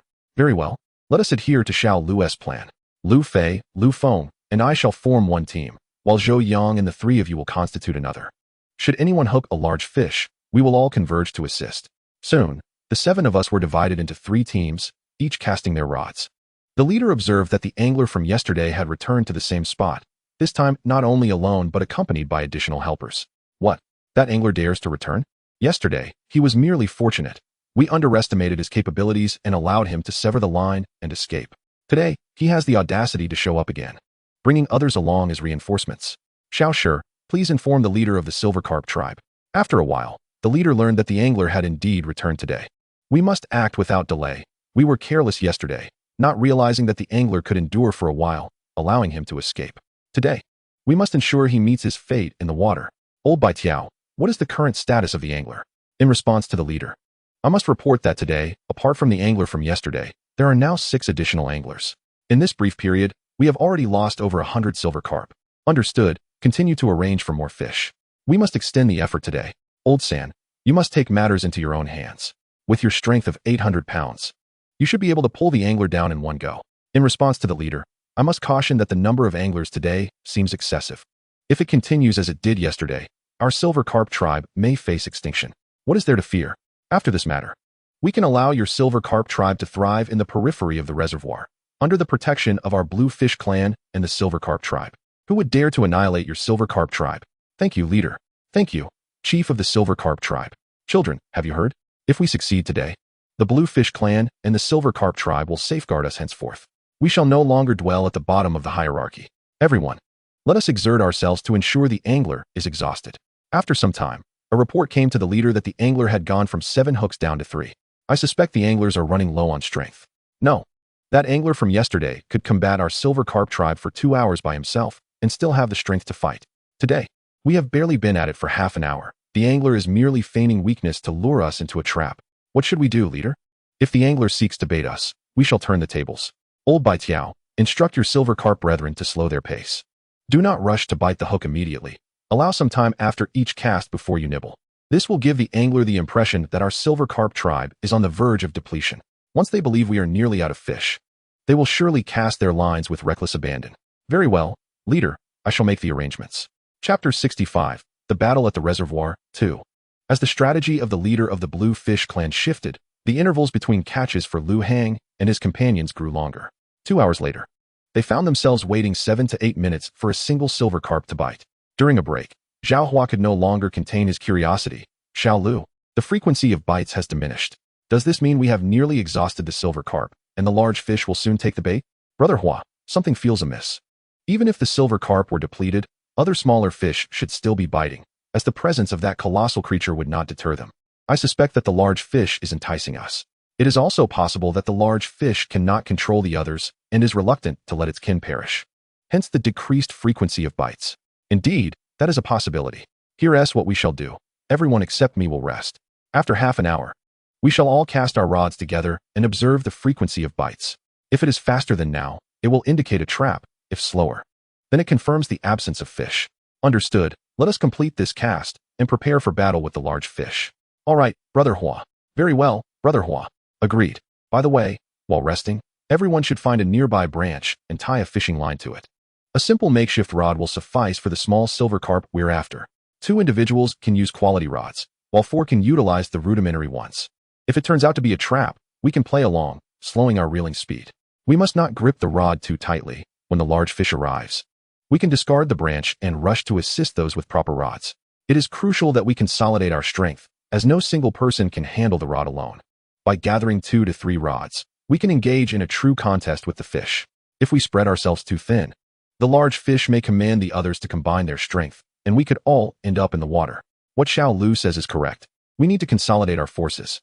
If we separate, we will surely be no match for that colossal creature. Leader, the number of hooks from the anglers is dwindling further. Now only one person remains casting. Could it be that the anglers have realized there are no more fish and are preparing to leave? Unlikely. Given the angler's nature from yesterday, he would not abandon his line without catching a large fish. Old Air. Find 2 clever fish to stealthily observe what the anglers are up to. Old Bai Tiao. Now that there is only 1 angler left, let us increase the frequency of bites and avoid raising any suspicions. Understood, leader. I will make the arrangements. 5 minutes later. Leader. The little brothers who surfaced have reported that only yesterday's angler remains on the shore. The other 6 anglers have vanished without a trace. It seems the other 6 could not endure the wait and have left. Old Air, prepare everyone. After a bit more time, it will be your turn. Learning from yesterday's lesson, we must ensure we drag this angler down without fail. Understood. I will inform Old San, and I will assist him. Should anything go awry, I will join forces with him immediately. Good. Prepare yourselves. At the periphery of the reservoir, the silver carp exclaimed, Brothers, the leader of the Bluefish clan has instructed us to hasten our biting frequency. Do you see that fishing net by the reservoir? Our captured brethren are trapped within it. If we can exhaust the angler, our 2nd and 3rd leaders will spring into action, and our captured brethren will return to us. For our brothers, for the waters of the reservoir's periphery, let us strive to exhaust the angler. Exhaust the angler. Exhaust the angler. Exhaust the angler. Patriarch, is it truly worth sacrificing the lives of our clan's fish to deplete the fishermen? No matter what promises the Bluefish village may offer us, once the fisherman is dead, they could easily retract their commitments. Even if they choose not to, the other 2 clans may not necessarily concur. White-eyed fish, you seem unaware. The reality is that in this confrontation initiated by the Bluefish village and the Silverfish clan against the fishermen, regardless of the victor, our white-striped clan stands to gain the most. Patriarch, how do you arrive at such a conclusion? White-eyed fish, this is a lesson you must learn well. Within this reservoir, our white-striped clan lacks any real voice, as the 3 major clans can easily trample us. The Bluefish village has chosen us as their vanguard. But that is merely a euphemism. In truth, it is a death sentence. Should I refuse, the Bluefish village may unleash their wrath upon our clan, using our bodies as bait for the fishermen. At that point, our entire clan could fall to the hands of the Bluefish village. Conversely, if we acquiesce to their demands and they emerge victorious, our kin could return. Even if the promises of the Bluefish village are not fulfilled, we would at least have the opportunity to partake in the bait cast by the fishermen. We could allocate all the bait to the strong among our clan, nurturing their growth, while others sacrifice their lives to buy time for the powerful. Once the bait is consumed, our strong ones would conceal themselves, and when they mature, we would merely need to await an opportunity to usurp the supremacy of the 3 clans. This is the law of the world. The strong dictate all, while the weak must endure in silence. Only the strong wield the power to choose their fate, while the weak are left to be shaped by it. Similarly, if the fisherman prevails, the leaders and elders of both the Bluefish village and the Silverfish clan would be eliminated, leaving both clans vulnerable to the oppression of the Carp clan. The reservoir is vast, and the 3 clans have been embroiled in conflict, with the fish population dwindling. The positions vacated by the Carp clan would ultimately belong to our white-striped clan, particularly at the water's inlet, a resource-rich area that the Carp clan would fully occupy. Subsequently, the reservoir would lack their presence. At that juncture, the entire reservoir would become sustenance for our white-striped clan. We would merely need to continue nurturing our strong, and we would ascend to become the 2nd clan in the reservoir. Regrettably, yesterday, the Bluefish village and the Silverfish clan's joint efforts failed to resolve the conflict with the fishermen, resulting in the needless loss of hundreds of our kin. Chapter 66, The Battle of the Reservoir, 3. Today, since the fisherman has sought assistance, it is clear they intend to contest the Bluefish village decisively. Both sides still possess clarity of thought, while our white-striped clan must incite the battle to a fever pitch. We only need to stoke the flames of conflict between the 2 sides, and then we can reap the rewards of the ensuing struggle. Patriarch, I understand. Very well. Let us end this discussion here. White-eyed fish, hasten our kin to increase their baiting speed. We must provoke the fishermen into action. As you command, Patriarch. Little Lou, I've noticed that since we reeled in, your catch rate has surged dramatically. Your current speed surpasses that of our 3rd rod. Indeed, it seems the fish in the water are anxious that we are pulling back, prompting the white stripes to hasten their baiting. By the way, have you prepared your rods? We must be ready to execute our plan. Rest assured, I am thoroughly prepared. Behold this branch in my hand, long and straight. It is the perfect choice for a fishing rod. As long as you are ready, I will commence the performance. I shall begin to slow my rod's lift. Prepare to cast your rods, compelling the giant lurking beneath to confront us directly. Everyone, take a moment to rest. Soon, we shall engage in a fierce battle. Little Lou, would you not take a brief respite? We all know how to act. Let us assist you in your performance while you take a moment to rest. No need. Huagu. There is no pressure in catching these small fish. It merely involves lifting the rod repeatedly. I can rest while I slow my lifting speed. I won't tire myself, as I still intend to reel in the giant from the water. After a period of time. Brothers, cast your rods. Everyone be prepared to discard branches and assist with the fishing rods. Splash X6. Little Lou, there are no more fish. It seems the giant is about to make its move. Everyone with branches, gather near those with rods and prepare to assist in securing the rods. All right. Okay. Who? A massive catch is on the line. Discard the branches and help stabilize the rods. We must not be pulled under. Who? Everyone. Exert your strength. The big fish has struck. Hua, we cannot hold it. The fish in the water is too large. I cannot even feel its weight. It feels as if I am pulling the very earth itself. Hold on. We have awaited this day for 5 years. If we lose this opportunity, I cannot guarantee we will have another 5 years to pursue this giant. Hua, the fish in the water is too immense. We cannot maintain our grip on the line. Perhaps we should relinquish one rod. The 3 of us cannot hold it. Very well. You abandon your rod and come assist us. Zhou Yang, you too help little Lu. Upon hearing Zhao Hua's arrangement, Zhou Yang released his fishing rod, which shot away like a wild horse freed from restraint. No need. I can still hold this one. You all go assist Huagu. I can withstand the pressure here. You all help lift the rod. If we cannot reel it in within 10 minutes, we must release it. No, we cannot let go. We have waited too long for this chance. If we cannot bring it up in 10 minutes, we must release it. There is more than one large fish in the water, and if we cannot reel in the big one within that time, it may attract others, putting us all at risk. As long as I am not dragged down, they will not release me. There will always be opportunities, as long as the mountains remain. There is no fear of firewood running out. The 18 techniques of fishing. Third technique, the Great Mother retreats. Lu Hang's sudden shout startled the 6 others nearby. Upon turning, they saw Lu Hang thrusting the fishing rod forward and backward, resembling a martial artist wielding a spear. After employing the technique, Lu Hang noticed a significant reduction in the pulling force. He had originally felt a resistance of no less than 800 pounds, yet after utilizing the technique, it diminished by at least 200 pounds. The 18 techniques of fishing. Fifth technique, the reverse scoop. They observed Lu Hang's rod thrusting forward repeatedly, and after employing the reverse scoop, he swiftly reeled it back, tucking the rod under his arm, while his left hand rapidly wound the line. The sight of Lu Hang's spinning reel seemed to conjure smoke. The 18 techniques of fishing. 16th technique. With Lu Hang's sudden wave of reeling in the line, the resistance from the water vanished, leaving only the weight of the giant creature he was dragging. Realizing the fish had ceased to exert force, Lu Hang decisively sought to lift it from the water.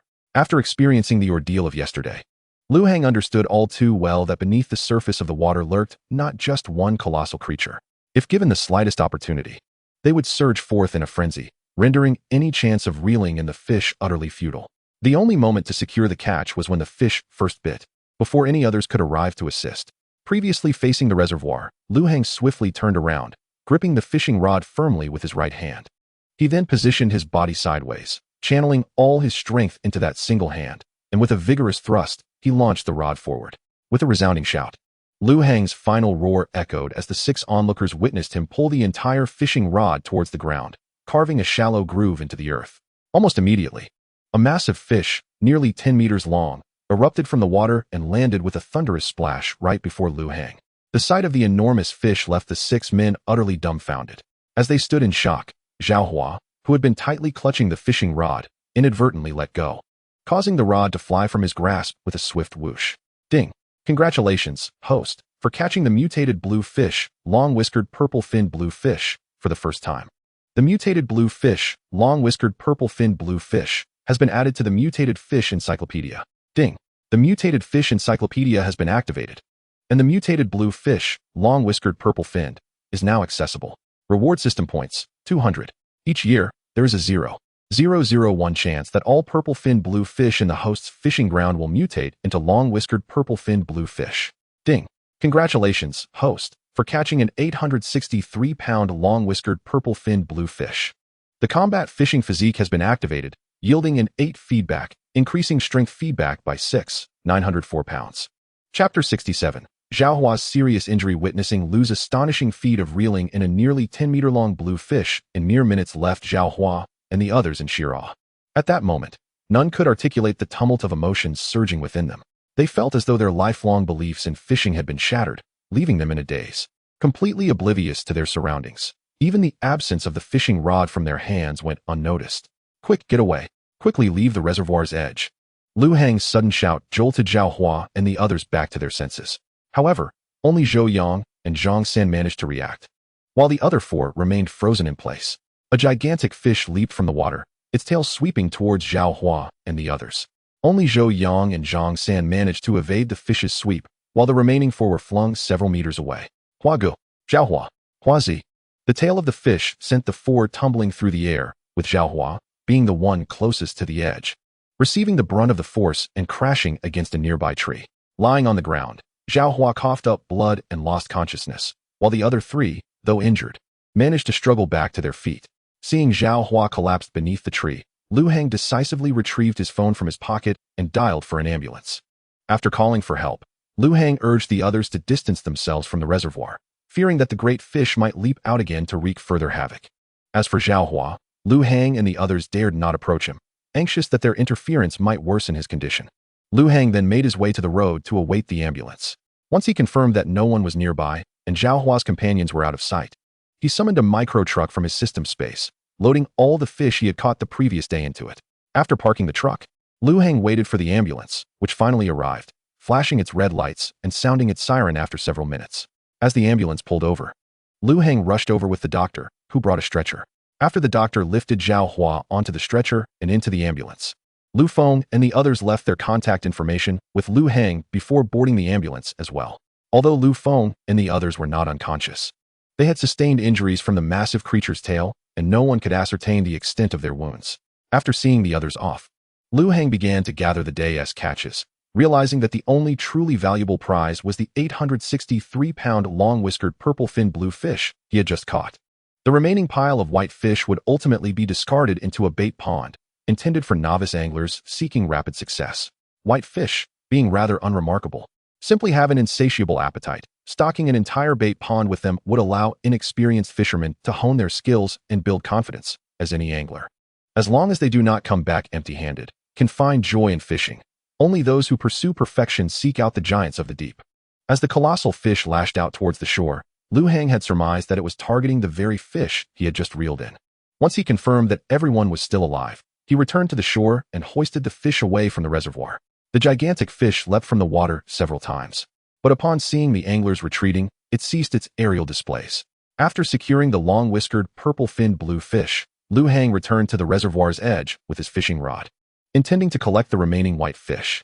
However, due to the massive fish's tumultuous thrashing, only 2 fish guards remained intact. Lu Hang's guard contained merely 5 or 6 small white fish. If they were lost, they were lost. Each fish that had been hooked appeared to have been deposited into the guard, but in reality, Lu Hang had merely reached inside to transfer them into the system's storage space. The remaining 2 guards, initially belonging to Lu Feng and Qin Song, together held about 70 to 80 white fish. After placing the white fish into his storage space, Lu Hang tidied up the fishing gear left behind by his companions. He resolved to contact them later to inquire about their condition and to return their equipment. Finally, Lu Hang emerged from the reservoir, burdened with 4 fishing rods on his back, 3 fish boxes in his left hand, and 4 small stools in his right. He loaded the last of the white fish into the micro truck, instructing it to transport the fish back to the fishing ground while requesting another micro truck to come over. After placing a multitude of fishing gear onto his electric scooter, Lu Hang returned to the inn, washed up, and then headed to a local eatery for a meal of rice noodles. After dining, he called Zhou Yang to check on Zhao Hua's condition and the location of the hospital, promptly hailing a taxi to rush to the hospital. "How are Zhou Yang, Zhang San, and Zhao Hua doing?" he inquired. Lu Feng, Lu Fei, and Qin Song were relatively well. They had sustained minor fractures in their left arms and significant abrasions on their right legs and arms, but overall, their conditions were not dire and would improve with time. "And what about Zhao Hua? How is he faring?" He was the most severely injured at the reservoir. Zhao Hua remains in the emergency room, having suffered a comminuted fracture of the left arm and 12 broken ribs. Fortunately, he was spared from injury to vital organs. "It is also thanks to you, Brother Lu, for preventing us from moving Hua's eye. Otherwise, we might have inadvertently caused him greater harm. In moments of panic, we often act irrationally. Had I been in your position, as a friend of several years, I too might have rushed to drag Zhao Hua away." The doctor has stated that while Zhao Hua's life is not in jeopardy, he will forever be unable to lift heavy objects with his left arm. This severe injury will also result in excruciating pain on rainy days. "I blame myself. I should have insisted that Xiaohua join me when I ran. Upon seeing that fish leap, I instinctively fled, and had I only pulled Xiaohua along, he might not have sustained such grave injuries. Chapter 68. The Revenge of the Blue Fish Tribe. Zhang-san, do not blame yourself. It is human nature to instinctively flee in such perilous situations. You are no saint. The fact that you are standing here now is already the best outcome. Lu Hang, I wish to inquire about the immense fish that leapt out afterward. I am not entirely certain, but I suspect that the gargantuan fish that emerged was indeed coming for the one I had caught, possibly driven into a frenzy upon my catching it. Perhaps even attempting to rescue its fellow. Are you suggesting that the colossal creature that ultimately leapt forth is the mastermind behind the events in the reservoir? After your departure, and based on my observations at the reservoir, it seems likely. This reservoir has its limits. Any larger creature could not possibly be contained within. I am merely left to wonder how many such enormous fish inhabit its waters. By the way, little Lu, may I pose a rather sensitive question? Feel free to ask. Brother Zhou, I am unperturbed. Little Lu, I am curious about what you meant when you referred to Xiao Yu Badiao while fishing. You are likely referring to Jiang Yu Badiao, which is, well, it is nothing to worry about. If it is inconvenient for you to share, I understand. My inquiry stems purely from personal curiosity. Not at all, Brother Zhou. I was merely contemplating how to articulate my thoughts. You must know that mathematics has its algorithms, language has its grammar, and cultivation has its methods. Is there something peculiar mixed in there? I am aware of it. But what does that have to do with what you mentioned? Fishing, too, must possess its own techniques. Jiang Yu Badiao is simply one among them. What purpose does this technique serve? When we fish, the most common methods are essentially to tire the fish, control their movements, release tension, and facilitate their leap. Mastering these 4 techniques is what I refer to as the fishing method. Can Lu Hang teach me this technique? I seek to avenge the fish in the reservoir. The fish in that water is beyond your current capabilities to catch. Even if I impart all my techniques to you, you would still be unable to reel in that giant. Setting aside strength, your fishing rods are insufficient to handle such a catch. Even if you wish to seek vengeance on that great fish, you must first acquire a rod capable of reeling it in. But at the very least, I should attempt it, should I not? Attempting it yields little. The enormous fish in the reservoir has already succumbed to frenzy, and trying to catch it now could result in dire consequences. At that time, we had 3 rods in action simultaneously, which implies there were at least 2 other large fish in the water besides that giant. If even one of those fish were to bite your hook, the giant could leap forth and consume you. What then? Are we to merely stand by and watch as that giant fish wreaks havoc in the reservoir? Zhou Yang, you suggest we alert the authorities and inform them of the situation in the reservoir. That might not yield much. If the giant fish could be easily detected, it would have been captured by the authorities long ago. Its continued existence suggests it possesses an intelligence comparable to that of humans, surely enabling it to evade detection. If the fish cannot be detected, the authorities would not believe your claims.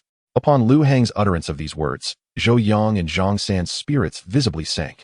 In that moment, Lu Hang perceived that the 2 standing before him were no longer young men in their 20s or 30s, but rather elderly souls aged 70 or 80. Yet, there remains a glimmer of hope. In a few months, a grand fishing contest will be held at Miracle Fishing Grounds, featuring prizes for the top 3 competitors, including fishing techniques. The first prize will even include a rod capable of reeling in a 10,000-pound fish. Moreover, Miracle Fishing Grounds possesses methods that enhance one's strength and can restore one to their former state, whether from fractures, injuries to meridians, or disabilities. It is said even congenital deformities can be rectified. If you manage to secure a top 3 finish, you will naturally learn the fishing techniques, and should you claim first place, you would gain the means to exact vengeance upon the fish in the reservoir. A grand fishing contest, you say? However, we lack knowledge of the location of Miracle Fishing Grounds and have no invitation to participate. I can provide you with a recommendation for the contest. Should you wish to go, I can endorse you both under my name. As for the location of Miracle Fishing Grounds, that is simple. I will provide you with a location pin. It is not far from here. By car, it would only take a few hours to reach. Very well. We shall participate in this contest. I kindly ask for your assistance in recommending us, and know that if you ever require our help, you need only call, and we shall be there. Certainly, I will contact Miracle Fishing Grounds, and the specific date of the contest will be detailed in the invitation. The chief and second-in-command have been caught by the fishermen. We must avenge the second-in-command. Humph. I too took to the skies today, but found the fishermen hiding on the shore. They were too distant for me to launch an effective attack. Any forceful approach would have left me stranded. Nevertheless, I managed to send 4 fishermen flying, one of whom is gravely injured. Even if he survives, he will be rendered incapacitated. The fishermen will not let this indignity go unpunished. They will surely return to the reservoir. At that time, we shall rise together and crush them, denying them any opportunity for combat. Lao San, Lao Si, Take the others to forage, strengthen your abilities. Next time, we shall ensure the fishermen do not return. Very well, elder brother. I will lead the brothers out. Lao Wu. You remain here to watch over our Blue Fish Tribe's territories while I visit the Silverfish clan. Rest assured, elder brother. I will keep a vigilant watch over our Blue Fish Tribe. Old man Lien, is it not rather dishonorable for your Silverfish clan to have fled the battlefield today? We had agreed to unite against the fishermen, yet your entire clan retreated upon our second brother's capture. Should you not provide an explanation to our Blue Fish Tribe? Chapter 69, 15 Consecutive Draws. The illustrious leader of the Bluefish clan, your words do not resonate as they should. Our silverfish lineage lacks the remarkable leaping ability that your bluefish kin possesses. While you can soar above the water's surface to confront the anglers, we, the silverfish, find ourselves powerless. If we were to attempt such a leap, the inevitable outcome would be stranding ourselves, rather than retreating in fear. It is more accurate to say that your presence has instilled such terror in the anglers that they dare not cast their lines, leaving us with no choice but to strategically withdraw. Old silverfish, I shall reluctantly place my trust in your words this time. However, following this encounter, it is likely that the anglers will refrain from returning to the reservoir for a considerable period, especially since we have now lost our esteemed third-in-command from the Bluefish village. I wonder what thoughts you might have on this matter. Yesterday, the anglers were so thoroughly demoralized that they should not return in haste. Yet it is well known that anglers possess a notoriously short memory. Over the years, we have devoured countless anglers, far more than merely 10, each time enjoying a respite before they inevitably return. Are you suggesting we wait? According to our research within the Silverfish clan, it seems that the memory of anglers lasts a mere 7 days. Once that period has elapsed, they behave as if nothing has transpired, regardless of the impact your leadership has had on them. After 7 days, they will have forgotten this incident and will return, providing us with an opportunity to devise our strategy for the next encounter with the anglers. Very well, we shall proceed as you have suggested, old silverfish. Upon returning from the hospital last night, Lu Hang fell into a deep slumber, and upon awakening this morning, he began contemplating his next course of action. The fish that had leapt from the water yesterday was a bluefish, and judging by its size, it undoubtedly weighed over 1,000 pounds. The previous catch of 863 pounds had already pushed his limits. To ensnare this colossal bluefish, Lu Hang realized that his current skills were insufficient, and moreover, the fishing rod might not withstand the strain. It appears that the time has come to enhance the fishing rod. I cannot wait until the moment of need to fortify it, for luck will not always be on my side. Additionally, having recently mastered the 18 techniques of fishing, particularly the 7th technique, Heavenly Flight, I can ensure my safe retreat even in defeat. With this in mind, Lu Hang promptly exchanged for 45 low-level enhancement cards, successfully upgrading his novice fishing rod to level 10. Ding! Successfully applied 45 low-level fishing rod enhancement cards to the novice fishing rod. Enhancement successful. Novice fishing rod level 10.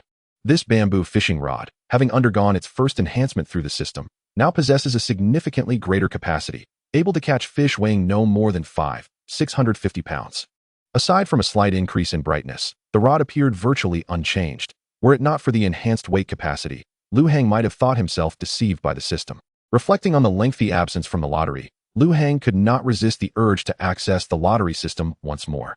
The thrill of lottery draws brings joy, and occasionally, one might receive unexpected rewards. Ding! 500 system points have been deducted. Remaining system points, 151, 826. Congratulations, the host has drawn. Cash 100,000 yuan, legally deposited into the host's bank account. Ding! 600 system points have been deducted. Remaining system points, 151, 226. Congratulations. The host has drawn a 600-pound golden crucian carp, stored in the system's fish storage space. Ding! 700 system points have been deducted. Remaining system points, 150, 526.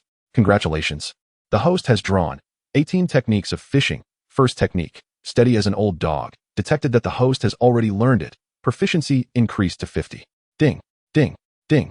After consecutively drawing 15 times, Lu Hang found himself with 93, 826 system points remaining for future needs.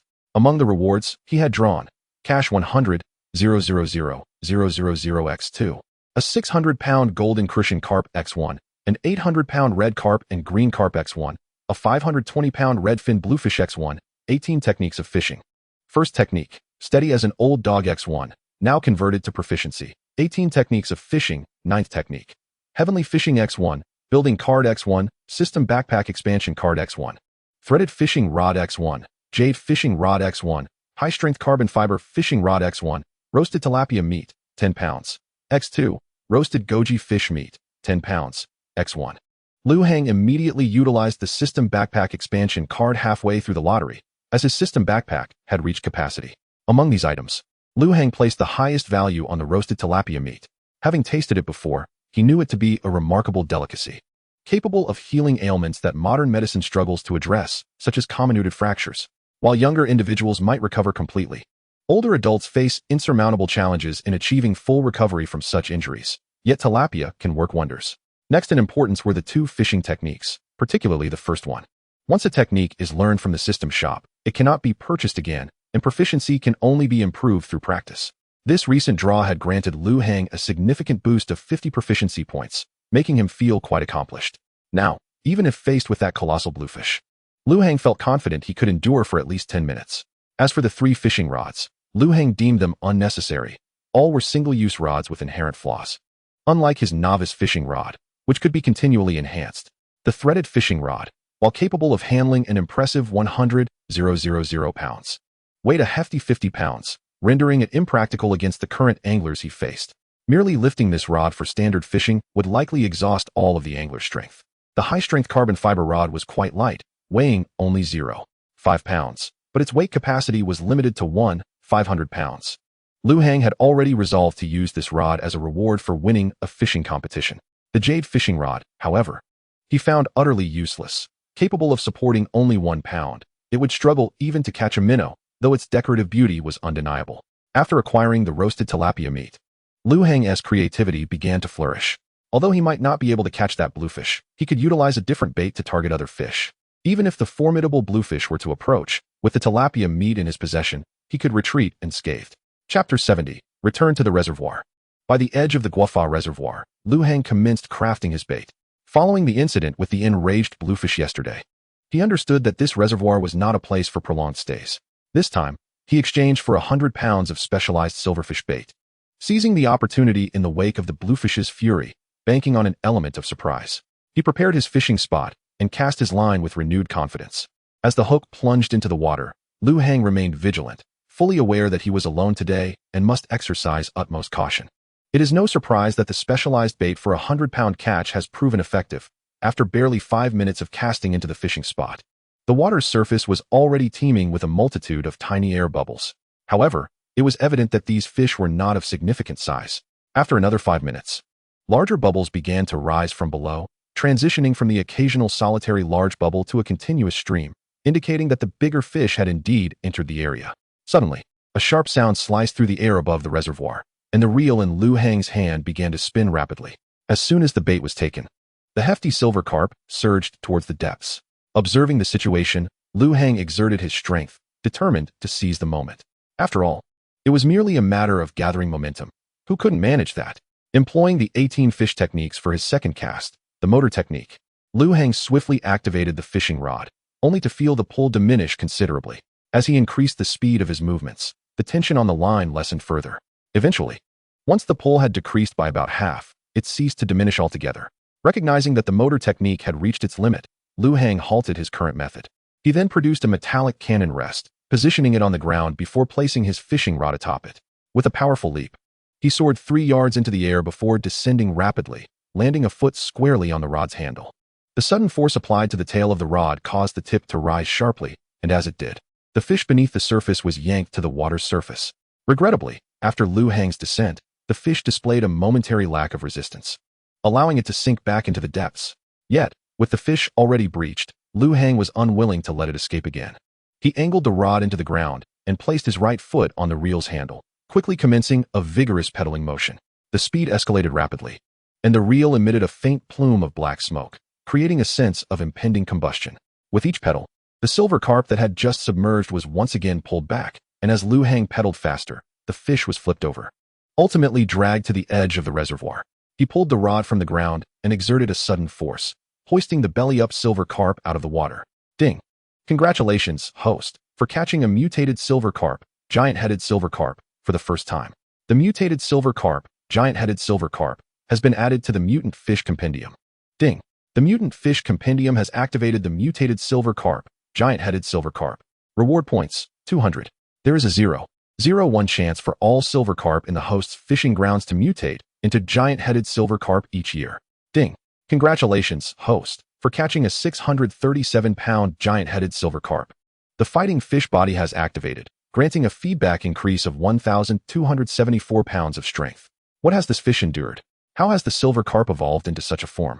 If not for the small tail still visible, Lu Hang would have almost believed he had hooked a mere fish head. A silver carp over 7 meters long, with a head measuring nearly 6 meters and a 1-meter-long tail.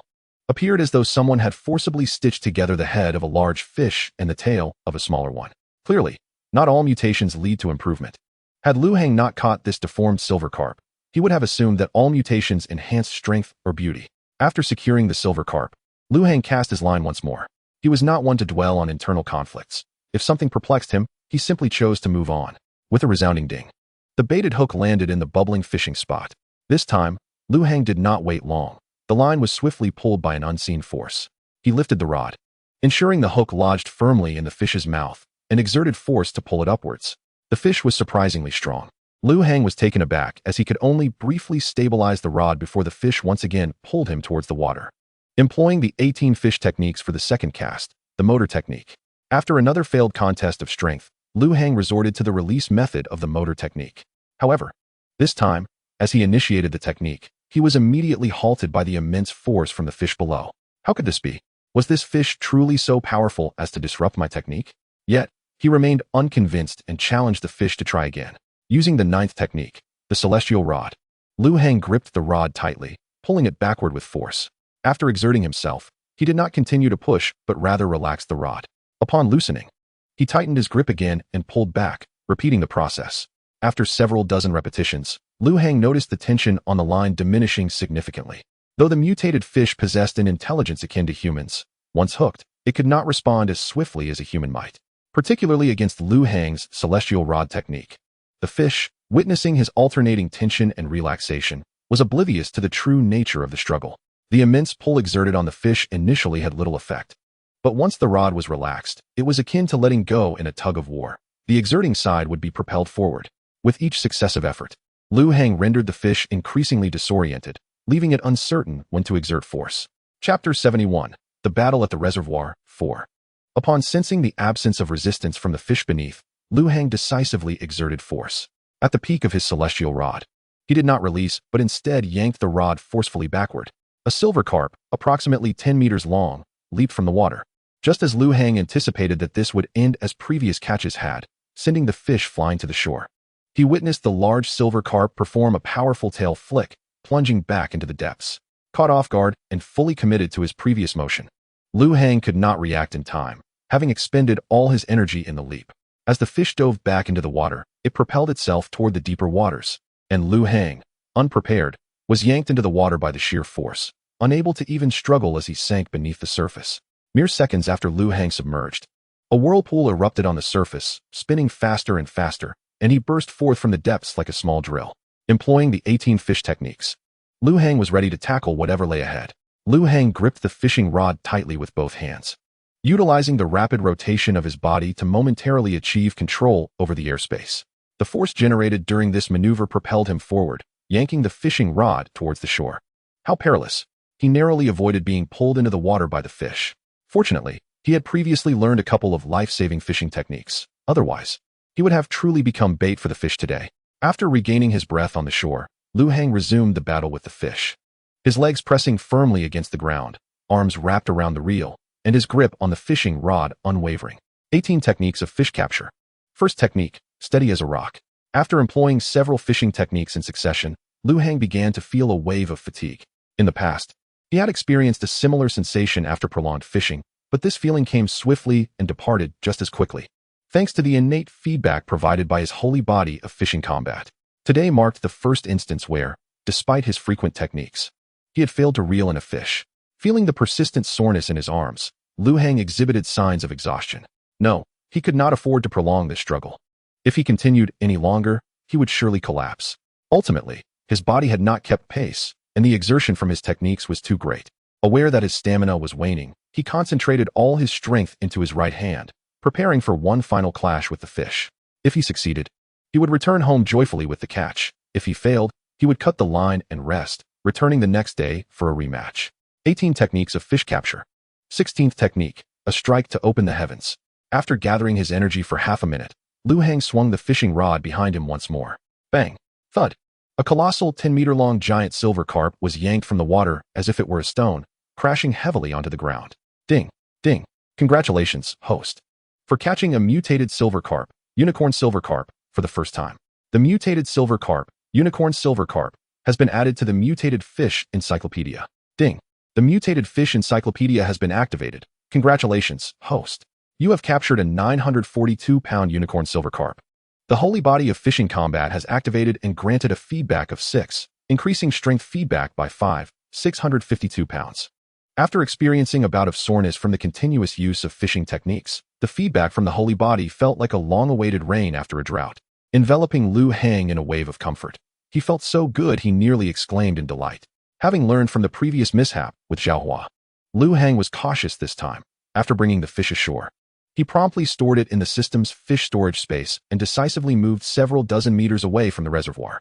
He retrieved a picnic blanket from his system backpack, laid it out, and took out self-heating rice and hot pot meals previously stored in the backpack, preparing a few boxes for himself. While waiting, Lu Hang reclined on the picnic blanket. Exhausted from the series of fishing techniques, he quickly fell asleep. After an undetermined amount of time, he was suddenly awakened by a tremendous roar.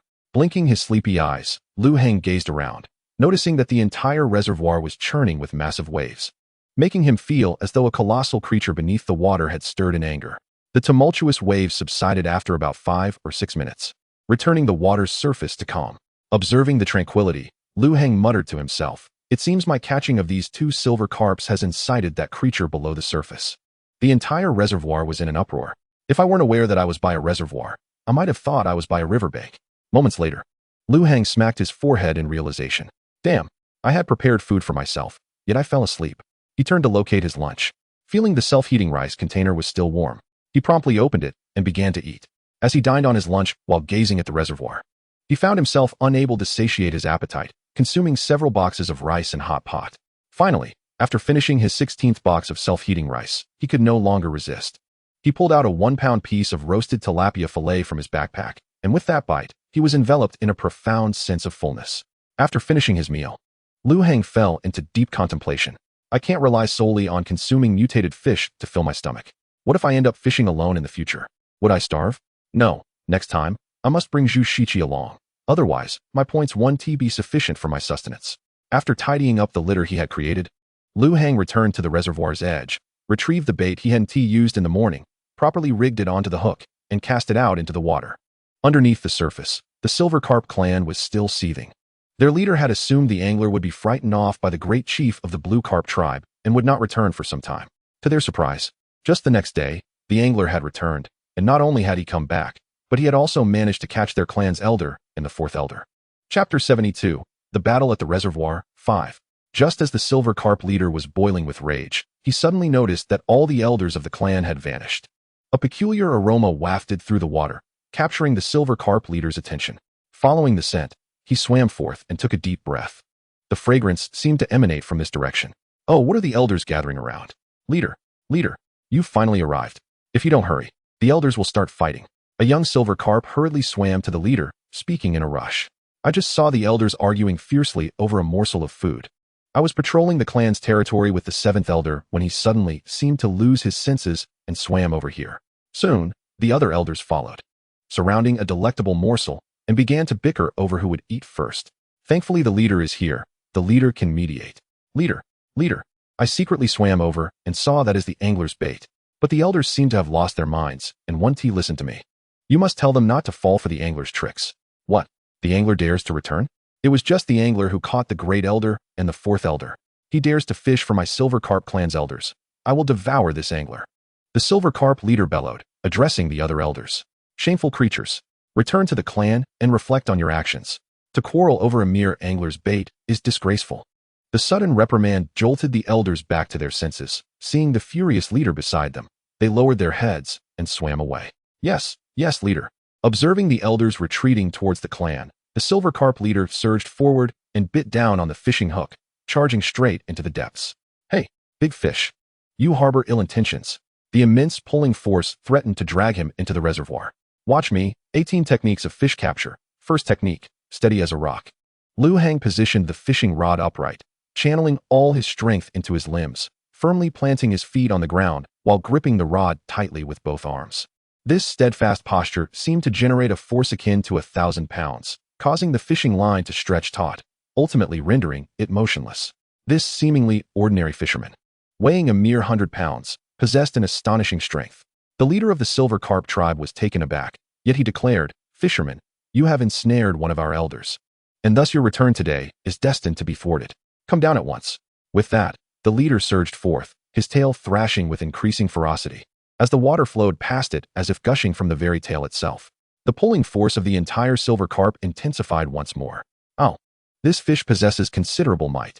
Were it not for the fact that I have honed my steady as a rock technique to perfection today, I would undoubtedly be unable to control it now, Lu Hang scoffed, exerting his strength anew. Employing the 18 techniques of fish catching, he executed the first technique, steady as a dead dog. With another decisive movement, Lu Hang planted his feet deeply into the earth, creating a 10-centimeter indentation. His feet firmly ensconced within. This fisherman is indeed peculiar. How could someone of my weight fail to overpower him? Cursed be this fisherman. He must be using some special tools. Otherwise, it is inconceivable that I cannot pull him in, the leader pondered, commanding a small silver carp. Hurry to our tribe and summon the elders to assist me. The small carp, upon hearing the leader's furious bellow, scampered off towards the tribal grounds. Accursed fisherman, today, I shall consume you. Do not presume that your tricks can ensnare me. Once our elders arrive, we shall surely work together to drag you down and devour you. As the underwater tension shifted direction, Lu Hang remained utterly unmoved, even feeling slightly drowsy. After mastering the steady as a rock technique, he unlocked a new realm of fishing methods. It became clear that the higher one's proficiency in fishing, the more one's technique would evolve, much like Lu Hang's technique, which had initially allowed him to control a fish with a pulling force 15 times his own weight. Through frequent practice and a surge in proficiency, he successfully completed the first stage of mastery, gaining new insights into the steady as a rock technique. Thus, he rebranded it steady as a dead dog. For even the steadiest of dogs cannot surpass a dead one. It is truly a matter of life and death. After an hour of this struggle, the pulling force on the rod began to wane, albeit slightly. Suddenly, with a resounding crash, 2 8 or 9 meter long silver carps leapt from the water, barreling towards Lu Hang. Upon witnessing these two colossal fish rushing towards him, Lu Hang swiftly withdrew his feet from the earth and rapidly spun his fishing rod. Employing the 18 techniques of fish catching, he executed the 7th technique, skyward limitless fishing. As Lu Hang's hands spun faster, he found himself lifted off the ground, narrowly evading the weight of the two fish. Unfortunately, as the two fish landed ashore, Lu Hang remained airborne and missed the opportunity to secure them before they bounced back into the water. From above, Lu Hang lamented, "What a pity. Had I not been airborne, those two fish would have surely been placed into the system storage. Leader, we have failed. The fisherman can fly." He soared above us and evaded capture, nearly stranding the fish on the shore. After hovering in the air for some time, Lu Hang noticed that the two silver carps had ceased their appearance and gradually reduced his spinning speed to return to the ground. Accursed fish, you wish to play games? Today, we shall have a reckoning. He prepared to unleash the 9th technique of the 18 techniques of fish catching, heavenly fishing technique. Gripping the fishing rod tightly, he exerted all his might to pull backward forcefully, then relaxed the rod, only to pull back again with renewed vigor, causing his entire body to sway. This is futile. I lack the necessary strength. The pulling force fluctuates too greatly for me to exert any control. Elder 8. Go to the Blue Carp village and inform the chief that the fisherman has returned. I have him occupied, he must come swiftly. Understood, leader. I shall go at once. Hold on. Elder 2. Elder 3. I implore you to assist me on the shore. As Lu Hang vigorously employed the heavenly fishing technique, he observed giant ripples on the water's surface, signaling that something was about to breach it. Having learned from his prior encounter, Lu Hang quickly recognized that the two fish were returning. Without hesitation, he abandoned the heavenly fishing technique and resumed spinning his rod, invoking the 7th technique, skyward limitless fishing. This time, as the two fish leaped from the water, Lu Hang took flight, judiciously slowing his spinning speed to land back on solid ground. The fish crashed onto the shore once more, sustaining significant internal injuries.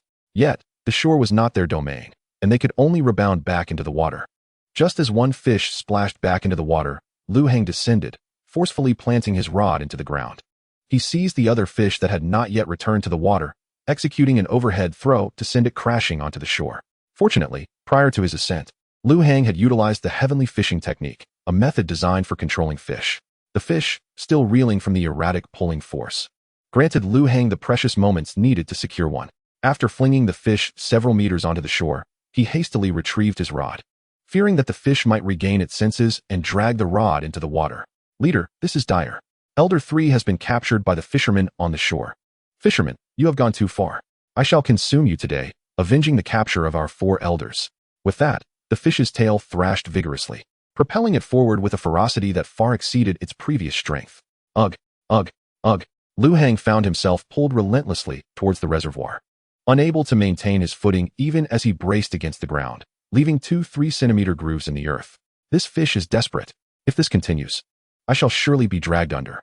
Employing the first technique of the 18 techniques of fish catching, steady as a dead dog, Lu Hang dug his feet deeper into the ground, knowing that this fish was intent on a life-or-death struggle. If he could endure, this fish would soon be his prize. As he anchored himself, the pulling force from the fish only grew stronger, particularly in the area where the fishing rod was clutched against his chest. A palpable sense of overwhelming pressure enveloped him. Crack! A muffled sound echoed as a sudden, excruciating pain surged through his chest, causing a stream of crimson to erupt from Lu Hang's mouth. Cursed be it, a rib had been fractured, and that fish must be caught, otherwise the broken rib would have been in vain. After sustaining the fracture, Lu Hang could no longer maintain his previous stillness. His limbs could withstand the strain, but his body could not endure the pull of the fish. Abandoning his earlier composure, Lu Hang swiftly turned, thrusting the fishing rod into the ground at an angle. With his right foot firmly planted on the spinning reel, and commenced a fierce contest of strength against the silver carp. In the ancient art of fishing, the 6th technique, the old man rides a bicycle. With his right foot exerting pressure, the tension between the man and the fish reached a precarious balance. Lu Hang found himself unable to push down further, while the fish beneath the water could not advance an inch.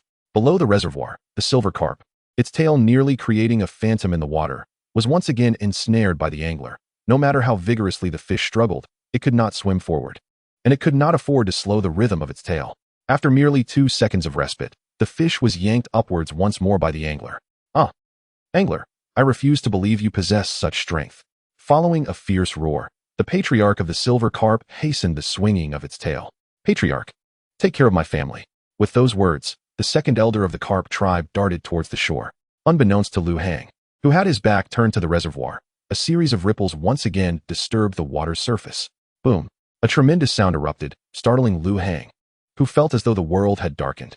Turning around, he beheld a colossal silver carp descending from the heavens, bearing down upon him. In the ancient art of fishing, the 16th technique, a rod opens the heavenly gate. Upon spotting the fish in the sky, Lu Hang immediately lifted his rod, released the spool, and, with his right hand firmly grasping the rod, gathered his strength, leaping towards the heavens. Just as man and fish were about to collide, Lu Hang swung his rod with all his might. Crack! A resounding impact echoed through the air as the rod struck the carp's forehead, leaving a gash, and the fish plummeted, flipping over and floating upon the water's surface. Upon returning to the ground, Lu Hang found no reprieve. Having relied on the technique of a rod opens the heavenly gate, the strain on his fractured rib intensified, sending another wave of agony coursing through him, causing him to spit out blood. The expulsion of blood momentarily clouded Lu Hang's senses, and his legs weakened, nearly buckling beneath him. Meanwhile, the line on his fishing rod was close to being drawn entirely empty by the fish's struggle. Fortunately, Lu Hang's reflexes kicked in, and he quickly regained his focus, reasserting his grip on the rod, tucking it securely under his arm. In the ancient art of fishing, the 5th technique, the reverse hand draw, Lu Hang's right hand swiftly spun the reel, retrieving the line with such speed that plumes of black smoke billowed from the mechanism. Below the reservoir, the silver carp, its tail thrashing wildly, sensed the sudden release of tension from the shore and attempted to slow its frantic movements, only to feel an immense force pulling it back. Oh, impossible. Absolutely impossible. Why, oh why, does the angler possess such strength? Chapter 74, The Battle of the Reservoir, 7. The patriarch of the silver carp, already on the brink of exhaustion, found itself hoisted upwards by Lu Hang, ceasing its struggles entirely. In the next moment, a tremendous explosion erupted upon the water's surface. A 10-meter-long silver carp was yanked from the depths, soaring through the air in a perfect parabolic arc before crashing to the ground, leaving a small crater in its wake. At last, it was caught. Ding! Congratulations, host, on your first capture of a mutated silver carp, giant silver carp. The mutated silver carp, giant silver carp, has been cataloged in the Mutated Fish Compendium. Ding! The mutated fish compendium has been activated. Mutated silver carp, giant silver carp, has been unlocked. Reward system points, 100. The likelihood of all silver carp in the host's fishing ground mutating into giant silver carp each year is now 0. 01 ding. Congratulations, host, for successfully catching a 1,354-pound giant silver carp, activating the fishing saint body, and receiving a feedback boost of 9, augmenting your strength by 12,186 pounds. Ding. Congratulations, host, for successfully leveraging your strength to catch a 1,000-pound silver carp. Your fishing prowess has ascended from fishing expert to fishing newcomer. The system backpack space has expanded from 30 slots to 50 slots. The system fish storage capacity has increased from 5,000 pounds to 50,000 pounds. Following this surge of feedback from the fishing saint body, Lu Hang felt his strength revitalized. Removing the hook from the giant silver carp's mouth, he placed both fish into the system's storage space. Approaching the reservoir's edge once more, Lu Hang skillfully spun his fishing hook before forcefully casting it towards the unconscious silver carp floating on the water's surface. On his first attempt, Lu Hang's throw overshot, landing near the fish's tail and failing to catch. Reeling in the hook, he gathered his strength again. However, his second attempt was too weak, falling short by over a meter. On his third try, Lu Hang finally succeeded, albeit snagging the fish by its ventral fin. Yet, for Lu Hang, it mattered not. As long as he had hooked it, he could gradually drag the massive silver carp towards the shore. Once at the edge, Lu Hang reached down, grasping the fish by its mouth, and with a powerful heave, he hoisted the entire creature from the water. After placing the fish into the storage space, Lu Hang collected his belongings. He had neither the strength nor the desire to continue fishing that day. With his left hand carrying the tackle box and his right hand clutching a 2-pound fillet of tilapia, he ambled along, savoring his meal, until he returned to where his electric scooter awaited him. Setting his fishing box atop the scooter, he sat down and finished the tilapia fillet. A warm sensation coursed through his body, and the area surrounding his fractured rib felt a tingling sensation, the pain diminishing considerably. Upon returning to the inn, Lu Hang stored his fishing gear in his room before heading out to the hospital. Although the system had indicated that tilapia meat possessed healing properties for fractures, Lu Hang felt uneasy about his injury and decided to obtain an X-ray for confirmation. Upon arrival at the hospital, Lu Hang underwent a comprehensive examination. Sitting in the corridor, he gazed at his full-body X-ray, noting that his rib had indeed shown significant improvement. Nevertheless, he could still discern a faint crack on the second rib from the bottom on his right side. The doctor advised him to refrain from strenuous activity for the time being. However, Lu Hang was unperturbed.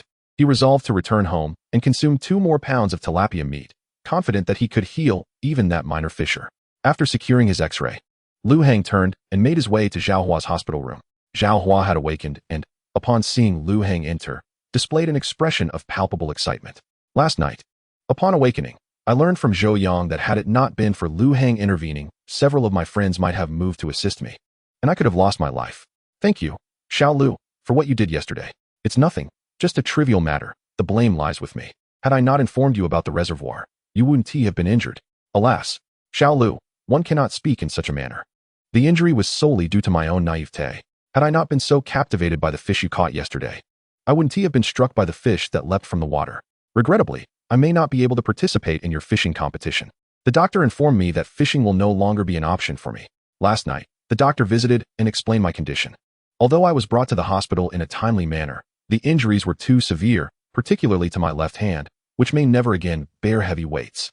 Huagu, one cannot speak in such a way. We are fishermen, after all. How could we surrender so easily to a minor setback? Who says that not being able to exert force with my left hand means I cannot fish? We still have our right hands, do we not? Thank you, Xiao Lu. Your words have lifted my spirits considerably. I recognize your intent to comfort me. However, I have contemplated my future. Although I may no longer fish, I can still engage in activities related to fishing. I have resolved that upon my return, I shall open a fishing shop dedicated to selling rods and nets. Huagu, a fisherman must never speak of surrender lightly. Moreover, how can we place complete faith in the words of a mere doctor? Just because he claims your left arm cannot recover does not mean it is true. These doctors are often quacks. They only know how to treat the surface and lack the ability to address the underlying issues. Rest assured, you can heal. Xiao Lu, there is no need for such statements. This situation is already quite satisfactory. At the very least, I can still pursue activities that I enjoy, can I? Huagu, if you trust me, then once you are discharged, try fishing using only your right hand. I will be waiting for you at my fishing grounds. If you manage to secure the championship, I will have a grand surprise for you. In truth, even if you do not win the championship, I will still prepare a surprise for you, though Lu Heng did not voice this thought aloud, keeping it silently to himself. The desire to assist Zhao Hua was not merely out of kindness. Rather, Lu Heng felt an overwhelming solitude on his fishing journey. Since acquiring his unique fishing techniques and exceptional physique, the chasm between Lu Heng and ordinary fishermen has widened. Each time he fishes, he finds himself alone. Although the thrill of battling with a fish is exhilarating, the solitude that follows is profoundly isolating. Zhao Hua is the strongest fisherman Lu Heng has encountered along his path. And healing Zhao Hua is also a selfish ambition, as he hopes that his fishing journey will not be so lonesome. Chapter 75, The Reservoir Battle, 8. After leaving the hospital, Lu Heng returned directly to his small room at the inn, ordered a delightful meal via a food delivery app, and promptly checked the system notifications regarding his upgrade from that afternoon. Host, Lu Heng. Age, 22. Fishing realm, fishing rookie, capable of catching 1,000-jin single-handedly. Fishing techniques, 18 techniques of fish capture. 1. Steady as an old dog. 2. Motor technique. 3. Grandmother's retreat. 4. Handsome guy descends the mountain. 5. Backhand retrieval. 6. Old man riding a bicycle. 7. Heavenly flight. 8. Grandmother crawling into bed. 9. Supreme fishing technique. 10. Opening the heavenly gate. System inventory, 26. 50. Fish storage capacity, 50. 000 gene, temporary fish storage. Number of fishing ponds, 4. Pond names, 1. Pond number 1, kingfish weight, 217 gene. Level, 4-2. Special pond for green fish, kingfish weight, 243 gene. Level, 3-3. Special pond for shad, kingfish weight, 412 gene. Level, 0-4. Novice pond for white stripes, 25 gene. Level, 0. System points, 93, 987. System prize pool, 20,000 points required for a draw. System store, opened. This elevation in realm was achieved through catching 1,000 gene of shad. The previous upgrade was from 100 gene of green fish. It seems the next enhancement will be from catching 10,000 gene of fish. Yet, I am uncertain of the true utility of this fishing realm. If the only criterion for advancement is the weight of fish caught, then this realm lacks significance. Ding. The fishing realm reflects a fisherman's accumulation of momentum. When this momentum reaches a certain threshold, one can naturally catch fish of a particular weight. When the momentum is sufficiently robust, it can even materialize. Ah, I see. I had thought the fishing realm was of little worth. But wait, if the fishing realm represents the storage of a fisherman's momentum, then the 1,000 gene of shad I caught through sheer brute force from the feedback of my unique physique shouldn't qualify as achieving the status of fishing rookie. Ding. What you believe is the feedback of your unique physique is not merely a manifestation of power. A person's strength does not expand without reason. Each time you catch a fish, the feedback from your physique enhances your momentum. It essentially siphons the fish's energy and transforms it into your own. Now that I grasped the purpose of the fishing realm, Lu Heng closed the system panel. While awaiting his meal, he took out his phone and scrolled through the app, realizing that watching beautiful women after fishing each day was the ultimate relaxation. He continued for over an hour until the knock at the door interrupted him, prompting him to turn off the app. After accepting the delivery from the courier, he settled at the table with his meal, opened a video app, and randomly selected a film. With a beer in his left hand and a roasted lamb leg in his right, he began to indulge. Halfway through when he suddenly remembered something and retrieved 2 pounds of roasted tilapia from his bag to enjoy as well. At the Green Fish Village, Big Boss. The fishermen have returned. Our clan leader has detained them and ordered me to fetch you to confront the fishermen together. What? The fishermen dare to return? It seems they have not learned from yesterday's lesson. Lead the way. I shall accompany you. Not long after swimming out, the big boss sensed something amiss and began to ponder. As he swam, his pace gradually slowed. We need to hurry, otherwise, the fishermen may escape again. Hold on. Elder 8, did you speak the truth? Your clan leader has detained the fishermen? Is it not within your clan leader's capability to subdue them? Why must I assist? If Elder 8, you do not honestly explain, then the Green Fish Village will not assist. Big boss, come with me. I speak only the truth. Our clan leader is indeed holding the fishermen. If we do not hurry, they may very well escape. No, you are concealing something. Let me guess. Could it be that your clan leader is unable to contend with the fishermen and thus requested my help? The chief jested, suggesting that our clan leader could possibly outmatch the fishermen. In truth, our clan leader is well aware of the enmity between the Greenfish tribe and the fishermen. What he claims as assistance is merely an invitation for the chief to join in the amusement of tormenting the fishermen. Is that so? If the intention is merely to have fun, why the urgency for me to rush over? It seems the old man from the Shad tribe is nearing his end. In that case, you might as well meet your demise. With those words, The chief of the greenfish tribe swiftly devoured the eighth elder of the shad tribe in one gulp and swam back to the greenfish tribe. Brother, weren't you supposed to support the old man from the shad tribe? Why have you returned so soon? Second brother, gather everyone. We must surround the shad tribe's territory. The old man from the shad tribe may soon be no more. Once he is gone, we shall seize the foundation of the shad tribe and compel the carp tribe to surrender. From today onward, the reservoir will be under the dominion of our greenfish tribe. Understood, brother. I will assemble our brethren at once. 2 hours later, at the shad tribe's territory. Chief, what is the meaning of your fish army surrounding our shad tribe's territory? Do you seek to incite a conflict between our tribes? Our leader will return shortly. And should he witness this situation, even you, chief, may find it unfavorable. Ha ha ha, you still wish to wait for the old man from the shad tribe? That notion is rather fanciful. What does the chief mean by that? Alas, this is dire news. The fifth elder is in trouble. It seems the outcome is upon us. The fifth elder ought to heed the matter at hand. Fufan, speak swiftly. Chief, it is grave news. Just moments ago, our leader, the second elder, and the third elder were all lured away by the fishermen. What? How could this be? To think that within a single day, even the old man from the shad tribe has been ensnared. If the old man is lost, then the shad tribe shall merge with our greenfish tribe. From now on, fifth elder, you shall be our fourth chief. That is not appropriate. We are still the shad tribe. How can we simply join another fish clan? The shad tribe? With the old man gone, do you believe your mere 600-pound weight qualifies you to stand among the three great clans? Today, your shad tribe must either submit to our greenfish tribe or face total annihilation. Chief, is it wise to proceed this way? Are you not concerned about an alliance between our shad tribe and the carp tribe? Preposterous. Let me be clear, not only must your shad tribe yield, but the carp tribe shall as well. With the old man from the shad tribe gone, the balance among the three clans has been shattered. The decrepit elder of the carp tribe cannot contend with me. From today, the reservoir shall no longer harbor three great clans. From henceforth, only our greenfish tribe shall reign. Salutations, chief. I am willing to serve you faithfully, hoping you can grant our shad tribe a sanctuary. That's the spirit. Assemble all strong fish from your shad tribe weighing over 100 pounds, and accompany me to the carp tribe's territory. A new day dawned, and Lu Hong cheerfully invited a maid to assist in tidying up before setting out with his fish box. He sought out a breakfast shop for a meal, and then rode his electric scooter directly to the reservoir. After indulging in 2 pounds of dragonhead tilapia the previous night, he felt invigorated, free from chest pain and fatigue. He believed he could run 10 kilometers without tiring. Upon reaching the reservoir, Lu Hong was taken aback.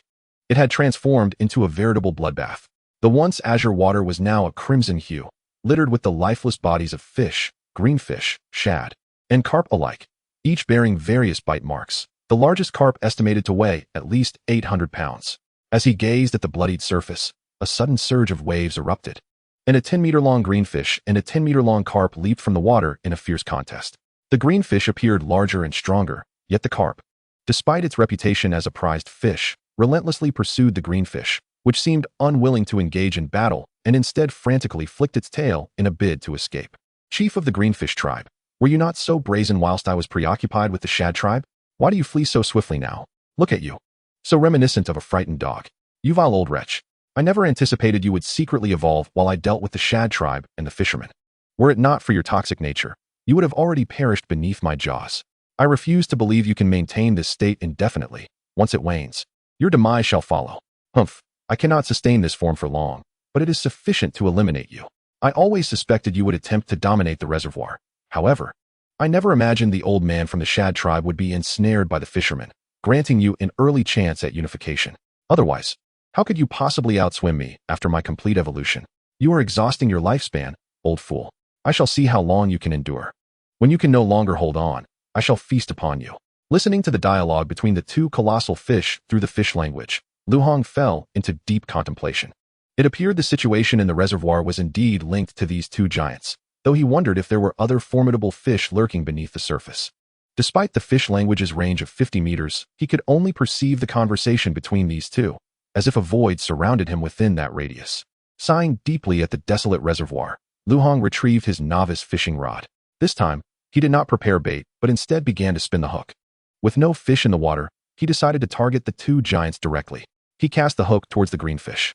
From the greenfish's words, Lu Hong gathered that the carp had little remaining lifespan. Once caught, it would not survive long. Thus, it seemed more prudent to ensnare the greenfish. Unexpectedly, the hook missed the greenfish and snagged the carp instead. By the heavens, What is this force? How can a mere 10-meter carp possess such strength? Lu Hong exclaimed, nearly being pulled into the reservoir by the fish's might. Fortunately, he reacted swiftly, anchoring himself just shy of the water's edge. Fishing Technique 18, the Heavenly Fishing Method. With determination, Lu Hong yanked the fishing rod back, halting the carp's pursuit of the green fish. Releasing the tension, he exerted force again, managing to pull the carp back slightly. With each exertion, he stepped back 2 paces. Meanwhile, the carp was bewildered. Why? Fisherman, why are you targeting me? I merely sought vengeance for my kin. Enraged, the carp's scales transformed from a faint green to a vivid hue, save for its head. The enraged fish, now a vivid green, surged towards the depths, dragging the line with it. Beside the reservoir, Lu Hang was employing the Qitian de Jiao method to draw koi towards the shore when he was abruptly interrupted by an immense force. His fishing technique, which he had been so determined to implement, was disrupted, and he found himself being pulled forward by the fish instead.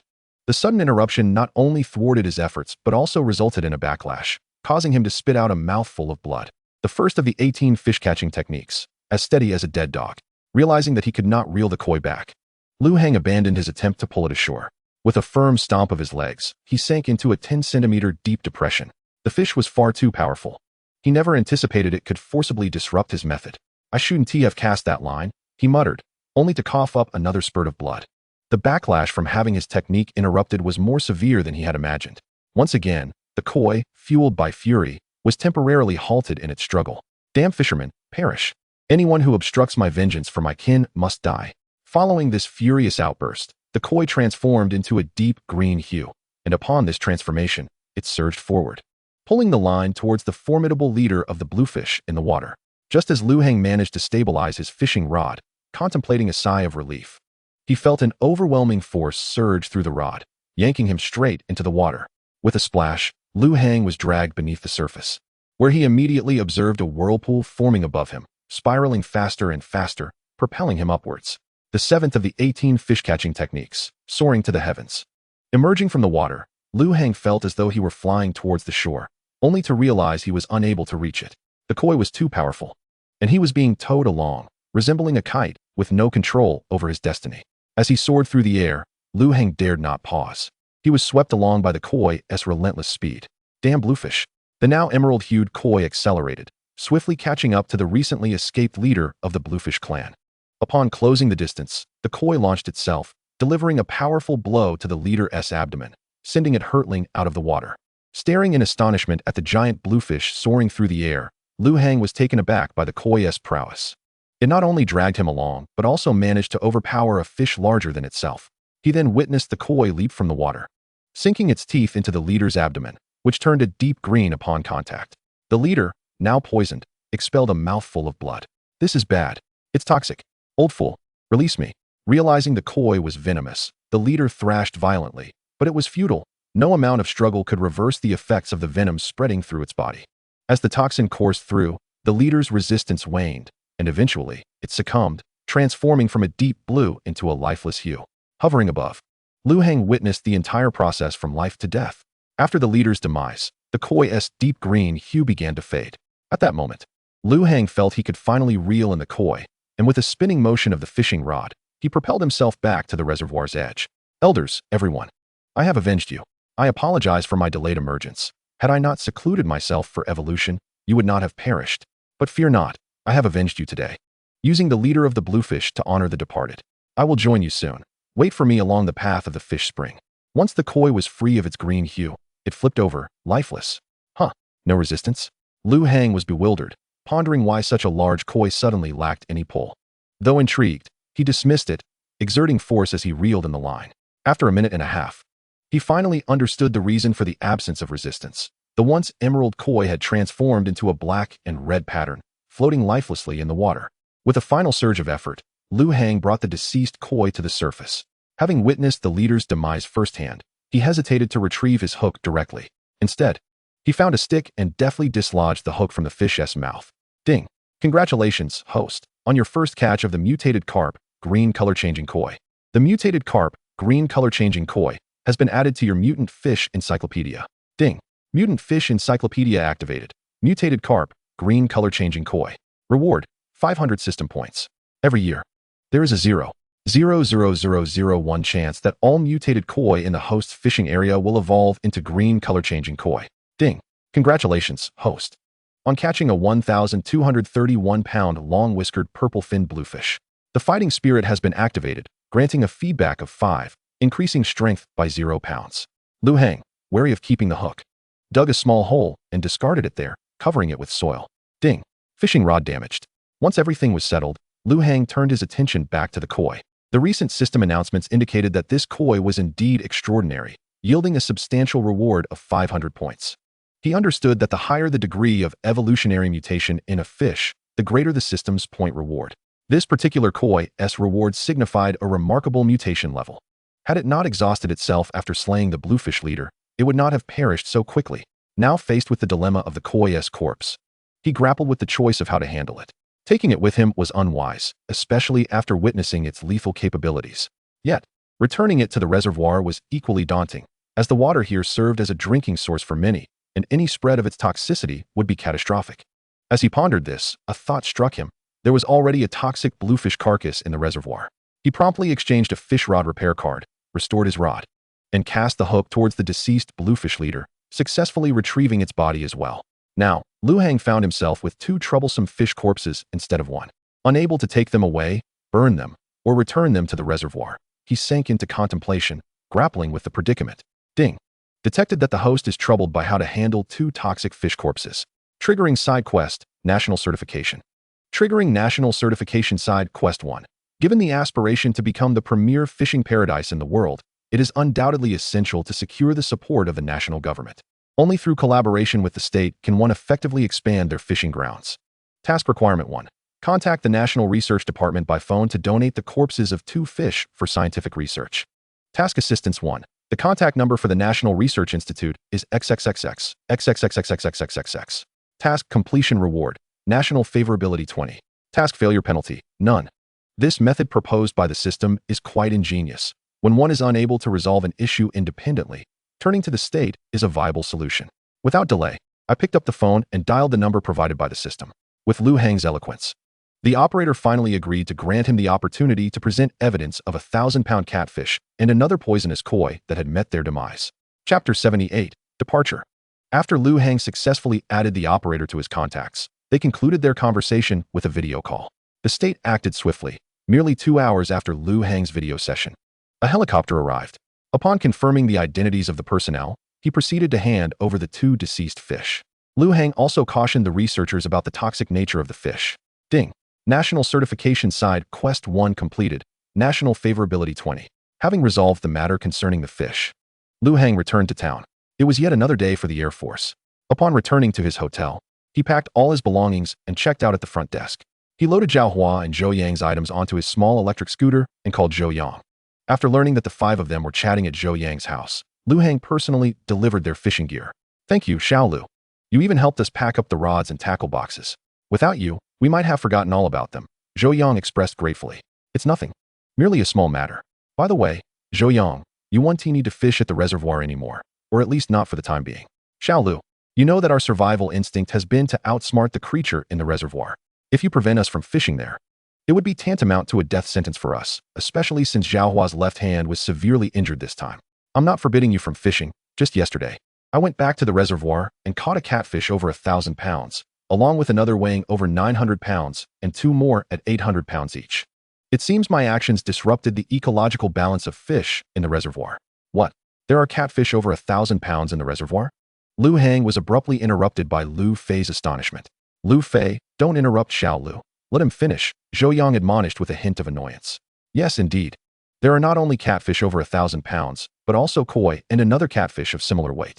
I caught one of the 1,000-pound catfish yesterday, which likely disrupted the fish population balance in the reservoir.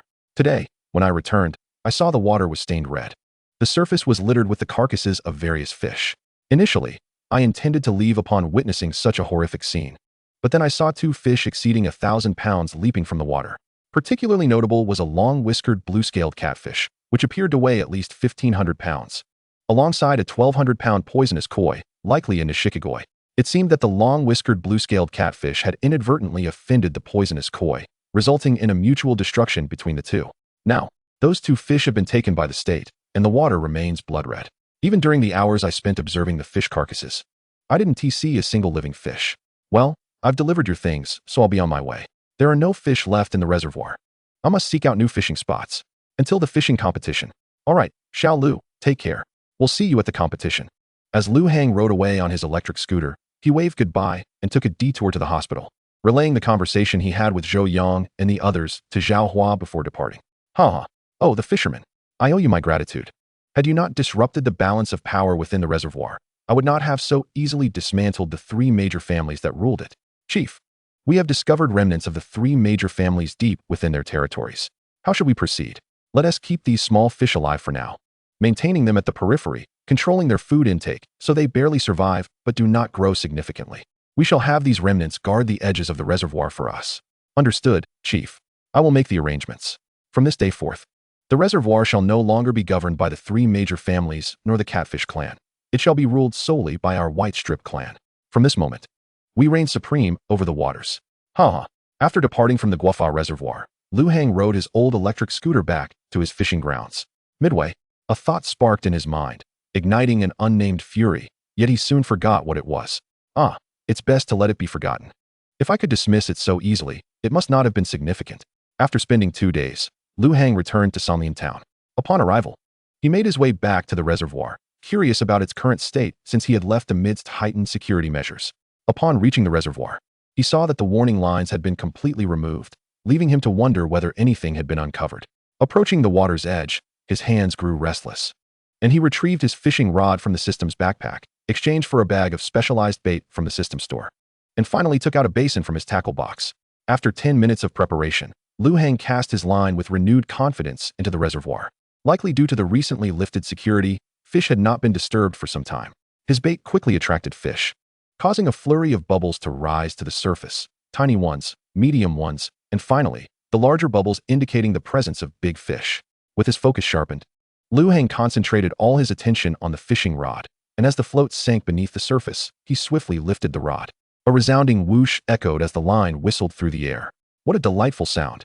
After allowing the fish to tug on the line for a moment, Lu Hang began to take the situation seriously.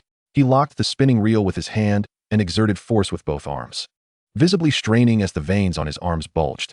Chapter 79, The Crimson Catfish. With a loud bang, a catfish measuring over 4 meters was hauled from the water. Ding! Congratulations, the host has caught a 361-pound catfish. The fighting fishing saint body has been activated, yielding a feedback of 2, augmenting strength by 722 pounds. Indeed, fishing brings me solace. After 2 exhausting days of travel, I find myself utterly fatigued. Once the second fishing pond is ready, I shall certainly obtain a driver's license. Otherwise, riding this electric scooter leaves my rear end quite sore. With renewed bait, Lu Hang confidently cast his second line. One must admit, the resources in this reservoir are truly remarkable. The catfish have grown to an astonishing weight of 361 pounds without any mutation. This clearly indicates an abundance of food in the water, allowing the catfish to thrive unconditionally. Based on the conditions of the previous reservoir, it is possible that this one harbors catfish weighing over 1,000 pounds. However, I remain uncertain about the variety of fish present, hoping that the catfish do not dominate this ecosystem. As Lu Hang pondered the reservoir's resources, he was suddenly jolted by the fishing rod, which was yanked forcefully. A tremendous power surged through the rod, pulling him forward and nearly causing him to fall flat on the ground. Fortunately, with quick reflexes, he adjusted his balance, narrowly avoiding a tumble. With a powerful lift of the rod, the line became taut, yet the fishing rod, which Lu Hang had reinforced multiple times, showed no signs of bending. Truly, it is a testament to the strength of my rod, having been enhanced tenfold. The sound of the line slicing through the air echoed after Lu Hang's vigorous lift. Such formidable resistance. It is no surprise that this predatory fish possesses a strength far exceeding that of typical herbivorous or omnivorous fish by at least 1/3. No wonder the local anglers tie themselves to trees with ropes. The pulling force of this catfish could easily lead to a disastrous outing if one is not careful. It appears that my previous luck in not being pulled under was indeed fortuitous. Go, brother catfish. Drag that angler down and avenge our kin. Rest assured, little 13. Keep your faith in brother catfish. He shall ensure that the angler pays dearly. Indeed, 13, brother catfish ranks 8th among our clan's strongest. Dragging an angler into the depths will be a mere trifle. Now, little 11, little 13, little 14, observe closely. Today I shall impart knowledge on how to deal with anglers. Pay attention. Understood, brother catfish. When encountering an opponent slightly stronger, if your intent is to escape the hook, it is virtually impossible. The moment we exert force, the hook will ensnare us, and unless the angler breaks the line or snaps the rod, we cannot free ourselves. What should we do then? Does that mean we are destined to be caught? Precisely. Thus, we must master the technique. If the angler is not particularly strong, we must charge forward like I do, minimizing the strain on the angler's rod. By advancing relentlessly, the rod primarily transfers the force, leaving the angler with two choices: relinquish the rod and allow us to escape, or stubbornly hold on and fight to the bitter end. In that case, we simply need to use force. What do we use, brother catfish? Strength, which will enable us to drag the angler beneath the water. Once submerged, they will become our prey. Brother catfish, could you demonstrate for us? We wish to see how you pull an angler into the water. This is somewhat inconvenient, as I must show you other techniques first. If I pull the angler down, I won't be able to demonstrate. Alright, but after you show us the others, will you demonstrate how to drag the angler underwater? If the opportunity arises, I shall certainly oblige. Excellent. Now, brother catfish will teach you how to confront an angler you cannot overpower.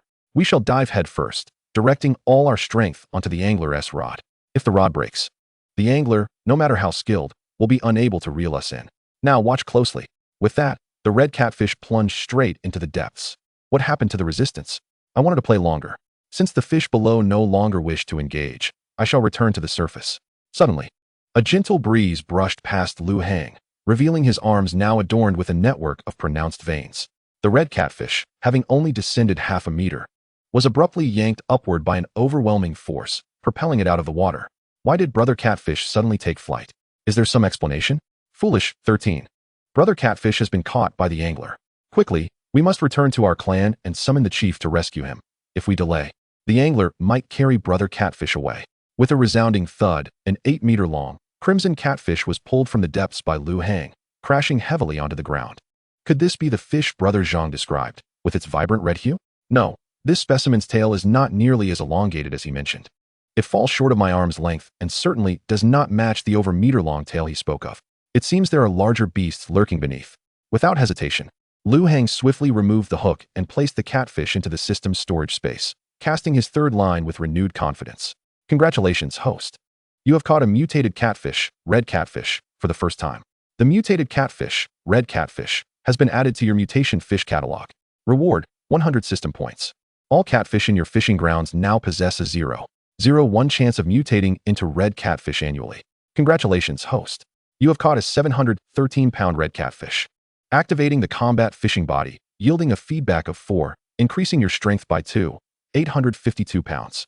At 713 pounds, judging by the proportions of this fish, Brother Zhang's description of the specimen may indicate it weighs at least 200 pounds or more. Given the pulling power of the catfish in this reservoir, I must prepare for a battle against a 600-pound herbivorous fish. Chapter 80, Second Elder of the Catfish Clan. Excellent. This red fish will serve as a perfect test of my prowess.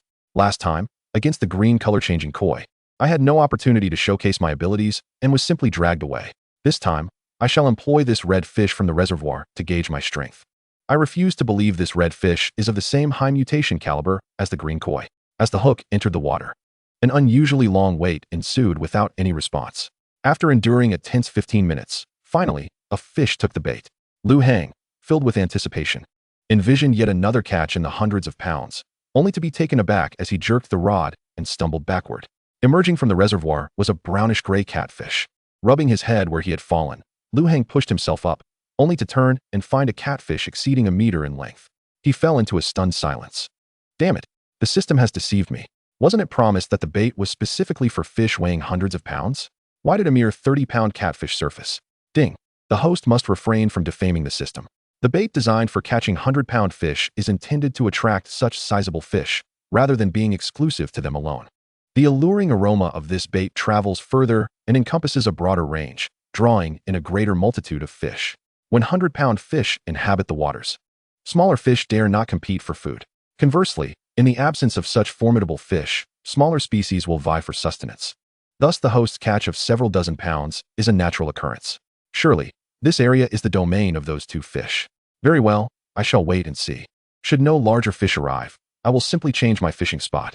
Deep within the reservoir. Elder, trouble is afoot. We are in grave danger. Who is making such a fuss? Are you not aware that the clan leader is in seclusion? Silence yourself at once. Observing the three small fish approaching, the elder immediately charged forward, striking one of them on the head. Angrily, he admonished, "What are you three doing here? Did I not make it clear that during the clan leader's critical period of seclusion, you are not to enter our territory? No, it is not as you think. Elder, we have urgent matters to discuss. Speak, then. I am curious to hear what such pressing news entails. If it does not seem significant, prepare for dire consequences. Elder, Brother Catfish and Brother Catfish 12 have been caught by the fishermen. Caught. Brother Catfish 12 is merely 300 pounds. Barely qualifying for the Elder Council.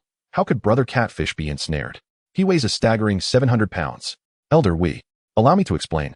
One of the fish interjected. Just moments ago, near the southern end of the reservoir, Brother Catfish was patrolling with us when we encountered the fisherman's bait.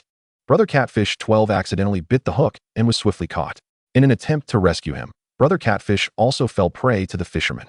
It appears we are dealing with the same group of fishermen from 10 days prior, who have returned with reinforcements to ensnare us. Elder, what shall we do? Brother Catfish is still in the fisherman's grasp. If we delay, the fishermen may take him away. Cursed be it. The clan leader is in seclusion, and I cannot leave. Second, you must investigate this fisherman and discern his intentions, while the other 5 elders and I remain to protect the clan leader. Understood, I shall accompany them. Be cautious. Should you encounter insurmountable odds against the fisherman, sever the line with your dorsal fin and return. Once the clan leader emerges, we shall ensure the fisherman pays for his transgressions. Soon, a yellow and black catfish swam forward. You lot, lead the way. Yes, second elder. Is this the bait? Indeed. Second elder, it was this very bait that led to Brother Catfish's capture. The second elder approached the bait, inhaling its scent. This aroma. It seems the fisherman is targeting our elder council. Such bait is off limits to you smaller fish as long as we are present. It appears the fisherman has chosen his path to demise. Today, I shall send him to meet the ancestral spirits of fish. Without a moment's hesitation, he gulped down the bait, then swam towards the depths. Observing the bobber vanish, Lu Heng donned a slight smile. After fishing for lesser fish for several minutes, he was finally prepared to catch something substantial. Suddenly, as he saw the bobber submerge, Lu Heng yanked the rod with fervor. The sound of the line being tautened echoed through the air. The line appeared to penetrate the depths like an arrow. Hey! Lu Heng exerted his strength, his arms bulging with prominent veins, exuding an aura of immense power.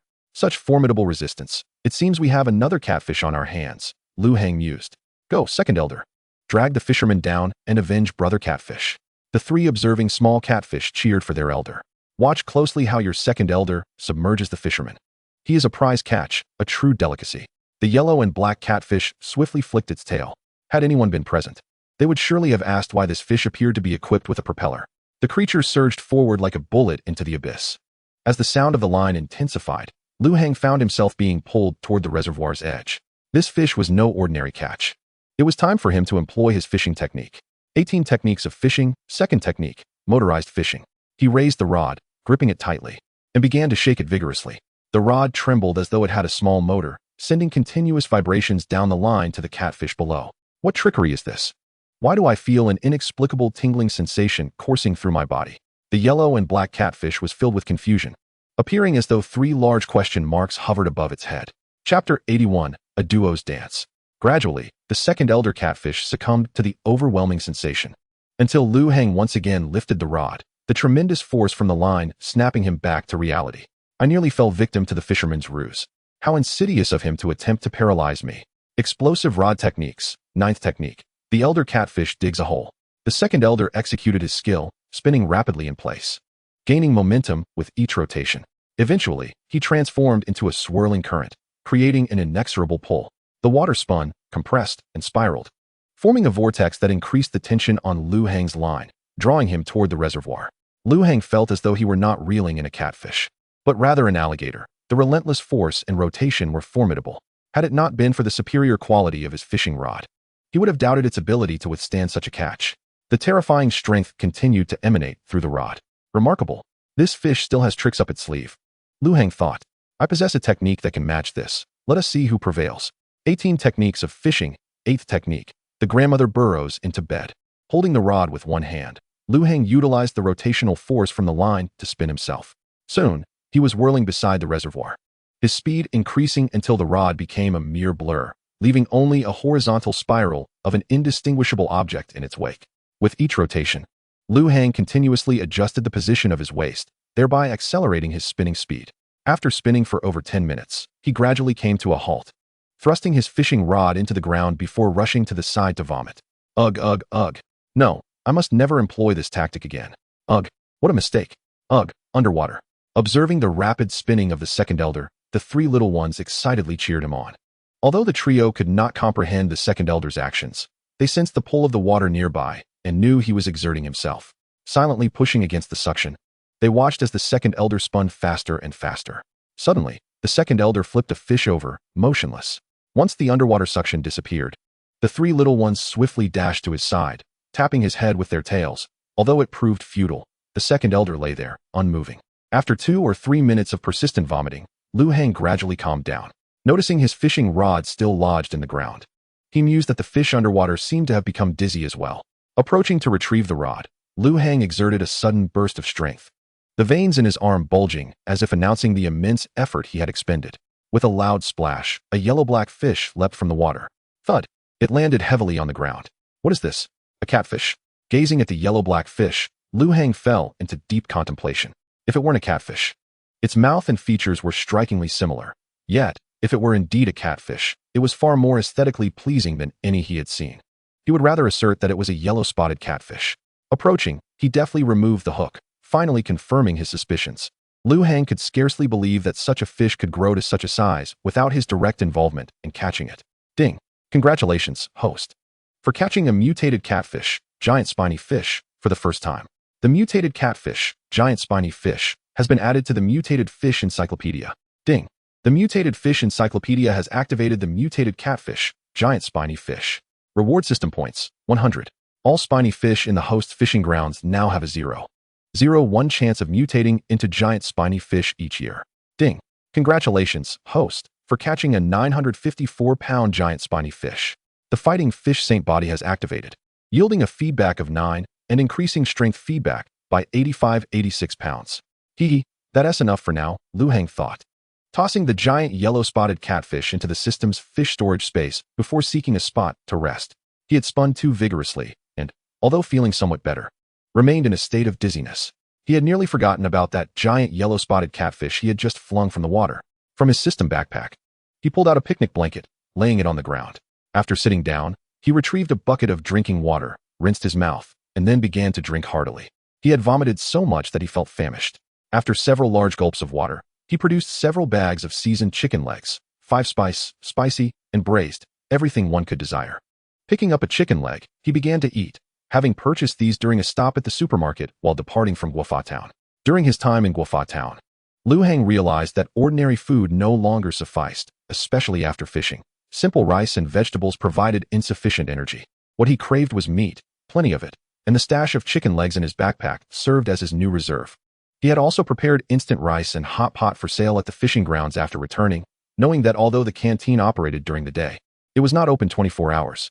Night fishermen would invariably require sustenance, and if all else failed, the night shift staff could enjoy them as late-night snacks. Within a mere 10 minutes, Liu Hang devoured over 40 chicken legs, and he had even consumed 1/5 of the 10L bottle of mineral water.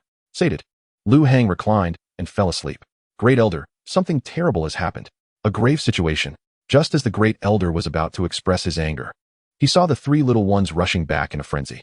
I've told you several times, the clan leader is in seclusion. Keep the noise down. By the way, where is the second elder? Big elder, the second. The stuttering little fish prompted the Great Elder to interrupt. Enough. Let someone else speak. Great Elder, it's bad. The second elder has also been taken by the fishermen. Impossible. Absolutely impossible. The second elder's dorsal fin can easily sever any fishing line. How could he be caught by a fisherman? Explain how it happened. Report, Great Elder. The second elder. Then he spun himself dizzy and was caught by the fisherman without even utilizing his dorsal fin.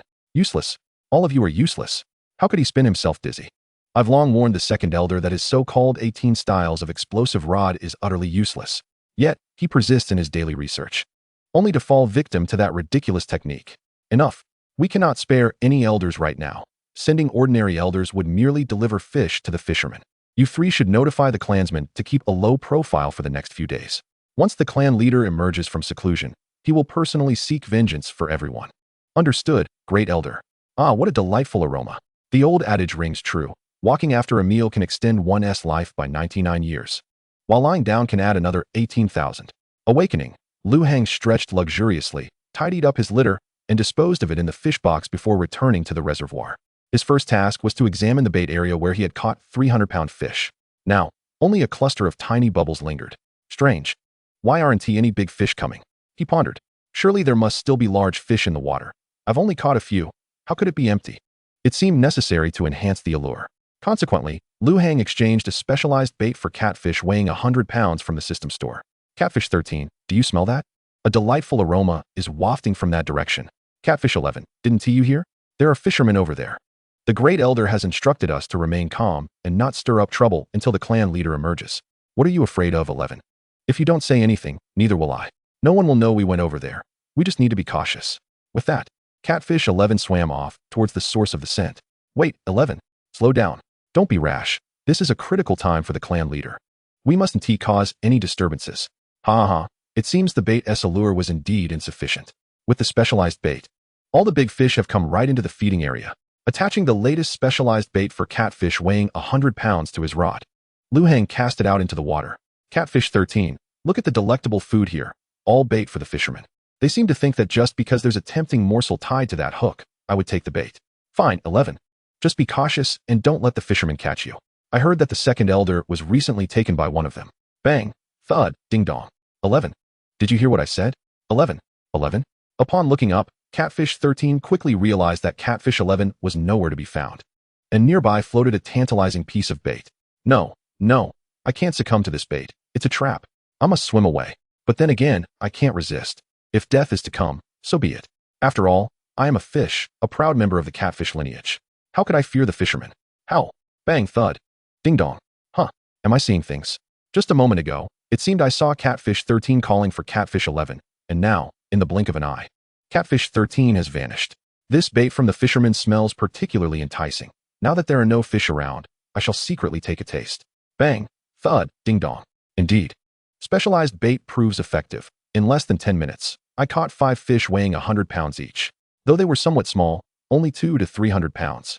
Amidst the delighted musings of Lu Hang, he managed to reel in a 178-pound catfish. In the catfish clan, the 3rd elder, 4th elder, 5th elder, 6th elder, and 7th elder were gathered. What are you 5 planning to do? This is a critical moment for the clan leader's evolution. Do you not understand? The great elder remarked. We are aware of the importance, but our bodies seem to be beyond our control. Something in that direction is irresistibly drawing us, they replied. What nonsense. What could possibly attract our catfish clan? Return to your posts and guard the clan leader until he emerges. We can't help it, great elder. We simply cannot resist this alluring scent. Before the great elder could finish, he watched as the 3, 4, 5, 6, and 7 elders hastily swam away. Seeing them rush off, the great elder felt compelled to chase after them to bring them back. However, he feared that if he left, no one would be there to protect the clan leader, risking disruption to the leader's evolution.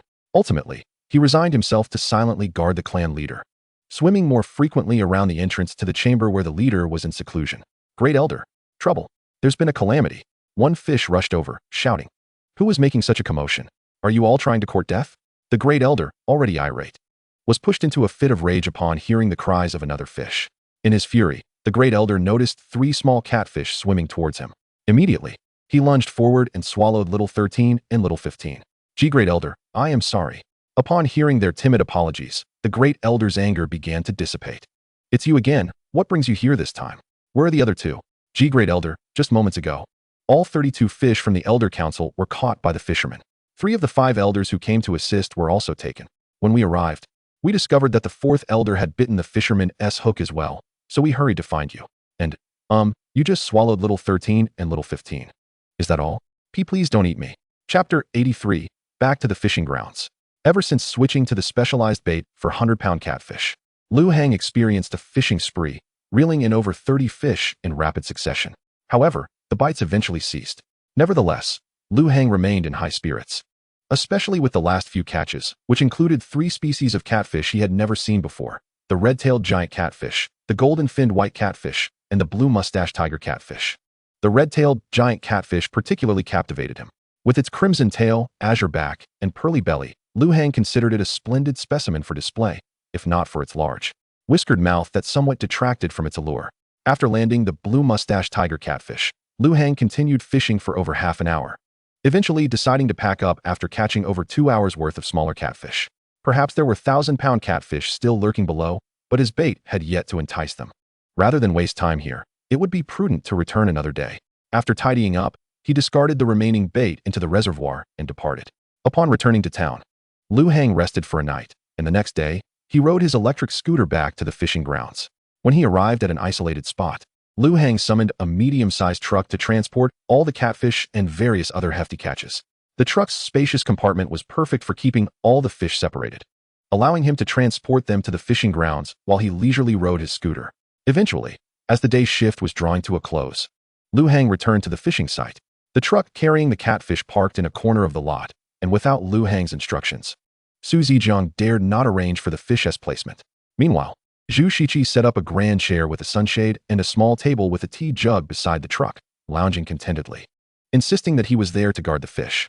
Su Zijiang may not have understood Zhu Shiqi's reasons for vigilantly watching over the truck, but Lu Hang immediately recognized the significance. In addition to the catfish weighing just under or slightly over 100 pounds, the rest of the colossal catches were all mutated fish.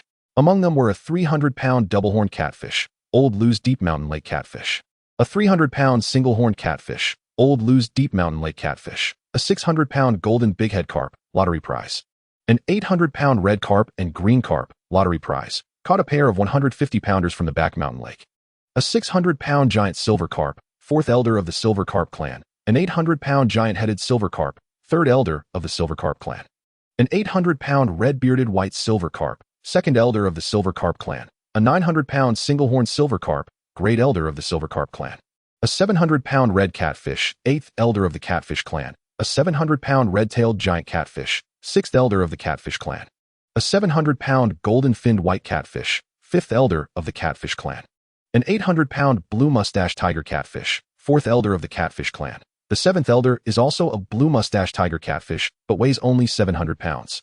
An 800-pound long-mustached purple-finned blue fish, third elder of the bluefish clan, and a 900-pound giant spiny fish, second elder of the catfish clan. To Zhu Shiqi, these fish were treasures, destined to be restored and recorded in history. No one was permitted to approach until Lu Hang arrived with instructions. Particularly, he was intrigued by a small, yet vocally combative catfish in the back of the truck, having already devised 36 different culinary methods for it that afternoon. He eagerly awaited Lu Hang's directive to prepare a feast of 36 dishes from this feisty catfish. Upon witnessing Lu Hang returning to the fishing grounds astride his electric scooter, Zhu Shiqi promptly summoned a disciple to assist in monitoring the fish while he hurried over to Lu Hang's side, helping him with the tackle box and inquiring if he was fatigued. The disciple, observing this scene, was utterly taken aback. The usually stern master had transformed into a sycophant upon the boss's arrival. Had he possessed a tail, it would surely have been wagging in the air. Lu Hang, noticing Zhu Shiqi's demeanor, immediately surmised that Zhu had something to convey. Once they returned to his modest abode, Lu Hang invited Zhu Shiqi to take a seat, urging him to speak freely, as his ominous demeanor was quite unsettling. "Boss Lu, do you have any smaller specimens of those peculiar fish? I wish to experiment with a new dish." Lu Hang replied, "I sense something unusual about you today. The moment I arrived, you rushed over, showering me with attention, either a sign of treachery or deceit. It seems you've had your eye on my collection of mutant fish for quite some time." Zhu Shiqi continued, "Indeed. Boss Lu, I have only ever seen these fish in the recipes passed down from my grandfather. I always believed they were merely figments of his imagination. As a chef, my passion lies in exploring various recipes. I possess no other hobbies. Hence, I inquired." "All right, old Zhu, I believe I grasp your intent," Lu Hang replied. "To put it simply, you wish to experiment with these mutant fish to discern their flavor. However, I must inform you that this is not feasible. These are breeding stock. If you wish to try, you must wait until they have reproduced." He added, "By the way, you can consider preparing dishes with the bluefin, greenfin, and purplefin fish, which I have set aside for you. There is no need to fixate solely on these mutant fish.